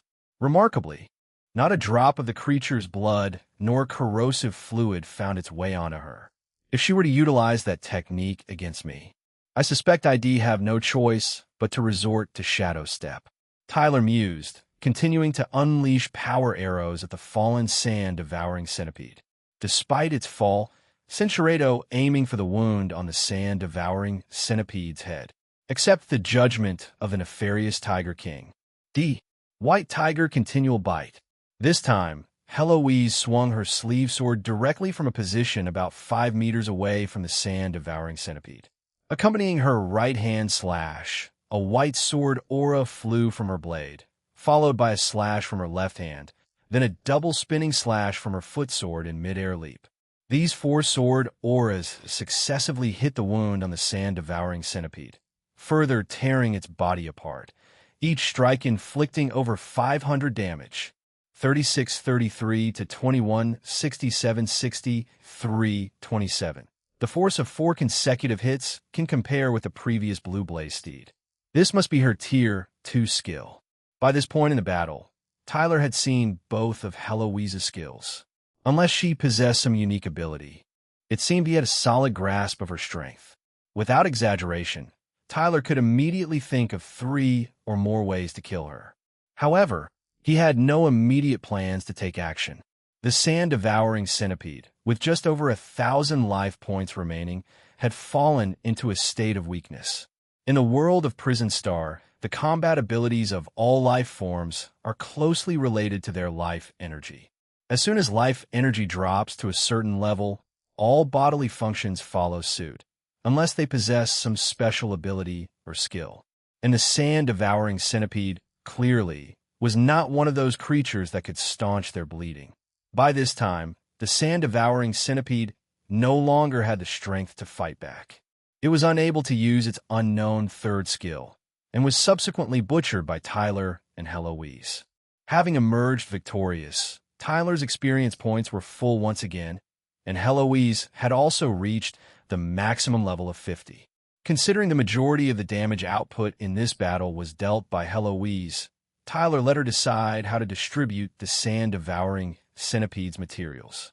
Surprisingly, Heloise didn't want anything. Instead, she asked him if she could simply extract the magic core, leaving the rest to return to nature. So, It is the tiger race reveres harmony and coexistence with nature. Tyler readily agreed. Through this conversation, he gained a preliminary understanding of the Tigerkin's cultural philosophy. To express her gratitude for Felix's understanding, Heloise voluntarily gave up the sand-devouring centipede's magic core. At this moment, I feel the power of the nefarious Tiger King god is full within me. It seems I have gained enough experience, and this victory is sufficient reward. Tyler knew this was Heloise's recognition that she had leveled up and reached the second-tier level bottleneck. He was also experiencing this feeling. Since Heloise was now offering the magic core, Tyler saw no reason to decline. Then I shall accept it without reservation. Tyler placed the magic core of the sand-devouring centipede into his bag. Now, the magic core of the Poison Blade Rat King was no longer alone. Upon vanquishing the sand-devouring centipede, Tyler and Heloise retraced their steps, spending some time finding the route back to Delhi's town before embarking once again. Before long, they came across a lake. Upon sight of it, Heloise suggested a rest by the lakeside, expressing her desire to wash off the grime coating her form. Tyler had no objections. It was a fine opportunity to replenish their fresh water supplies. Thus, they agreed and split up to carry out their individual tasks. With some solitude at last, Tyler had time to contemplate his thoughts about Heloise. When they first met, she had introduced herself as the Black Tiger Wing and claimed to be a member of the Tigerkin race. By appearance alone, he could discern no characteristics that would identify Heloise as part of any demi-human tribe. She bore neither fluffy ears nor a tail, appearing wholly human. Likewise, his identification revealed no evidence of her Tigerkin heritage.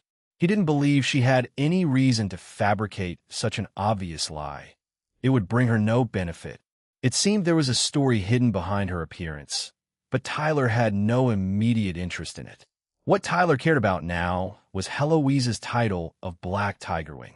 What's Tiger Wing anyway? However, associating wings to flying, it could be aligning perfectly with the first line of the stellar oracle left by the divination rabbit to Banning. Do not be entranced by the butterfly's dance. The black butterfly is the servant of the snake. The butterfly's dance. Blade dancer. Recalling Heloise's combat style, which was akin to a dance, Tyler couldn't help but admire it. However, was such admiration enough to warrant the warning of do not be entranced? Tyler felt it was somewhat far-fetched. However, the latter half of the Stellar Oracle couldn't be more fitting. As a reserve executive of the Shadow Serpent Society, Heloise perfectly fit the description of the black butterfly being the servant of the snake. The only issue was the slight difference between the Black Tiger Wing and Black Butterfly, which irked Tyler greatly. Following the Stellar Oracle left by the Divination Rabbit, Tyler's most sensible course of action would be to part ways with Heloise or to kill her to avoid any potential danger. However, he was reluctant to make such a rash decision. The identity of the Tigerkin, the strange typo, the overly cautious warning, all these elements made Tyler feel as though he had yet to uncover the true story. The Stellar Oracle was still without a correct answer. There must be some unknown information. There must be. Since Heloise posed no immediate threat to his life, Tyler decided to continue traveling with her for the time being. While there were risks, the potential rewards were equally significant, making the gamble seem worthwhile. First, let's verify her identity as a member of the Deerkin tribe. Tyler took out the upgraded binnacle and quietly skirted around the grove of trees. Cinchuredo, he activated his skill.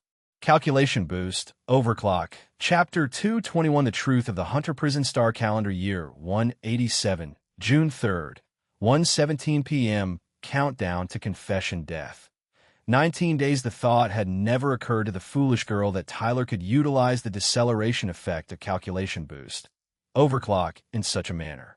Under the influence of the deceleration effect, Tyler could perceive additional details within the same span of time, thus acquiring a wealth of information.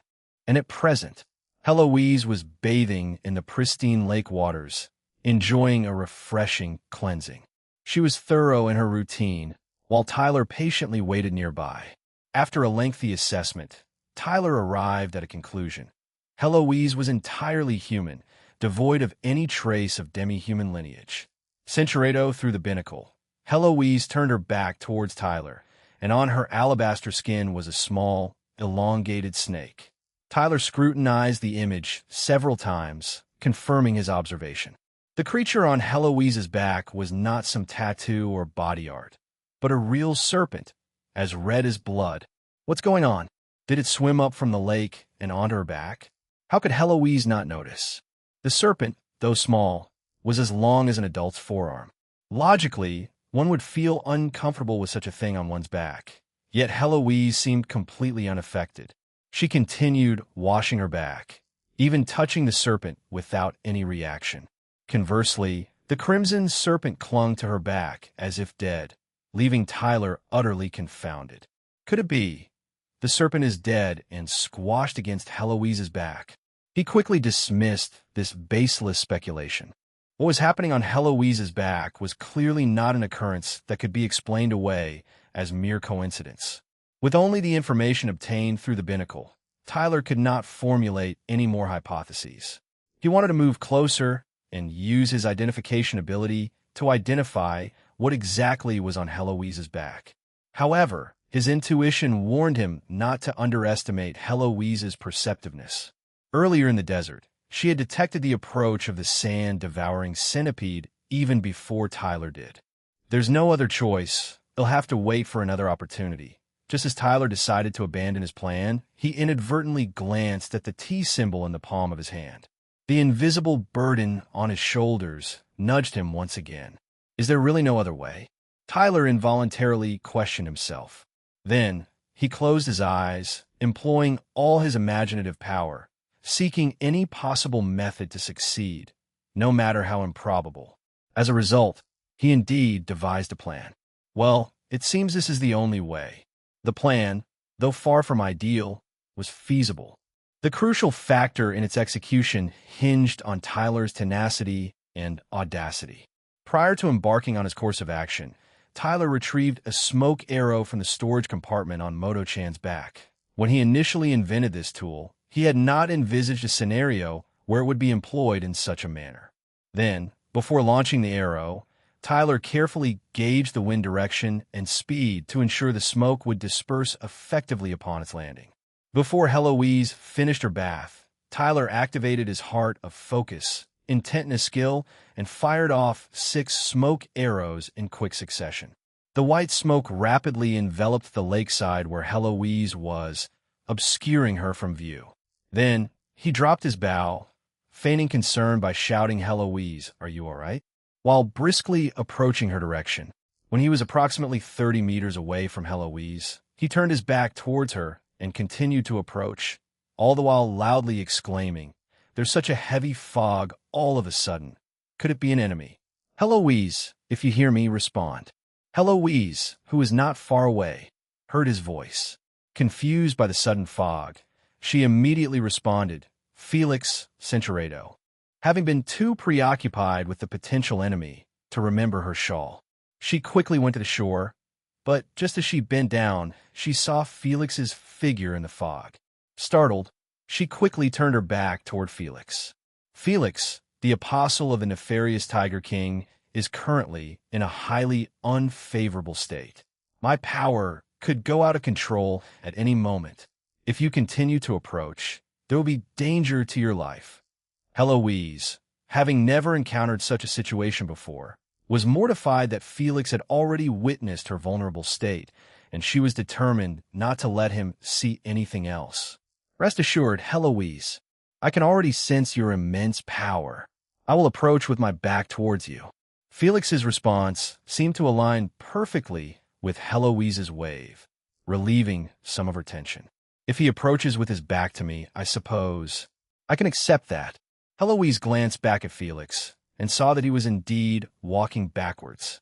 She chose to trust him and focused on locating the source of the fog in the lake. In such a tense situation, Tyler successfully approached Heloise. However, he didn't get too close. Centuredo, parasitic blood serpent description, 1. The eggs of the parasitic blood serpent are similar to blood and often enter the host body mixed with blood to parasitize. 2. Once the eggs successfully parasitize, they hatch into larvae quickly, absorbing nutrient from the host body for their own growth.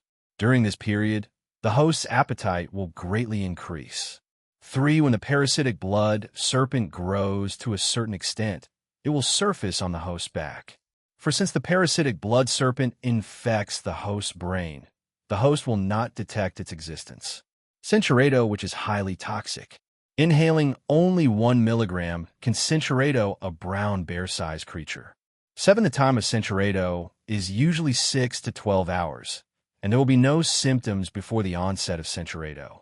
Current infection progress. 17. Chapter 222, The Fool's Choice. Centauredo mist, highly toxic, 1 milligram, can defeat a brown bear-sized creature. Time of affliction, 6 to 12 hours before the onset of symptoms. No warning signs. Having reviewed the description of the parasitic crimson serpent, Tyler finally understood the cause of his approaching fate. The cause was venom, possibly as a result of Heloise's attempt to harm him that backfired, or perhaps due to Heloise being completely infected by the Barado serpent. Regardless of the method of intoxication, given that there would be no symptoms post-Barado, Tyler would remain oblivious until the onset of the venom. Moreover, the future self was unaware of the impending danger, leaving him utterly defenseless. Now that the cause of the unknown threat had been discerned, the only task left was to devise a strategy to circumvent the danger. Avoiding a future unfortunate fate, given his understanding of the underlying principles, was not a difficult task for Tyler. However, after unraveling the mystery, his mood did not lighten, but rather turned gloomier. Observing Heloise, who was still clearly uncomfortable, stirred a complex wave of emotions within Tyler. No wonder they sent someone weaker than Splurt. So, from the beginning, the Shadow Serpent Society never intended for Heloise to return alive. Tyler removed his Crimson Dragon cloak and draped it over the young girl, then turned to depart. Heloise, it appears the enemy headed in that direction. He'll give chase.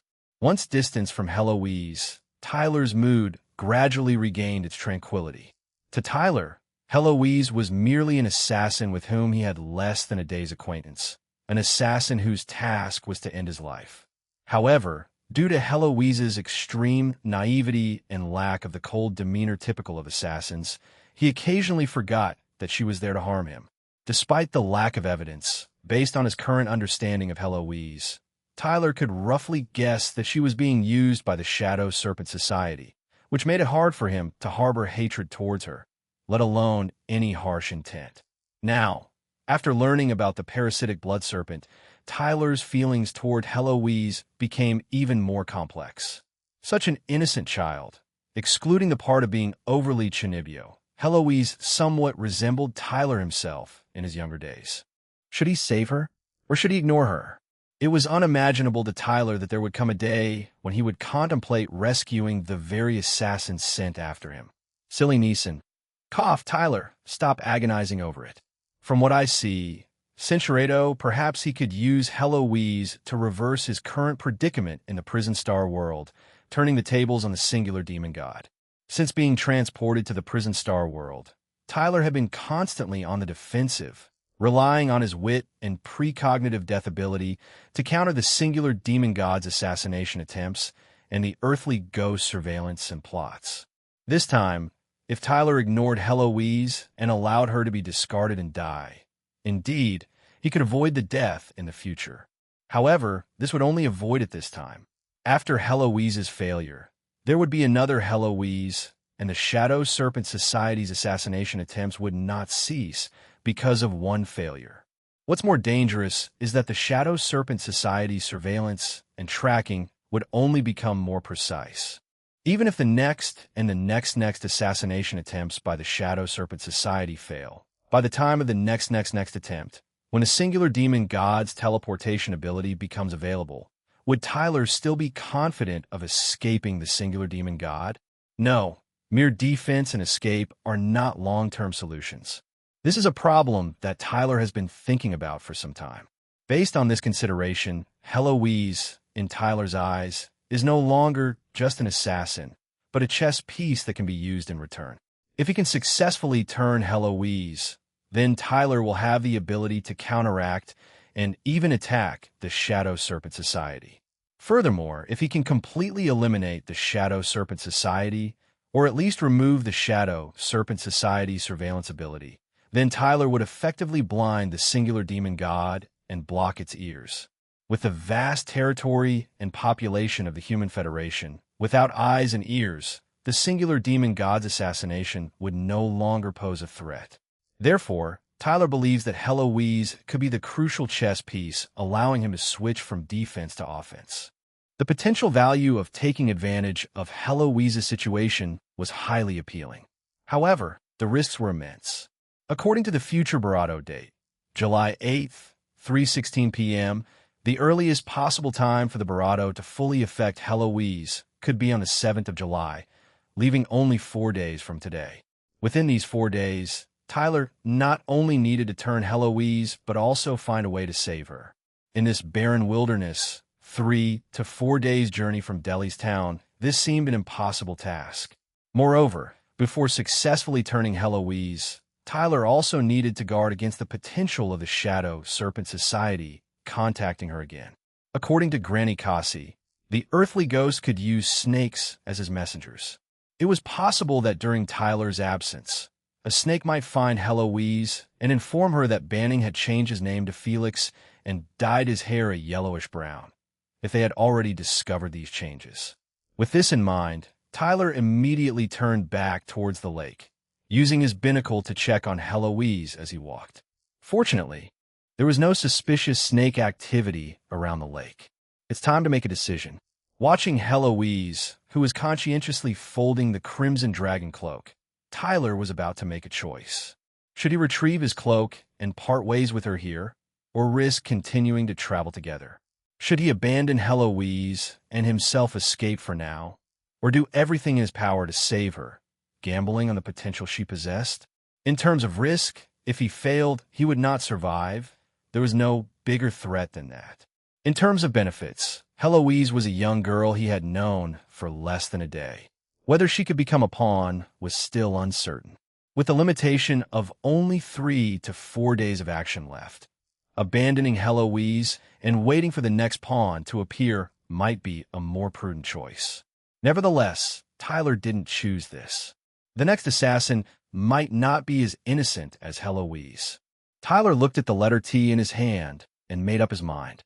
He would save Heloise, then officially start the war against the Earthly Ghost and the Shadow Serpent Society. Chapter 2:23 The Past of Heloise Under the Gentle Breeze. The white mist by the lakeside swiftly dissipated. By now, Heloise had dressed herself. She carefully folded the temporary black cloak that Felix had lent her and returned it to him when he returned. Lord Felix, the nefarious Tiger King thanks you for your aid. The crisis of Rampage has been resolved. Haha, think nothing of it. Observing Felix's warm smile, Heloise found it rather miraculous. Felix was like his cloak, plain and modest on the outside, only revealing its comforting intricacies upon closer interaction or wearing. She hadn't felt such considerate care for a long time, not since the time when her family from the Tigerman race surrounded her, back when their territory was not yet invaded. Heloise, shall we continue our journey? The apostle of the nefarious Tiger King is always ready to move. Before setting off, Felix once again invited Heloise to ride on the horse with him, but she declined again. As a member of the Tigerman race, running was her way of exercising. In addition, this time, Felix's warhorse no longer competed with Heloise. They maintained a steady pace, running parallel on the dirt road. Lord Felix, what school does your archery belong to? Your sharp aura could virtually dissipate darkness. Ha ha, it's not as exaggerated as you make it out to be. I just practiced archery while hunting. Heloise vividly remembered Felix's performance in the battle just now. Although it was their first time cooperating, Felix was like he could predict Heloise's next move, always providing her with just the right support. This allowed Heloise to severely injure the sand-devouring centipede, delivering the decisive blow that determined the outcome of the battle. This rare camaraderie during battle made Heloise subconsciously develop some fondness towards Felix. Considering their shared goal, after discussing the topic of the battle, Heloise continued to chat with Felix about other things.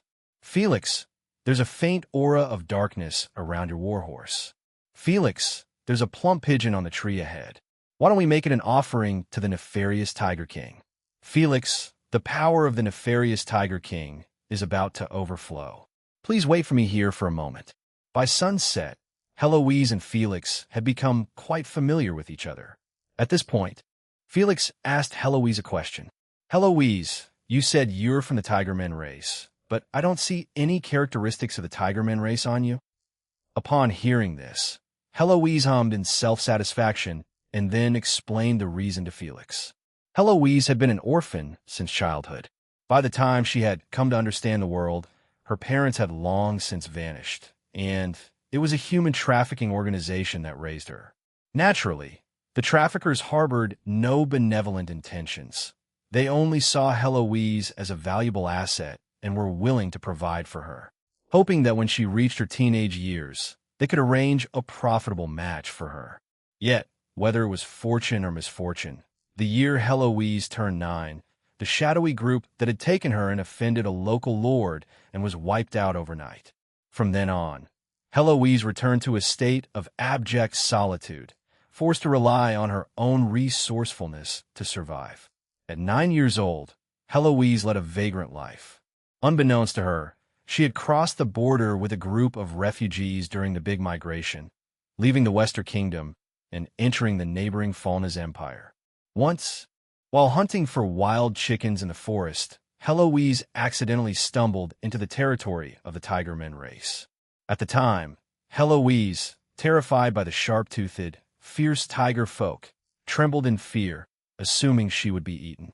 To her surprise, the Tigerman folk treated her kindly and even adopted her as one of their own. Time flew by, and Heloise lived with the Tigerman folk tribe for 5 years. In these 5 years, she had become a real young girl of the Tigerman race. Whether it was their culture or combat skills, she mastered them as if they were second nature, holding her own even when compared to real Tigermen. At 15, Heloise underwent the rite of passage in the tribe. The elders, impressed by Heloise's graceful combat stance that was akin to a butterfly's flutter, and seeing her immaculate white hair, bestowed upon her the title White Tiger Wing. However, Heloise was unsatisfied. She said that the incarnation of a nefarious Tiger King she worshipped was a handsome, one-eyed black tiger, so she wanted to be called Black Tiger Wing. The people of the Tigerman race were long accustomed to Heloise's quirky ideas, and the elders indulgently agreed to her request, bestowing upon her the title Black Tiger Wing. The happy and peaceful times seemed like they would last forever, but a few months after her rite of passage, the Tigermen folks' territory was attacked by the Evil Kind's army. The tribe's territory was attacked by the Evil Kind's elite troops. That day, the Steel Rhino Corps that rampaged across the land and the soaring Wyvern Squadron that rained fire from the sky were as fast as lightning, giving the Tigermen folk no chance to react. In an instant, the forest was consumed by flames. Later, the Human Alliance's troops gradually counterattacked and eventually reclaimed half of the Tigermen folks' territory. But this territory was not returned to the Tigermen folk, but rather directly occupied by the humans. Since then, Heloise could only wander with the Tigermen folk, making the world her home, until she met that person. That person was very kind to us. Not only did he provide us with a place to live, but he also arranged work for us. He also fully supported our desire to gather strength and reclaim our territory. The most important thing is he even believes in the legends of our nefarious Tiger King. And he also gave me, as she spoke, Heloise paused, wondering whether she could tell Felix about the trial blood. After thinking for a while, she felt that without the permission of Lord Earthly Ghost, she couldn't tell him and change her words. That person also fully supports me in enhancing my power, hoping that I can awaken the power of the nefarious Tiger King as soon as possible. I see. That person is truly a great benefactor to the Tigerman race. Felix agreed, his face showing his admiration for that person without any concealment. Indeed, on the day the god of the nefarious tiger awakens, that person will be the greatest contributor. Heloise kept nodding, her eyes full of trust for that person. Upon hearing Heloise's story, Tyler could more or less guess the ins and outs behind it. However, before he could obtain evidence of the earthly ghost deceiving the Tigermen folk, the difficulty of turning Heloise was still considerable. During their conversation, Heloise said she needed to release some of the power of the god of the nefarious tiger. Understanding her meaning, Tyler consciously did not follow her. Heloise walked alone in the woods, found a suitable location, but just then, the voice of that person suddenly came from behind her. Hiss! Heloise, can you hear me? Hiss, it's urgent, hiss. I need to update you on the information about banning. Chapter 224, A Quick Fight Prison Star Calendar Year 187, June 3rd, 1:17 p.m., Countdown to Confession Death. 19 days countdown to Heloise 100 infection. 3-4 days beside the grove. Tyler watched the owl not far away that was staring at him, feeling a vague sense of discomfort. He always felt that the owl harbored ill intentions, yet he couldn't pinpoint why, so he utilized his deceiver's charm skill, prompting it to fly away. Heloise is taking quite a while this time. Just as Tyler was about to go and check on her, a warning red light suddenly shone directly toward his right hand. Without a second to spare, Tyler reflexively activated his calculation boost, overclock skill. Simultaneously, he unsheathed his weapon and dismounted in a fluid motion. Before running for cover, he didn't forget to pat Moto-chan, instructing it to seek refuge immediately. In the next instant, Tyler saw the white-haired girl leap from the tree branch and thrust her sleeved sword at the spot he had just vacated. Heloise? What are you doing? Sly demon, don't think you can continue to deceive the envoy of the god of the nefarious tiger. Demon, continue to deceive? Tyler tried to communicate with Heloise, but she was in a rage and completely ignored his words. After her initial frontal assault missed, Heloise immediately twisted her body and continued to swing her sleeve sword, launching a series of attacks at Tyler. Seeing this, Tyler had no choice but to set aside the idea of communicating for now and focus on dodging under the warning of the red light, while staying alert to Heloise's two techniques. After a spate of intense attacks, Heloise, who had repeatedly missed her strikes, had to pause to catch her breath. Tyler, however, remained composed and used this opportunity to put some distance between them. Why would she think I'm a demon? And she said, don't think you can continue to deceive? Reflecting on Heloise's words, Tyler found a clue.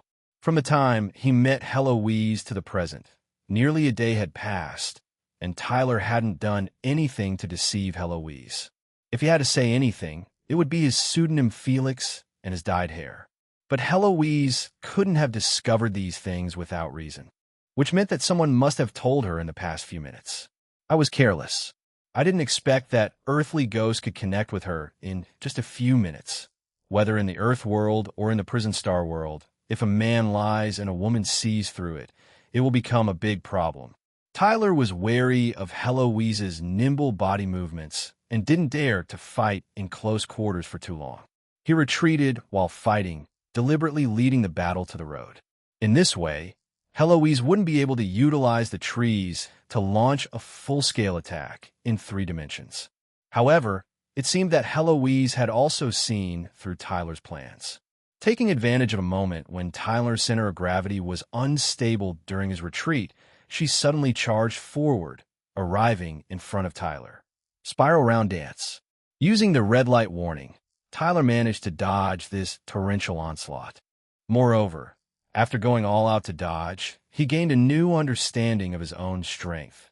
It turned out that his agility had been elevated to another level without him noticing.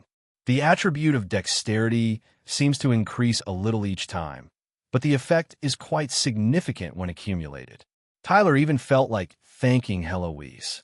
If it weren't for her pressing him so hard, he wouldn't have realized that he still had potential that hadn't been utilized. On the other hand, Heloise was dumbfounded after a proud attack was avoided. She saw very clearly that Felix's sidestep to dodge was even faster than her own move. "Heloise, I have no intention of hurting you. Let's cease fire and have a chat, shall we?" Felix's words hit Heloise's sore spot like a sharp knife. "Big liar. And you said you're an archer. How could an archer's movements be faster than mine?" Tyler had initially hoped to converse with Heloise during a moment of her defeat, yet the result was quite the opposite. Heloise, who had been somewhat hesitant, found her fighting spirit igniting into a roaring blaze after being mocked by Felix. As a member of the Tiger Men race, as a blade dancer, Heloise's pride would not permit her to lose in close combat to an archer. At present, she didn't care about Banning or Felix. She had to prove that she was superior in close combat to the youth in front of her. "Oh, nefarious tiger god, your apostle, for the honor of our race, must break the precept here." With a solemn air, Heloise placed her hand on her right eye patch, her entire aura dramatically changing. "Pierce the reality. Spirit of the Tiger Men race. Tear apart. Form of the Tiger Men race. I have the nefarious Tiger King. Seal Relase." As she shouted aloud, Heloise removed her eye patch with a dashing posture. Beneath that pitch-black eye patch was... Indeed, it was a healthy right eye, just like the left one. Tyler couldn't help but chuckle. This only served to infuriate Heloise even more. What are you laughing at? Despicable demon. You dare mock the eye of the nefarious Tiger King. You will pay for your ignorance soon." Heloise's face turned beet red. She had never been so embarrassed before.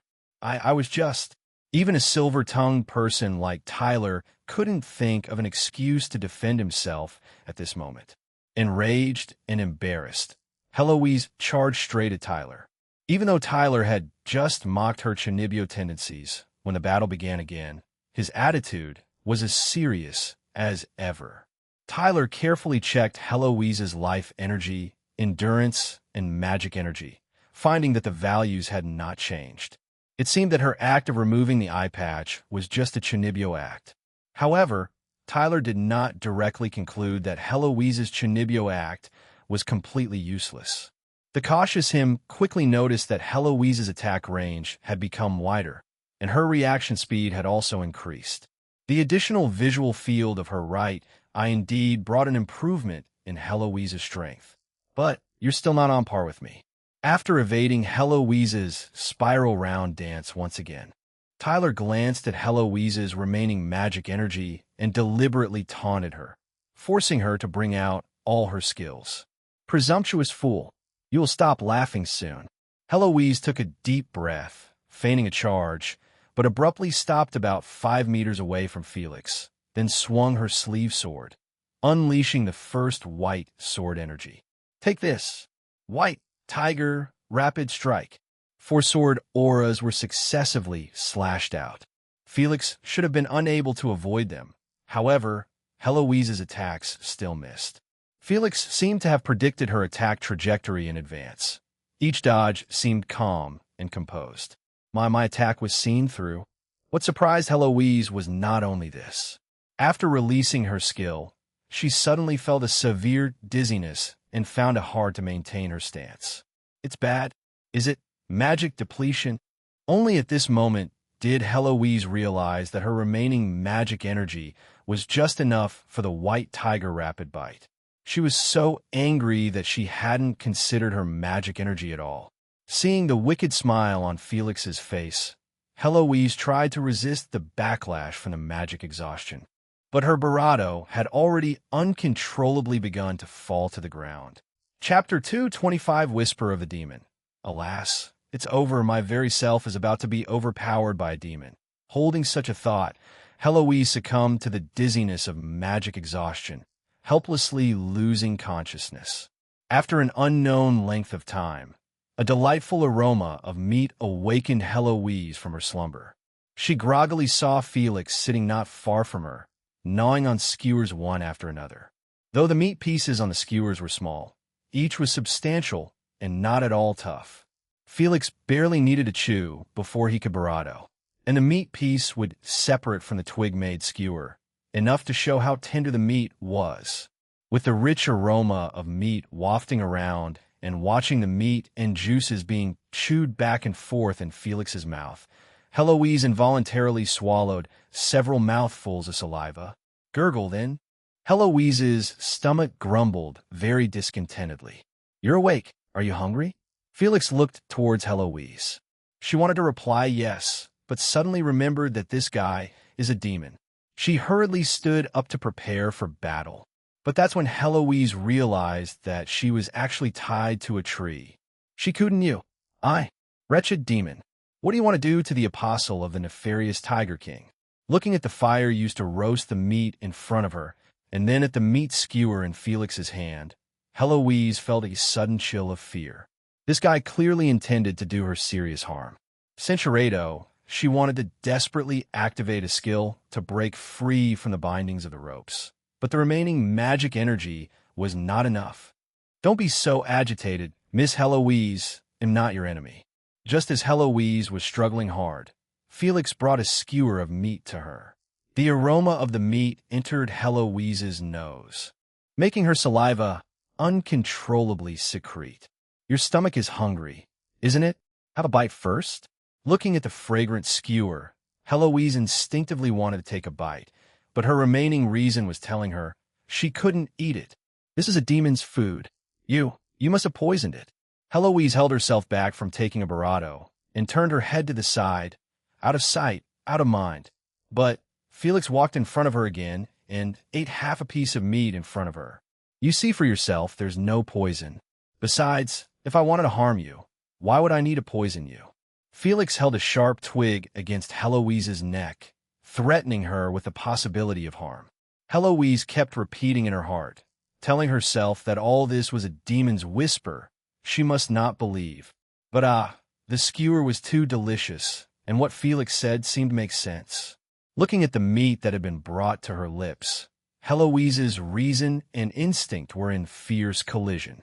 And the result of the collision was reason lost to the instinct to survive under the strong temptation. Heloise ate the half piece of meat left by Felix. And then the second piece, the third piece. Heloise ate one piece after another, one skewer after another. She just couldn't stop eating. By the time she reacted, Felix had taken a seat beside her, offering her the food piece by piece. "Here you go, enjoy." Felix was stroking Heloise's head like he was petting a little cat, which made her feel a subtle sense of shame. But she doesn't care about that now. She must quickly fill her stomach. Only when she's full can she have the strength to defeat this demon. "Indeed, Heloise, I must admit that I did deceive you." At this juncture, Felix suddenly began to confess earnestly to Heloise, who was somewhat puzzled. But since it didn't prevent her from eating her meat, she figured it wouldn't hurt to listen. "The Banning you have been seeking is actually me. Banning was my former name. Furthermore, this brown hair of mine is dyed. Its original color is black." Heloise remained silent, listening, for what Felix was revealing had already been relayed to her by the Lord Earthly Ghost. "However, I think there's something you may have misunderstood. I am not a demon. In fact, to the contrary, I am actually a messenger of the benevolent deity." "Huh?" Until Felix uttered these words, Heloise could no longer remain passive. How could such a thing be possible? "Cunning demon, don't think you can fool me. Don't think that you can obscure the eyes of the envoy of the nefarious Tiger King by offering a little sacrifice." Saying this, Heloise remembered that she had not yet covered her forbidden eye of the nefarious Tiger King and anxiously looked around for her eye patch. However, the eye patch was in Felix's hand. Seeing how much she valued it, he kindly helped her put it back on. Thank you. No problem."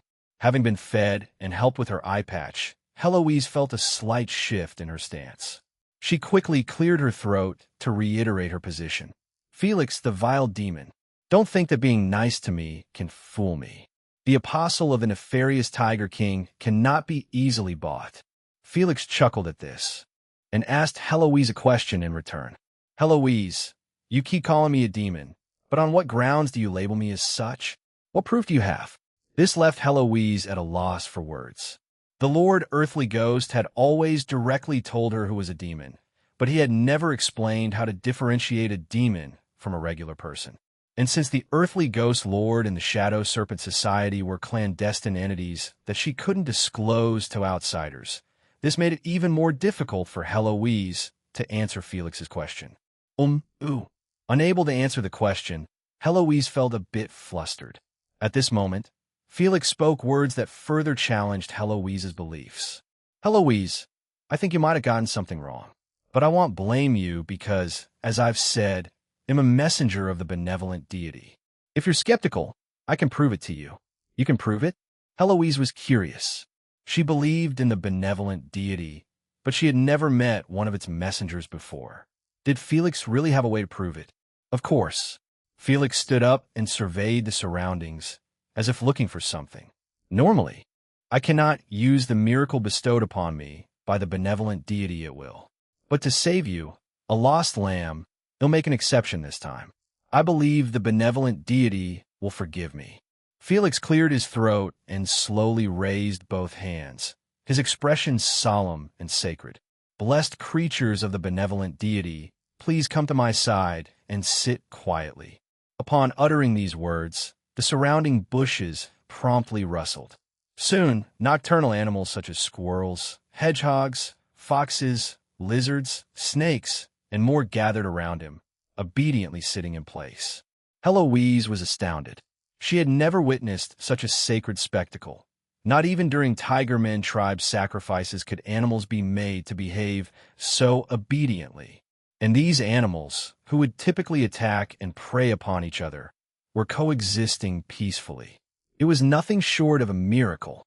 Thinking of this, Heloise could not help but gulp, her eyes wide with amazement.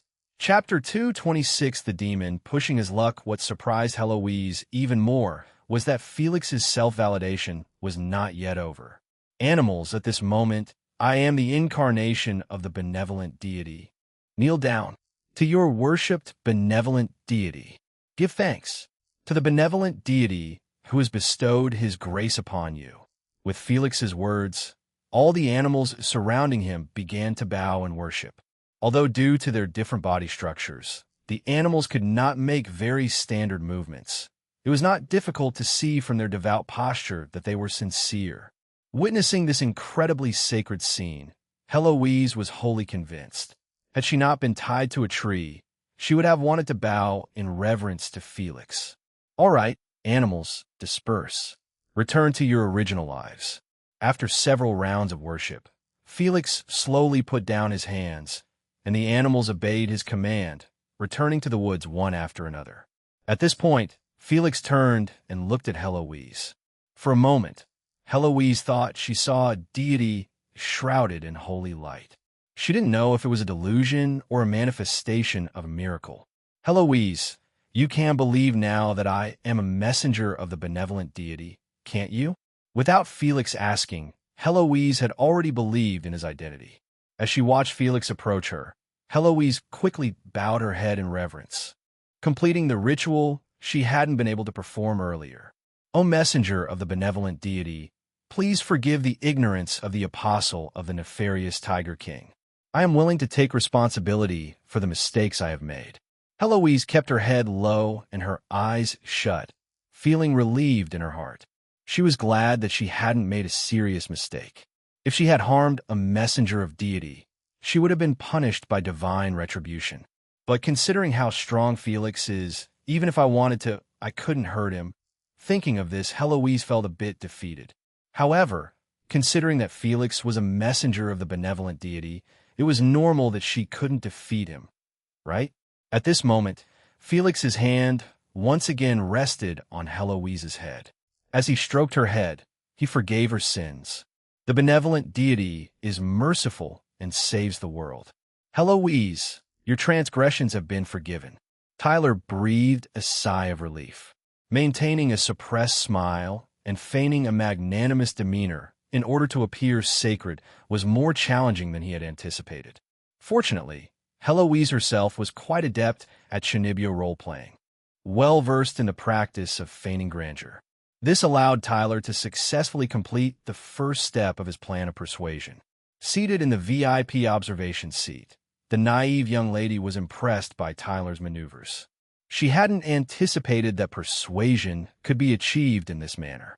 Until the moment Tyler began his operation, the foolish young girl had been considering how to undermine Heloise's trust in the earthly ghost, how to make her realize that the earthly ghost was merely exploiting the human race. The young girl's proposed method was to reveal to Heloise that the earthly ghost was part of the evil kinds.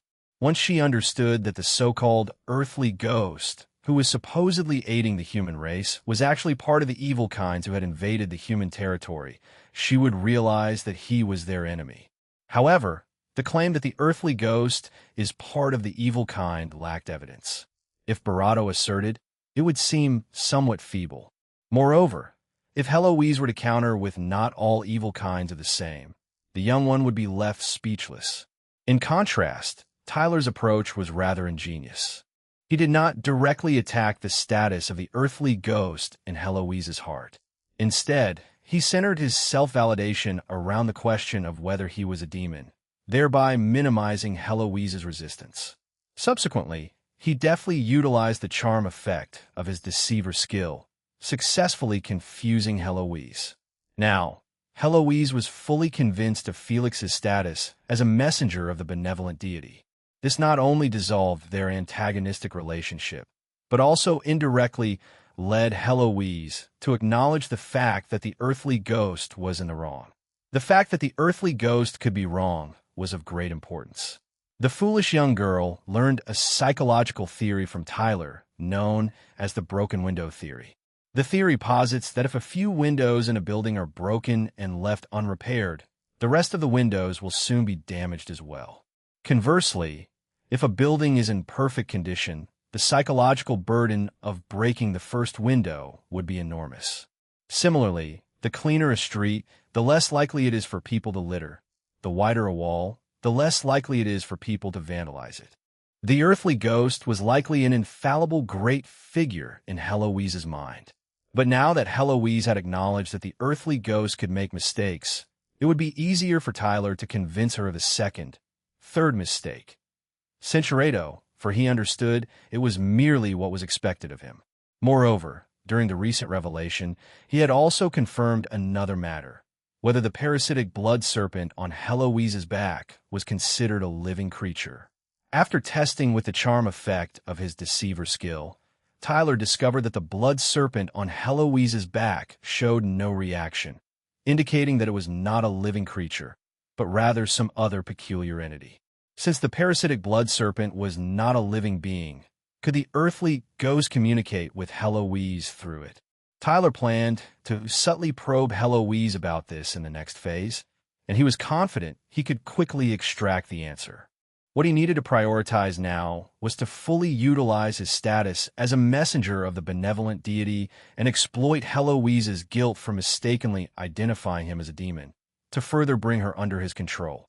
Heloise, even though the benevolent deity forgave you, the act of mistaking a messenger of the benevolent deity for a demon has left a karmic imprint on you. Tyler uttered these words nonchalantly as he untied Heloise, ostensibly intimidating her. Upon hearing this, Heloise immediately became anxious. She didn't know what Felix meant by karmic imprint, but she had a vague understanding that it was not something good. What should I do? Heloise was so anxious that she spoke in human language. Don't worry. As a messenger of the benevolent deity, I naturally have a way to help you eliminate it, but you must be sincere. The more anxious Heloise was, the calmer Tyler became, because only by doing this could he fully influence her feelings, so she would not doubt the sincerity of what Felix would ask her to do next. I'm very sincere. Lord Felix, please tell me what to do. Tyler glanced at Heloise, knowing that the moment and the situation were carefully arranged, so he asked the question he had been planning for a long time. Heloise, I remember you saying before that the belly of a tigerman race is not to be shown to others, right? Yes, the weak spot of the apostle of the nefarious Tiger King must not be exposed to outsiders. Heloise tilted her head, Centuredo Chapter 227 Purification Ritual. Lord Felix, is this really necessary? Asked Heloise, visibly hesitant. Yes, during the karmic imprint purification ritual, the sinner must confess their transgressions to the benevolent deity, replied Felix.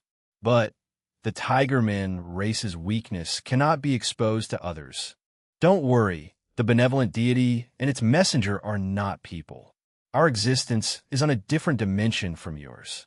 All right then, Lord Nefarious Tiger King, please understand. This is a necessary compromise under the circumstances.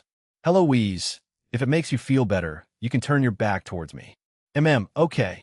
With great reluctance, Heloise turned away, her heart pounding furiously.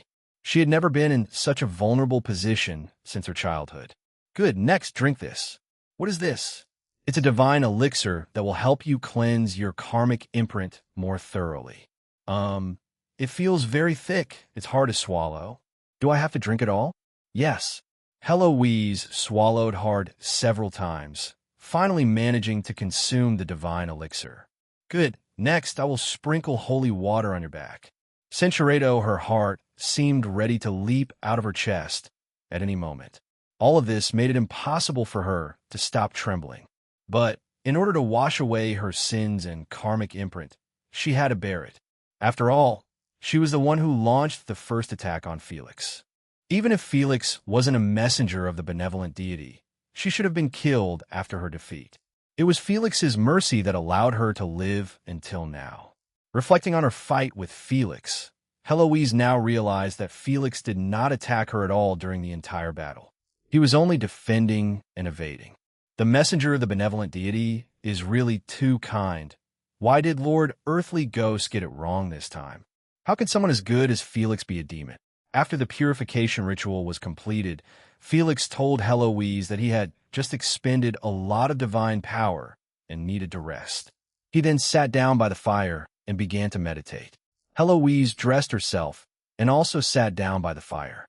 She didn't dare to disturb Felix's rest, so she just quietly watched the flickering flames, occasionally stealing glances at Felix. In the depths of her heart, subtle feelings of affection began to stir unknowingly.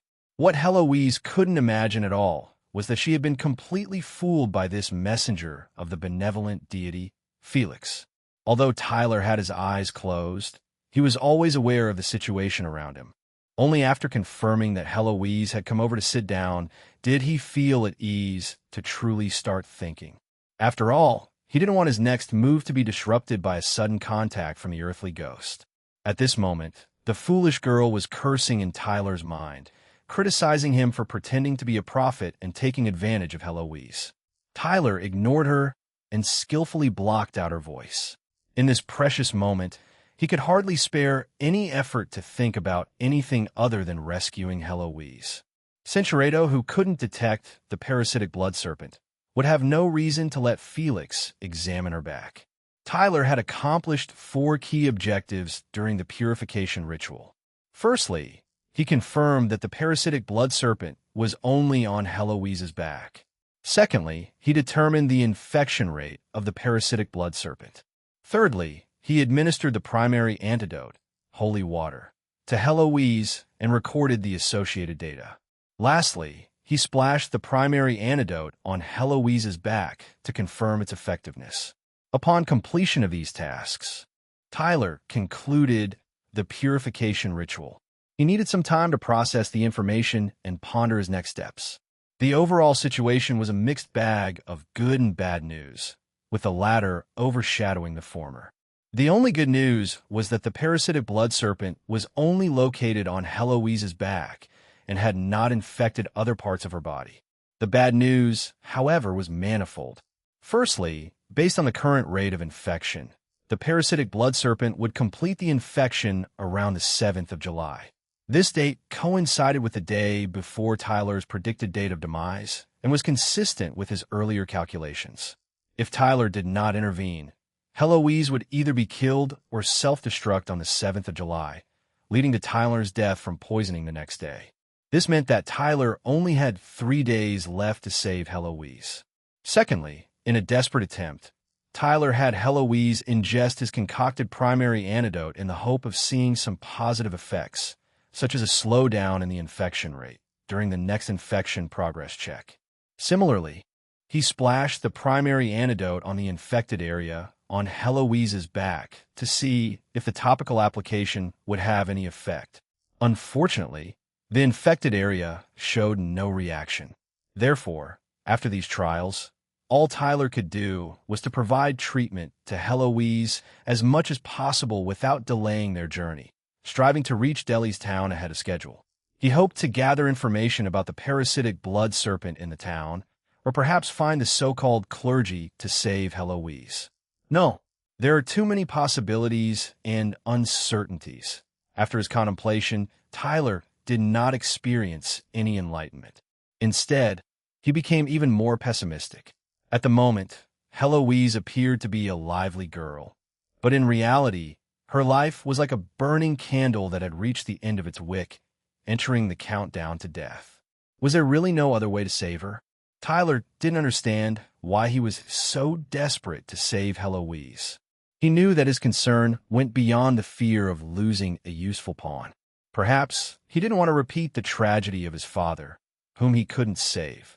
Or perhaps he harbored other feelings deep within his heart. Regardless, Tyler would not easily give up. No, there's another method that could be tried. Looking at Heloise dozing off beside the fire, Tyler thought of a person. This person was the earthly ghost who had implanted the parasitic blood serpent in Heloise. Earthly ghost, I must confront you head-on. Chapter 228. Those under the Moonlight Prison Star Calendar Year 187, June 4th, 012 a.m. Countdown to Confession Death. 15 days countdown to Heloise 100 infection. 3 days Heloise. Tyler's attempts to rouse the girl proved futile, as she had already succumbed to slumber. Once asleep, this Chunyobio young girl transformed into a picture of innocence, her chest rising and falling gently with her breath, reminiscent of a slumbering kitten. Tyler observed her for a moment before attempting to wake her by shaking her shoulder, only to have her slump onto the ground, continuing her deep slumber. It seems that the parasitic blood serpent not only increases hunger, but also induces fatigue and sleepiness. Unable to wake Heloise, Tyler didn't press further. Instead, he lifted her by the waist and placed her on the back of Moto-chan. He then mounted the horse himself, asked Moto-chan if he could handle the additional weight, to which Moto-chan replied with 2 light nays, as if to say that handling 10 more people wouldn't be an issue. And so, with Heloise in tow, Tyler continued his journey to Delhi's town through the night. Every minute saved on the journey increased Heloise's chances of survival. As for the impending confrontation with the earthly ghost, it wasn't something Tyler could accomplish alone.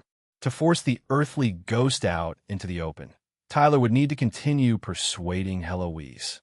Under the luminous moonlight, another group was also making their way along the dirt road. Inside the white carriage, the second young miss of the Snowy Heart family, Vanessa, had just been awakened from her slumber by a steel owl. The so-called steel owls were a breed of tamed avian demons, known for their excellent navigation skills and the ability to fly day and night. They were commonly used by the royal families, nobles, and armies for communication. This particular steel owl, named Blacktail, was able to locate Vanessa because she always carried a unique black cat's eye stone in her bag. The cat's eye stone was a special form of magic crystal. It contained little magic, but possessed a unique magic wavelength capable of spreading its magic signal over a great distance. Once the user infused it with their magic, the stone's wavelength would become unique, transforming it into the user's exclusive cat's eye stone. Blacktail had memorized the magic wavelength of Vanessa's cat's eye stone, which allowed it to find her accurately. "Rest well, Blacktail," Vanessa said, removing the message tube tied to Blacktail's leg before letting it rest on the seat next to her. She then opened the tube and carefully unfolded the message inside. As she read the contents, her heart started to race. The only people who would send a message via Blacktail were from that covert organization. Receiving a message from the organization meant that Vanessa might be about to receive her own dragon shadow to pledge allegiance to. The thought of this made Vanessa's hands tremble. She carefully unfolded the parchment, holding her breath as she took in each word written on it. Once she finished, she fell back onto the backrest of the chair in a state of utter shock. How could this be? They sent a letter for such a matter. Unable to believe what she had just read, Vanessa picked up the letter again, scrutinizing it once, twice, thrice, until the words blurred before her eyes. Only then did she cease this fruitless endeavor. She had misread it. The message wasn't sent exclusively to her. It was a general notice to all members of the organization. Everyone would receive a copy. The message stated that there had been unusual activities from the singular demon god recently, and the high-ranking officials of the 5 great nations were also frequently moving about. All members of the organization, regardless of their status, were ordered to act low-key. If anyone got into trouble, the organization would not carry out any form of rescue. However, Vanessa didn't care about these big-picture issues. All she wanted was to have her own dragon shadow to pledge allegiance to. Otherwise, her efforts to join the organization would be meaningless.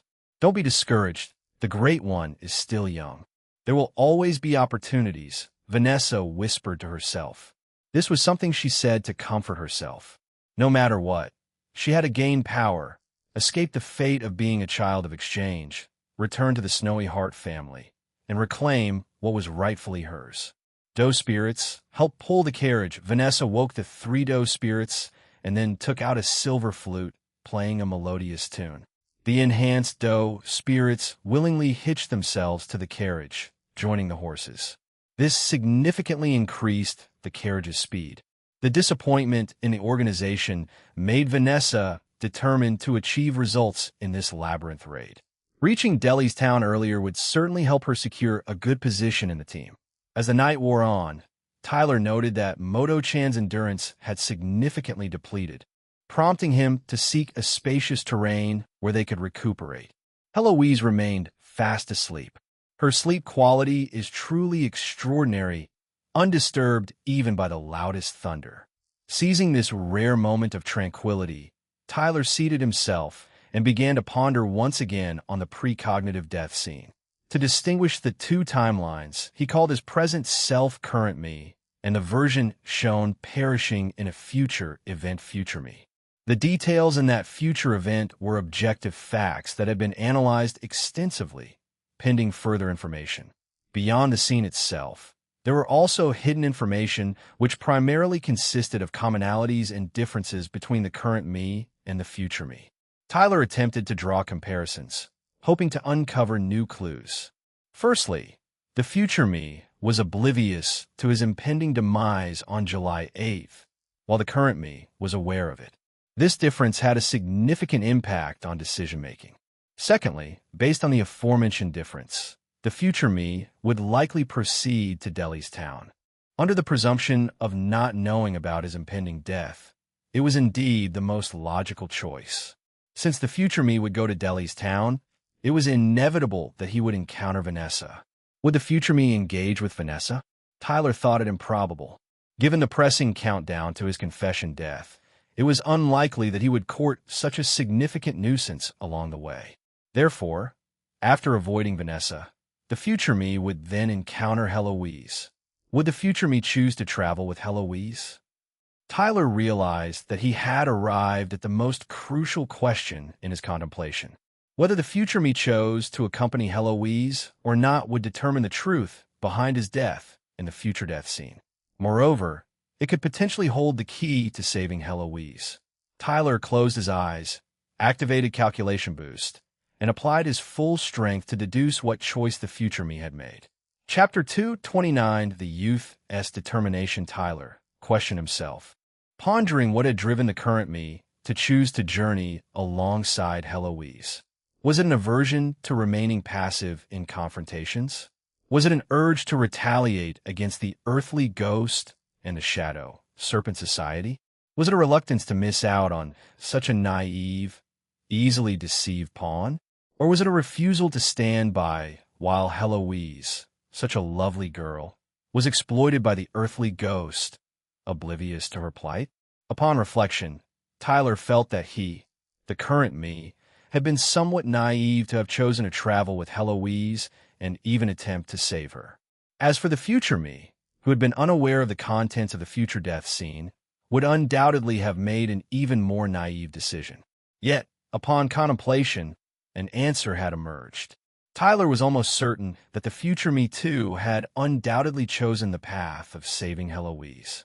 However, despite making such a choice, the future me had still met his demise on the 8th of July. This, undoubtedly, was not welcome news. The current me and the future me were possibly walking the same path. Everything that Tyler had done up to now, the future me had likely done as well. In other words, if he couldn't do better than the future me, then the current me would be unable to avoid his doomed fate on the 8th of July. For this reason, Tyler had to first clarify a question. What was his advantage compared to the future me? If the future me also knew about the parasitic blood serpent, then how did the future me die? Tyler was somewhat puzzled. Even if he wished to save Heloise, they surely wouldn't die together if he failed, right? What exactly would happen in the next 4 days? Did the future me not die from the parasitic blood serpent? A conclusion that had once seemed certain was overturned upon Tyler's reconsideration. He took out the photo of the future death scene, wherein he could only recognize 2 people, Tyler himself and the pure passerby Vanessa. If Heloise hadn't died by this time, then she shouldn't be too far away from me. Tyler sighed. His current prediction for the future was the most pessimistic one. In this doomed future, he might not only fail to save Heloise, but also be killed by the enemy through other untraceable means. To avoid repeating the same mistakes, from this moment on, Tyler must first contemplate what the future me would do in any situation, and then on that basis, ponder how he could do better than the future me. Meet. More. I can't. Still. Just as Tyler was deeply engrossed in his thoughts, the sleeping Heloise turned over, seemingly dreaming about eating meat.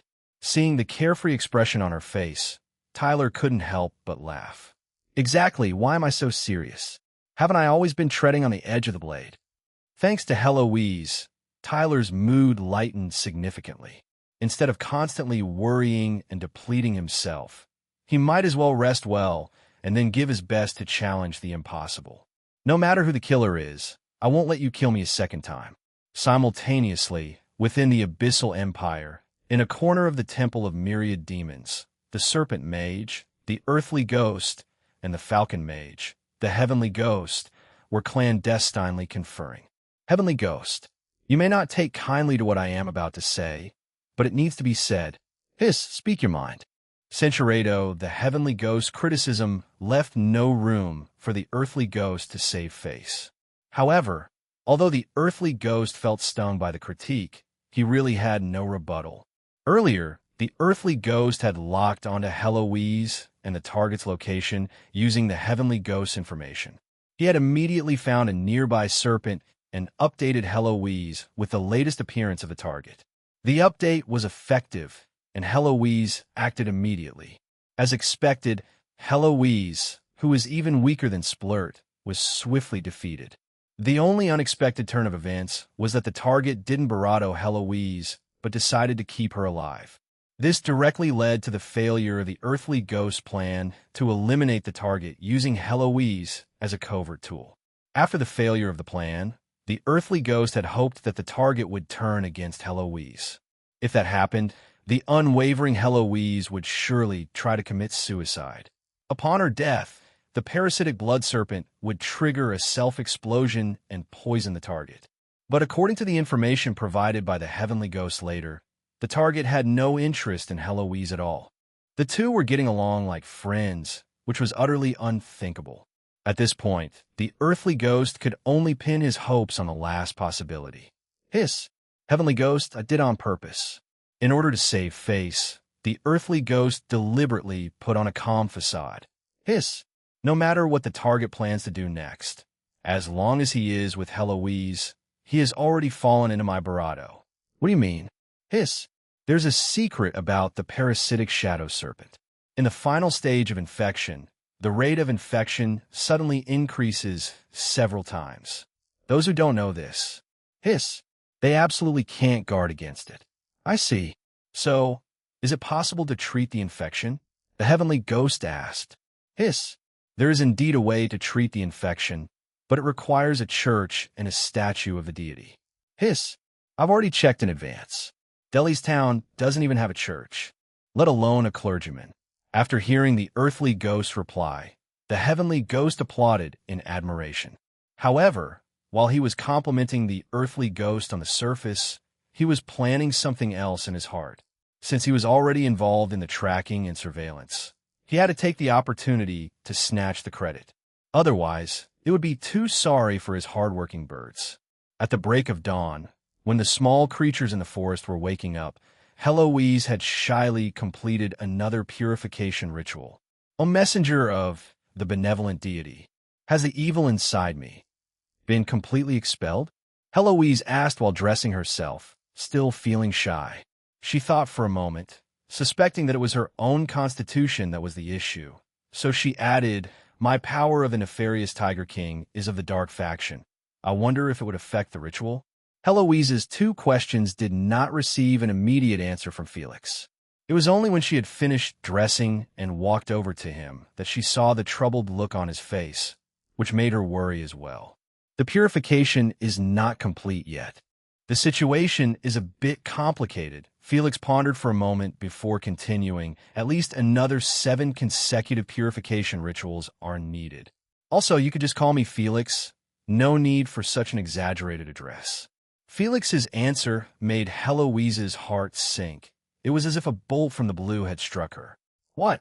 That means I have to change outfits 7 Barado times before Felix?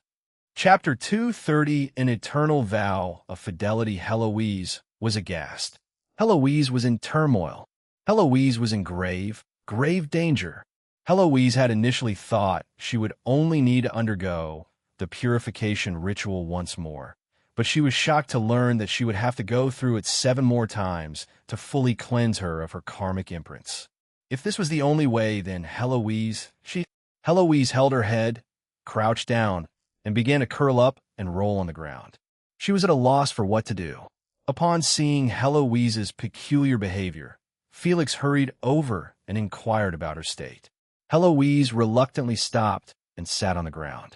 She looked up at Felix as if she wanted to say something but couldn't bring herself to do so. After hesitating for a while with her head down, she asked Felix a question. Lord Felix, what will happen if this karmic imprint isn't purified? If it's not purified, you'll die. Felix's answer was so straightforward that Heloise thought she had misheard. Not getting rid of the karmic imprint could lead to something fatal? Was it that serious? Lord Felix, I, the apostle of the nefarious Tiger King, seem to have suffered from a hallucination caused by the influence of evil power just now. Could you please answer me again? Heloise asked with a glimmer of hope, hoping to get a gentler answer. However, Felix immediately shattered her illusion. Heloise, if the karmic imprint isn't fully purified, you will die. Upon hearing this, Heloise was left with absolutely no room for wishful thinking. Heloise was filled with regret, immense regret. If she hadn't followed the earthly ghost's instructions, she wouldn't have fallen into this predicament. Lord Earthly Ghost, why did you make such a mistake? And why did you confuse a demon with a messenger of the benevolent deity? You've really done me in. But what good would regret do? Heloise couldn't possibly go find Lord Earthly Ghost to hold him accountable. After all, she had never seen Lord Earthly Ghost's true form and had only ever conversed with his avatar. Heloise, you don't need to worry too much about the purification ritual. I told you last night that a messenger of the benevolent deity isn't considered a human, so you don't need to treat me as one. Despite Felix's earnest attempts to alleviate Heloise's burden, she found it hard to let go. If Felix were just an ordinary man with average looks and abilities, that would be one thing. But he happened to be incredibly handsome in a way that appealed to Heloise's tastes. His sharply defined features and cool eyes were all in line with her aesthetic preferences. In Heloise's view, it wouldn't be an exaggeration to say that if she brought Felix to a Tigerman tribe village, at least 5 Tigerman girls would propose to him on the same day. Therefore, having such an attractive young man pay attention to her was something Heloise absolutely couldn't disregard. What was even Barado fatal was that after being noticed once last night, and once this morning, she was supposed to be seen 7 Barado times. But even one more time would be too much for Heloise due to the rules of the Tigerman tribe. In this moment, Heloise was confronted with a grave decision, a matter of life and death on one hand and a major life event on the other. After some distressing contemplation, she finally understood. If a person were to die, then there would be no question of any major life events. Since things had come to this pass, she could only consult Felix. El Lord fell. Felix. Just Felix is fine. You. Go ahead, I'm listening. Heloise's words had reached the tip of her tongue, but she just couldn't spit them out. No one had ever taught her how to say such a thing. But, with nowhere else to turn to, she had no choice but to improvise. Felix, are you willing to enter into an eternal vow of fidelity with this apostle of the nefarious Tiger King? After she spoke, Heloise stared at Felix anxiously, her eyes wide with anticipation. An eternal vow of fidelity?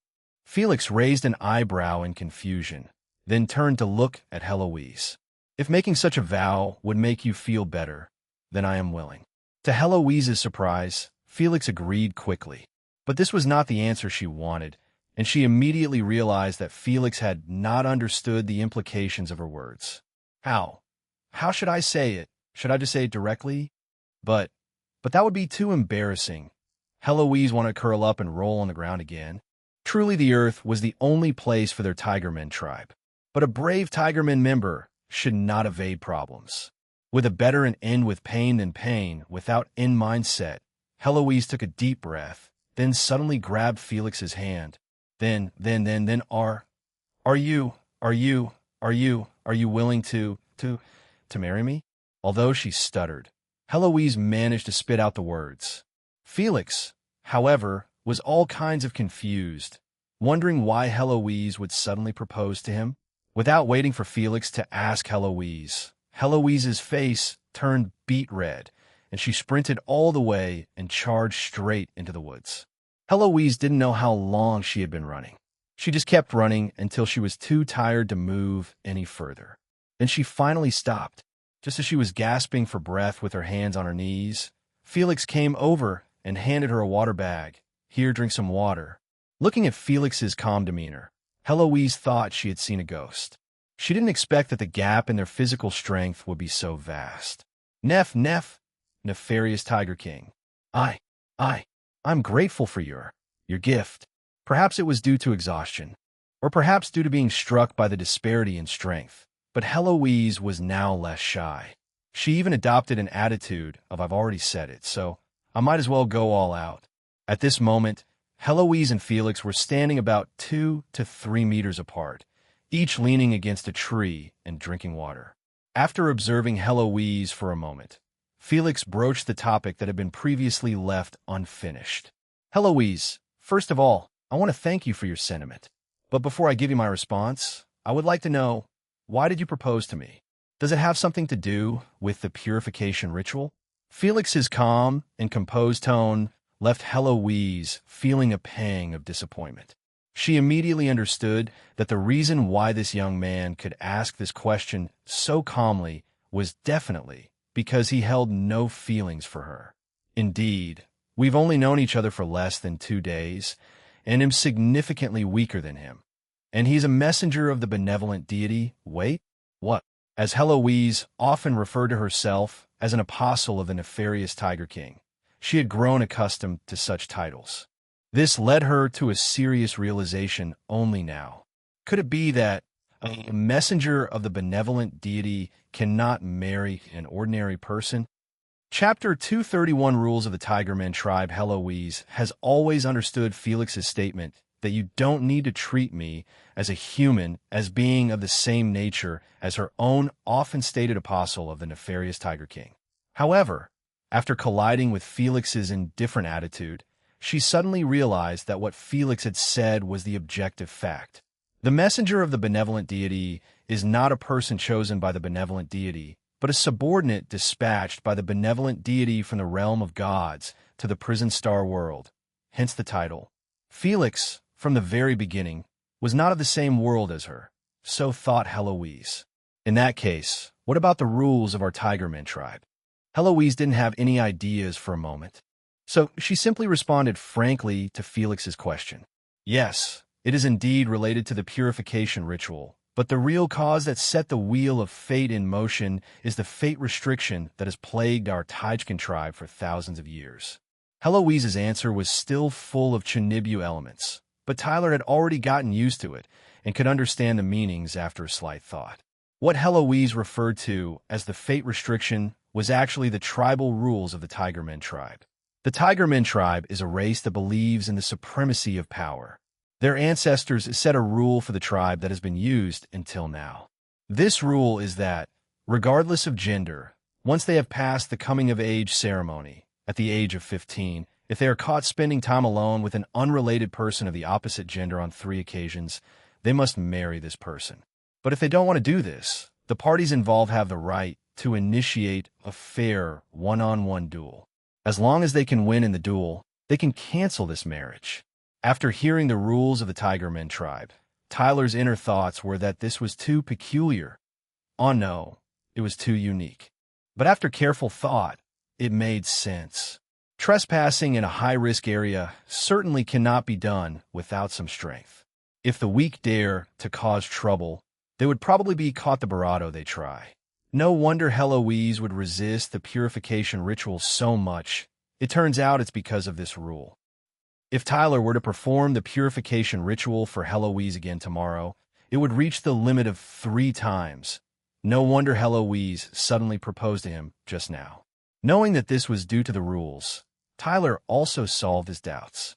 Tyler thought that he could easily earn a confession point after being proposed to by Heloise just now, but he didn't expect that the text prompt didn't appear at all. Now Tyler understood that even if the proposal was made, as long as it was not sincere, it would not be recognized as a confession.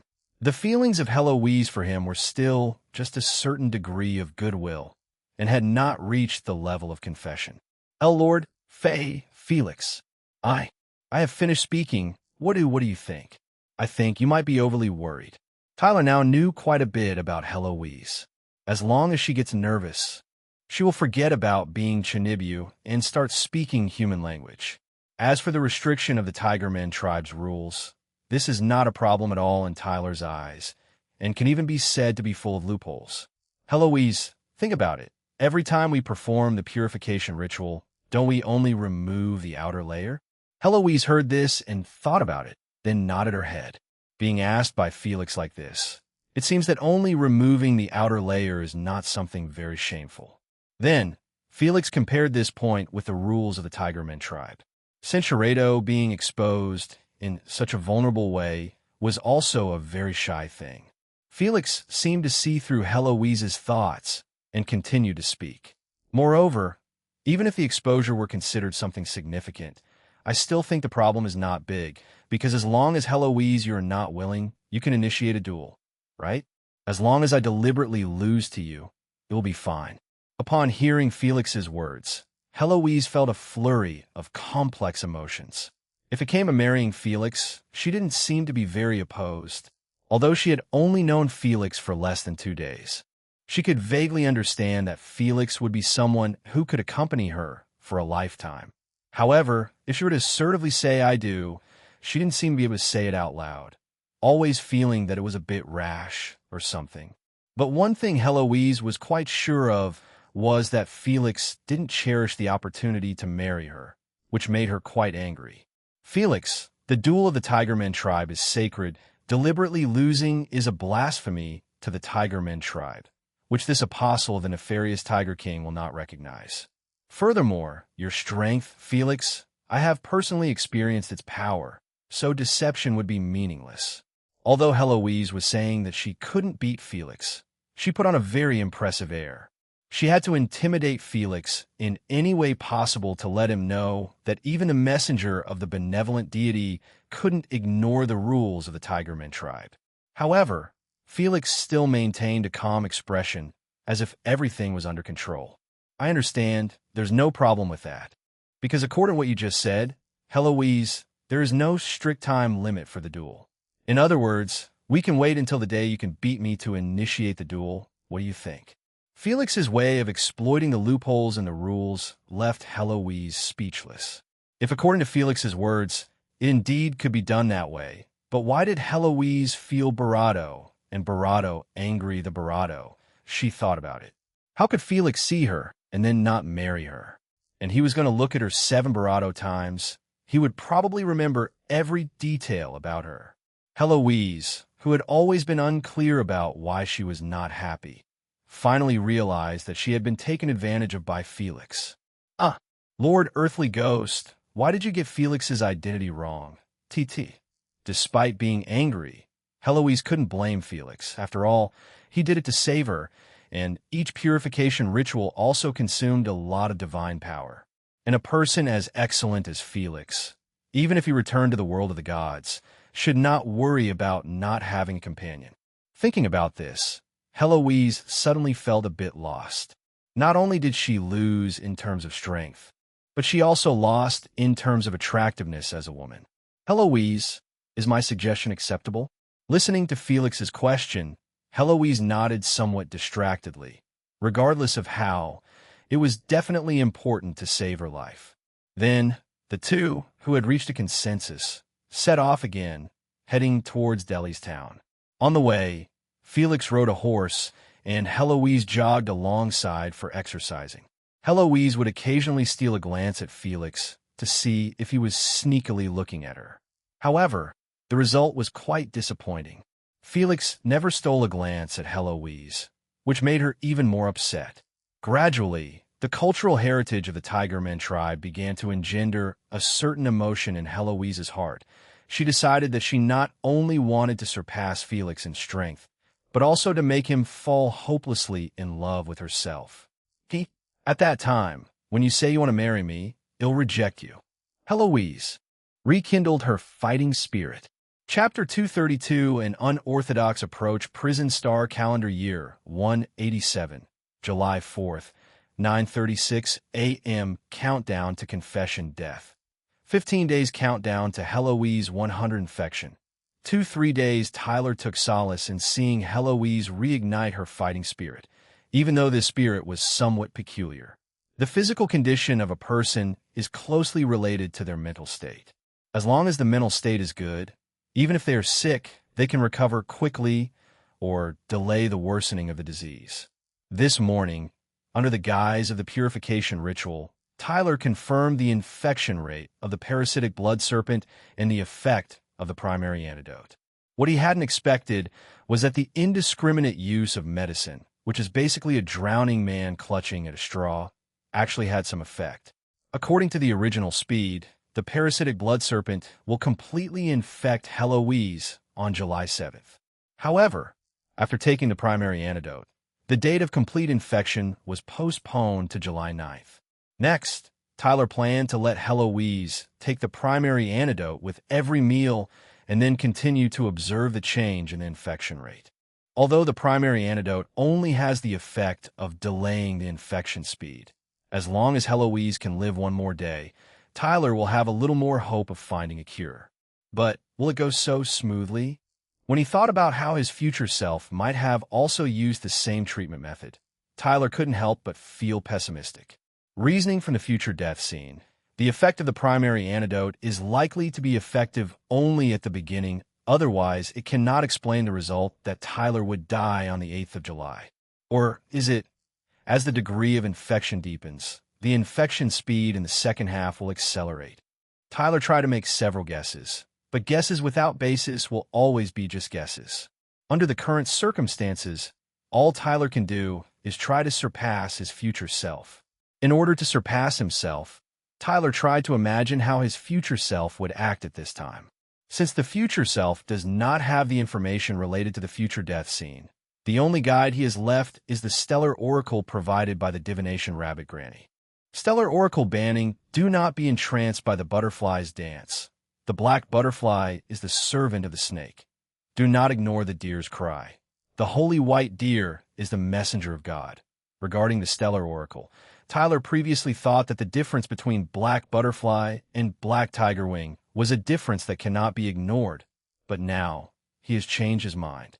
Since the stellar oracle is a kind of vague expression, the meaning represented by the black butterfly itself is a butterfly in black, and the black tiger wing perfectly fits this concept, so the black butterfly is Heloise.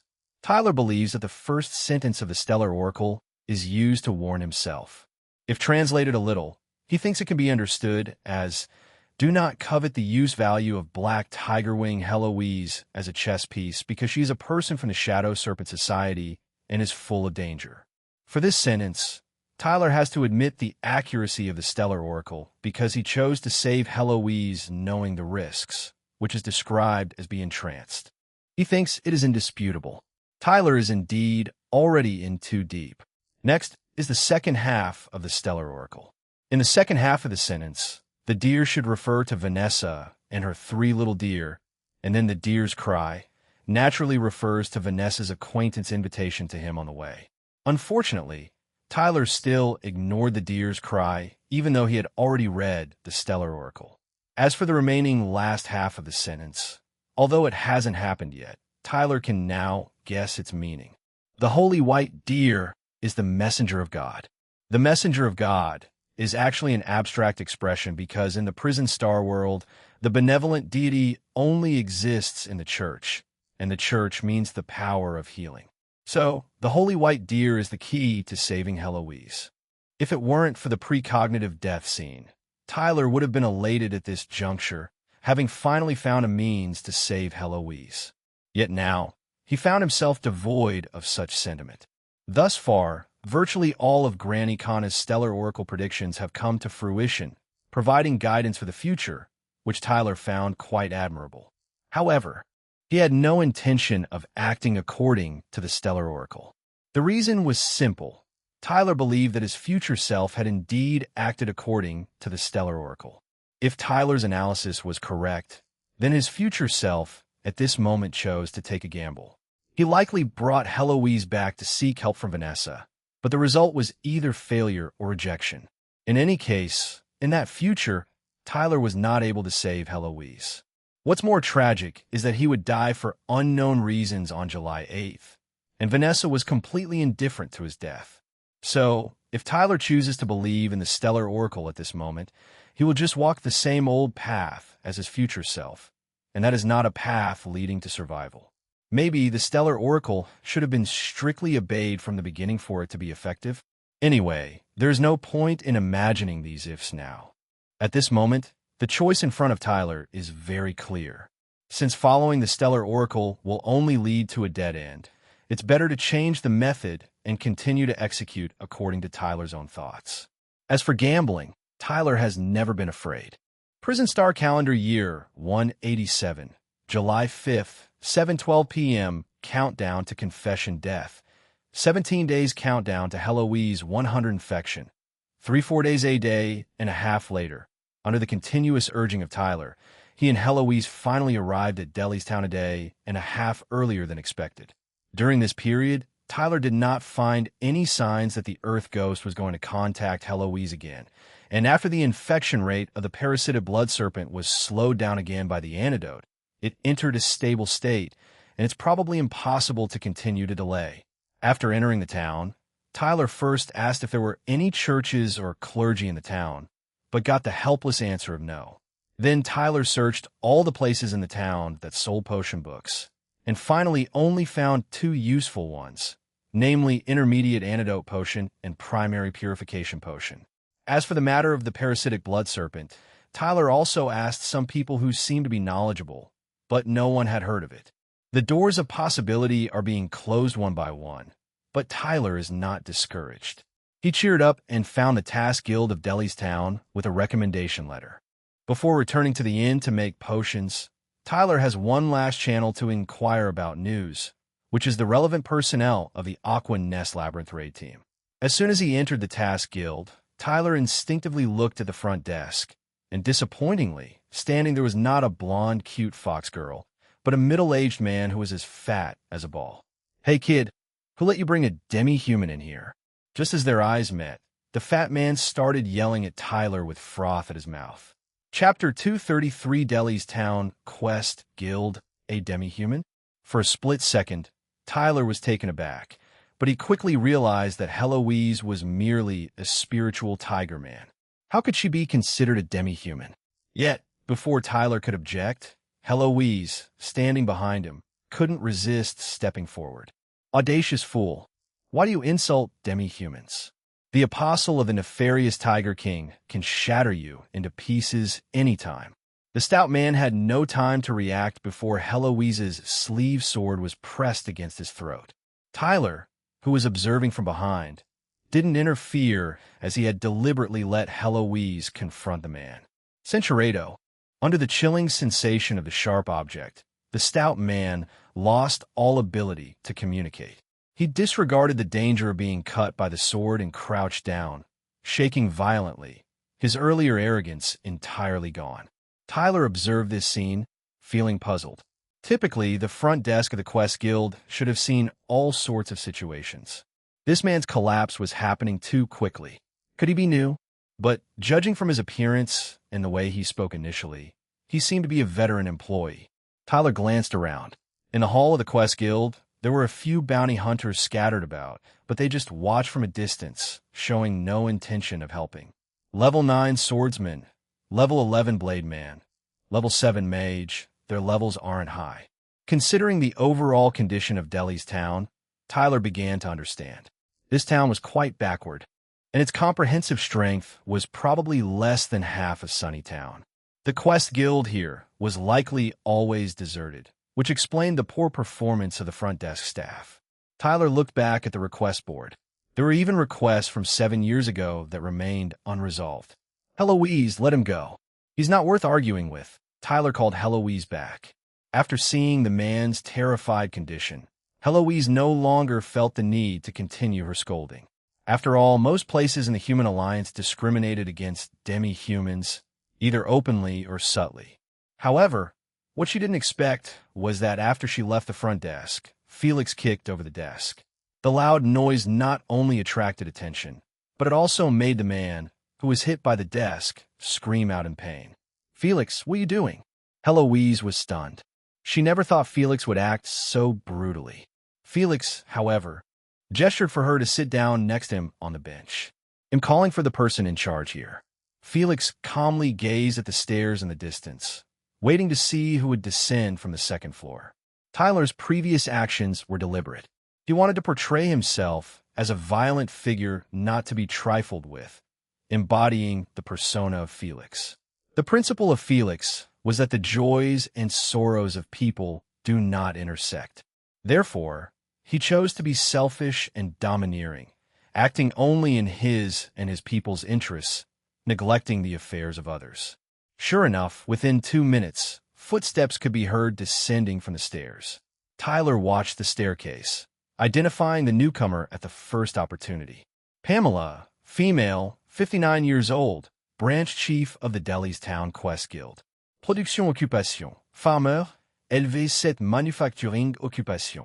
Carpenter, LV9 combat occupation. Sniper archer. LV50 the one descending the stairs was a woman, her age falling somewhere between a middle-aged matron and a venerable matriarch.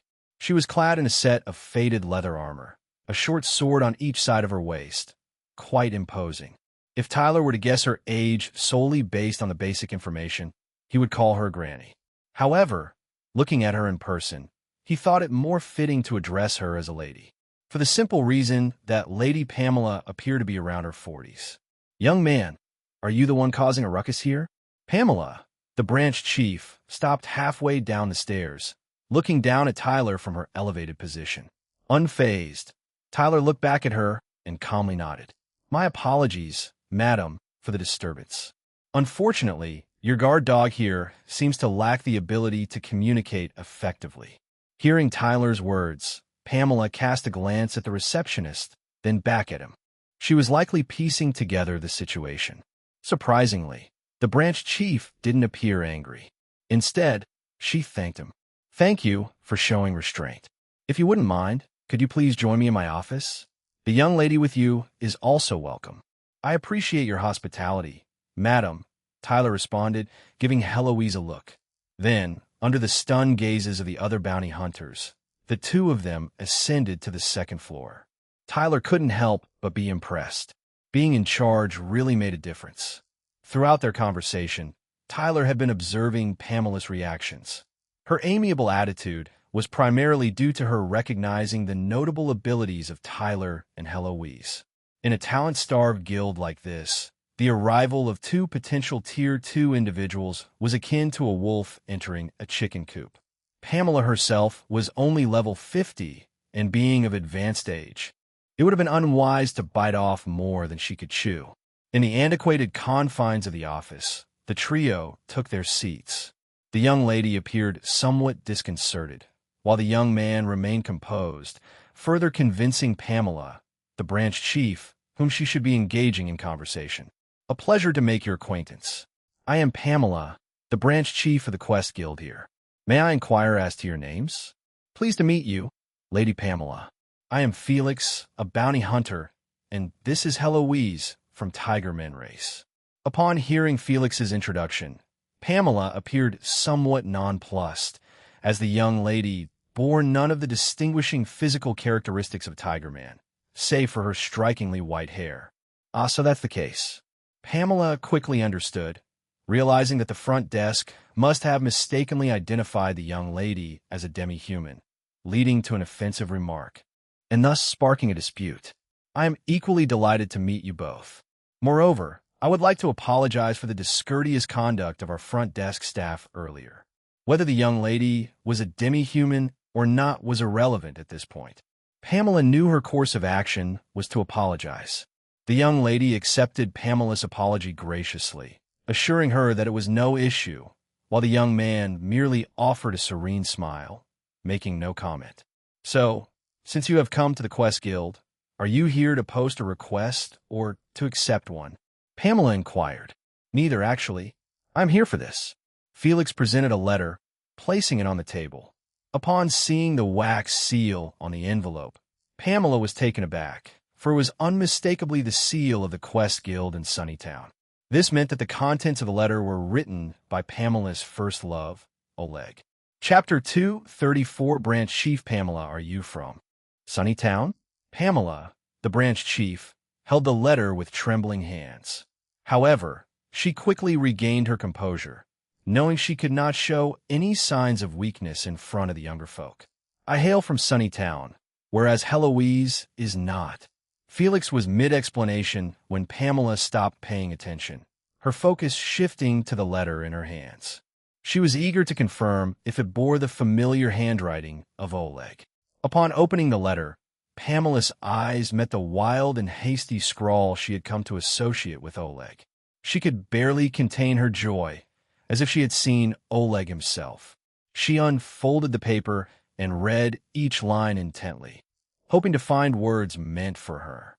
But much to her disappointment, it was a letter of recommendation, devoid of any personal messages. Of course. Pamela sighed quietly to herself. After all, I've only taken up my post here 2 months ago. It's only natural that Oleg wouldn't know. With a sigh, Pamela once again turned her attention to the young man named Felix and the young girl named Heloise. A letter of recommendation. I see.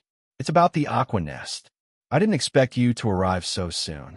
Pamela returned the recommendation letter to Felix, then informed him that the instructor responsible for assembling the Labyrinth raid team had yet to arrive in Delhi's town. However, she offered to assist in arranging accommodations. There's no need for trouble.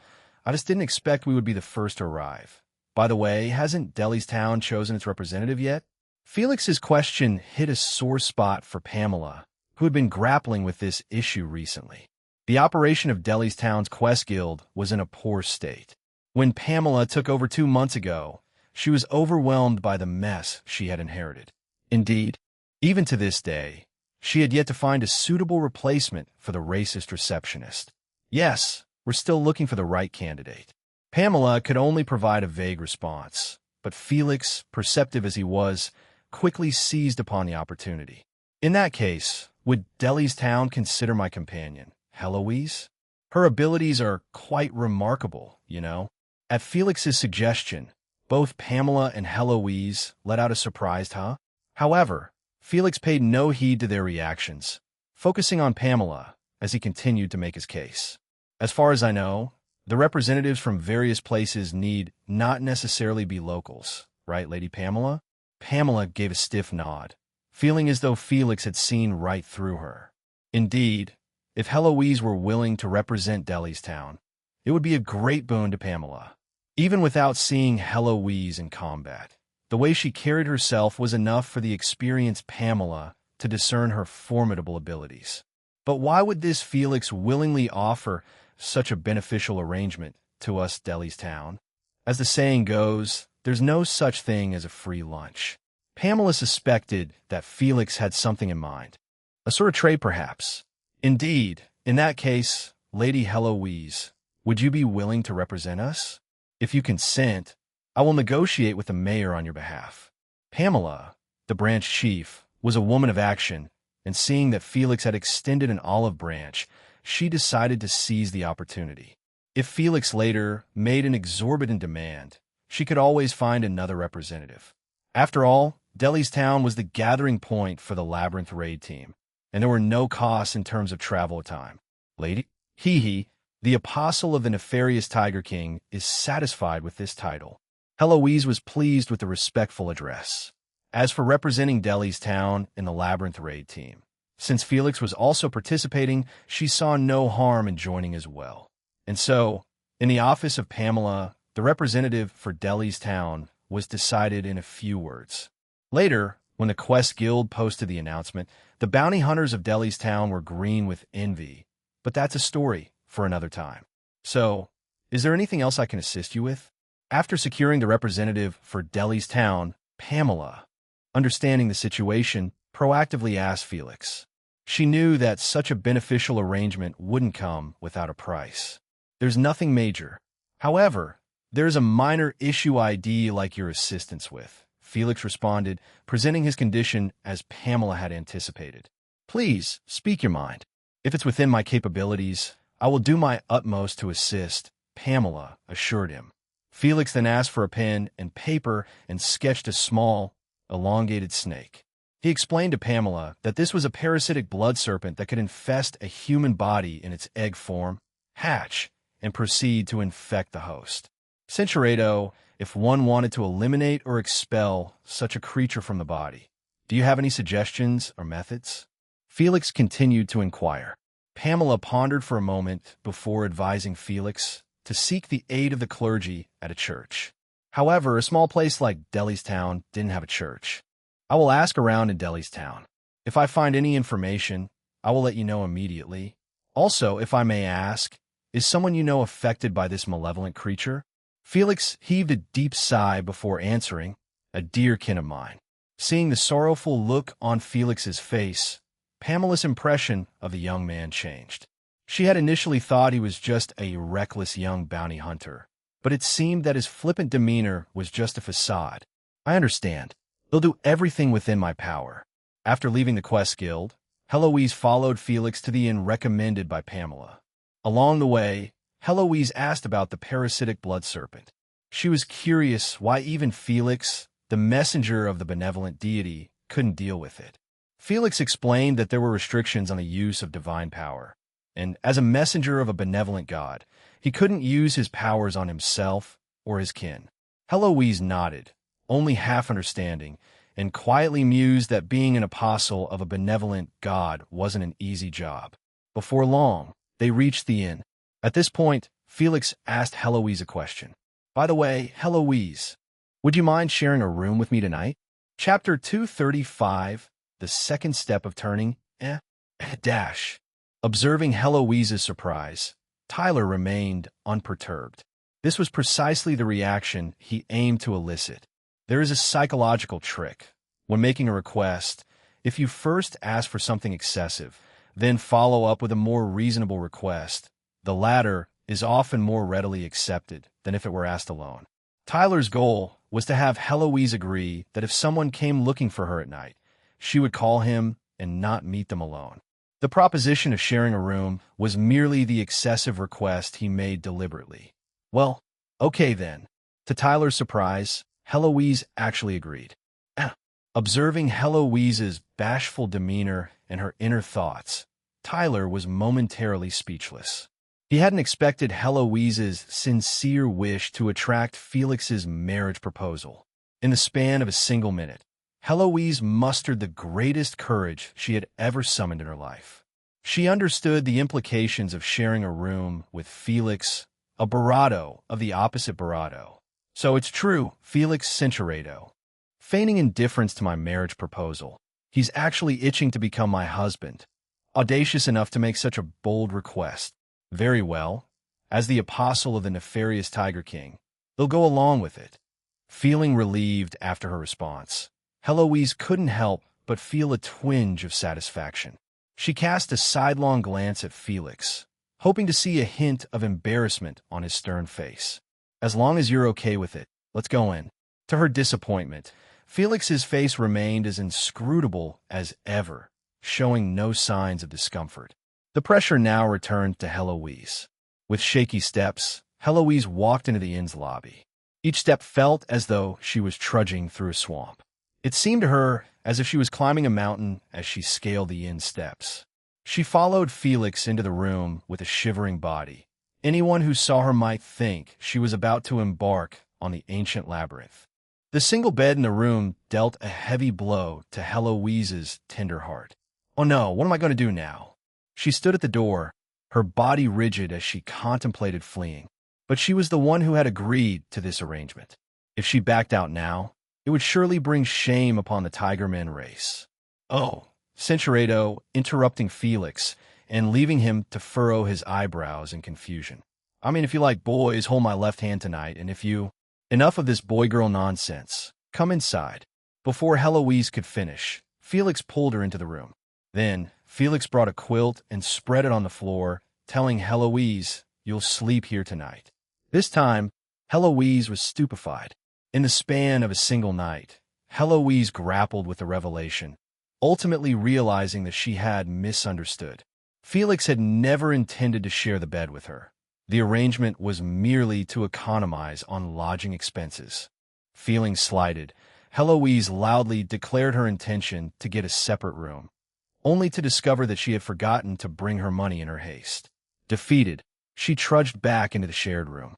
Just when she needed a bit of gentle consolation, Felix inadvertently dealt a blow to her feminine pride, stating, "Don't worry, I won't touch a single finger of yours." At this point, Heloise cast aside all her pretenses and shyness. She vowed in her heart to the nefarious Tiger King that she would woo Felix until he was head over heels for her. As night fell over Delhi's town, Cincherato, but his proposition was too tempting to ignore. "What do you mean, honest?" she asked. "That day, after you spoke to someone in the forest, you knew my original name was Banning, right?" Tyler brought up the topic directly. Now that they were in Delhi's town, it was time to prepare for the battle against the Earthly Ghost and the Shadow Serpent Society. "Oh, no. That day was the day of destiny. I received a revelation from the nefarious Tiger King in the forest, which is how I knew your former name." Heloise stammered out a completely unconvincing explanation. Tyler had anticipated this and began to shake Heloise's faith in the Earthly Ghost. "Heloise, lying to a messenger of the benevolent deity will only worsen your karmic imprint," Tyler said, delivering a heavy blow to Heloise's psyche. "Also, I know all about your service to the Shadow Serpent Society and how your Great One is actually known as the Earthly Ghost." This revelation was a fatal blow to Heloise. The feeling was akin to a child caught playing on the computer while the parents were out, who had hurriedly turned off the computer and pretended to study upon their return, only to have the mother play back the surveillance footage right in front of her. Right now, Heloise's heart was filled with ice popsicles. Felix," she stammered. I know, you don't have to explain. Anyway, Cincherato, he was doing all this to help the Earthly Ghost. Heloise, you should know that a benevolent God is merciful," Tyler continued, further utilizing his deceiver skill, walking further down the path of playing the role of a con artist. Chapter 236, What Shall We Have for Breakfast? Tyler did not directly tell Heloise that the earthly ghost was a member of the evil kind, a villain. Following the same strategy as before, Tyler pretended to be ignorant of the true identity of the earthly ghost, using the guise of a friend to broach the topic of Heloise's conversations with the earthly ghost. Heloise, the reason the benevolent deity imparted the knowledge of the earthly ghost and the Shadow Serpent Society to me is with the intention of saving the earthly ghost, who has lost his way and knows not how to return. The earthly ghost not only mistakenly believes that I am a demon, but he also has many other good people's identities wrong. If this continues, his karmic imprint will become too heavy to purify. Using his deceiver skill in conjunction with his mind-reading ability, Tyler's charlatan performance had Heloise completely fooled. To Heloise, it was utterly bewildering that Felix, who was clearly not a member of the Shadow Serpent Society and had never met Lord Earthly Ghost, knew all about this. The only plausible explanation was a divine revelation from the benevolent deity. So, the next time the Earthly Ghost comes to find you, let me speak with him for a bit. This is crucial for the salvation of a misguided soul who can still be saved. After seeing that the time was ripe, Tyler revealed the real purpose of their conversation, and Heloise, without any suspicion, readily agreed. I understand. When Lord Earthly Ghost comes to find me, I will definitely let you know. With this, the second step of Tyler's plan to turn Heloise against the Earthly Ghost was officially complete. Next up was a direct confrontation with the Earthly Ghost. That night, after countless failed attempts, Tyler finally managed to concoct 3 bottles of intermediate antidotes and 5 bottles of primary purification potions. Pharmacist experience, 300,210,600. However, by the time he succeeded, Heloise had already fallen into deep sleep, so the experiment to test the effects of the new potions had to be postponed until the next day. If everything goes smoothly, perhaps we could delay the infection for another day or two. Heloise, you must hang in there. With Heloise asleep? Tyler allowed his worried expression to surface. The situation had improved significantly compared to 2 days ago. The number of things that could give him hope was gradually increasing, such as the investigation by Branch Chief Pamela, the arrival of Vanessa in Delhi's town soon, and the potential opportunity to directly interact with the Earthly Ghost, etc. All of these could possibly become methods to save Heloise. Whether or not he could surpass his future self, Tyler didn't know. But one thing he was certain of was that he was now walking a different path from his future self. Tyler picked up Heloise, who was sleeping on the floor, put her on the bed, and then lay down on the quilt on the floor to sleep. Prison Star Calendar Year 187, July 6th, 6 a.m., countdown to confession. 13 days countdown to Heloise's full contamination. 2-3 days the next morning, the alarm clock foot the young girl woke Tyler, as usual. No matter how difficult the situation, Tyler's daily routine of honing his skills never changed. This was his unique shortcut to surpassing others in this Prison Star world. Since leaving Sunny Town 6 days ago, Tyler's skill growth has not fallen behind a single day. Heart of Focus has been upgraded from level 10 to level 12. Calculation Boost has been upgraded from level 11 to level 13. Deceiver has been upgraded from level 16 to level 18. Shadow Behind has been upgraded from level 2 to level 11. This totals a gain of 20 points in Strength, 200 points in Dexterity, and 46 points in Intelligence. The improvement of attributes is indeed something to be happy about, but the enhancement of the effects after skills are upgraded is the real main event, especially for the second-tier skill Shadow Behind, which has been upgraded to level 11. After being upgraded to level 11, the range of Shadow Behind for creating shadows has been increased from 10 meters to 15 meters, and the existence time of the Shadow Duplicate has been increased from 6 seconds to 15 seconds, greatly enhancing its strength. But when compared with the new entry, these improvements seem pale and insignificant. The new entry for Shadow Behind is called Fake Shadow. It allows the designated Shadow Duplicate to use the skills on the equipment by consuming an additional 100 points of magic power, but the magic power consumed to use the skills will be provided by Tyler himself. At first glance, this new entry seemed somewhat superfluous, since it required Tyler to consume his own magic power. However, after briefly contemplating the possible applications, Tyler realized that this new entry was far from simple. One could even say that with the addition of Shadow behind, Fake Shadow, Tyler's power had ascended a new level. It was a pity that Tyler hadn't had a chance to showcase this recently. The priority was to find a way to save Heloise.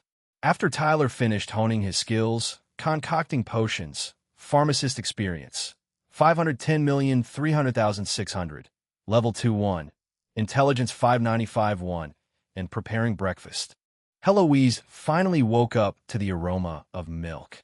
Despite Delhi's town's backwardness, its dairy industry was rather developed. Locals could enjoy fresh milk for a mere 5 copper coins. Smelling the rich aroma of milk, Heloise poked her head out from her blanket. She had a habit of covering her head while sleeping. Centurado, she was weak and tired from not eating. You sleepwalked onto my bed last night, so I gave you the bed. Felix provided a timely explanation and beckoned for Heloise to join him for breakfast. But Heloise got a bit emotional. She was both happy and angry. Centurado, am I really so unattractive? I get it. Felix must like that type, Angry as she was, she still needed to eat breakfast. Heloise comforted herself that she was still young and had room to grow. Then she sat down at the table with a huff. Even a hard black bread tasted good with the hot and fragrant milk. Heloise was so excited that she accidentally spilled some of her milk onto Felix. Oh no, my milk! Heloise was distressed. She had spilled almost half a cup, and there was no more milk on the table. Seeing Felix reaching for a cloth to clean up, Heloise subconsciously stopped him. In doing so, she lost her balance and accidentally pushed Felix onto the floor. Hey, hello! Felix was about to push Heloise off him and get up, but he was held down by an outraged Heloise. Barato! Heloise made eye contact with Felix while standing over him, causing a subtle shift in her mindset. The milk can't be wasted. Heloise pinned Felix down and carefully dabbed the spilled milk off his clothes with a cloth. Chapter 237 Searching Tyler had initially wanted to push Heloise away, but her strength was greater than he had anticipated. Centurado, but he was completely damp from Heloise's earlier splash. Ah, the dessert is truly delicious, expressed Heloise contentedly as she moved away from Tyler. Her actions were motivated half by the craving for dessert and half by the opportunity to playfully tease Felix, to pay him back for ignoring her friendly gestures these past few days. Heloise returned to her seat and continued eating breakfast, glancing at Felix with a satisfied look, curious to see if her teasing had gotten under his skin. However, Felix maintained an indifferent expression, seemingly unfazed. After sitting up, Centurado to have such a well-defined physique beneath his clothing. His muscles weren't the bulky type that one would find in the muscular Tigerman race, but rather they were lean and defined, presenting a unique kind of beauty.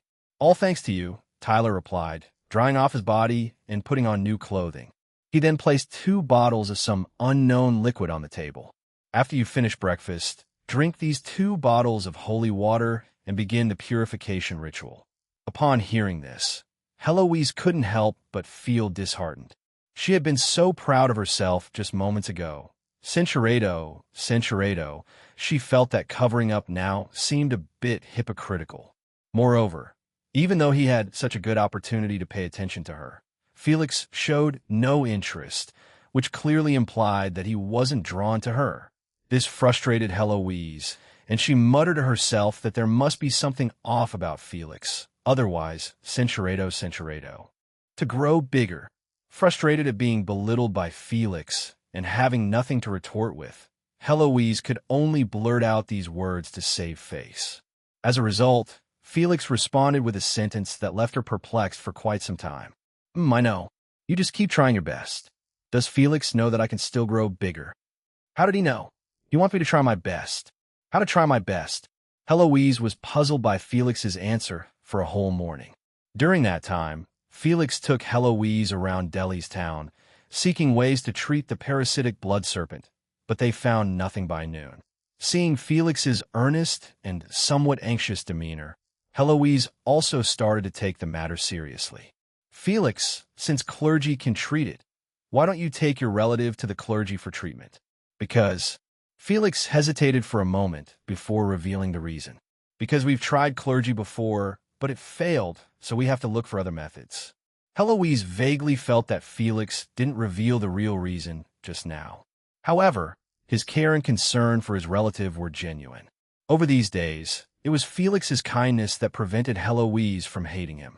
Whether it was helping her remove the karmic imprint or finding a treatment plan for his relative, Felix truly lived up to the title of messenger of the benevolent deity. But it's really annoying that he never sees me as a woman. During lunch, Heloise ate the food for 3 people alone, and she didn't feel stuffed at all, which surprised her.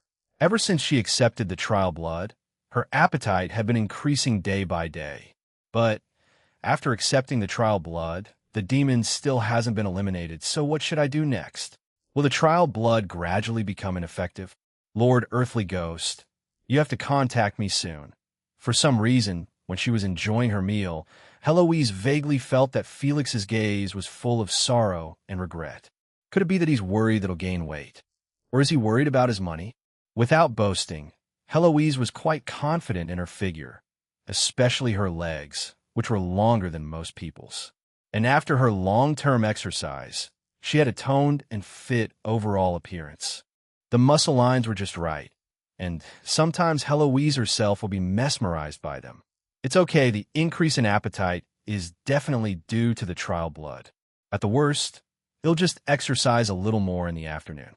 Heloise was very optimistic. She ate another piece of roast potato with gusto. Only Felix's gaze, still filled with unspoken emotions, was fixed on her. By the afternoon, Heloise followed Felix to the Quest Guild, wanting to ask if Pamela, the branch chief, had any progress. Just then, another group of people also wanted to enter the Quest Guild. They walked in front of Heloise and Felix, acting as if they owned the road. 4 or 5 people took up the entire road, pushing all the pedestrians aside, and swaggered into the guild's gate. Out of the way, out of the way. Our Lord Bobber here just passed the orange trial. You mortals better not delay Lord Bobber's precious time.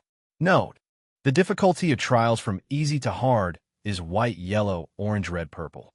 Hearing their bragging, Heloise couldn't help but widen her eyes and wanted to see if this Bobber who passed the orange trial had some extraordinary appearances. Felix, the man named Bobber in front, is so amazing. He actually passed the orange trial.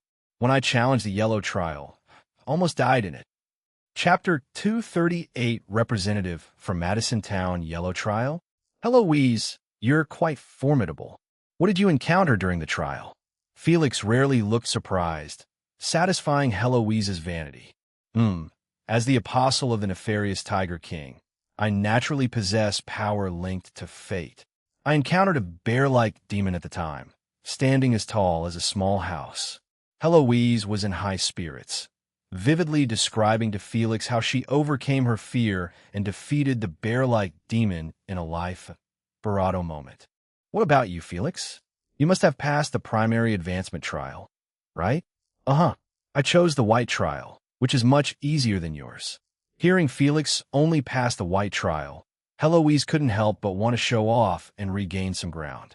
She told Felix that after passing the yellow trial, a sphere of light would fly into your body, significantly enhancing your power. Our yellow trial light sphere is as big as a fist. How big is your white trials? Ours is pretty small, only the size of an eyeball. Knowing she had bested Felix again, Heloise felt even better. At this moment, she forgot that even after passing the yellow trial, she still couldn't beat Felix, who merely passed the white trial. And Felix wouldn't tell her that he actually passed the purple trial, and the final reward included 3 light spheres, each the size of a melon. Accompanying the domineering Bobber and his group, Tyler and Heloise also entered the Quest Guild. The arrogant middle-aged man at the front desk from yesterday seemed much more submissive today, shivering and hiding behind the desk. And when he saw Heloise, he was scared and hid, afraid of making eye contact with Heloise. Hey, receptionist, we're here to join the Labyrinth raid team. Where's the person in charge? At this time, the group that entered the Quest Guild before them went to the front desk and declared their intention. Please wait a moment, I'll go notify them. The receptionist, as if he had caught a lifesaver, immediately crawled out from under the desk and ran up to the second floor, as if flying. What a good-for-nothing place. Even the receptionist looks so shabby. Bobber and his group grumbled and swaggered into the rest area. Bobber himself sat in the center, while the others surrounded him like bodyguards. Tyler watched them from a distance, developing a slight interest in this gang of rude people. According to Tyler's observations, Bobber, the leader, never spoke a word from beginning to end, and all the talking was done by his subordinates. It seems that this Bobber has a bit of cunning. Bobber, male, 28 years old, Madison Town Quest Guild executive production occupation. Minor, LV, 7 manufacturing occupation. None combat occupation. Giant Axe Warrior, LV 39 skills. 2-2 Tyler clearly remembered that Bobber's minions had just announced loudly that he had just passed the Orange trial. It's customary for most to challenge the trial only after reaching the maximum level for their current tier. Tier 4, Bobber's level should be slightly above level 20 or perhaps slightly above level 50. However, Bobber was only at level 39. Could it be that he challenged the second tier trial before reaching the maximum level? Regardless of how Tyler looked at it, he didn't believe Bobber was capable of such a feat. This group of people intentionally made a spectacle, probably to build up Bobber's reputation and secure him a more favorable position in the Labyrinth raid team. As for the 4 or 5 people tagging along with Bobber, they were all tier 1 of over 10 levels. Their combat professions were all too common to catch Tyler's attention. Soon after, the branch chief Pamela came down from the second floor, with the receptionist trailing behind her.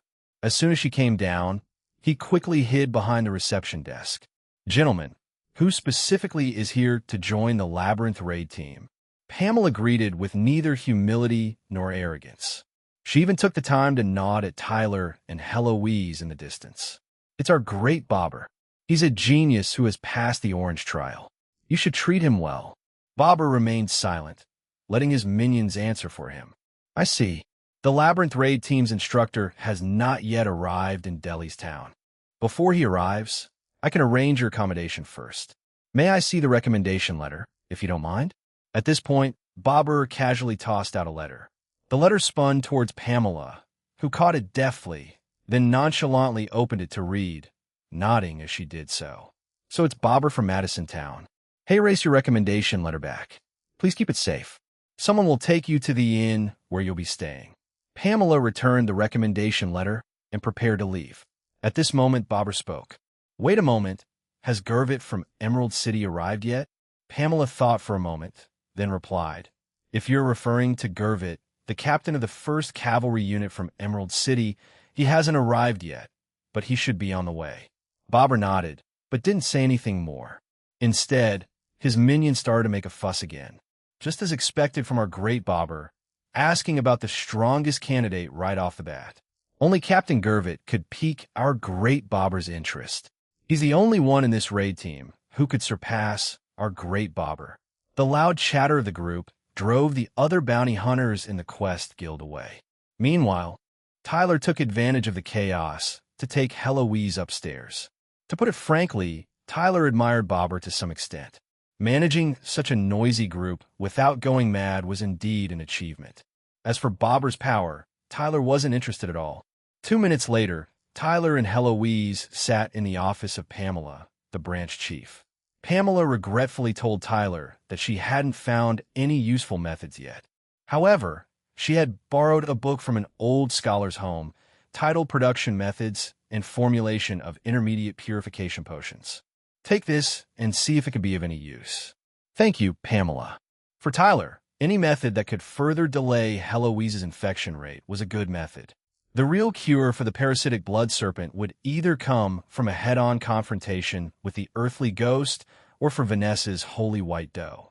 After chatting with Pamela for a bit, Tyler and Heloise prepared to take their leave.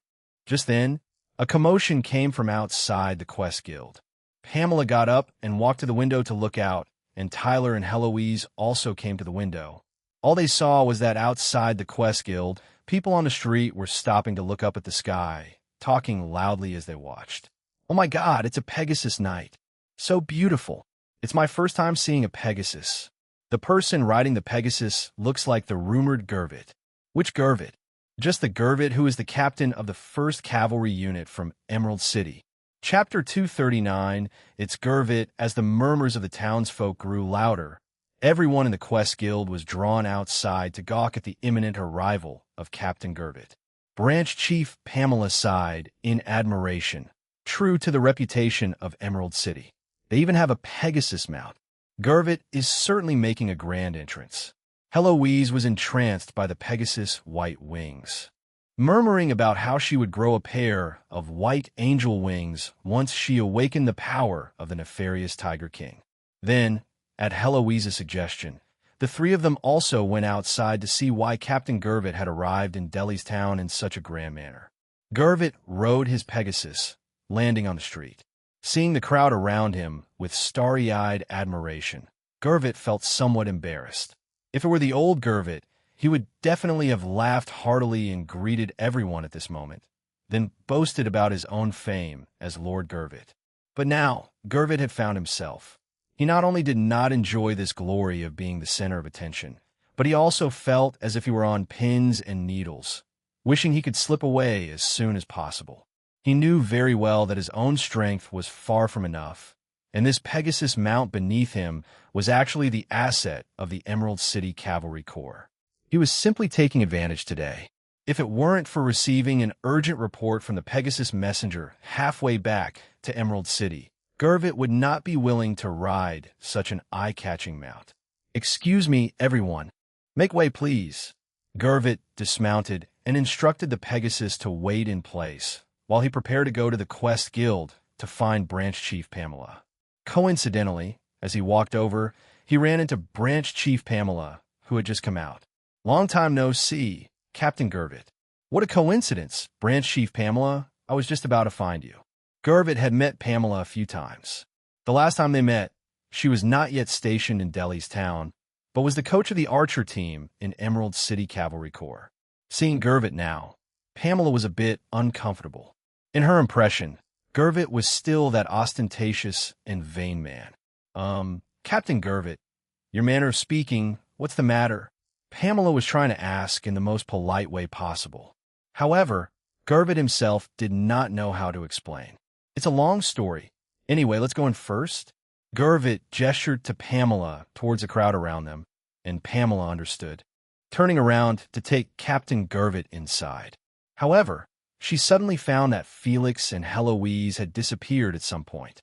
Where did those two go? I was planning to introduce them to Gervit." "What's wrong, Branch Chief Pamela?" "Ah, nothing. Let me take you in." While Pamela wasn't paying attention, Tyler took Heloise and quietly slipped over to the Pegasus, perfectly hidden from Gervit's view by the crowd. Tyler certainly didn't want to be publicly subjected to Gervit's one-knee salute again. If he said Lord Banning again, his new name Felix would have been for nothing. Right now, rather than meeting with Gervit, Tyler was more interested in this so-called Pegasus. This was his first time seeing a flying mount since he came to the world of Prison Star. Pegasus Sasa, female, 5 years old Pegasus, LV 20 skill slots, 1 life energy, 695 endurance, 482 magic energy, 220. So Pegasus is a tamed demon. It seems this world has the skill to tame demons. Tyler looked at the Pegasus with interest, and Heloise was even bolder. She directly went up and gently touched its wings. It seemed she really liked the Pegasus pair of wings. However, after watching for a while, Tyler took Heloise away. He believed that Gervit would not stay at the Quest Guild for too long.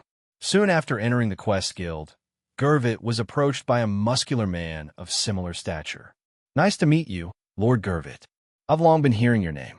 I'm Bobber from Madison Town, and am also participating in the Labyrinth Aqua Nest raid." The so-called Bobber reached out to greet Gervit.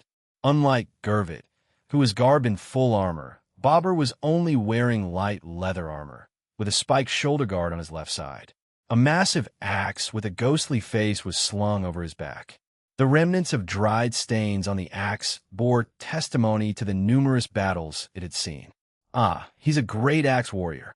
Based on his intuition and past experience, Gervit estimated Bobber to be around level 40 of the second tier. Under normal circumstances, Gervit would have dismissed him without a second thought. Yet he now politely shook the man's hand. "It's a pleasure, Bobber. I look forward to learning from you if we get the opportunity to fight alongside each other." What was meant as a courteous remark was taken seriously by Bobber. "Absolutely. I will definitely strive for the opportunity to be in the same team as you." Hearing this, Gervit finally understood Bobber's intentions and realized that Bobber was indeed a man of some ability. The fact that Bobber knew he would participate in the Labyrinth raid and that the teams would be divided indicated that his sources of information were quite remarkable. "Good luck to you, then." Gervit released Bobber's hand, preparing to head upstairs with Pamela. Pamela, who had just learned that Gervit was participating in a Labyrinth raid, remarked, "By the way, Captain Gervit, I've recently met two promising young individuals. I'd love to introduce them to you next time we meet." "Really? That would be quite delightful," Gervit replied with a hearty laugh.